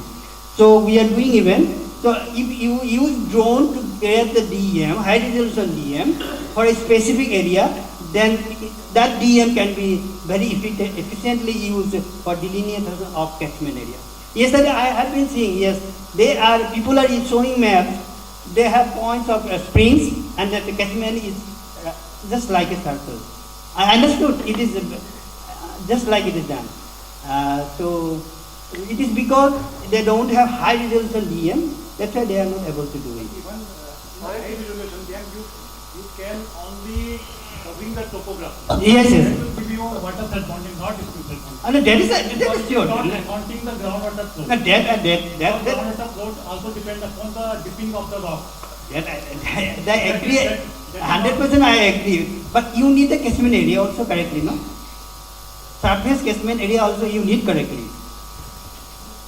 Am I correct or not? I don't know. That is actually not a spring sector. That is not actually. What it is showing yesterday also, a catchment is in a spring set, there should be one watershed also, or maybe more. No, it yes, was sir. shown yesterday. So you need to know that at least. That can be identified correctly. That's what I'm telling. Mr. Das, Yes, what I have understood. Thank you. Actually, this spring has set management for that groundwater contribution. Actually, that part cannot be, I think, by Indians. That is what actually we are asking.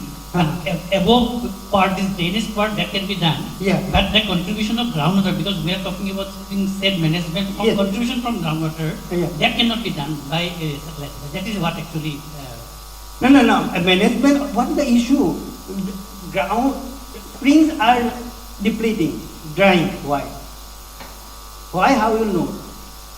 Whether geology is changing or surface is changing or rainfall is changing. Maybe one or two out of all. I don't know, this is my understanding. Well, okay, it's now clear. Right.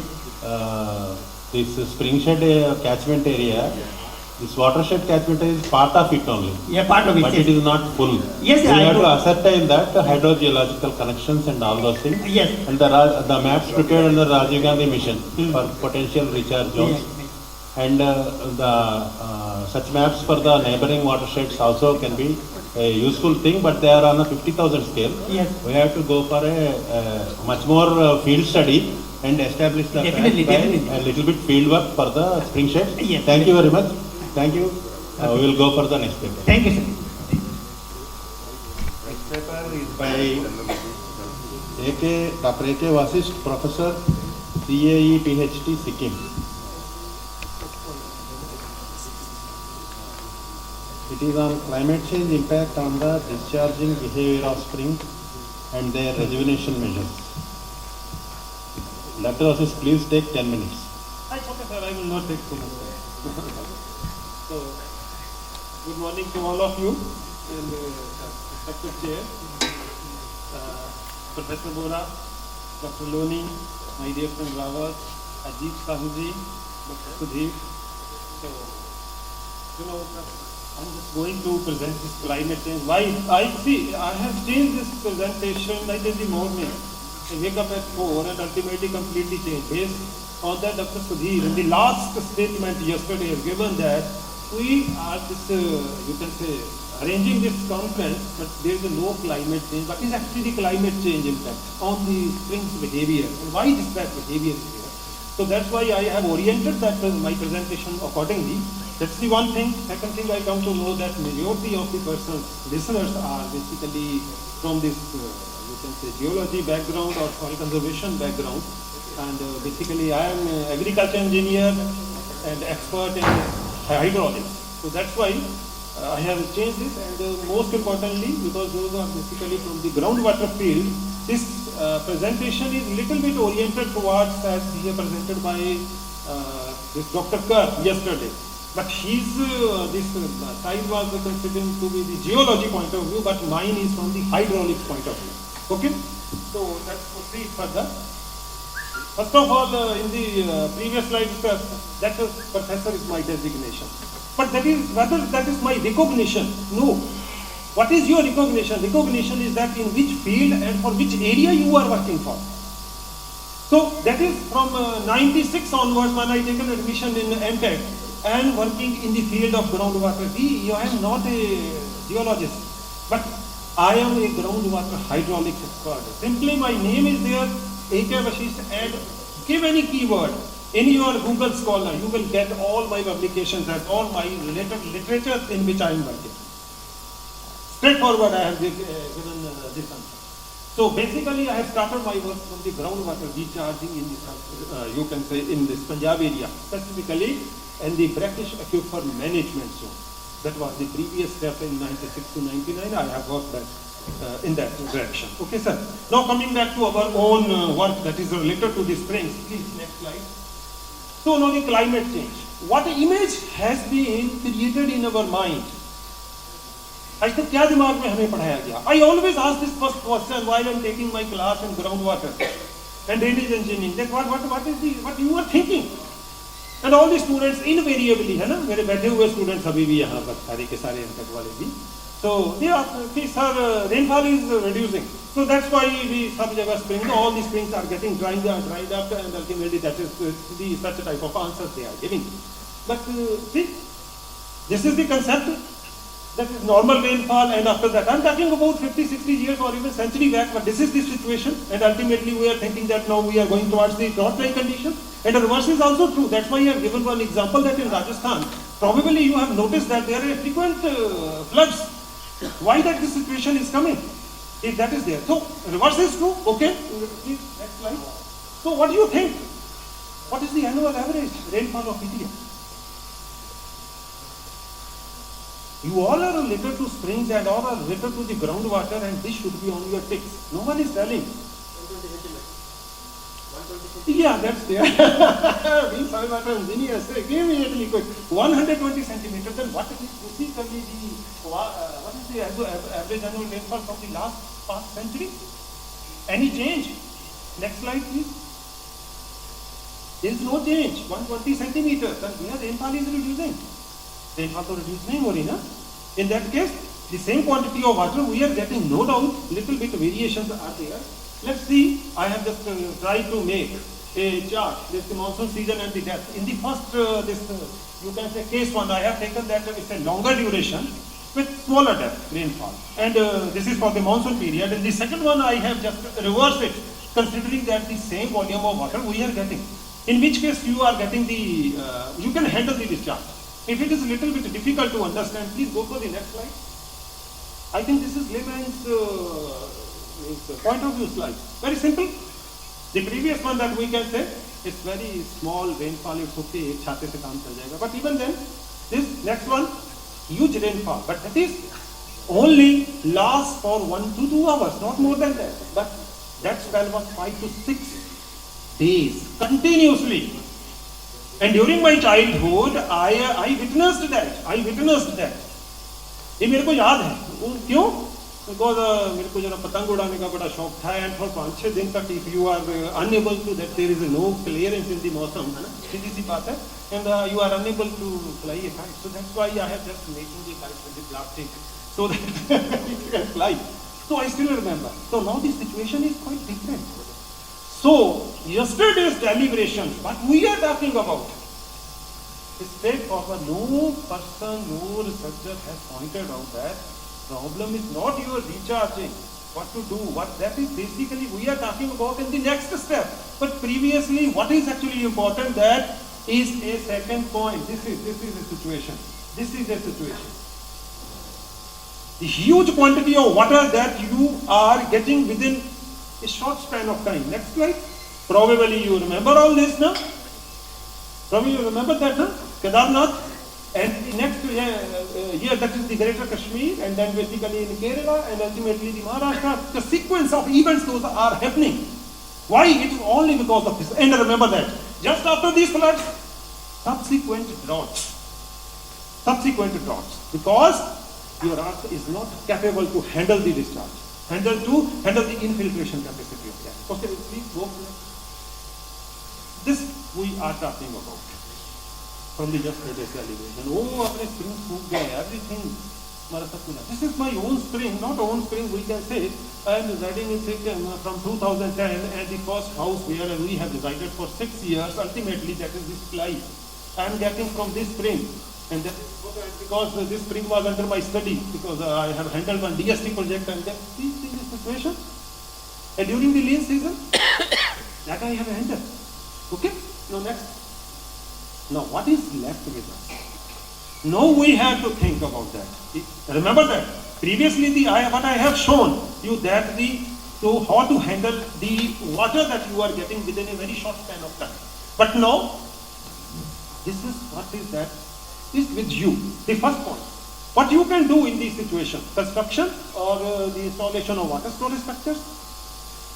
How much it is feasible for a family of 4 members or 5 members residing in a remote place in the hilly region. एक बार आप जाइए वहाँ पर, then you realize the situation. Second one is the transfer of water from the excess. Though public health department and you can say the governments are doing little bit about all these things. I don't know up to what extent. The third one that we are talking about from the yesterday, that is the rejuvenation of the springs. And last one, the seepage spring development. This is a comparatively new thing. Yesterday, Dr. Carr has given a little bit idea, but I will tell you how about that. But that is not accordingly what I am talking about. He has given just idea about the seepage line, but I am talking about the seepage phase here. So this is the thing that we have to talk about. So guys, please. So what rejuvenation measures we are talking about? So this is basically the photograph that I have clicked. If you have visited Sikkim, for the tourist point of view, there is one poison lake, and this is basically the watershed of that. Or you can say the supply region of that into that, the poison lake. And there these trenches are there. Okay. So okay, normal thing we have already talked about this. Okay, next please. This is one. Streams. Remember that from yesterday onwards, there are few presentations consider the streams instead of the springs. Remember, streams may be spring-fed streams, or otherwise it may also contain the snow melt, and those are different things. But in Himalayan region, particularly up to the middle Himalayan region or in the lower region, there are situations and there are figures, there are these streams are there, those are simply the spring-based. So, this is the basic thing to raise the bonds and ultimately let the water to stagnate and to increase the recharge. Okay, next one. But, so this is another photograph that I clicked while coming back from this Uttarkashi to Dehradun. There is one place I don't remember. It's okay. Next one. This is the problem. Yesterday, Professor Brajesh had asked Dr. A.K. Sikka, so what about the landslides? Those are being triggered because of these. I remember one thing.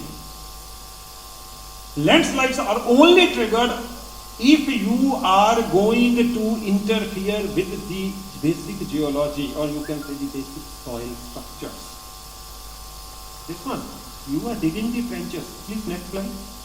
This one. That may be the situation in the normal groundwater and the plain areas.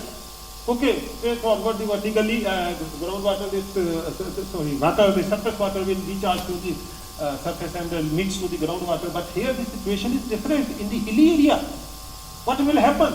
This is the only portion which is the soil. Otherwise, you have cut the portion from here. And what happen? And from the water, that is the seeps from the next one, because all these are the saturated conditions, and when the system comes in the hydraulic contact, and because of that load, ultimately there will be no support here because of for this wall, whatever be the pressure that is there. And remember one thing, your slide is always a chain reaction type situation. Just only 2 months back, I have attended one Indo-Norwegian conference. And there one professor from this IIT, this Roorkee, Professor Vasisht, please conclude. Yes, I will take not 2-3 minutes. So, okay, so he has given certain ideas about that. Okay, if you are talking that the oversaturation is the main criteria, that is actually not the point. Oversaturation, why? There is a lot of rainfall from the centuries, the hills are like that. Unless until you are interfering with the situation, and the same situation comes into picture. And secondly, the drastic change in the rainfall pattern. Immediately all the water is coming, and because of the impact and the thrust and the load or some the kinetic energy, ultimately it is nothing eroded. So please, next one. So this is the situation. This is cut. See the soil layer? It is not only few centimeters. After that there is a basic rock, and you can see the cracks through which ultimately water leads to your storage. That is the point, no? But you have to manage with that. What is the situation that we have? Next one. So this is the another. See, that is there, means basically the paddy cultivated area and the stream recharging. I have shown you that the basic trend, but what will happen? This will create a huge landslide. But see, this will, the photographs I have clicked while doing my work on these springs. So this may be the causes, so you are the better just to check it out. Okay, next one. So this is another side that is basically, because see, this is the piping effect, and there is a paddy field above, and from there ultimately this triggers the slide. So next one. So this is my suggestions. This is basically from a photograph that is once I was in Pantnagar, this is Uttarakhand, and there you will see we have just chosen those sites for recharging, ultimately where there is a natural topography. Rawat might be knowing that you have visited that area and that portion. No? So this photo was clicked by our former dean, S.C. Sharma, probably few students will be knowing that. Okay, sir, this is the next one, and the last I will take, sir, only 2 minutes, because that is basically on the yesterday's deliberation. I have not asked any single query from that, but ultimately I have just given, this is my personal views, but go through this. Ultimately, the first one, that is the isotope studies. They are always telling that, okay, the isotope studies are required to demarcate the area where we have to recharge. But what about on the basic thing, that you are getting a huge supply of water within a 1 or 2 hour span? How you can handle that? How much amount of water you can use for recharging? Whether the groundwater recharging experts will agree with this situation, कि okay, I am going to recharge in this area, अभी मैं नहीं करूँगा because this is my field. This is not possible. This is simply the community work. I have done this recharging project for the 3 years. For whatever recharging, that for my purpose? No, it is for the community purpose. So that's why ultimately you have to go for everything keeping in mind the basic things of the infiltration capacity, or you can say the capacity of that particular area, only then you can handle these things. Okay, so that's why this is the first point. Next one. So this is one. This is, I agree with the Rawat. Yesterday this one point that it is smaller spring. So can you tell me, this is the spring discharge, this is 1 liter per minute of the discharge. But even then, this is a spring photograph that I have taken. This is near to Almora, basically in the Almora. But the 4 or 5 families are dependent on this limited supply. So that's why each and every spring, even the seepage phases are so much important. So please, so this is your seepage phase. I can convert this seepage phase to a spring, like this one. No doubt this is not a photograph from the same thing, but it is possible to make a small tunnel. So simply by making a seepage spring by name, you will get a paper and the complete technical details of that. Okay, please next. So this is the why monitoring is important. Why monitoring is important. Yesterday we are talking about data, because data is the only basic. Please conclude, because there are two more data. So I have just we are running out of time. Oh, okay, sir. So the monitoring of data that you can know, that we ultimately the basic thing that we can predict the discharge, and we required only these things to do anything that yesterday Sumesh Sen has given an idea about all those things. Okay, so next one. So this is the way, that is the, I think Dr. Satpathy has shown this graph yesterday. So this is my paper's graph. Next one. So this is the traditional wisdom, and so okay, sir has not given me so much time, but ultimately this is the basic thing that we are talking about traditional wisdom. What is traditional? This is basically a science-based, complete science-based, but it has taken years of thousands of hundreds of thousands of years to refine. What we are talking about, you want to change those persons immediately with your own technologies. That is not possible. Just to go for the water mills of the Uttarakhand. All the government has taken the initiations to change these steps, but no one can do anything, because why? They are emotionally attached to their customs. Their customs, traditions and beliefs. So that's why these are my personal opinions that I have got idea while moving in from spring to spring in the Uttarakhand and the Sikkim region. So this was the things that you have to remember. And the climate change, आप उनके बारे में पढ़ाना चाह रहे हो, अभी बहुत एक प्यारी example थी, that's not possible for me to deliver. Okay. So thank you, sir. Thank you, Dr. Ashish. Anyone who want to clarify? Because now we are left with another session, we have to rush. Oh, you can interact with the delegate. No, that's better. If anyone have any query, please talk to me. I'm just going to sit and you can. After hearing the presentations from the experts, now we are moving to 2 more lectures by researchers. Thank you. Let us hear them and encourage them. The next paper is by Mrs. Ispita Roy, researcher from People's Science Institute, Dehradun. It is on the rainfall, spring typology, discharge and water quality interactions, a case study from the Himachal Pradesh. Mrs. Ispita Roy.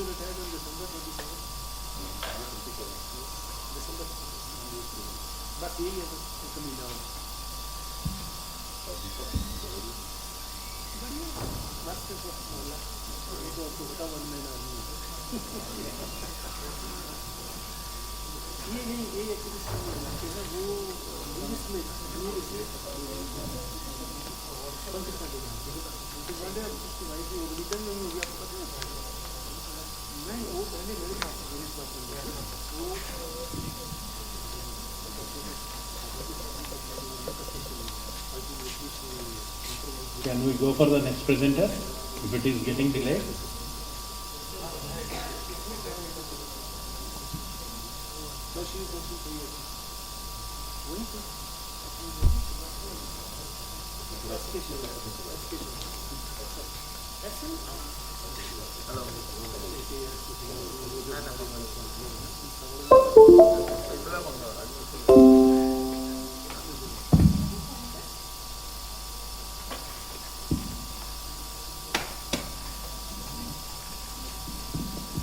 Okay, you have to complete in 6 minutes. Sure, I will try my best, sir. So good afternoon, everyone. My name is Ipshita Roy, and I am representing People's Science Institute today. So yeah.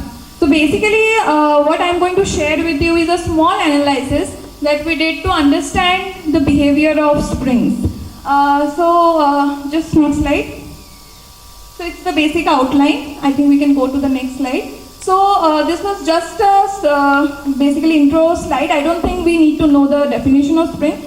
But I think sitting over here we have different school of thoughts when it comes to spring typology. So I will just mention the ones that we follow. So when it comes to the different spring typologies, we take into consideration as depression spring, contact spring, fracture spring, fault spring and car spring. So these are the 5 springs that we usually define our system.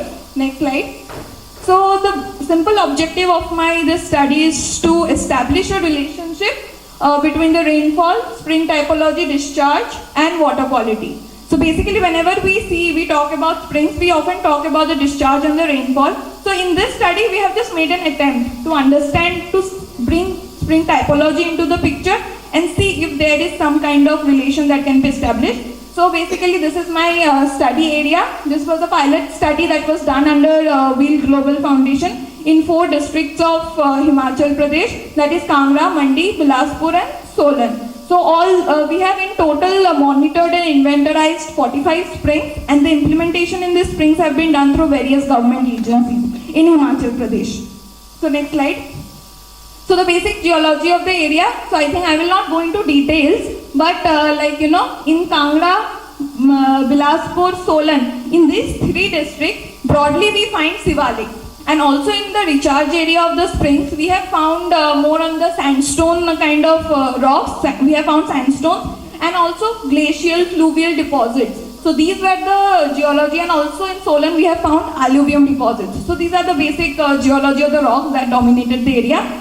However, in Mandi, we found more on the metamorphic rocks like the slates, gravex, micaceous schist. So I am telling this because these, based on this geology and the hydrogeological properties that it defined, we had categorized the springs. So in total, the 45 springs that we had monitored in the 4 districts, 27 springs were depression springs, 6 springs were fracture springs, and 12 springs was a combination of fracture and depression spring.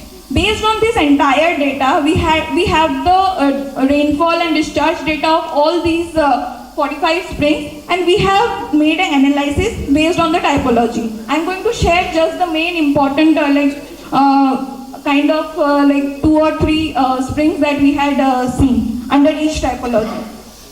So yeah, so this is what our study has shown. So in the first glance that we see, it's the basic that we see implementation was done.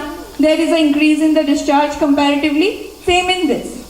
So what I want you all to focus on is this section. If we see in the depression spring, there is a sharp, whenever there is rainfall, there is a immediate and a sharp increase in the discharge of the spring. And when the rainfall reduces, as such, the discharge also rapidly reduces along with the rainfall. So this is a typical in most of the depression spring. Now coming to the fracture spring. Now again in the same month, let's not go into the entire month, let's just focus on the same month of these 2 springs. So if we see in this fracture spring, with the increase in the rainfall,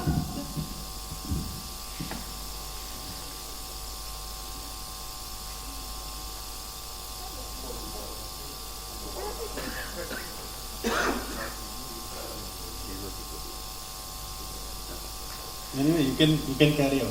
People can see. It's not working. Yeah. You can So let us focus on the month of May, July, and September. So as we can see, in case of the fractured spring, even the rainfall is increasing, the discharge is not increasing immediately. There is a gradual increase in the rainfall. As you can see, even when the rainfall was the rainfall increased, the discharge, however, there was a sudden drop in the discharge we can observe. And when the rainfall was, when rainfall reduced, the discharge, however, kept on increasing. So this was typical of a fractured spring that we observed. Now the question comes, why? Why this is happening, these kind of trends? So one of the basic things that we have to see is 99.9% depression spring, the recharge area is the the area just above the spring. So we can say that when it comes to the depression spring, we are talking about a more localized aquifer. I mean, obviously in spring shed and in mountains, all the aquifers are more on the local scale. But if we do if we are talking relatively, for depression springs, the aquifer are very much local. So whenever there is, and the water that comes up is directly because of the seepage through the pores. So whenever there is any kind of rainfall, we see an immediate effect. However, when we are talking about fractures, cracks, joints, so what is happening is these fractures, joints, they can extend beyond our ridge line. So as we tell in the spring shed, we take a valley to valley approach. Why? Because of these facts. The fractures, they travel quite a distance. So as such, if there is rainfall, the impact of rainfall can be gradual, and obviously when the rainfall stops, there can be a continued effect that can be seen. So next slide. It's just a cross section, a conceptual cross section that was prepared for those two springs. So as you can see, the depression spring that was there. So it's basically a simple system, seepage. So there is rainfall, and only the water through this entire unconsolidated system is the aquifer. So the water is the spring is fed directly. However, for these fracture springs, though we have marked the recharge area, just the immediate, obviously there are several other factors. This was the maximum potential area. But if you see the fractures, they extend well beyond these areas. So, though that particular area is contributing maximum in recharging the spring, there is water that is traveling through the remaining fractures. And these fractures, they slowly feed the springs even when there is no rainfall. So there is a continued effect of that we see in the fracture spring. Now let us come to the depression fracture spring. So there is an interesting thing that we observed while in case of the depression fracture spring. So that was that they showed both the characteristics. So there was a sudden increase in the rainfall. Whenever there was rainfall, we did see a sudden increase in the increase in the discharge. However, there was also some kind of continued effect. Like it was the discharge didn't suddenly drop down with the rainfall. Even when, as you can see again in the last few months, you can see when the rainfall reduced, the discharge it didn't drop down immediately. Slowly it was continuously increasing. So we can say that there was a combined effect. Though the discharge there was a sudden increase, but the decrease or there was a delayed effect that we see in the discharge trend. Subsequently, there is the conceptual cross section of this spring. So as you can see, the unconsolidated soil as well as the fractures, they both were contributing in the groundwater for these kind of springs. So next is that was basically how the spring typology, how we define the spring. 2 minutes. Sure, sir. Yeah, so this is how we talked about the spring typology and the discharge trend behavior. So obviously, I think there is some color changes in this pie chart. However, I'll just briefly tell about this. So when we are talking about springs and water quality, so what we observed was most of the springs in the Himachal Pradesh, there was a fecal contamination was there. So as we all know that fecal contamination, they are majorly contributed with lack of improper soak pits, direct discharge from the drains. But one of the other reasons is also some of the structural weaknesses that are present, like the faults, the fractures. If a drainage, like of a sewage or drainage pipes, they are exactly sent into that place, so that also contributes to the spring quality. And we are also trying to study more how this is impacting based on our studies. So next. So we have come finally to our conclusion. So it was a very short study and we are continuing our analysis. But there is what we have understood or concluded is that the different springs, based on the spring typology, we can see different spring behaviors. And in our study, like in total till date, out of 27 depression springs, like in the 27 depression springs, we have treated 20 springs. And out of the 20 springs, 17 springs have shown that there is an immediate impact of rainfall, immediate impact of rainfall on the springs. So we can say that, but this pattern was not observed in the other depression cum fracture or fracture springs. So somehow we can say that in the depression springs we can see an immediate impact, whereas there will be a delayed but continued impact in the fracture and also the depression cum fracture springs. And also we have seen, based on our entire data, that the amount of discharge definitely varies from spring to spring, but in fractured springs we tend to observe that the amount of discharge is quite high. So the other thing is, mainly is the way forward that I want to talk about is, as many of them were mentioning, climate change. So this was just one aspect that we talked about, is that how the typology and the spring behavior. What I want to say is there are other parameters that are impacting our spring discharge, like the intensity of rainfall, land use pattern, soil and forest cover. So all of these factors, they are impacting our spring discharge. So somehow I think we need to study on these lines as well, not only just get stuck in increasing our discharge and everything. So this is something that we need to determine, we need to study in these lines. And also the water quality issues due to the anthropogenic or the geogenic factors. What are we need to have a correlation of these with the spring typologies as well. So this was it from my side. Thank you. Thank you, Mrs. Spita. It is a good research and informative presentation of your analysis. All the best. Any questions? Sir, only one question. Ms. Ishvita, I have also done this coli testing in this spring. Yeah. I have got a very weird test. I just want to ask one question, whether you have noticed its behavior, or you can say change in trend with respect to the rainfall? Yeah, definitely. So what we have observed is whenever there is basically in the monsoon months, if we see, so often it gets diluted. The contamination, it often gets diluted. But however, in some cases, when we are talking about springs, I think I have told the thing. During the monsoon months, we see that the E. coli contamination increases, and often that when we talk to the villagers, they they tell us that they face health issues. So basically, we understand from this, and we are also doing our testing pre and post monsoon, so we can definitely see some kind of results. Actually, I am interested in all these results because I still not published my results because I got this cyclic relation. I couldn't relate anything. मैं अभी तक किसी को कुछ नहीं कर पाया. It is still pending. And he was assisted me. Prem, where is Prem? Yes, he assisted me. He knows this. But one thing, you have told that it is due to septic or the dumping sites, but there is one another.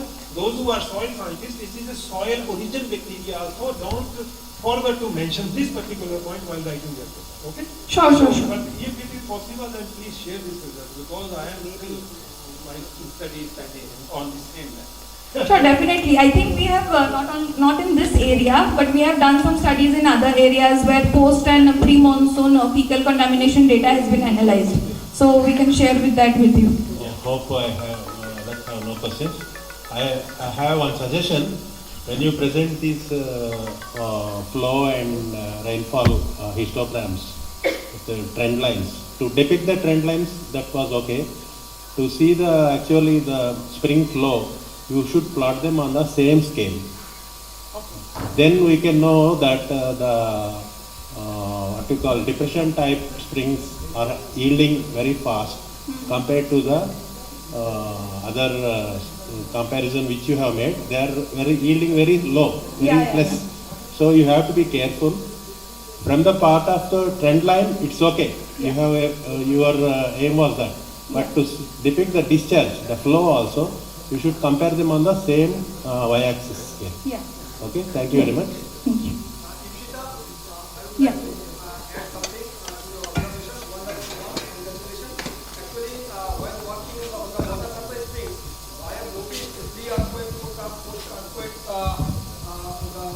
Behavior of the springs, what I have observed, that in case of fracture springs, as you have also observed here, that in case of fracture springs, the yield continues. It never even shows less decline even after rainfall.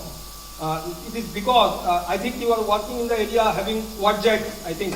Is it? No, the area, it is mostly sandstones and the graph that I showed was slate and micaceous cyst. Having extensive, fracturing, or it is Yeah, it was there was most of the slates were mostly unconsolidated, like highly weathered, and the schist that we observed, they were fractured. Fractured. Okay. So because of the ramification of the fractures, actually the recharge area gets extended. Yeah. So for that reason, you get the recharging in the source area or the recharge area is quite elaborated or in an extensive area. Whereas in case of depression spring, that is recharge area remains limited. So it is correlated with your area. That thing also is observed during my study in water supply springs. And in even after earthquake, the fracture springs show very little fluctuation, whereas these springs either those were extinct or it was lessened.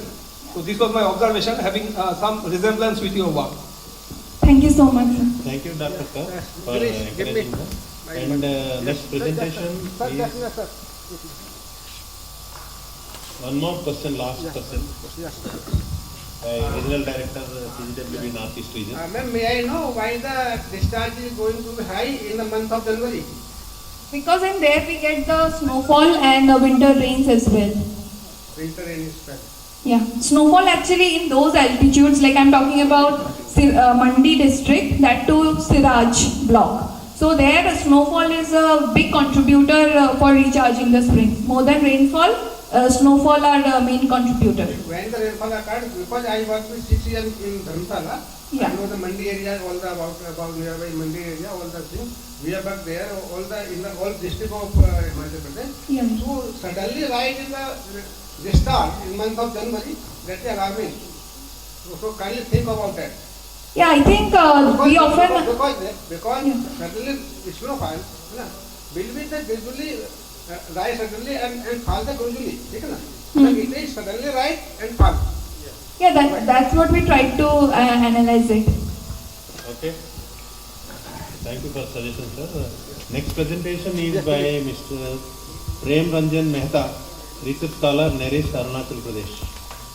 It is on delineation of spring potential zone and recharge area using field-based and geospatial approach. A case study of Papon Pare district, Arunachal Pradesh. You take 6 minutes. Good afternoon, everyone. My name is Prem. I am a research scholar of Department of Agriculture in Neris, and this is the part of my PhD project, assessment of natural spring reliability for water security in Papumpara district. Topic of my presentation today is elimination of spring potential zone and recharge area using field-based and geospatial approach. Okay. We already know about the spring, and actually I am using the geospatial techniques like ASP and fuzzy ASP to identify the potential zones of spring. Most of the work done in groundwater, but not on springs. Some limited works are there in one in Nepal and not in Himalayan, in the Indian Himalayan region. So next.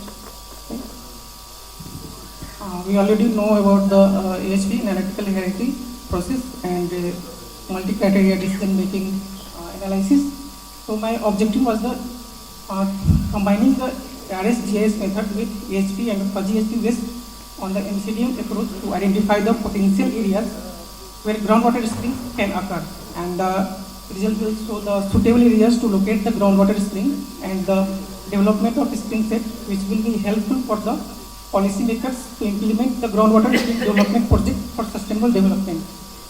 Next, this is my study area, Papumpara district. There are the two types of physical features of in district: foothills and the hilly region.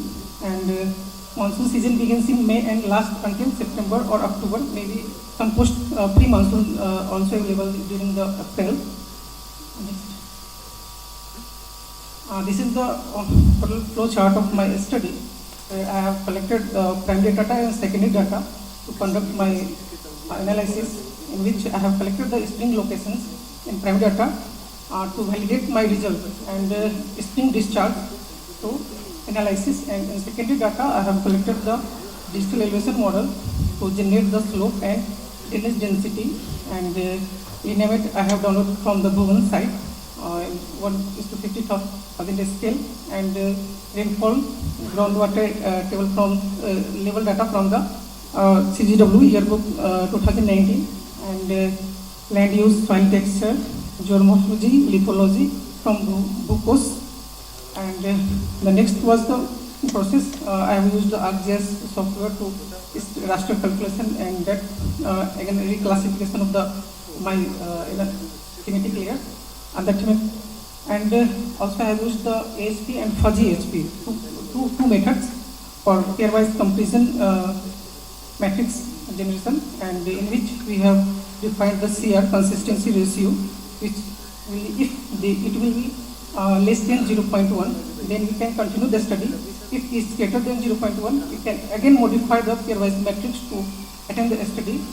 And after the weighting of the weightage and ranking in AHP method, and in fuzzy we have provided the AI like fuzzy membership, and after that we have used the integration of the thematic layer in weighted overlay and fuzzy overlay to get the two different results of AHP and fuzzy HP.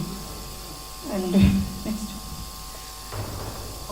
I have conducted a spring inventory survey in Papumpai district and identified about 102 spring locations in 9 circles of the district. And sometimes I go to warning, don't come here to collect the data or anything during my work. And next,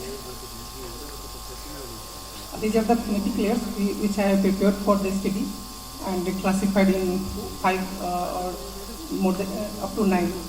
And like slopes, drainage density, lineament density, soil texture, lithology, geomorphology map, rainfall, land use, and groundwater level data map, and spring discharge map. And that was the first one, the AHP method. These are the all methodology of the AHP method, like defining the different features. After that, creating the pairwise matrices according to sacred table. And next, and third one was the taking the consistency ratio of the pairwise matrix. And next, the second topic is the fuzzy HP. So we have used the fuzzy HP, the advanced improved technique of the AHP method.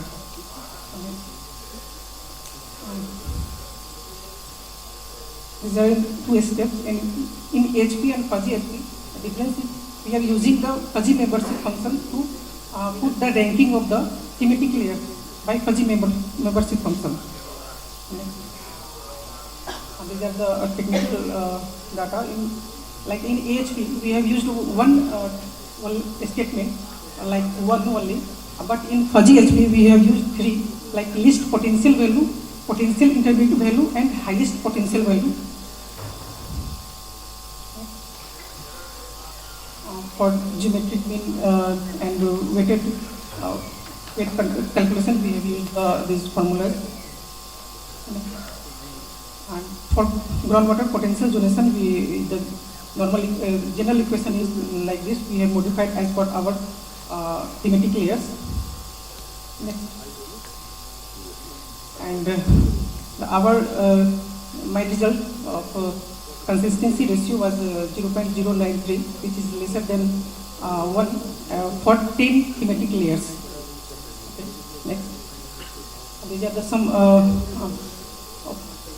pairwise comparison matrix of the AHP method and its normalized matrix, and you can see there weight 19, like for rainfall 19, lithology 21 was generated as per the pairwise matrix and normalized matrix, and I have put data in weighted overlay, and ranks was allotted as per the published literature and experts' opinions.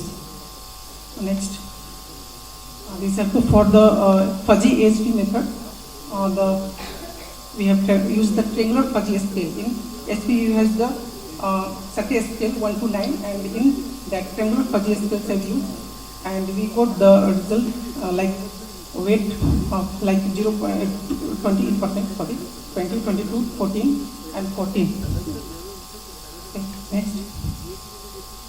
The result of the ASP, and we got the result like higher area was under moderate potential zone, which was 60.42%, and lowest in high potential zones, spring potential zones, 16.61%, and low potential zones are 42.61%. And as for fuzzy SP, my result was high potential zone is more than the last AHP method, and it was 28.31%, and moderate was lesser than the last result, which was 41.3%, and low is 30.4%. Next, any modeling work has need to validation. So I have validated my result by rock curve, receiver operating characteristic curve, and I got the ASP result was 77.9% area under curve, and in fuzzy SP I have found that 0.80, sorry 80%, and is slightly better than fuzzy SP is slightly better than AHP method. Next, and our findings indicate that the spring set development practices such as spring rejuvenation, protection, and other management practices are better option in high and moderate potential zones to deal with future water scarcity. Okay, thank you. Thank you, Mr. Mehta. It is a new data-driven concept of identifying the zones. Sir, I have deleted also a delineation of recharge area next one of Gumto spring, which I have selected on the basis of the available data and my field experience. The methodology.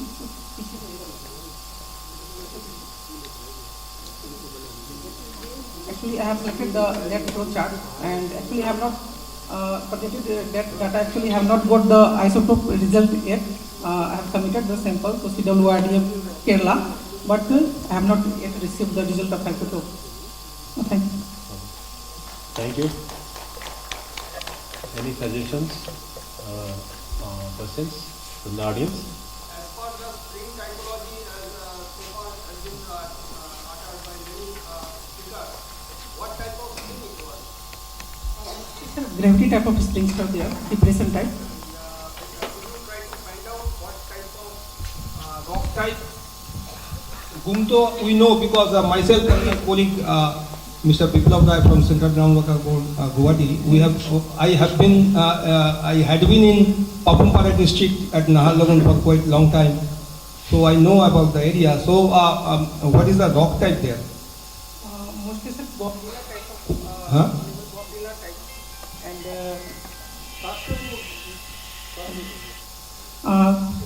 actually I have found that some geological configuration like Bobila is also available there. Actually, I do not remember that the total. So that is also one suggestion that you please also try to find out the basic geology of that place. And as you are telling a depression spring, I am sure that it is a colluvial materials are there. I mean, bouldery type of materials would have been there, would be there. So that is one thing. Another then other details also you try to find out. As so many people have, so many speakers have also pointed out, because it's your research work, and I congratulate you because many of we people and we have actually have spoken about our experience. People are working on springs, but nowadays it has gained so much of importance that many people are doing research also. It's very good and wonderful, especially in Northeast. So I congratulate you on that point of view. But to escalate your research, I think you have noted all the discussions. So you try to even coin all those things also in your research. That will be that will elevate your recommendations further. Sir, I have collected the data from spring discharge and water quality data from the 2019 January to 2022 May, and this is the part is only the 1/4 of my first objective, and I have presented here. And I am monitoring also the discharge data from the 3 years, and individually it was individual work. In first it was funded by NMHS, but after first year I have not got any funding from the NMHS, so it is funded by now me because I have done PhD. So we are facing many situations with the COVID. There was more restriction in Arunachal Pradesh, so there was you can't go there without the permission. Permission के बाद भी आप नहीं जा सकते. It can go the threat directly. So there was many problems I have faced during. So I have actually this work I have done after the completion of the most of the topics.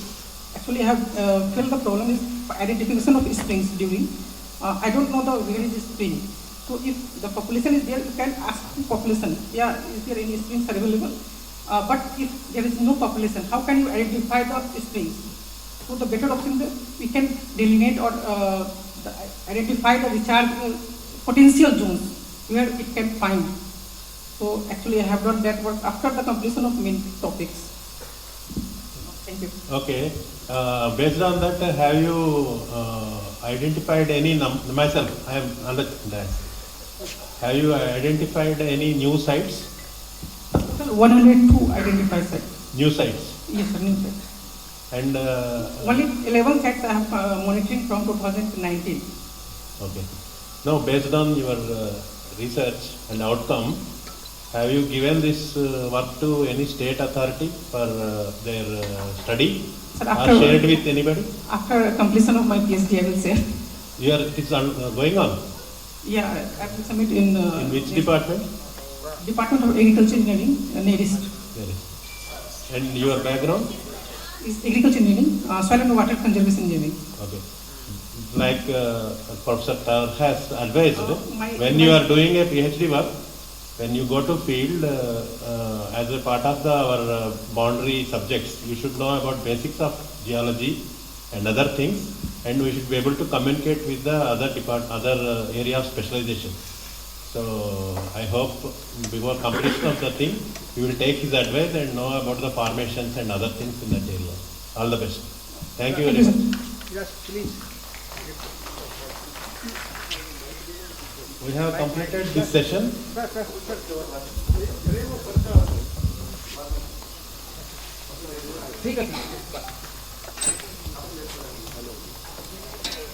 Hello. So like we have.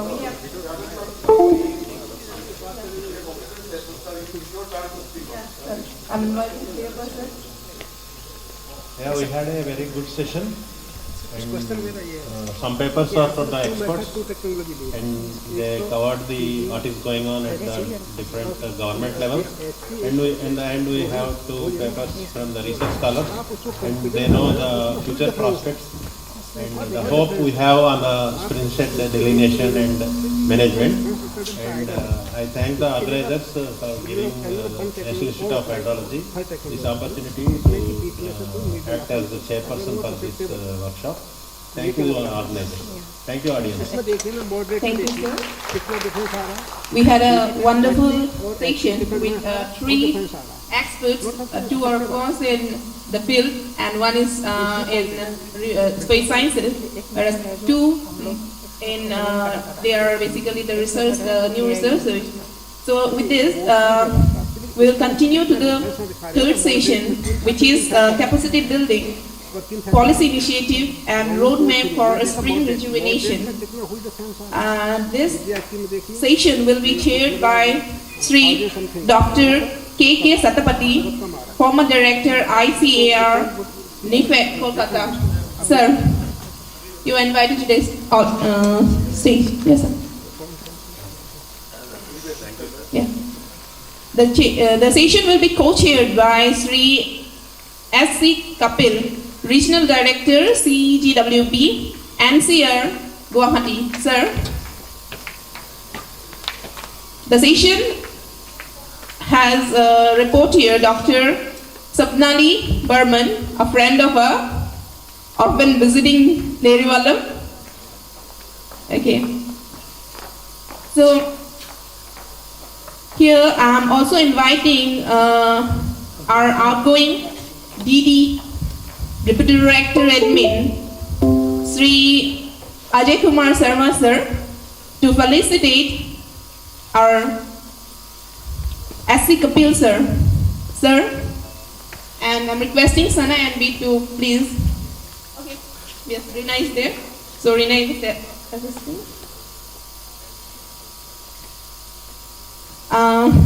Felicitation basically honoring our guest, Atithi Deva Parampara ko nibhate hue.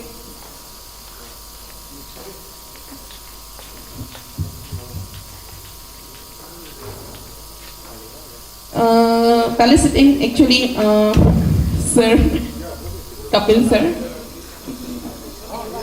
Yeah.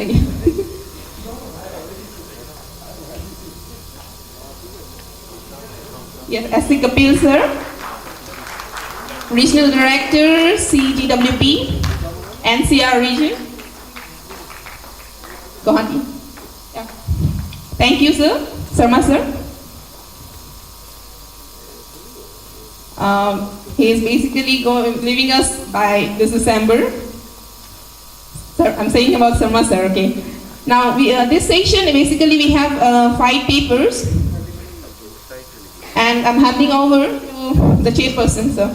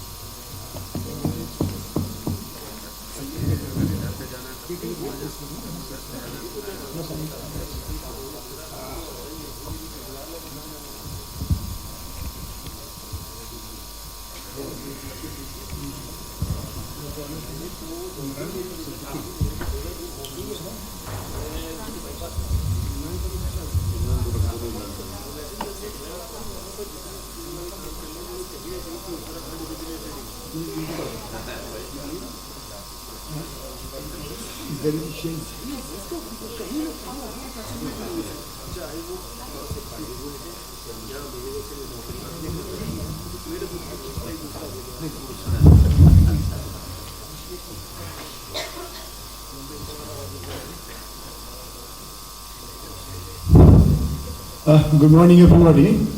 I thank very much our organizers for giving an opportunity to chair this session. We have so far a lot of scientific and technical discussion about spring set management. Probably in this session, mostly we discuss about social and institutional issues. Right from the panel discussion yesterday,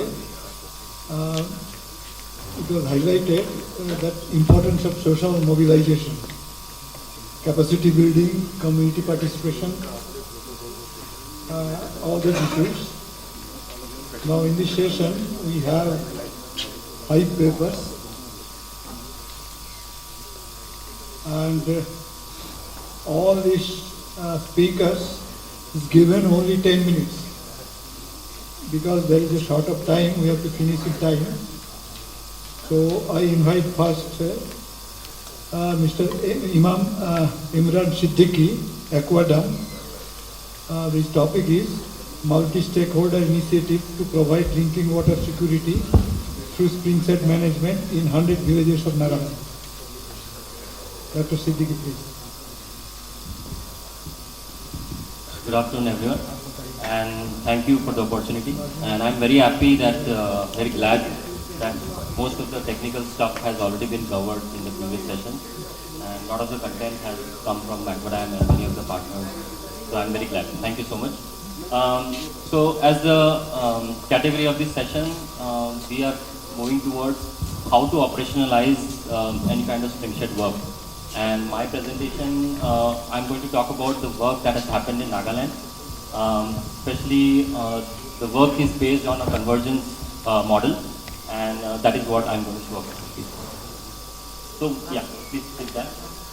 So problem statement has been very common across. And you can, I mean, all of you can read that. But one of the most typical problem that Nagaland faces, and I think one of the previous speaker from Nagaland University, she also mentioned that there is very high slopes in Nagaland, and that is one of the major reasons because the intensity of rainfall has also increased, the duration has decreased, and the slope is high. So there is a lot of landslide occurrence, because of which the infrastructure gets disturbed and the water supply is getting disconnected. And of course, there are other quantity and quality issues which you already know about. Next one. So I'm going to talk about the stakeholders that were there in this project. This project started in 2018, end of 2018, and finished in 2021 in July, August.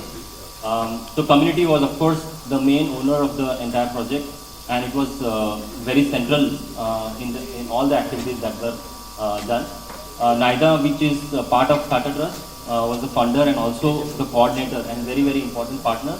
Land Resource Department, Government of Nagaland was the technical lead on the ground. Rural Development Department, again Government of Nagaland, was the one who was implementing the design and the project.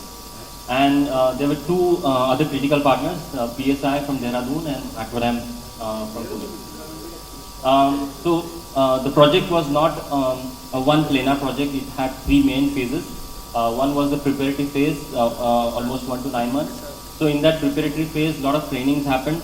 A lot of baseline survey also happened in that preparatory phase. Capacity building happened at Land Resource Department level, and also the plans were made during the 9 months period. And the next phase was the implementing phase, where all the works happened in convergence with MG and REJ by the RD department. And the last was the project closure phase, where a lot of activities that were done, they were compiled. The MIS was also fine-tuned, and the exit program happened in that, where all the spring interventions were handed over to the community. Next.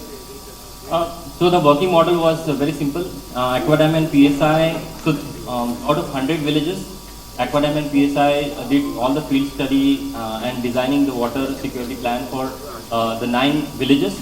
And these 9 villages were used as model villages.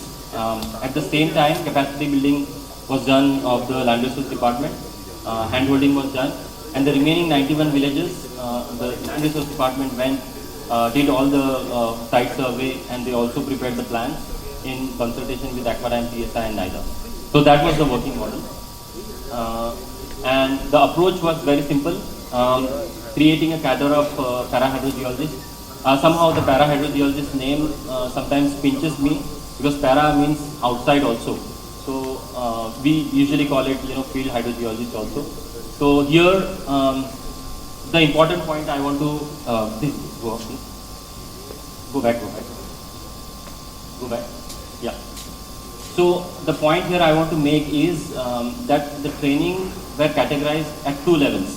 One was at Land Resource Department level, which are the officers at Land Resource Department who have some technical background, and the other level was community level, where the Land Resource Department was giving training by PSI Aquadam regarding the doing the entire stepwise approach of springshed mapping and creating the plans. And the community resource persons from the community of these villages, they were given training how to, they were of course given a conceptual training about the springs, and they know already, it is just that we use scientific words. We gave them, the Land Resource Department gave training to the community regarding data collection, which is very critical, the discharge measurement, the quality measurement and the rainfall. So that was done. Hydrogeological survey was done. Community mobilization is one of the very important aspect also.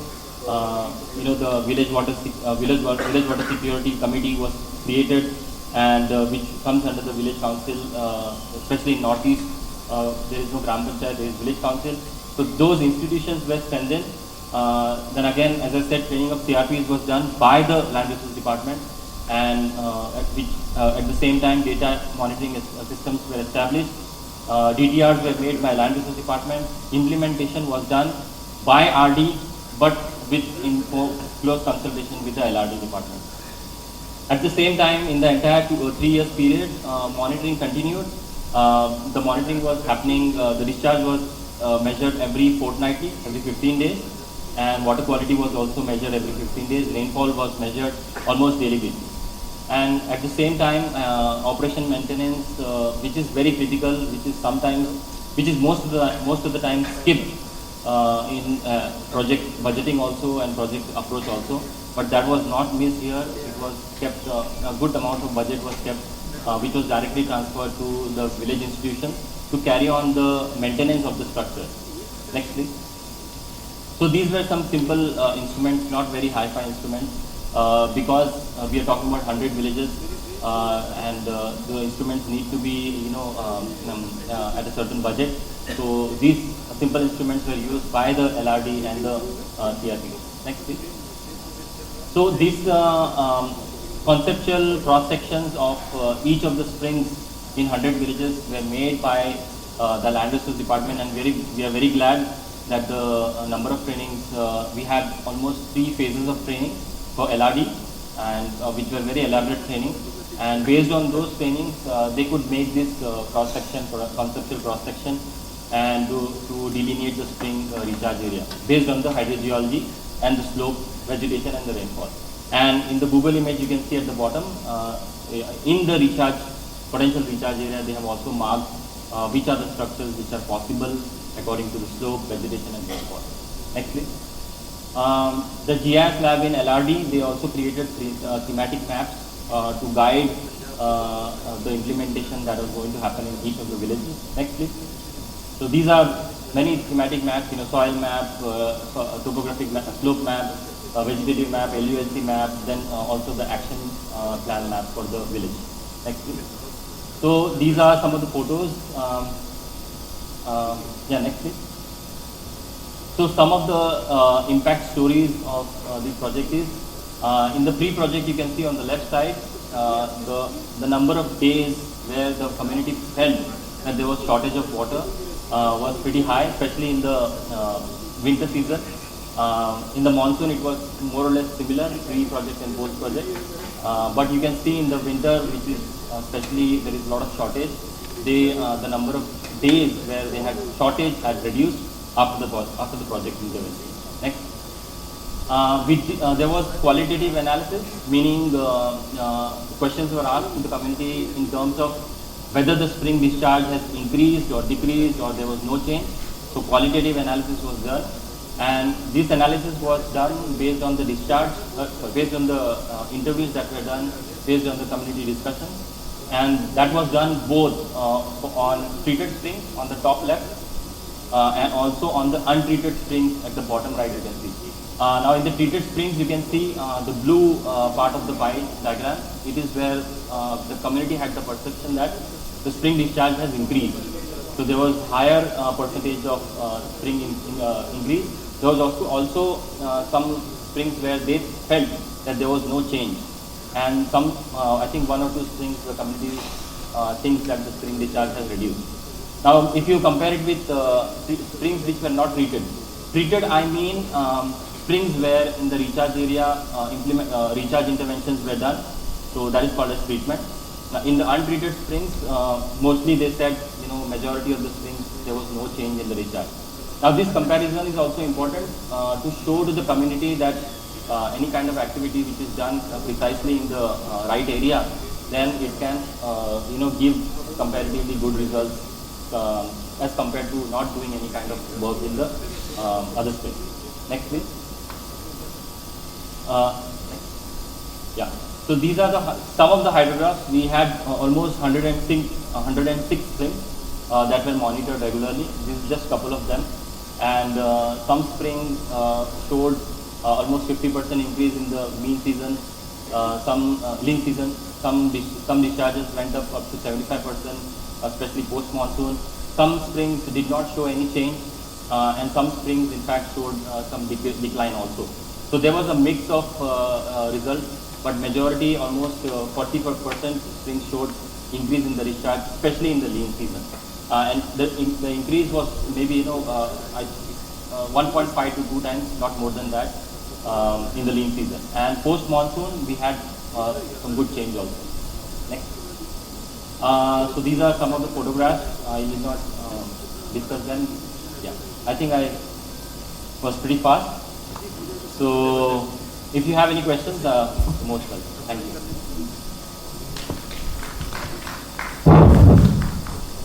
You took up this project in Kohima district? No, 11 districts. 11 districts. All 11 districts in Nagaland. Yes. Now it is 13, but that time 11 districts. So 100 villages across 11 districts. No, in Nagaland, what is there known as customary laws. That village headman and committees, they've got a lot of administrative judicious powers. And there is no written rules regulations. It's called customary law, constitutional protection. Now, what is their role in this project? So I think you're talking about the Shnong, right? Dorbar. I'm talking about village council or village, which has given that customary laws to protect natural resources, administer it, and what is their role in this program, what you have taken? So one of the main functions, I think, of the Darbar system that Nagaland has and the headmen is to protect the recharge area. I mean, they by their tradition knowledge, they know that, upstream of the spring is the catchment area, and usually they have some kind of governance system to protect the natural vegetation that is there. But because of the intensity of rainfall increase and the shortage of the number of days, there is a lot of runoff which was happening in most of the places, and many localized landslides were happening, because of which the spring discharges were reducing, some spring discharges were disappearing also. So this entire village institution strengthening was done in consultation with the headman and village council, which is usually doing all the directives. So they were the main institution which were approached by the RD whenever they wanted to do any kind of implementation. So they were also included in the meetings also. I think we can take few questions. Okay. But the main crux of this project was the convergence between the two departments. And any question from audience?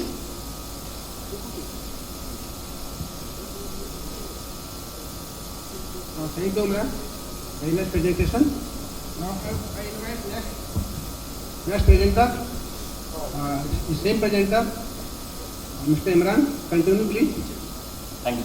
Springs and management and public water supply system in the Himalayan region.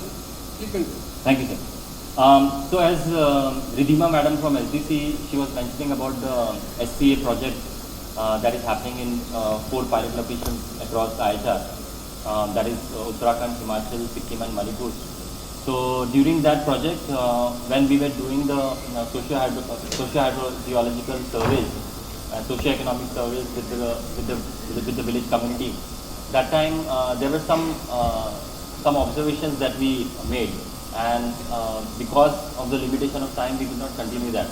But some of our interns, they went back to this area, especially Sikkim and Himachal Pradesh, to understand why there is differences in the perception of people regarding water supply and spring. And that is what this study is based on. This is still in progress study.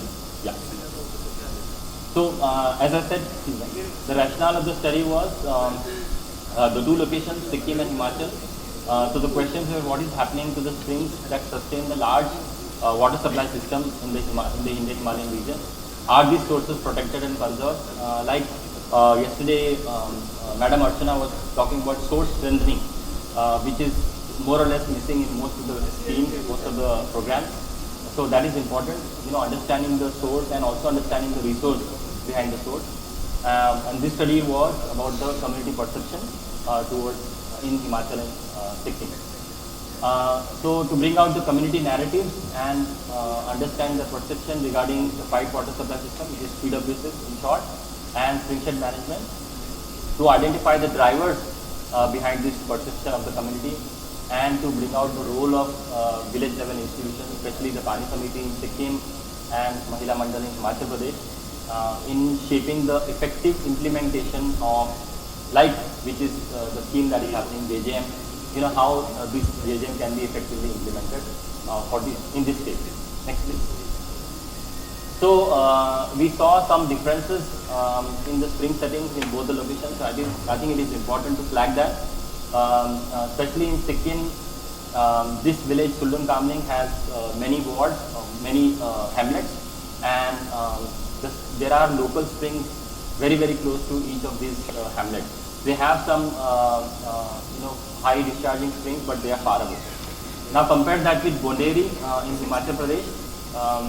The IPH is tapping the springs which are far away, which are high discharging, and they are supplying the water through pipes to a common point in Bonderi village. In Bonderi village also we have wards, but the wards are not as scattered as Sikkim. So there is a common point in the village from where the water comes from outside spring, and the villagers they collect water from this common point, which are called as paniharas also. It's like a stand post or some kind of tank. There are local springs also near the hamlet in Bonderi, but they are low discharging springs. Whenever there is winter, there is snow, because this is a snow area, the pipeline systems get ruptured because of the thawing and unthawing, and that is when they depend on the low discharge springs which are closer to the village. Only that time, but otherwise the other seasons they are dependent on the IPH supply. Next please.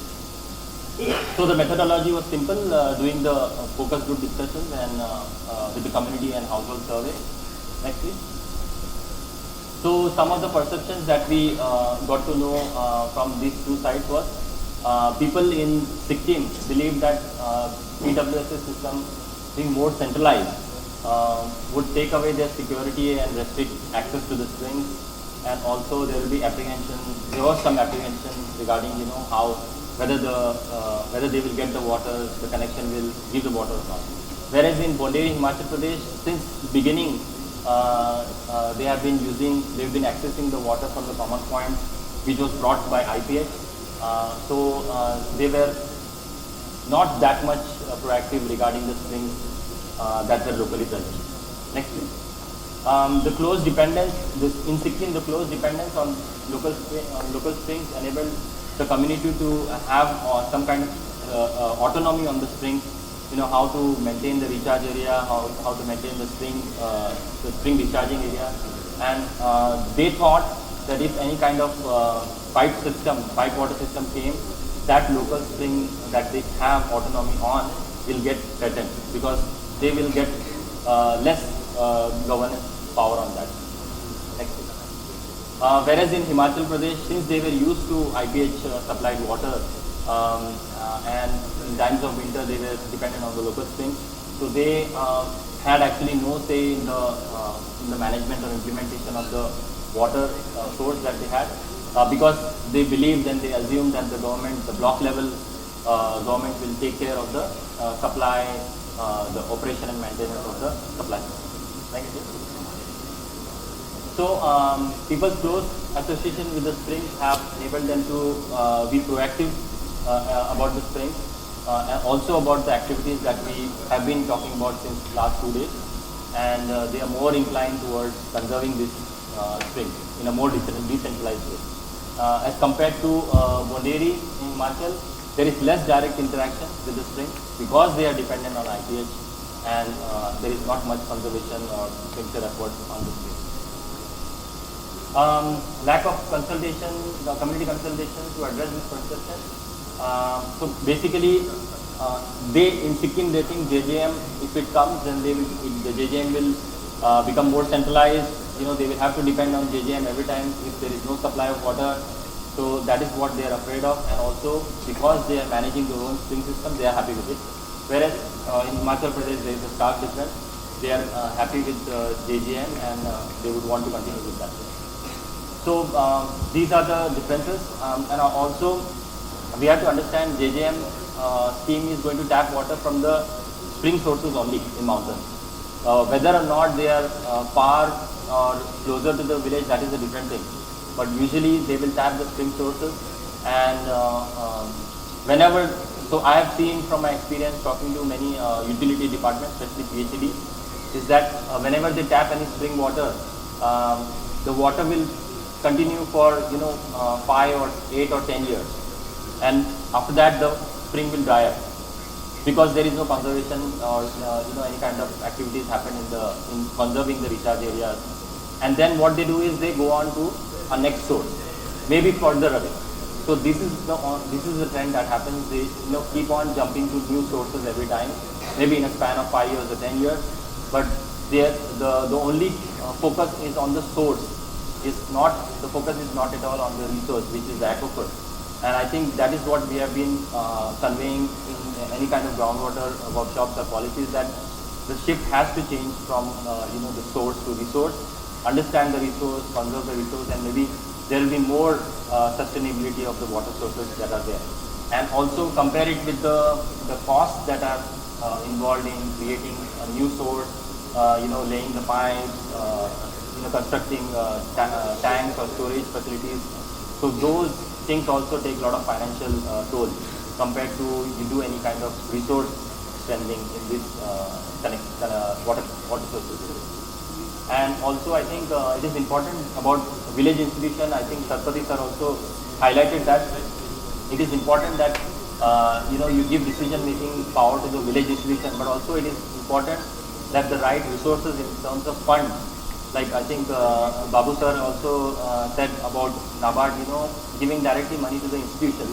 I think it is very important, and we see that happening, that the community needs to own the funds and also own the responsibility to manage the funds in a way which is more sustainable. So village institution empowerment is very important, and I think the last point is already covered. Next please. Thank you. If you have any questions.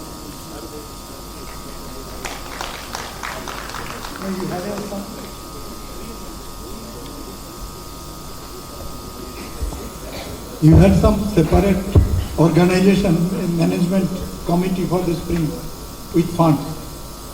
Now how you have managed? So mostly in villages where there are many springs, there are villages where there are many wards and they have their own springs. Then in each ward they have water user group. Water user group. And these one or any number of water user groups, they come under the village water security committee. So it's a registered, no? Yeah, water user committee is registered. And with separate funds. Yeah, it has separate funds. But usually they will include their plan in the village plan, like Gram Panchayat plan. It is separate from Panchayat. They get the funds also, but usually they will also get approval from the Gram Panchayat. They have some autonomy with regards to funds, but they will get some permission from Gram Panchayat, especially in Western and Central Himalaya, in the Northeastern village council. Any question from audience, please?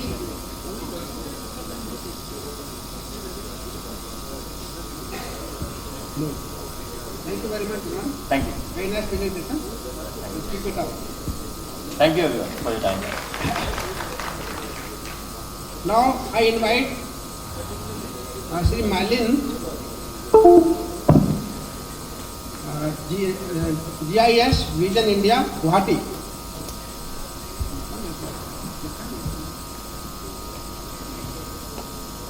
The paper on geostation, approach on spring set rejuvenation strategy, a case study of the Northeast state in India. Thank you, sir. Good afternoon, everyone.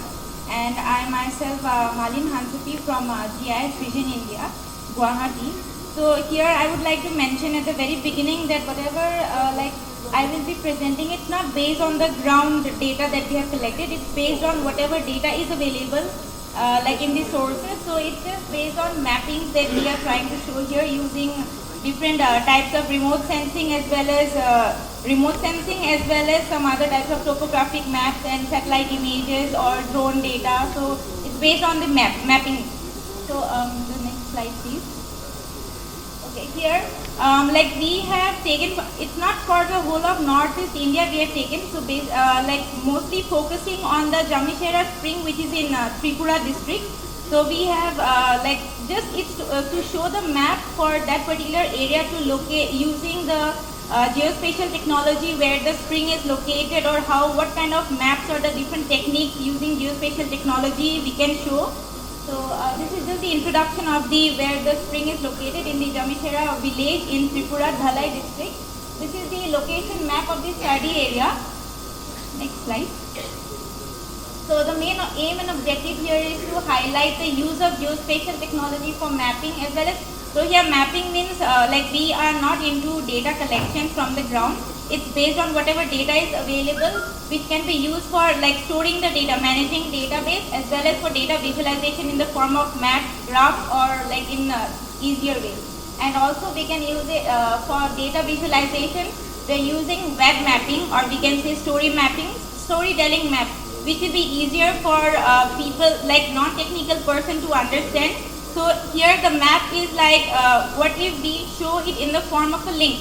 So anyone who is not used or anyone who is not familiar with the software can also open the map and can see what information is given there in the form of attributes.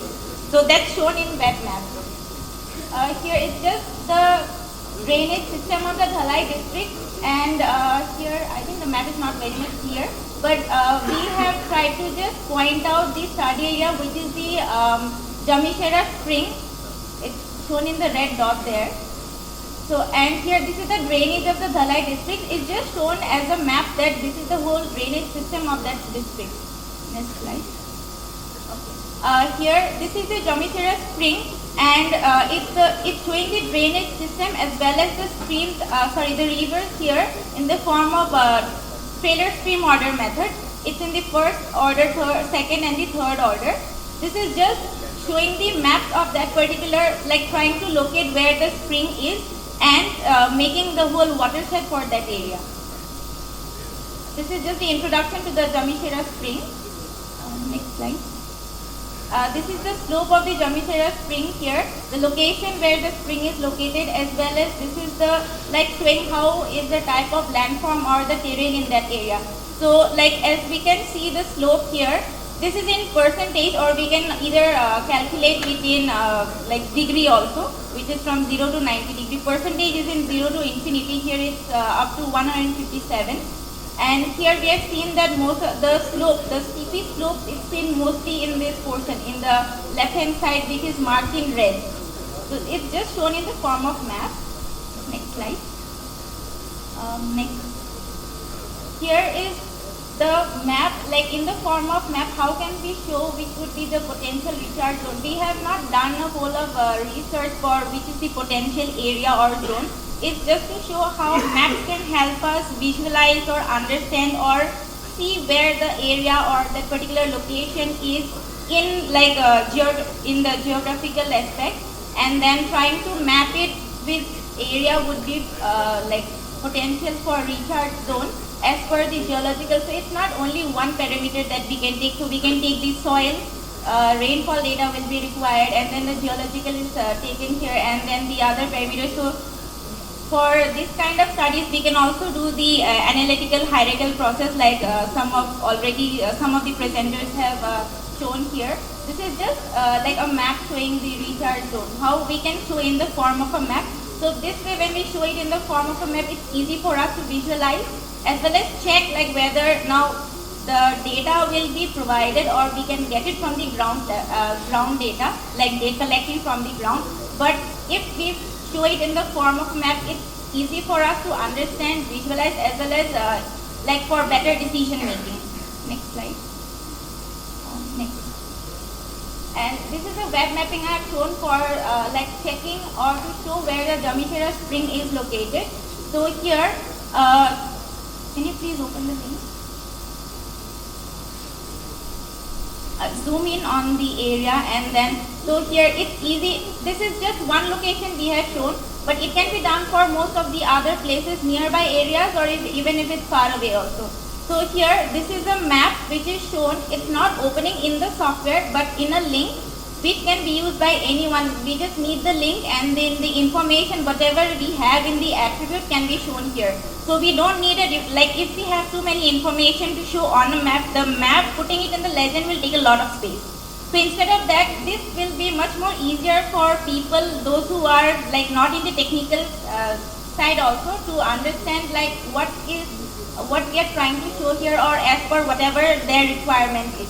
So here, that is the location of the Jameshwara spring, showing the latitude, longitude, the name, wherever it's located, and then apart from that, there are also, like, if we zoom out the image, can you please zoom out? There is not much time now. Okay, sir. It's almost over, sir.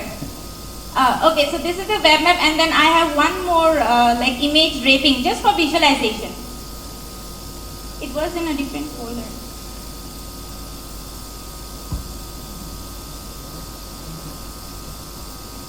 So for visualization, sorry, it's not playing.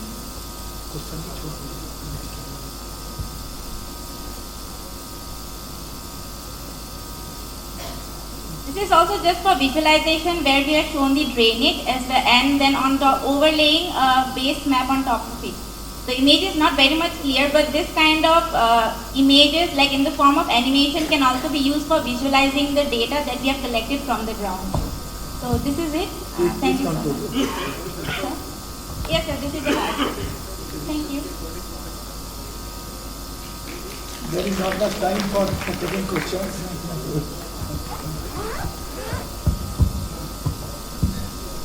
If any question you have, please ask quickly. Okay. Now next presenter is Dr. Grace. Dr. Grace has review on distribution of water bodies for enhanced water scarcity over Nagaland.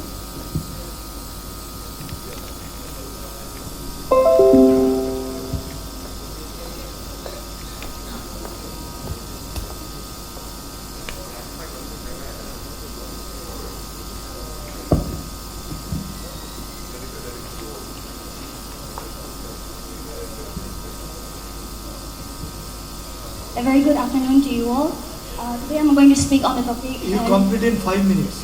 Alright, I'll try, sir. A review on reservation of water bodies for enhanced water scarcity over Nagaland. So, I'll just go to the next slide, then.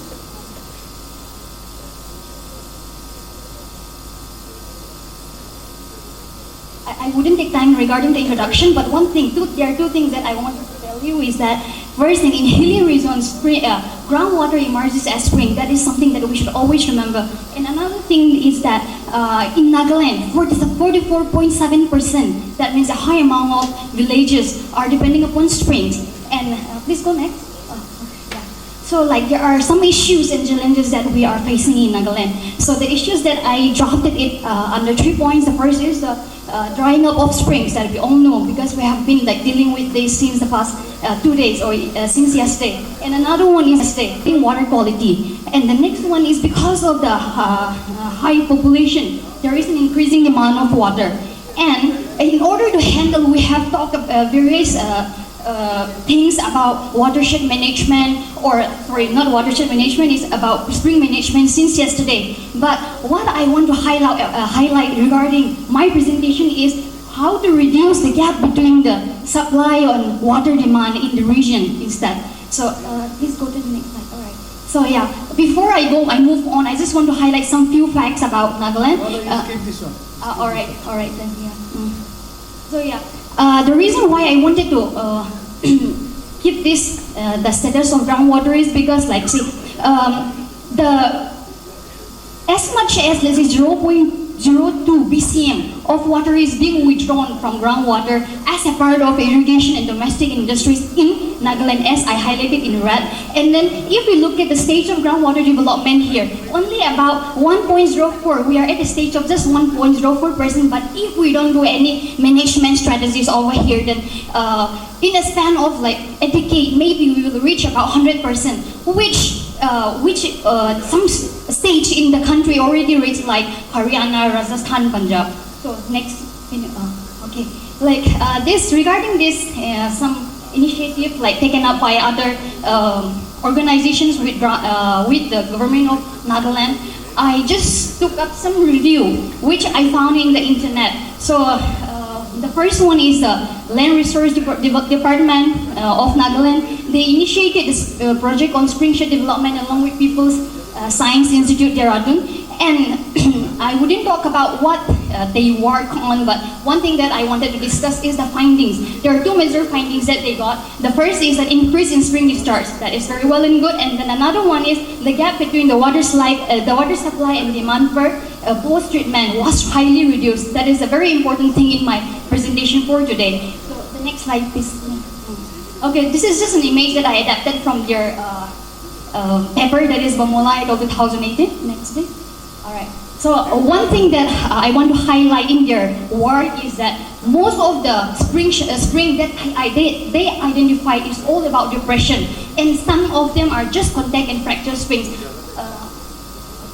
Regarding the reduction in the gap between supply and water demand, I wanted to give one example, which is in the Setsu Subu spring, that is in Mapokchung, and then what we can see in the table itself is that before the pre-treatment, let's say before treatment, there was a 2.68 lakh liter of gap in supply and demand per month, but which reduced to just 1.8 lakh liter per month.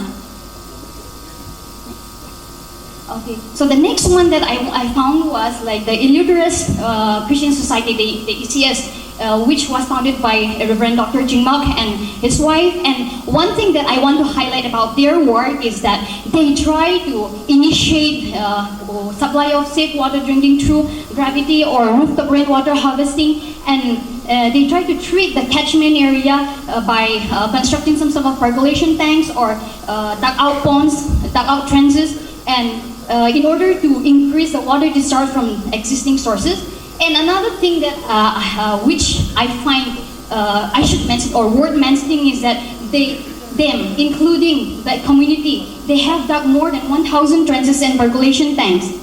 So this is a very big step by the ECS society.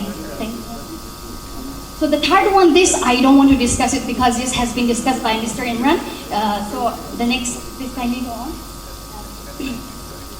This one is not related to spring-shed management, but the reason why I wanted is that I am more interested in finding out how to decrease or reduce the gap between the supply and the water demand. And then if you talk about it, if you think about it, this is nothing connected with the spring recharge. Okay, they have a Dalton. Yeah. Next we go next. Okay, okay, the thing I like about their work is their overall technique was the installation of water harvesting pond at the upper elevation, and then like below the water pond, what they do is they did some sort of cultivation of crops, and then using drip irrigation or gravity-fed drip irrigation, they are irrigating the cultivated crops below the water harvesting pond. Okay, another one is that, like as I was talking about, drip irrigation system is the most efficient system of irrigation, especially for conserving water. So what they found is that in the first year after implementing that, their BC or benefit cost ratio was estimated to be just 0.25. That is because of the inclusion of this initial cost, but after 1 year, the next year, that means in the second year, it got increased to 2.4, and that is a very big deal. Okay, now this slide is about spring-shed management in Nagaland, what we can do, what the people have been doing, but since the past, yesterday and today, many experts have been talking about it, so repeating the same thing is not in my, I don't want to repeat it again, so let's just go to the next slide.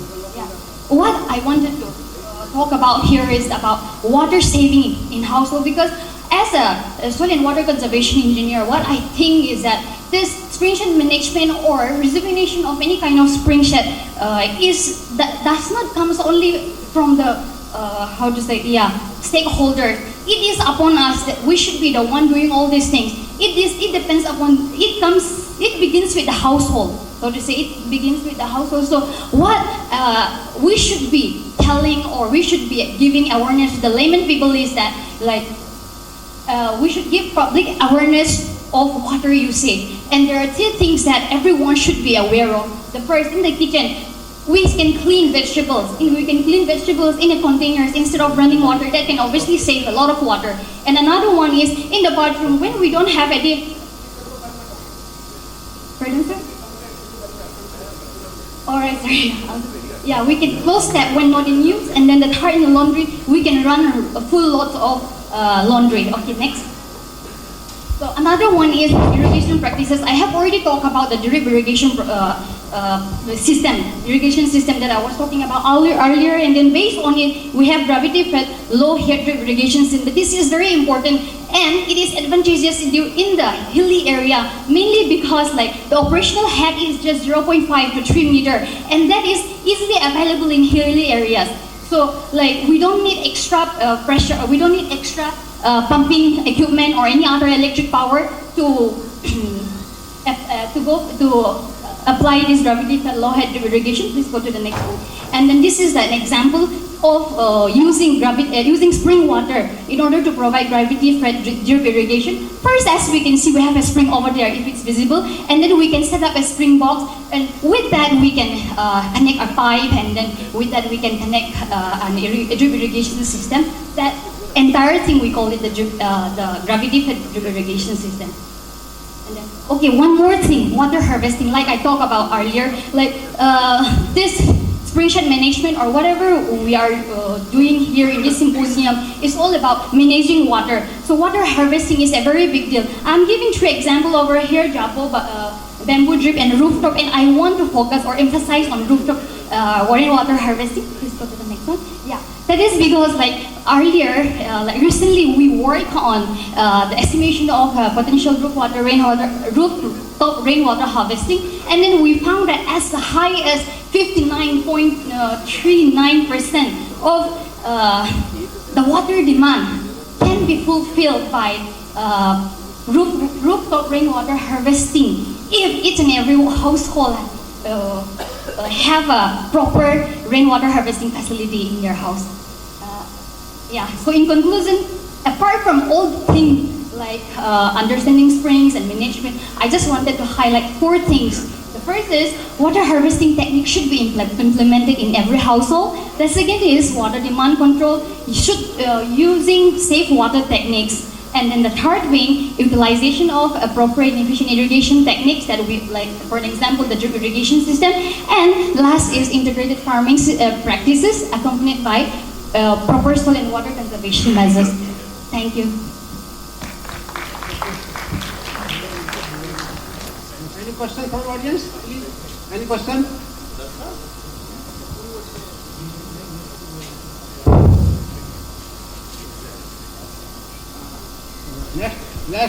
Last one presenter is Dr. Luna Moni Das, Assistant Professor, Nerivalam Tejko. Hello. Role of community participation in spring rejuvenation and spring shed management in northeast state of India. Okay, this is Dr. Luna Moni Das. I'm Assistant Professor in Social Sciences in Nerivalam. This basically is a review-based paper which our group, this is a combined paper. So our team has started reviewing paper on spring sets, and this is the result what we, come up with. So like, this is a review paper. We do not have much to, say, because most of the things which we have studied are already, presented here. So like, coming to the next slide directly, here I'm saying some important things about the springs, why they need to be, studied and why they are like important. And I think you already know all of this. Coming to the next slide, yes, basically since I have mentioned this Northeast India, so go ahead. Yeah, this one is the, Niti Aayog data where they have basically explained how the spring water is used in different Northeastern states. This is the dependence on the villages which are depending on springs. The data from Niti Aayog, and it is like represented by my co-work met this Bhaskar Jyoti, and the next. Yeah, this is the data on the surface irrigation that is based on springs. And this is also the same thing, but you have to see that the two maps, they have shown two different things. One is the drinking water, where Sikkim is, using most of the spring water for drinking purposes, whereas there is this Mizoram, which is basically using spring water for irrigation and not just drinking. This is the thing which we came into. Come ahead. Yeah.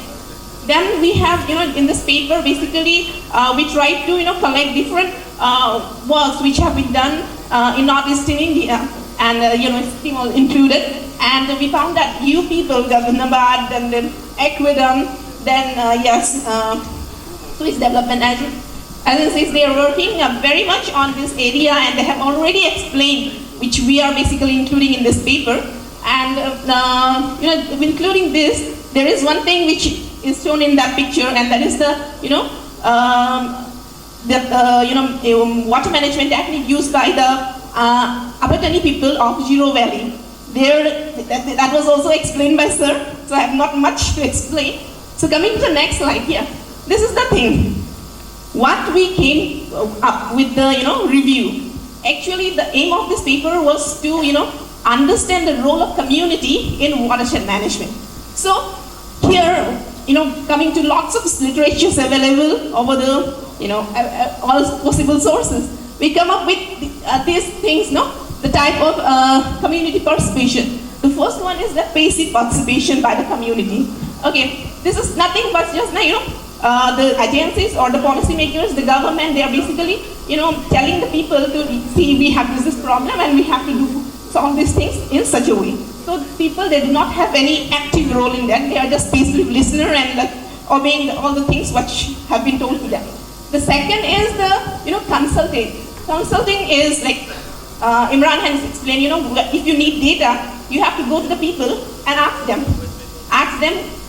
the questions, and they will reply. They will answer to your queries, and you will have a database. Okay, database regarding the availability of streams, in the use of stream, and different kinds of data, whatever you want, you will get it. And that kind of participation is called as the consultation participation.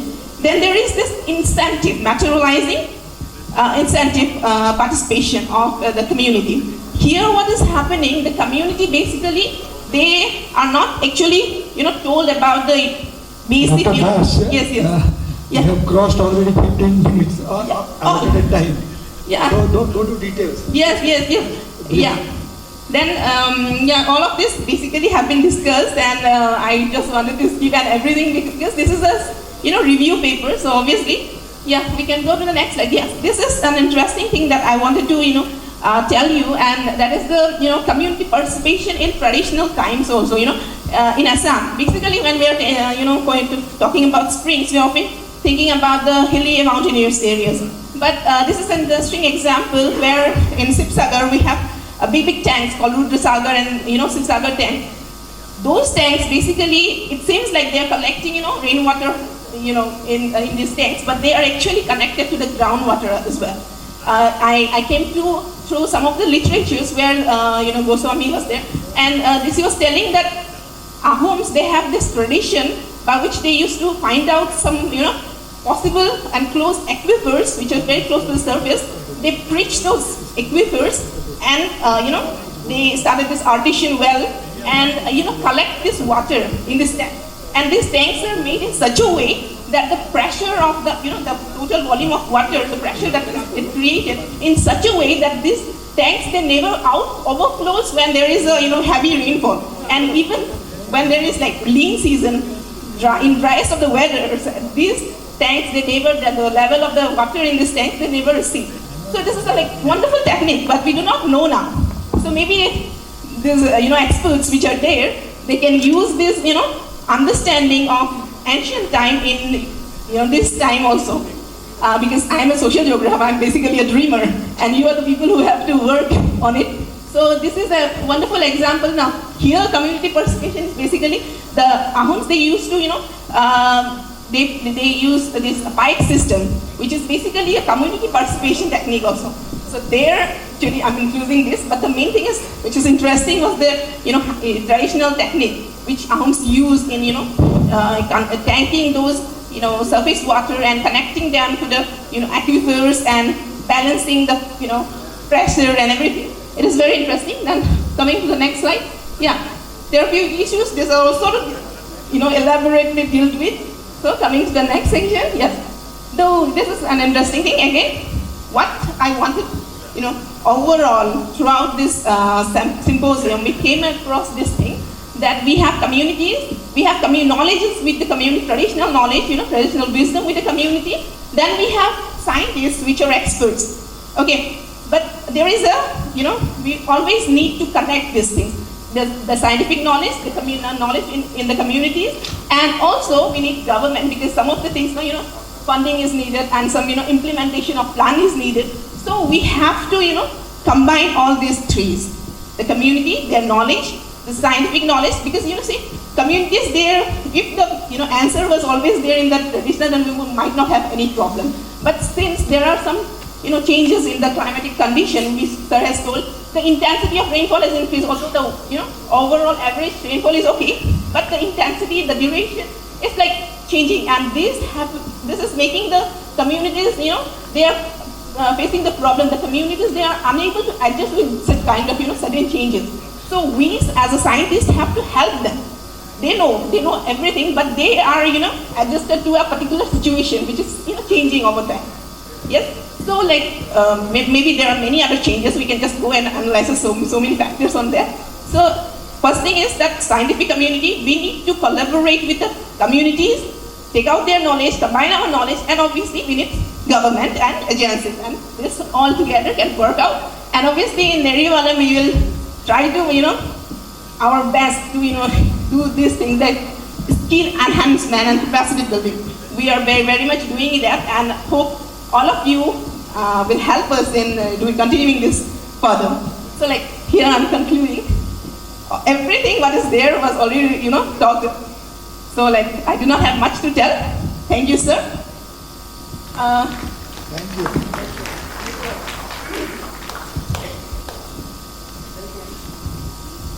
Any questions? I didn't need anything. Yes, ma'am. Yes, ma'am.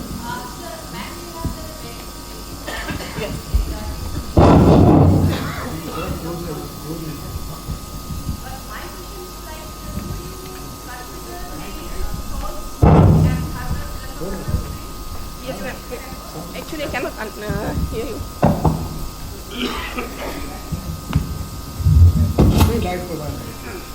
Ma'am, my question is this one. First, I want to congratulate you and your team for the review work. It's a very good review work, and it's very much necessity in this point of time. My question is in your review paper and in these 2 days workshop or symposium, I have noticed we haven't talked about the soul spring and the electrothermal spring. Yes. Because they are so very important, and when you are talking about the public participation, then this source thing is very important. Because many of the communities, they are dependent on this salt spring. In northeastern region, there are lots of salt springs where people are consuming that for everyday one. So the rejuvenation of that particular salt spring is also very important. And regarding the electrothermal, it is so important because we have in the Garam Pani in Karbi Anglong, the lots of electrothermal springs also there in northeastern region. So if you are doing this review work, so it is my humble request that you consider this salt spring and review this electrothermal spring in your paper and publish my very good journal. Yeah. Thank you, sir. Thank you. Thank you. We'll try. Actually, this electrothermal, these are very important because they have very medicinal values and cultural association, like religious association with them. So we'll definitely try to include those paper. And over to chair.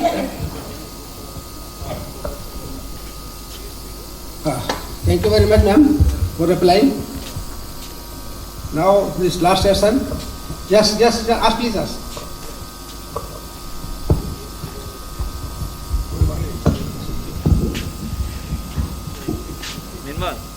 Yeah, it is indeed a very good presentation, compiling the photographs as also the literature available. One thing which worried me is the photograph which is shown under spring rejuvenation, the kind of trenching which has been shown in the photograph.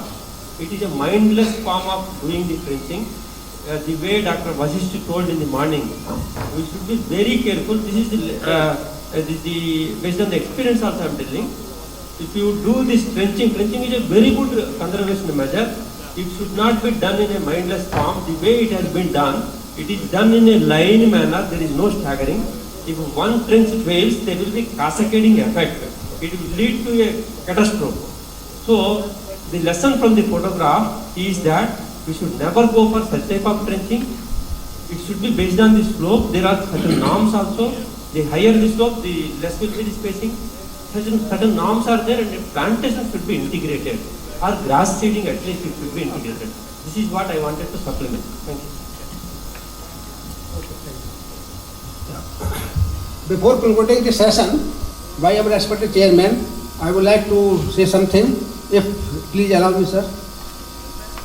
As a co-chairman, I would like to say a few words. This symposium was very nice, very knowledgeable, and we have all enhanced their knowledge, a lot of things. Now, I am hearing all the three sessions. Everybody has suggested rejuvenation plan on springs, but nobody has suggested where the spring has been dried up. What is the revival plan for this? Rejuvenation come revival plan should be there, because as at Meghalaya or Sikkim, nobody, no any other state has been done work on revival and rejuvenation on the spring. Rejuvenation work, or we are all doing rejuvenation work on the springs. But revival or rejuvenation, revival of springs in any state has not been done. So we have to go forward for identification of that springs. Those were alive before some years. Now they have been dried up because of recharge, not sufficient recharge. So we have to make plans for those springs to revive them, because population are being shifted. If the spring revive, population shifted to another place in hilly areas. As we know, 20 crore people are in India depend on spring waters. So my suggestion, my request for policymakers is that we consider the revival of springs, dry springs at most. Rejuvenation can be done very easily, no problem. There are 5-6 springs are there in the hilly areas, we can rejuvenate and make a spring side management easily. But revival of plant rejuvenation is very tough, very typical. So policymakers of Niti Aayog, I would like to some request for Niti Aayog. Please include experts from springs in Niti Aayog's while getting recommendation on springs side management. Thank you very much. I would like to request my chairman sir to close the session.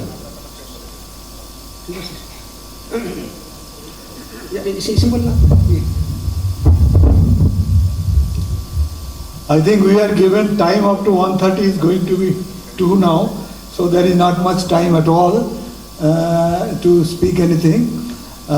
When you go for a forum discussion in Springset, more than scientific technical issues, mostly discussion is on governance issues. Mostly management, conflict resolution, social equity, all these issues, capacity building, creation of a parahydrologist. Many places parahydrologists are there. There is no takers for data. So there are many issues. I think in future there will be a lot of study apart from scientific and technical issues. There will be this kind of governance issue also will be discussed. Whatever a few presentation was there, it was an excellent presentation, and I thank all these presenters for their nice presentations. And with this, I think we conclude these things. Thank you.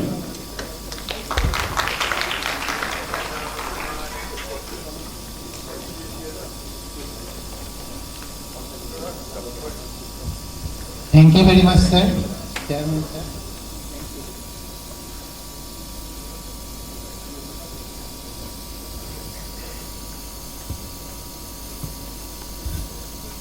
Good everybody.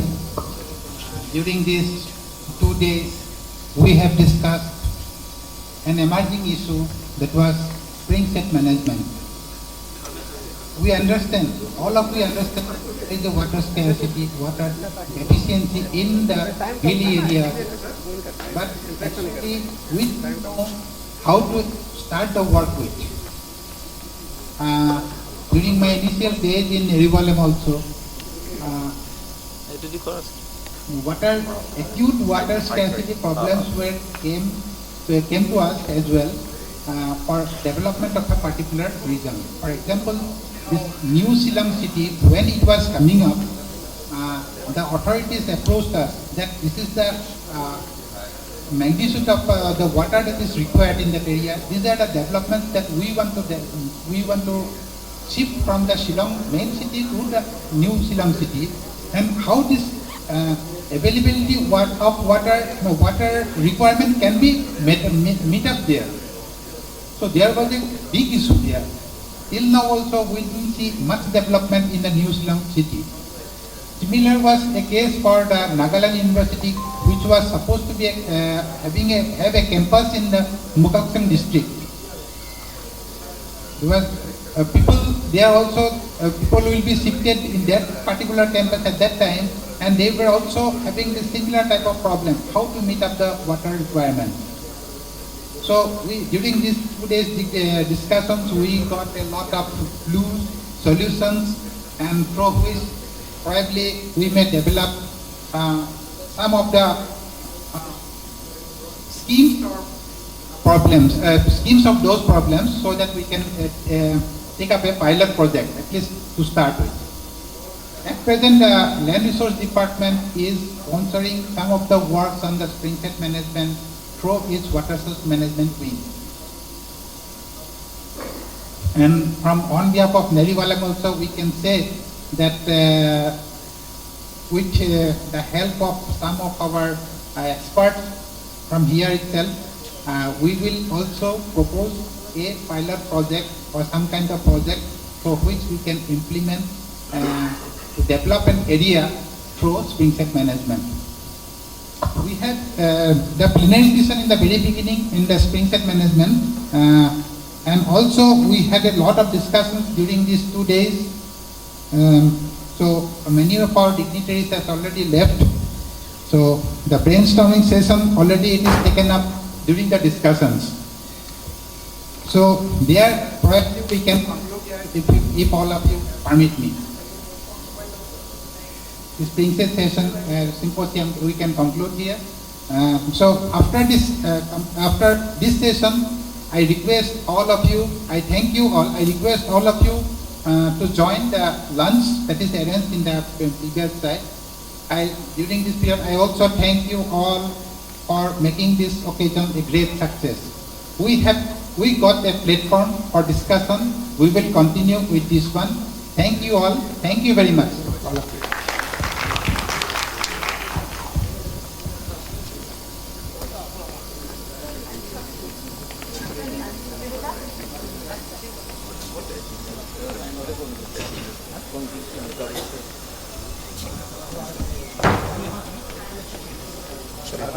बना दी report recommendation बन जाएगा वो हो गया complete हो गया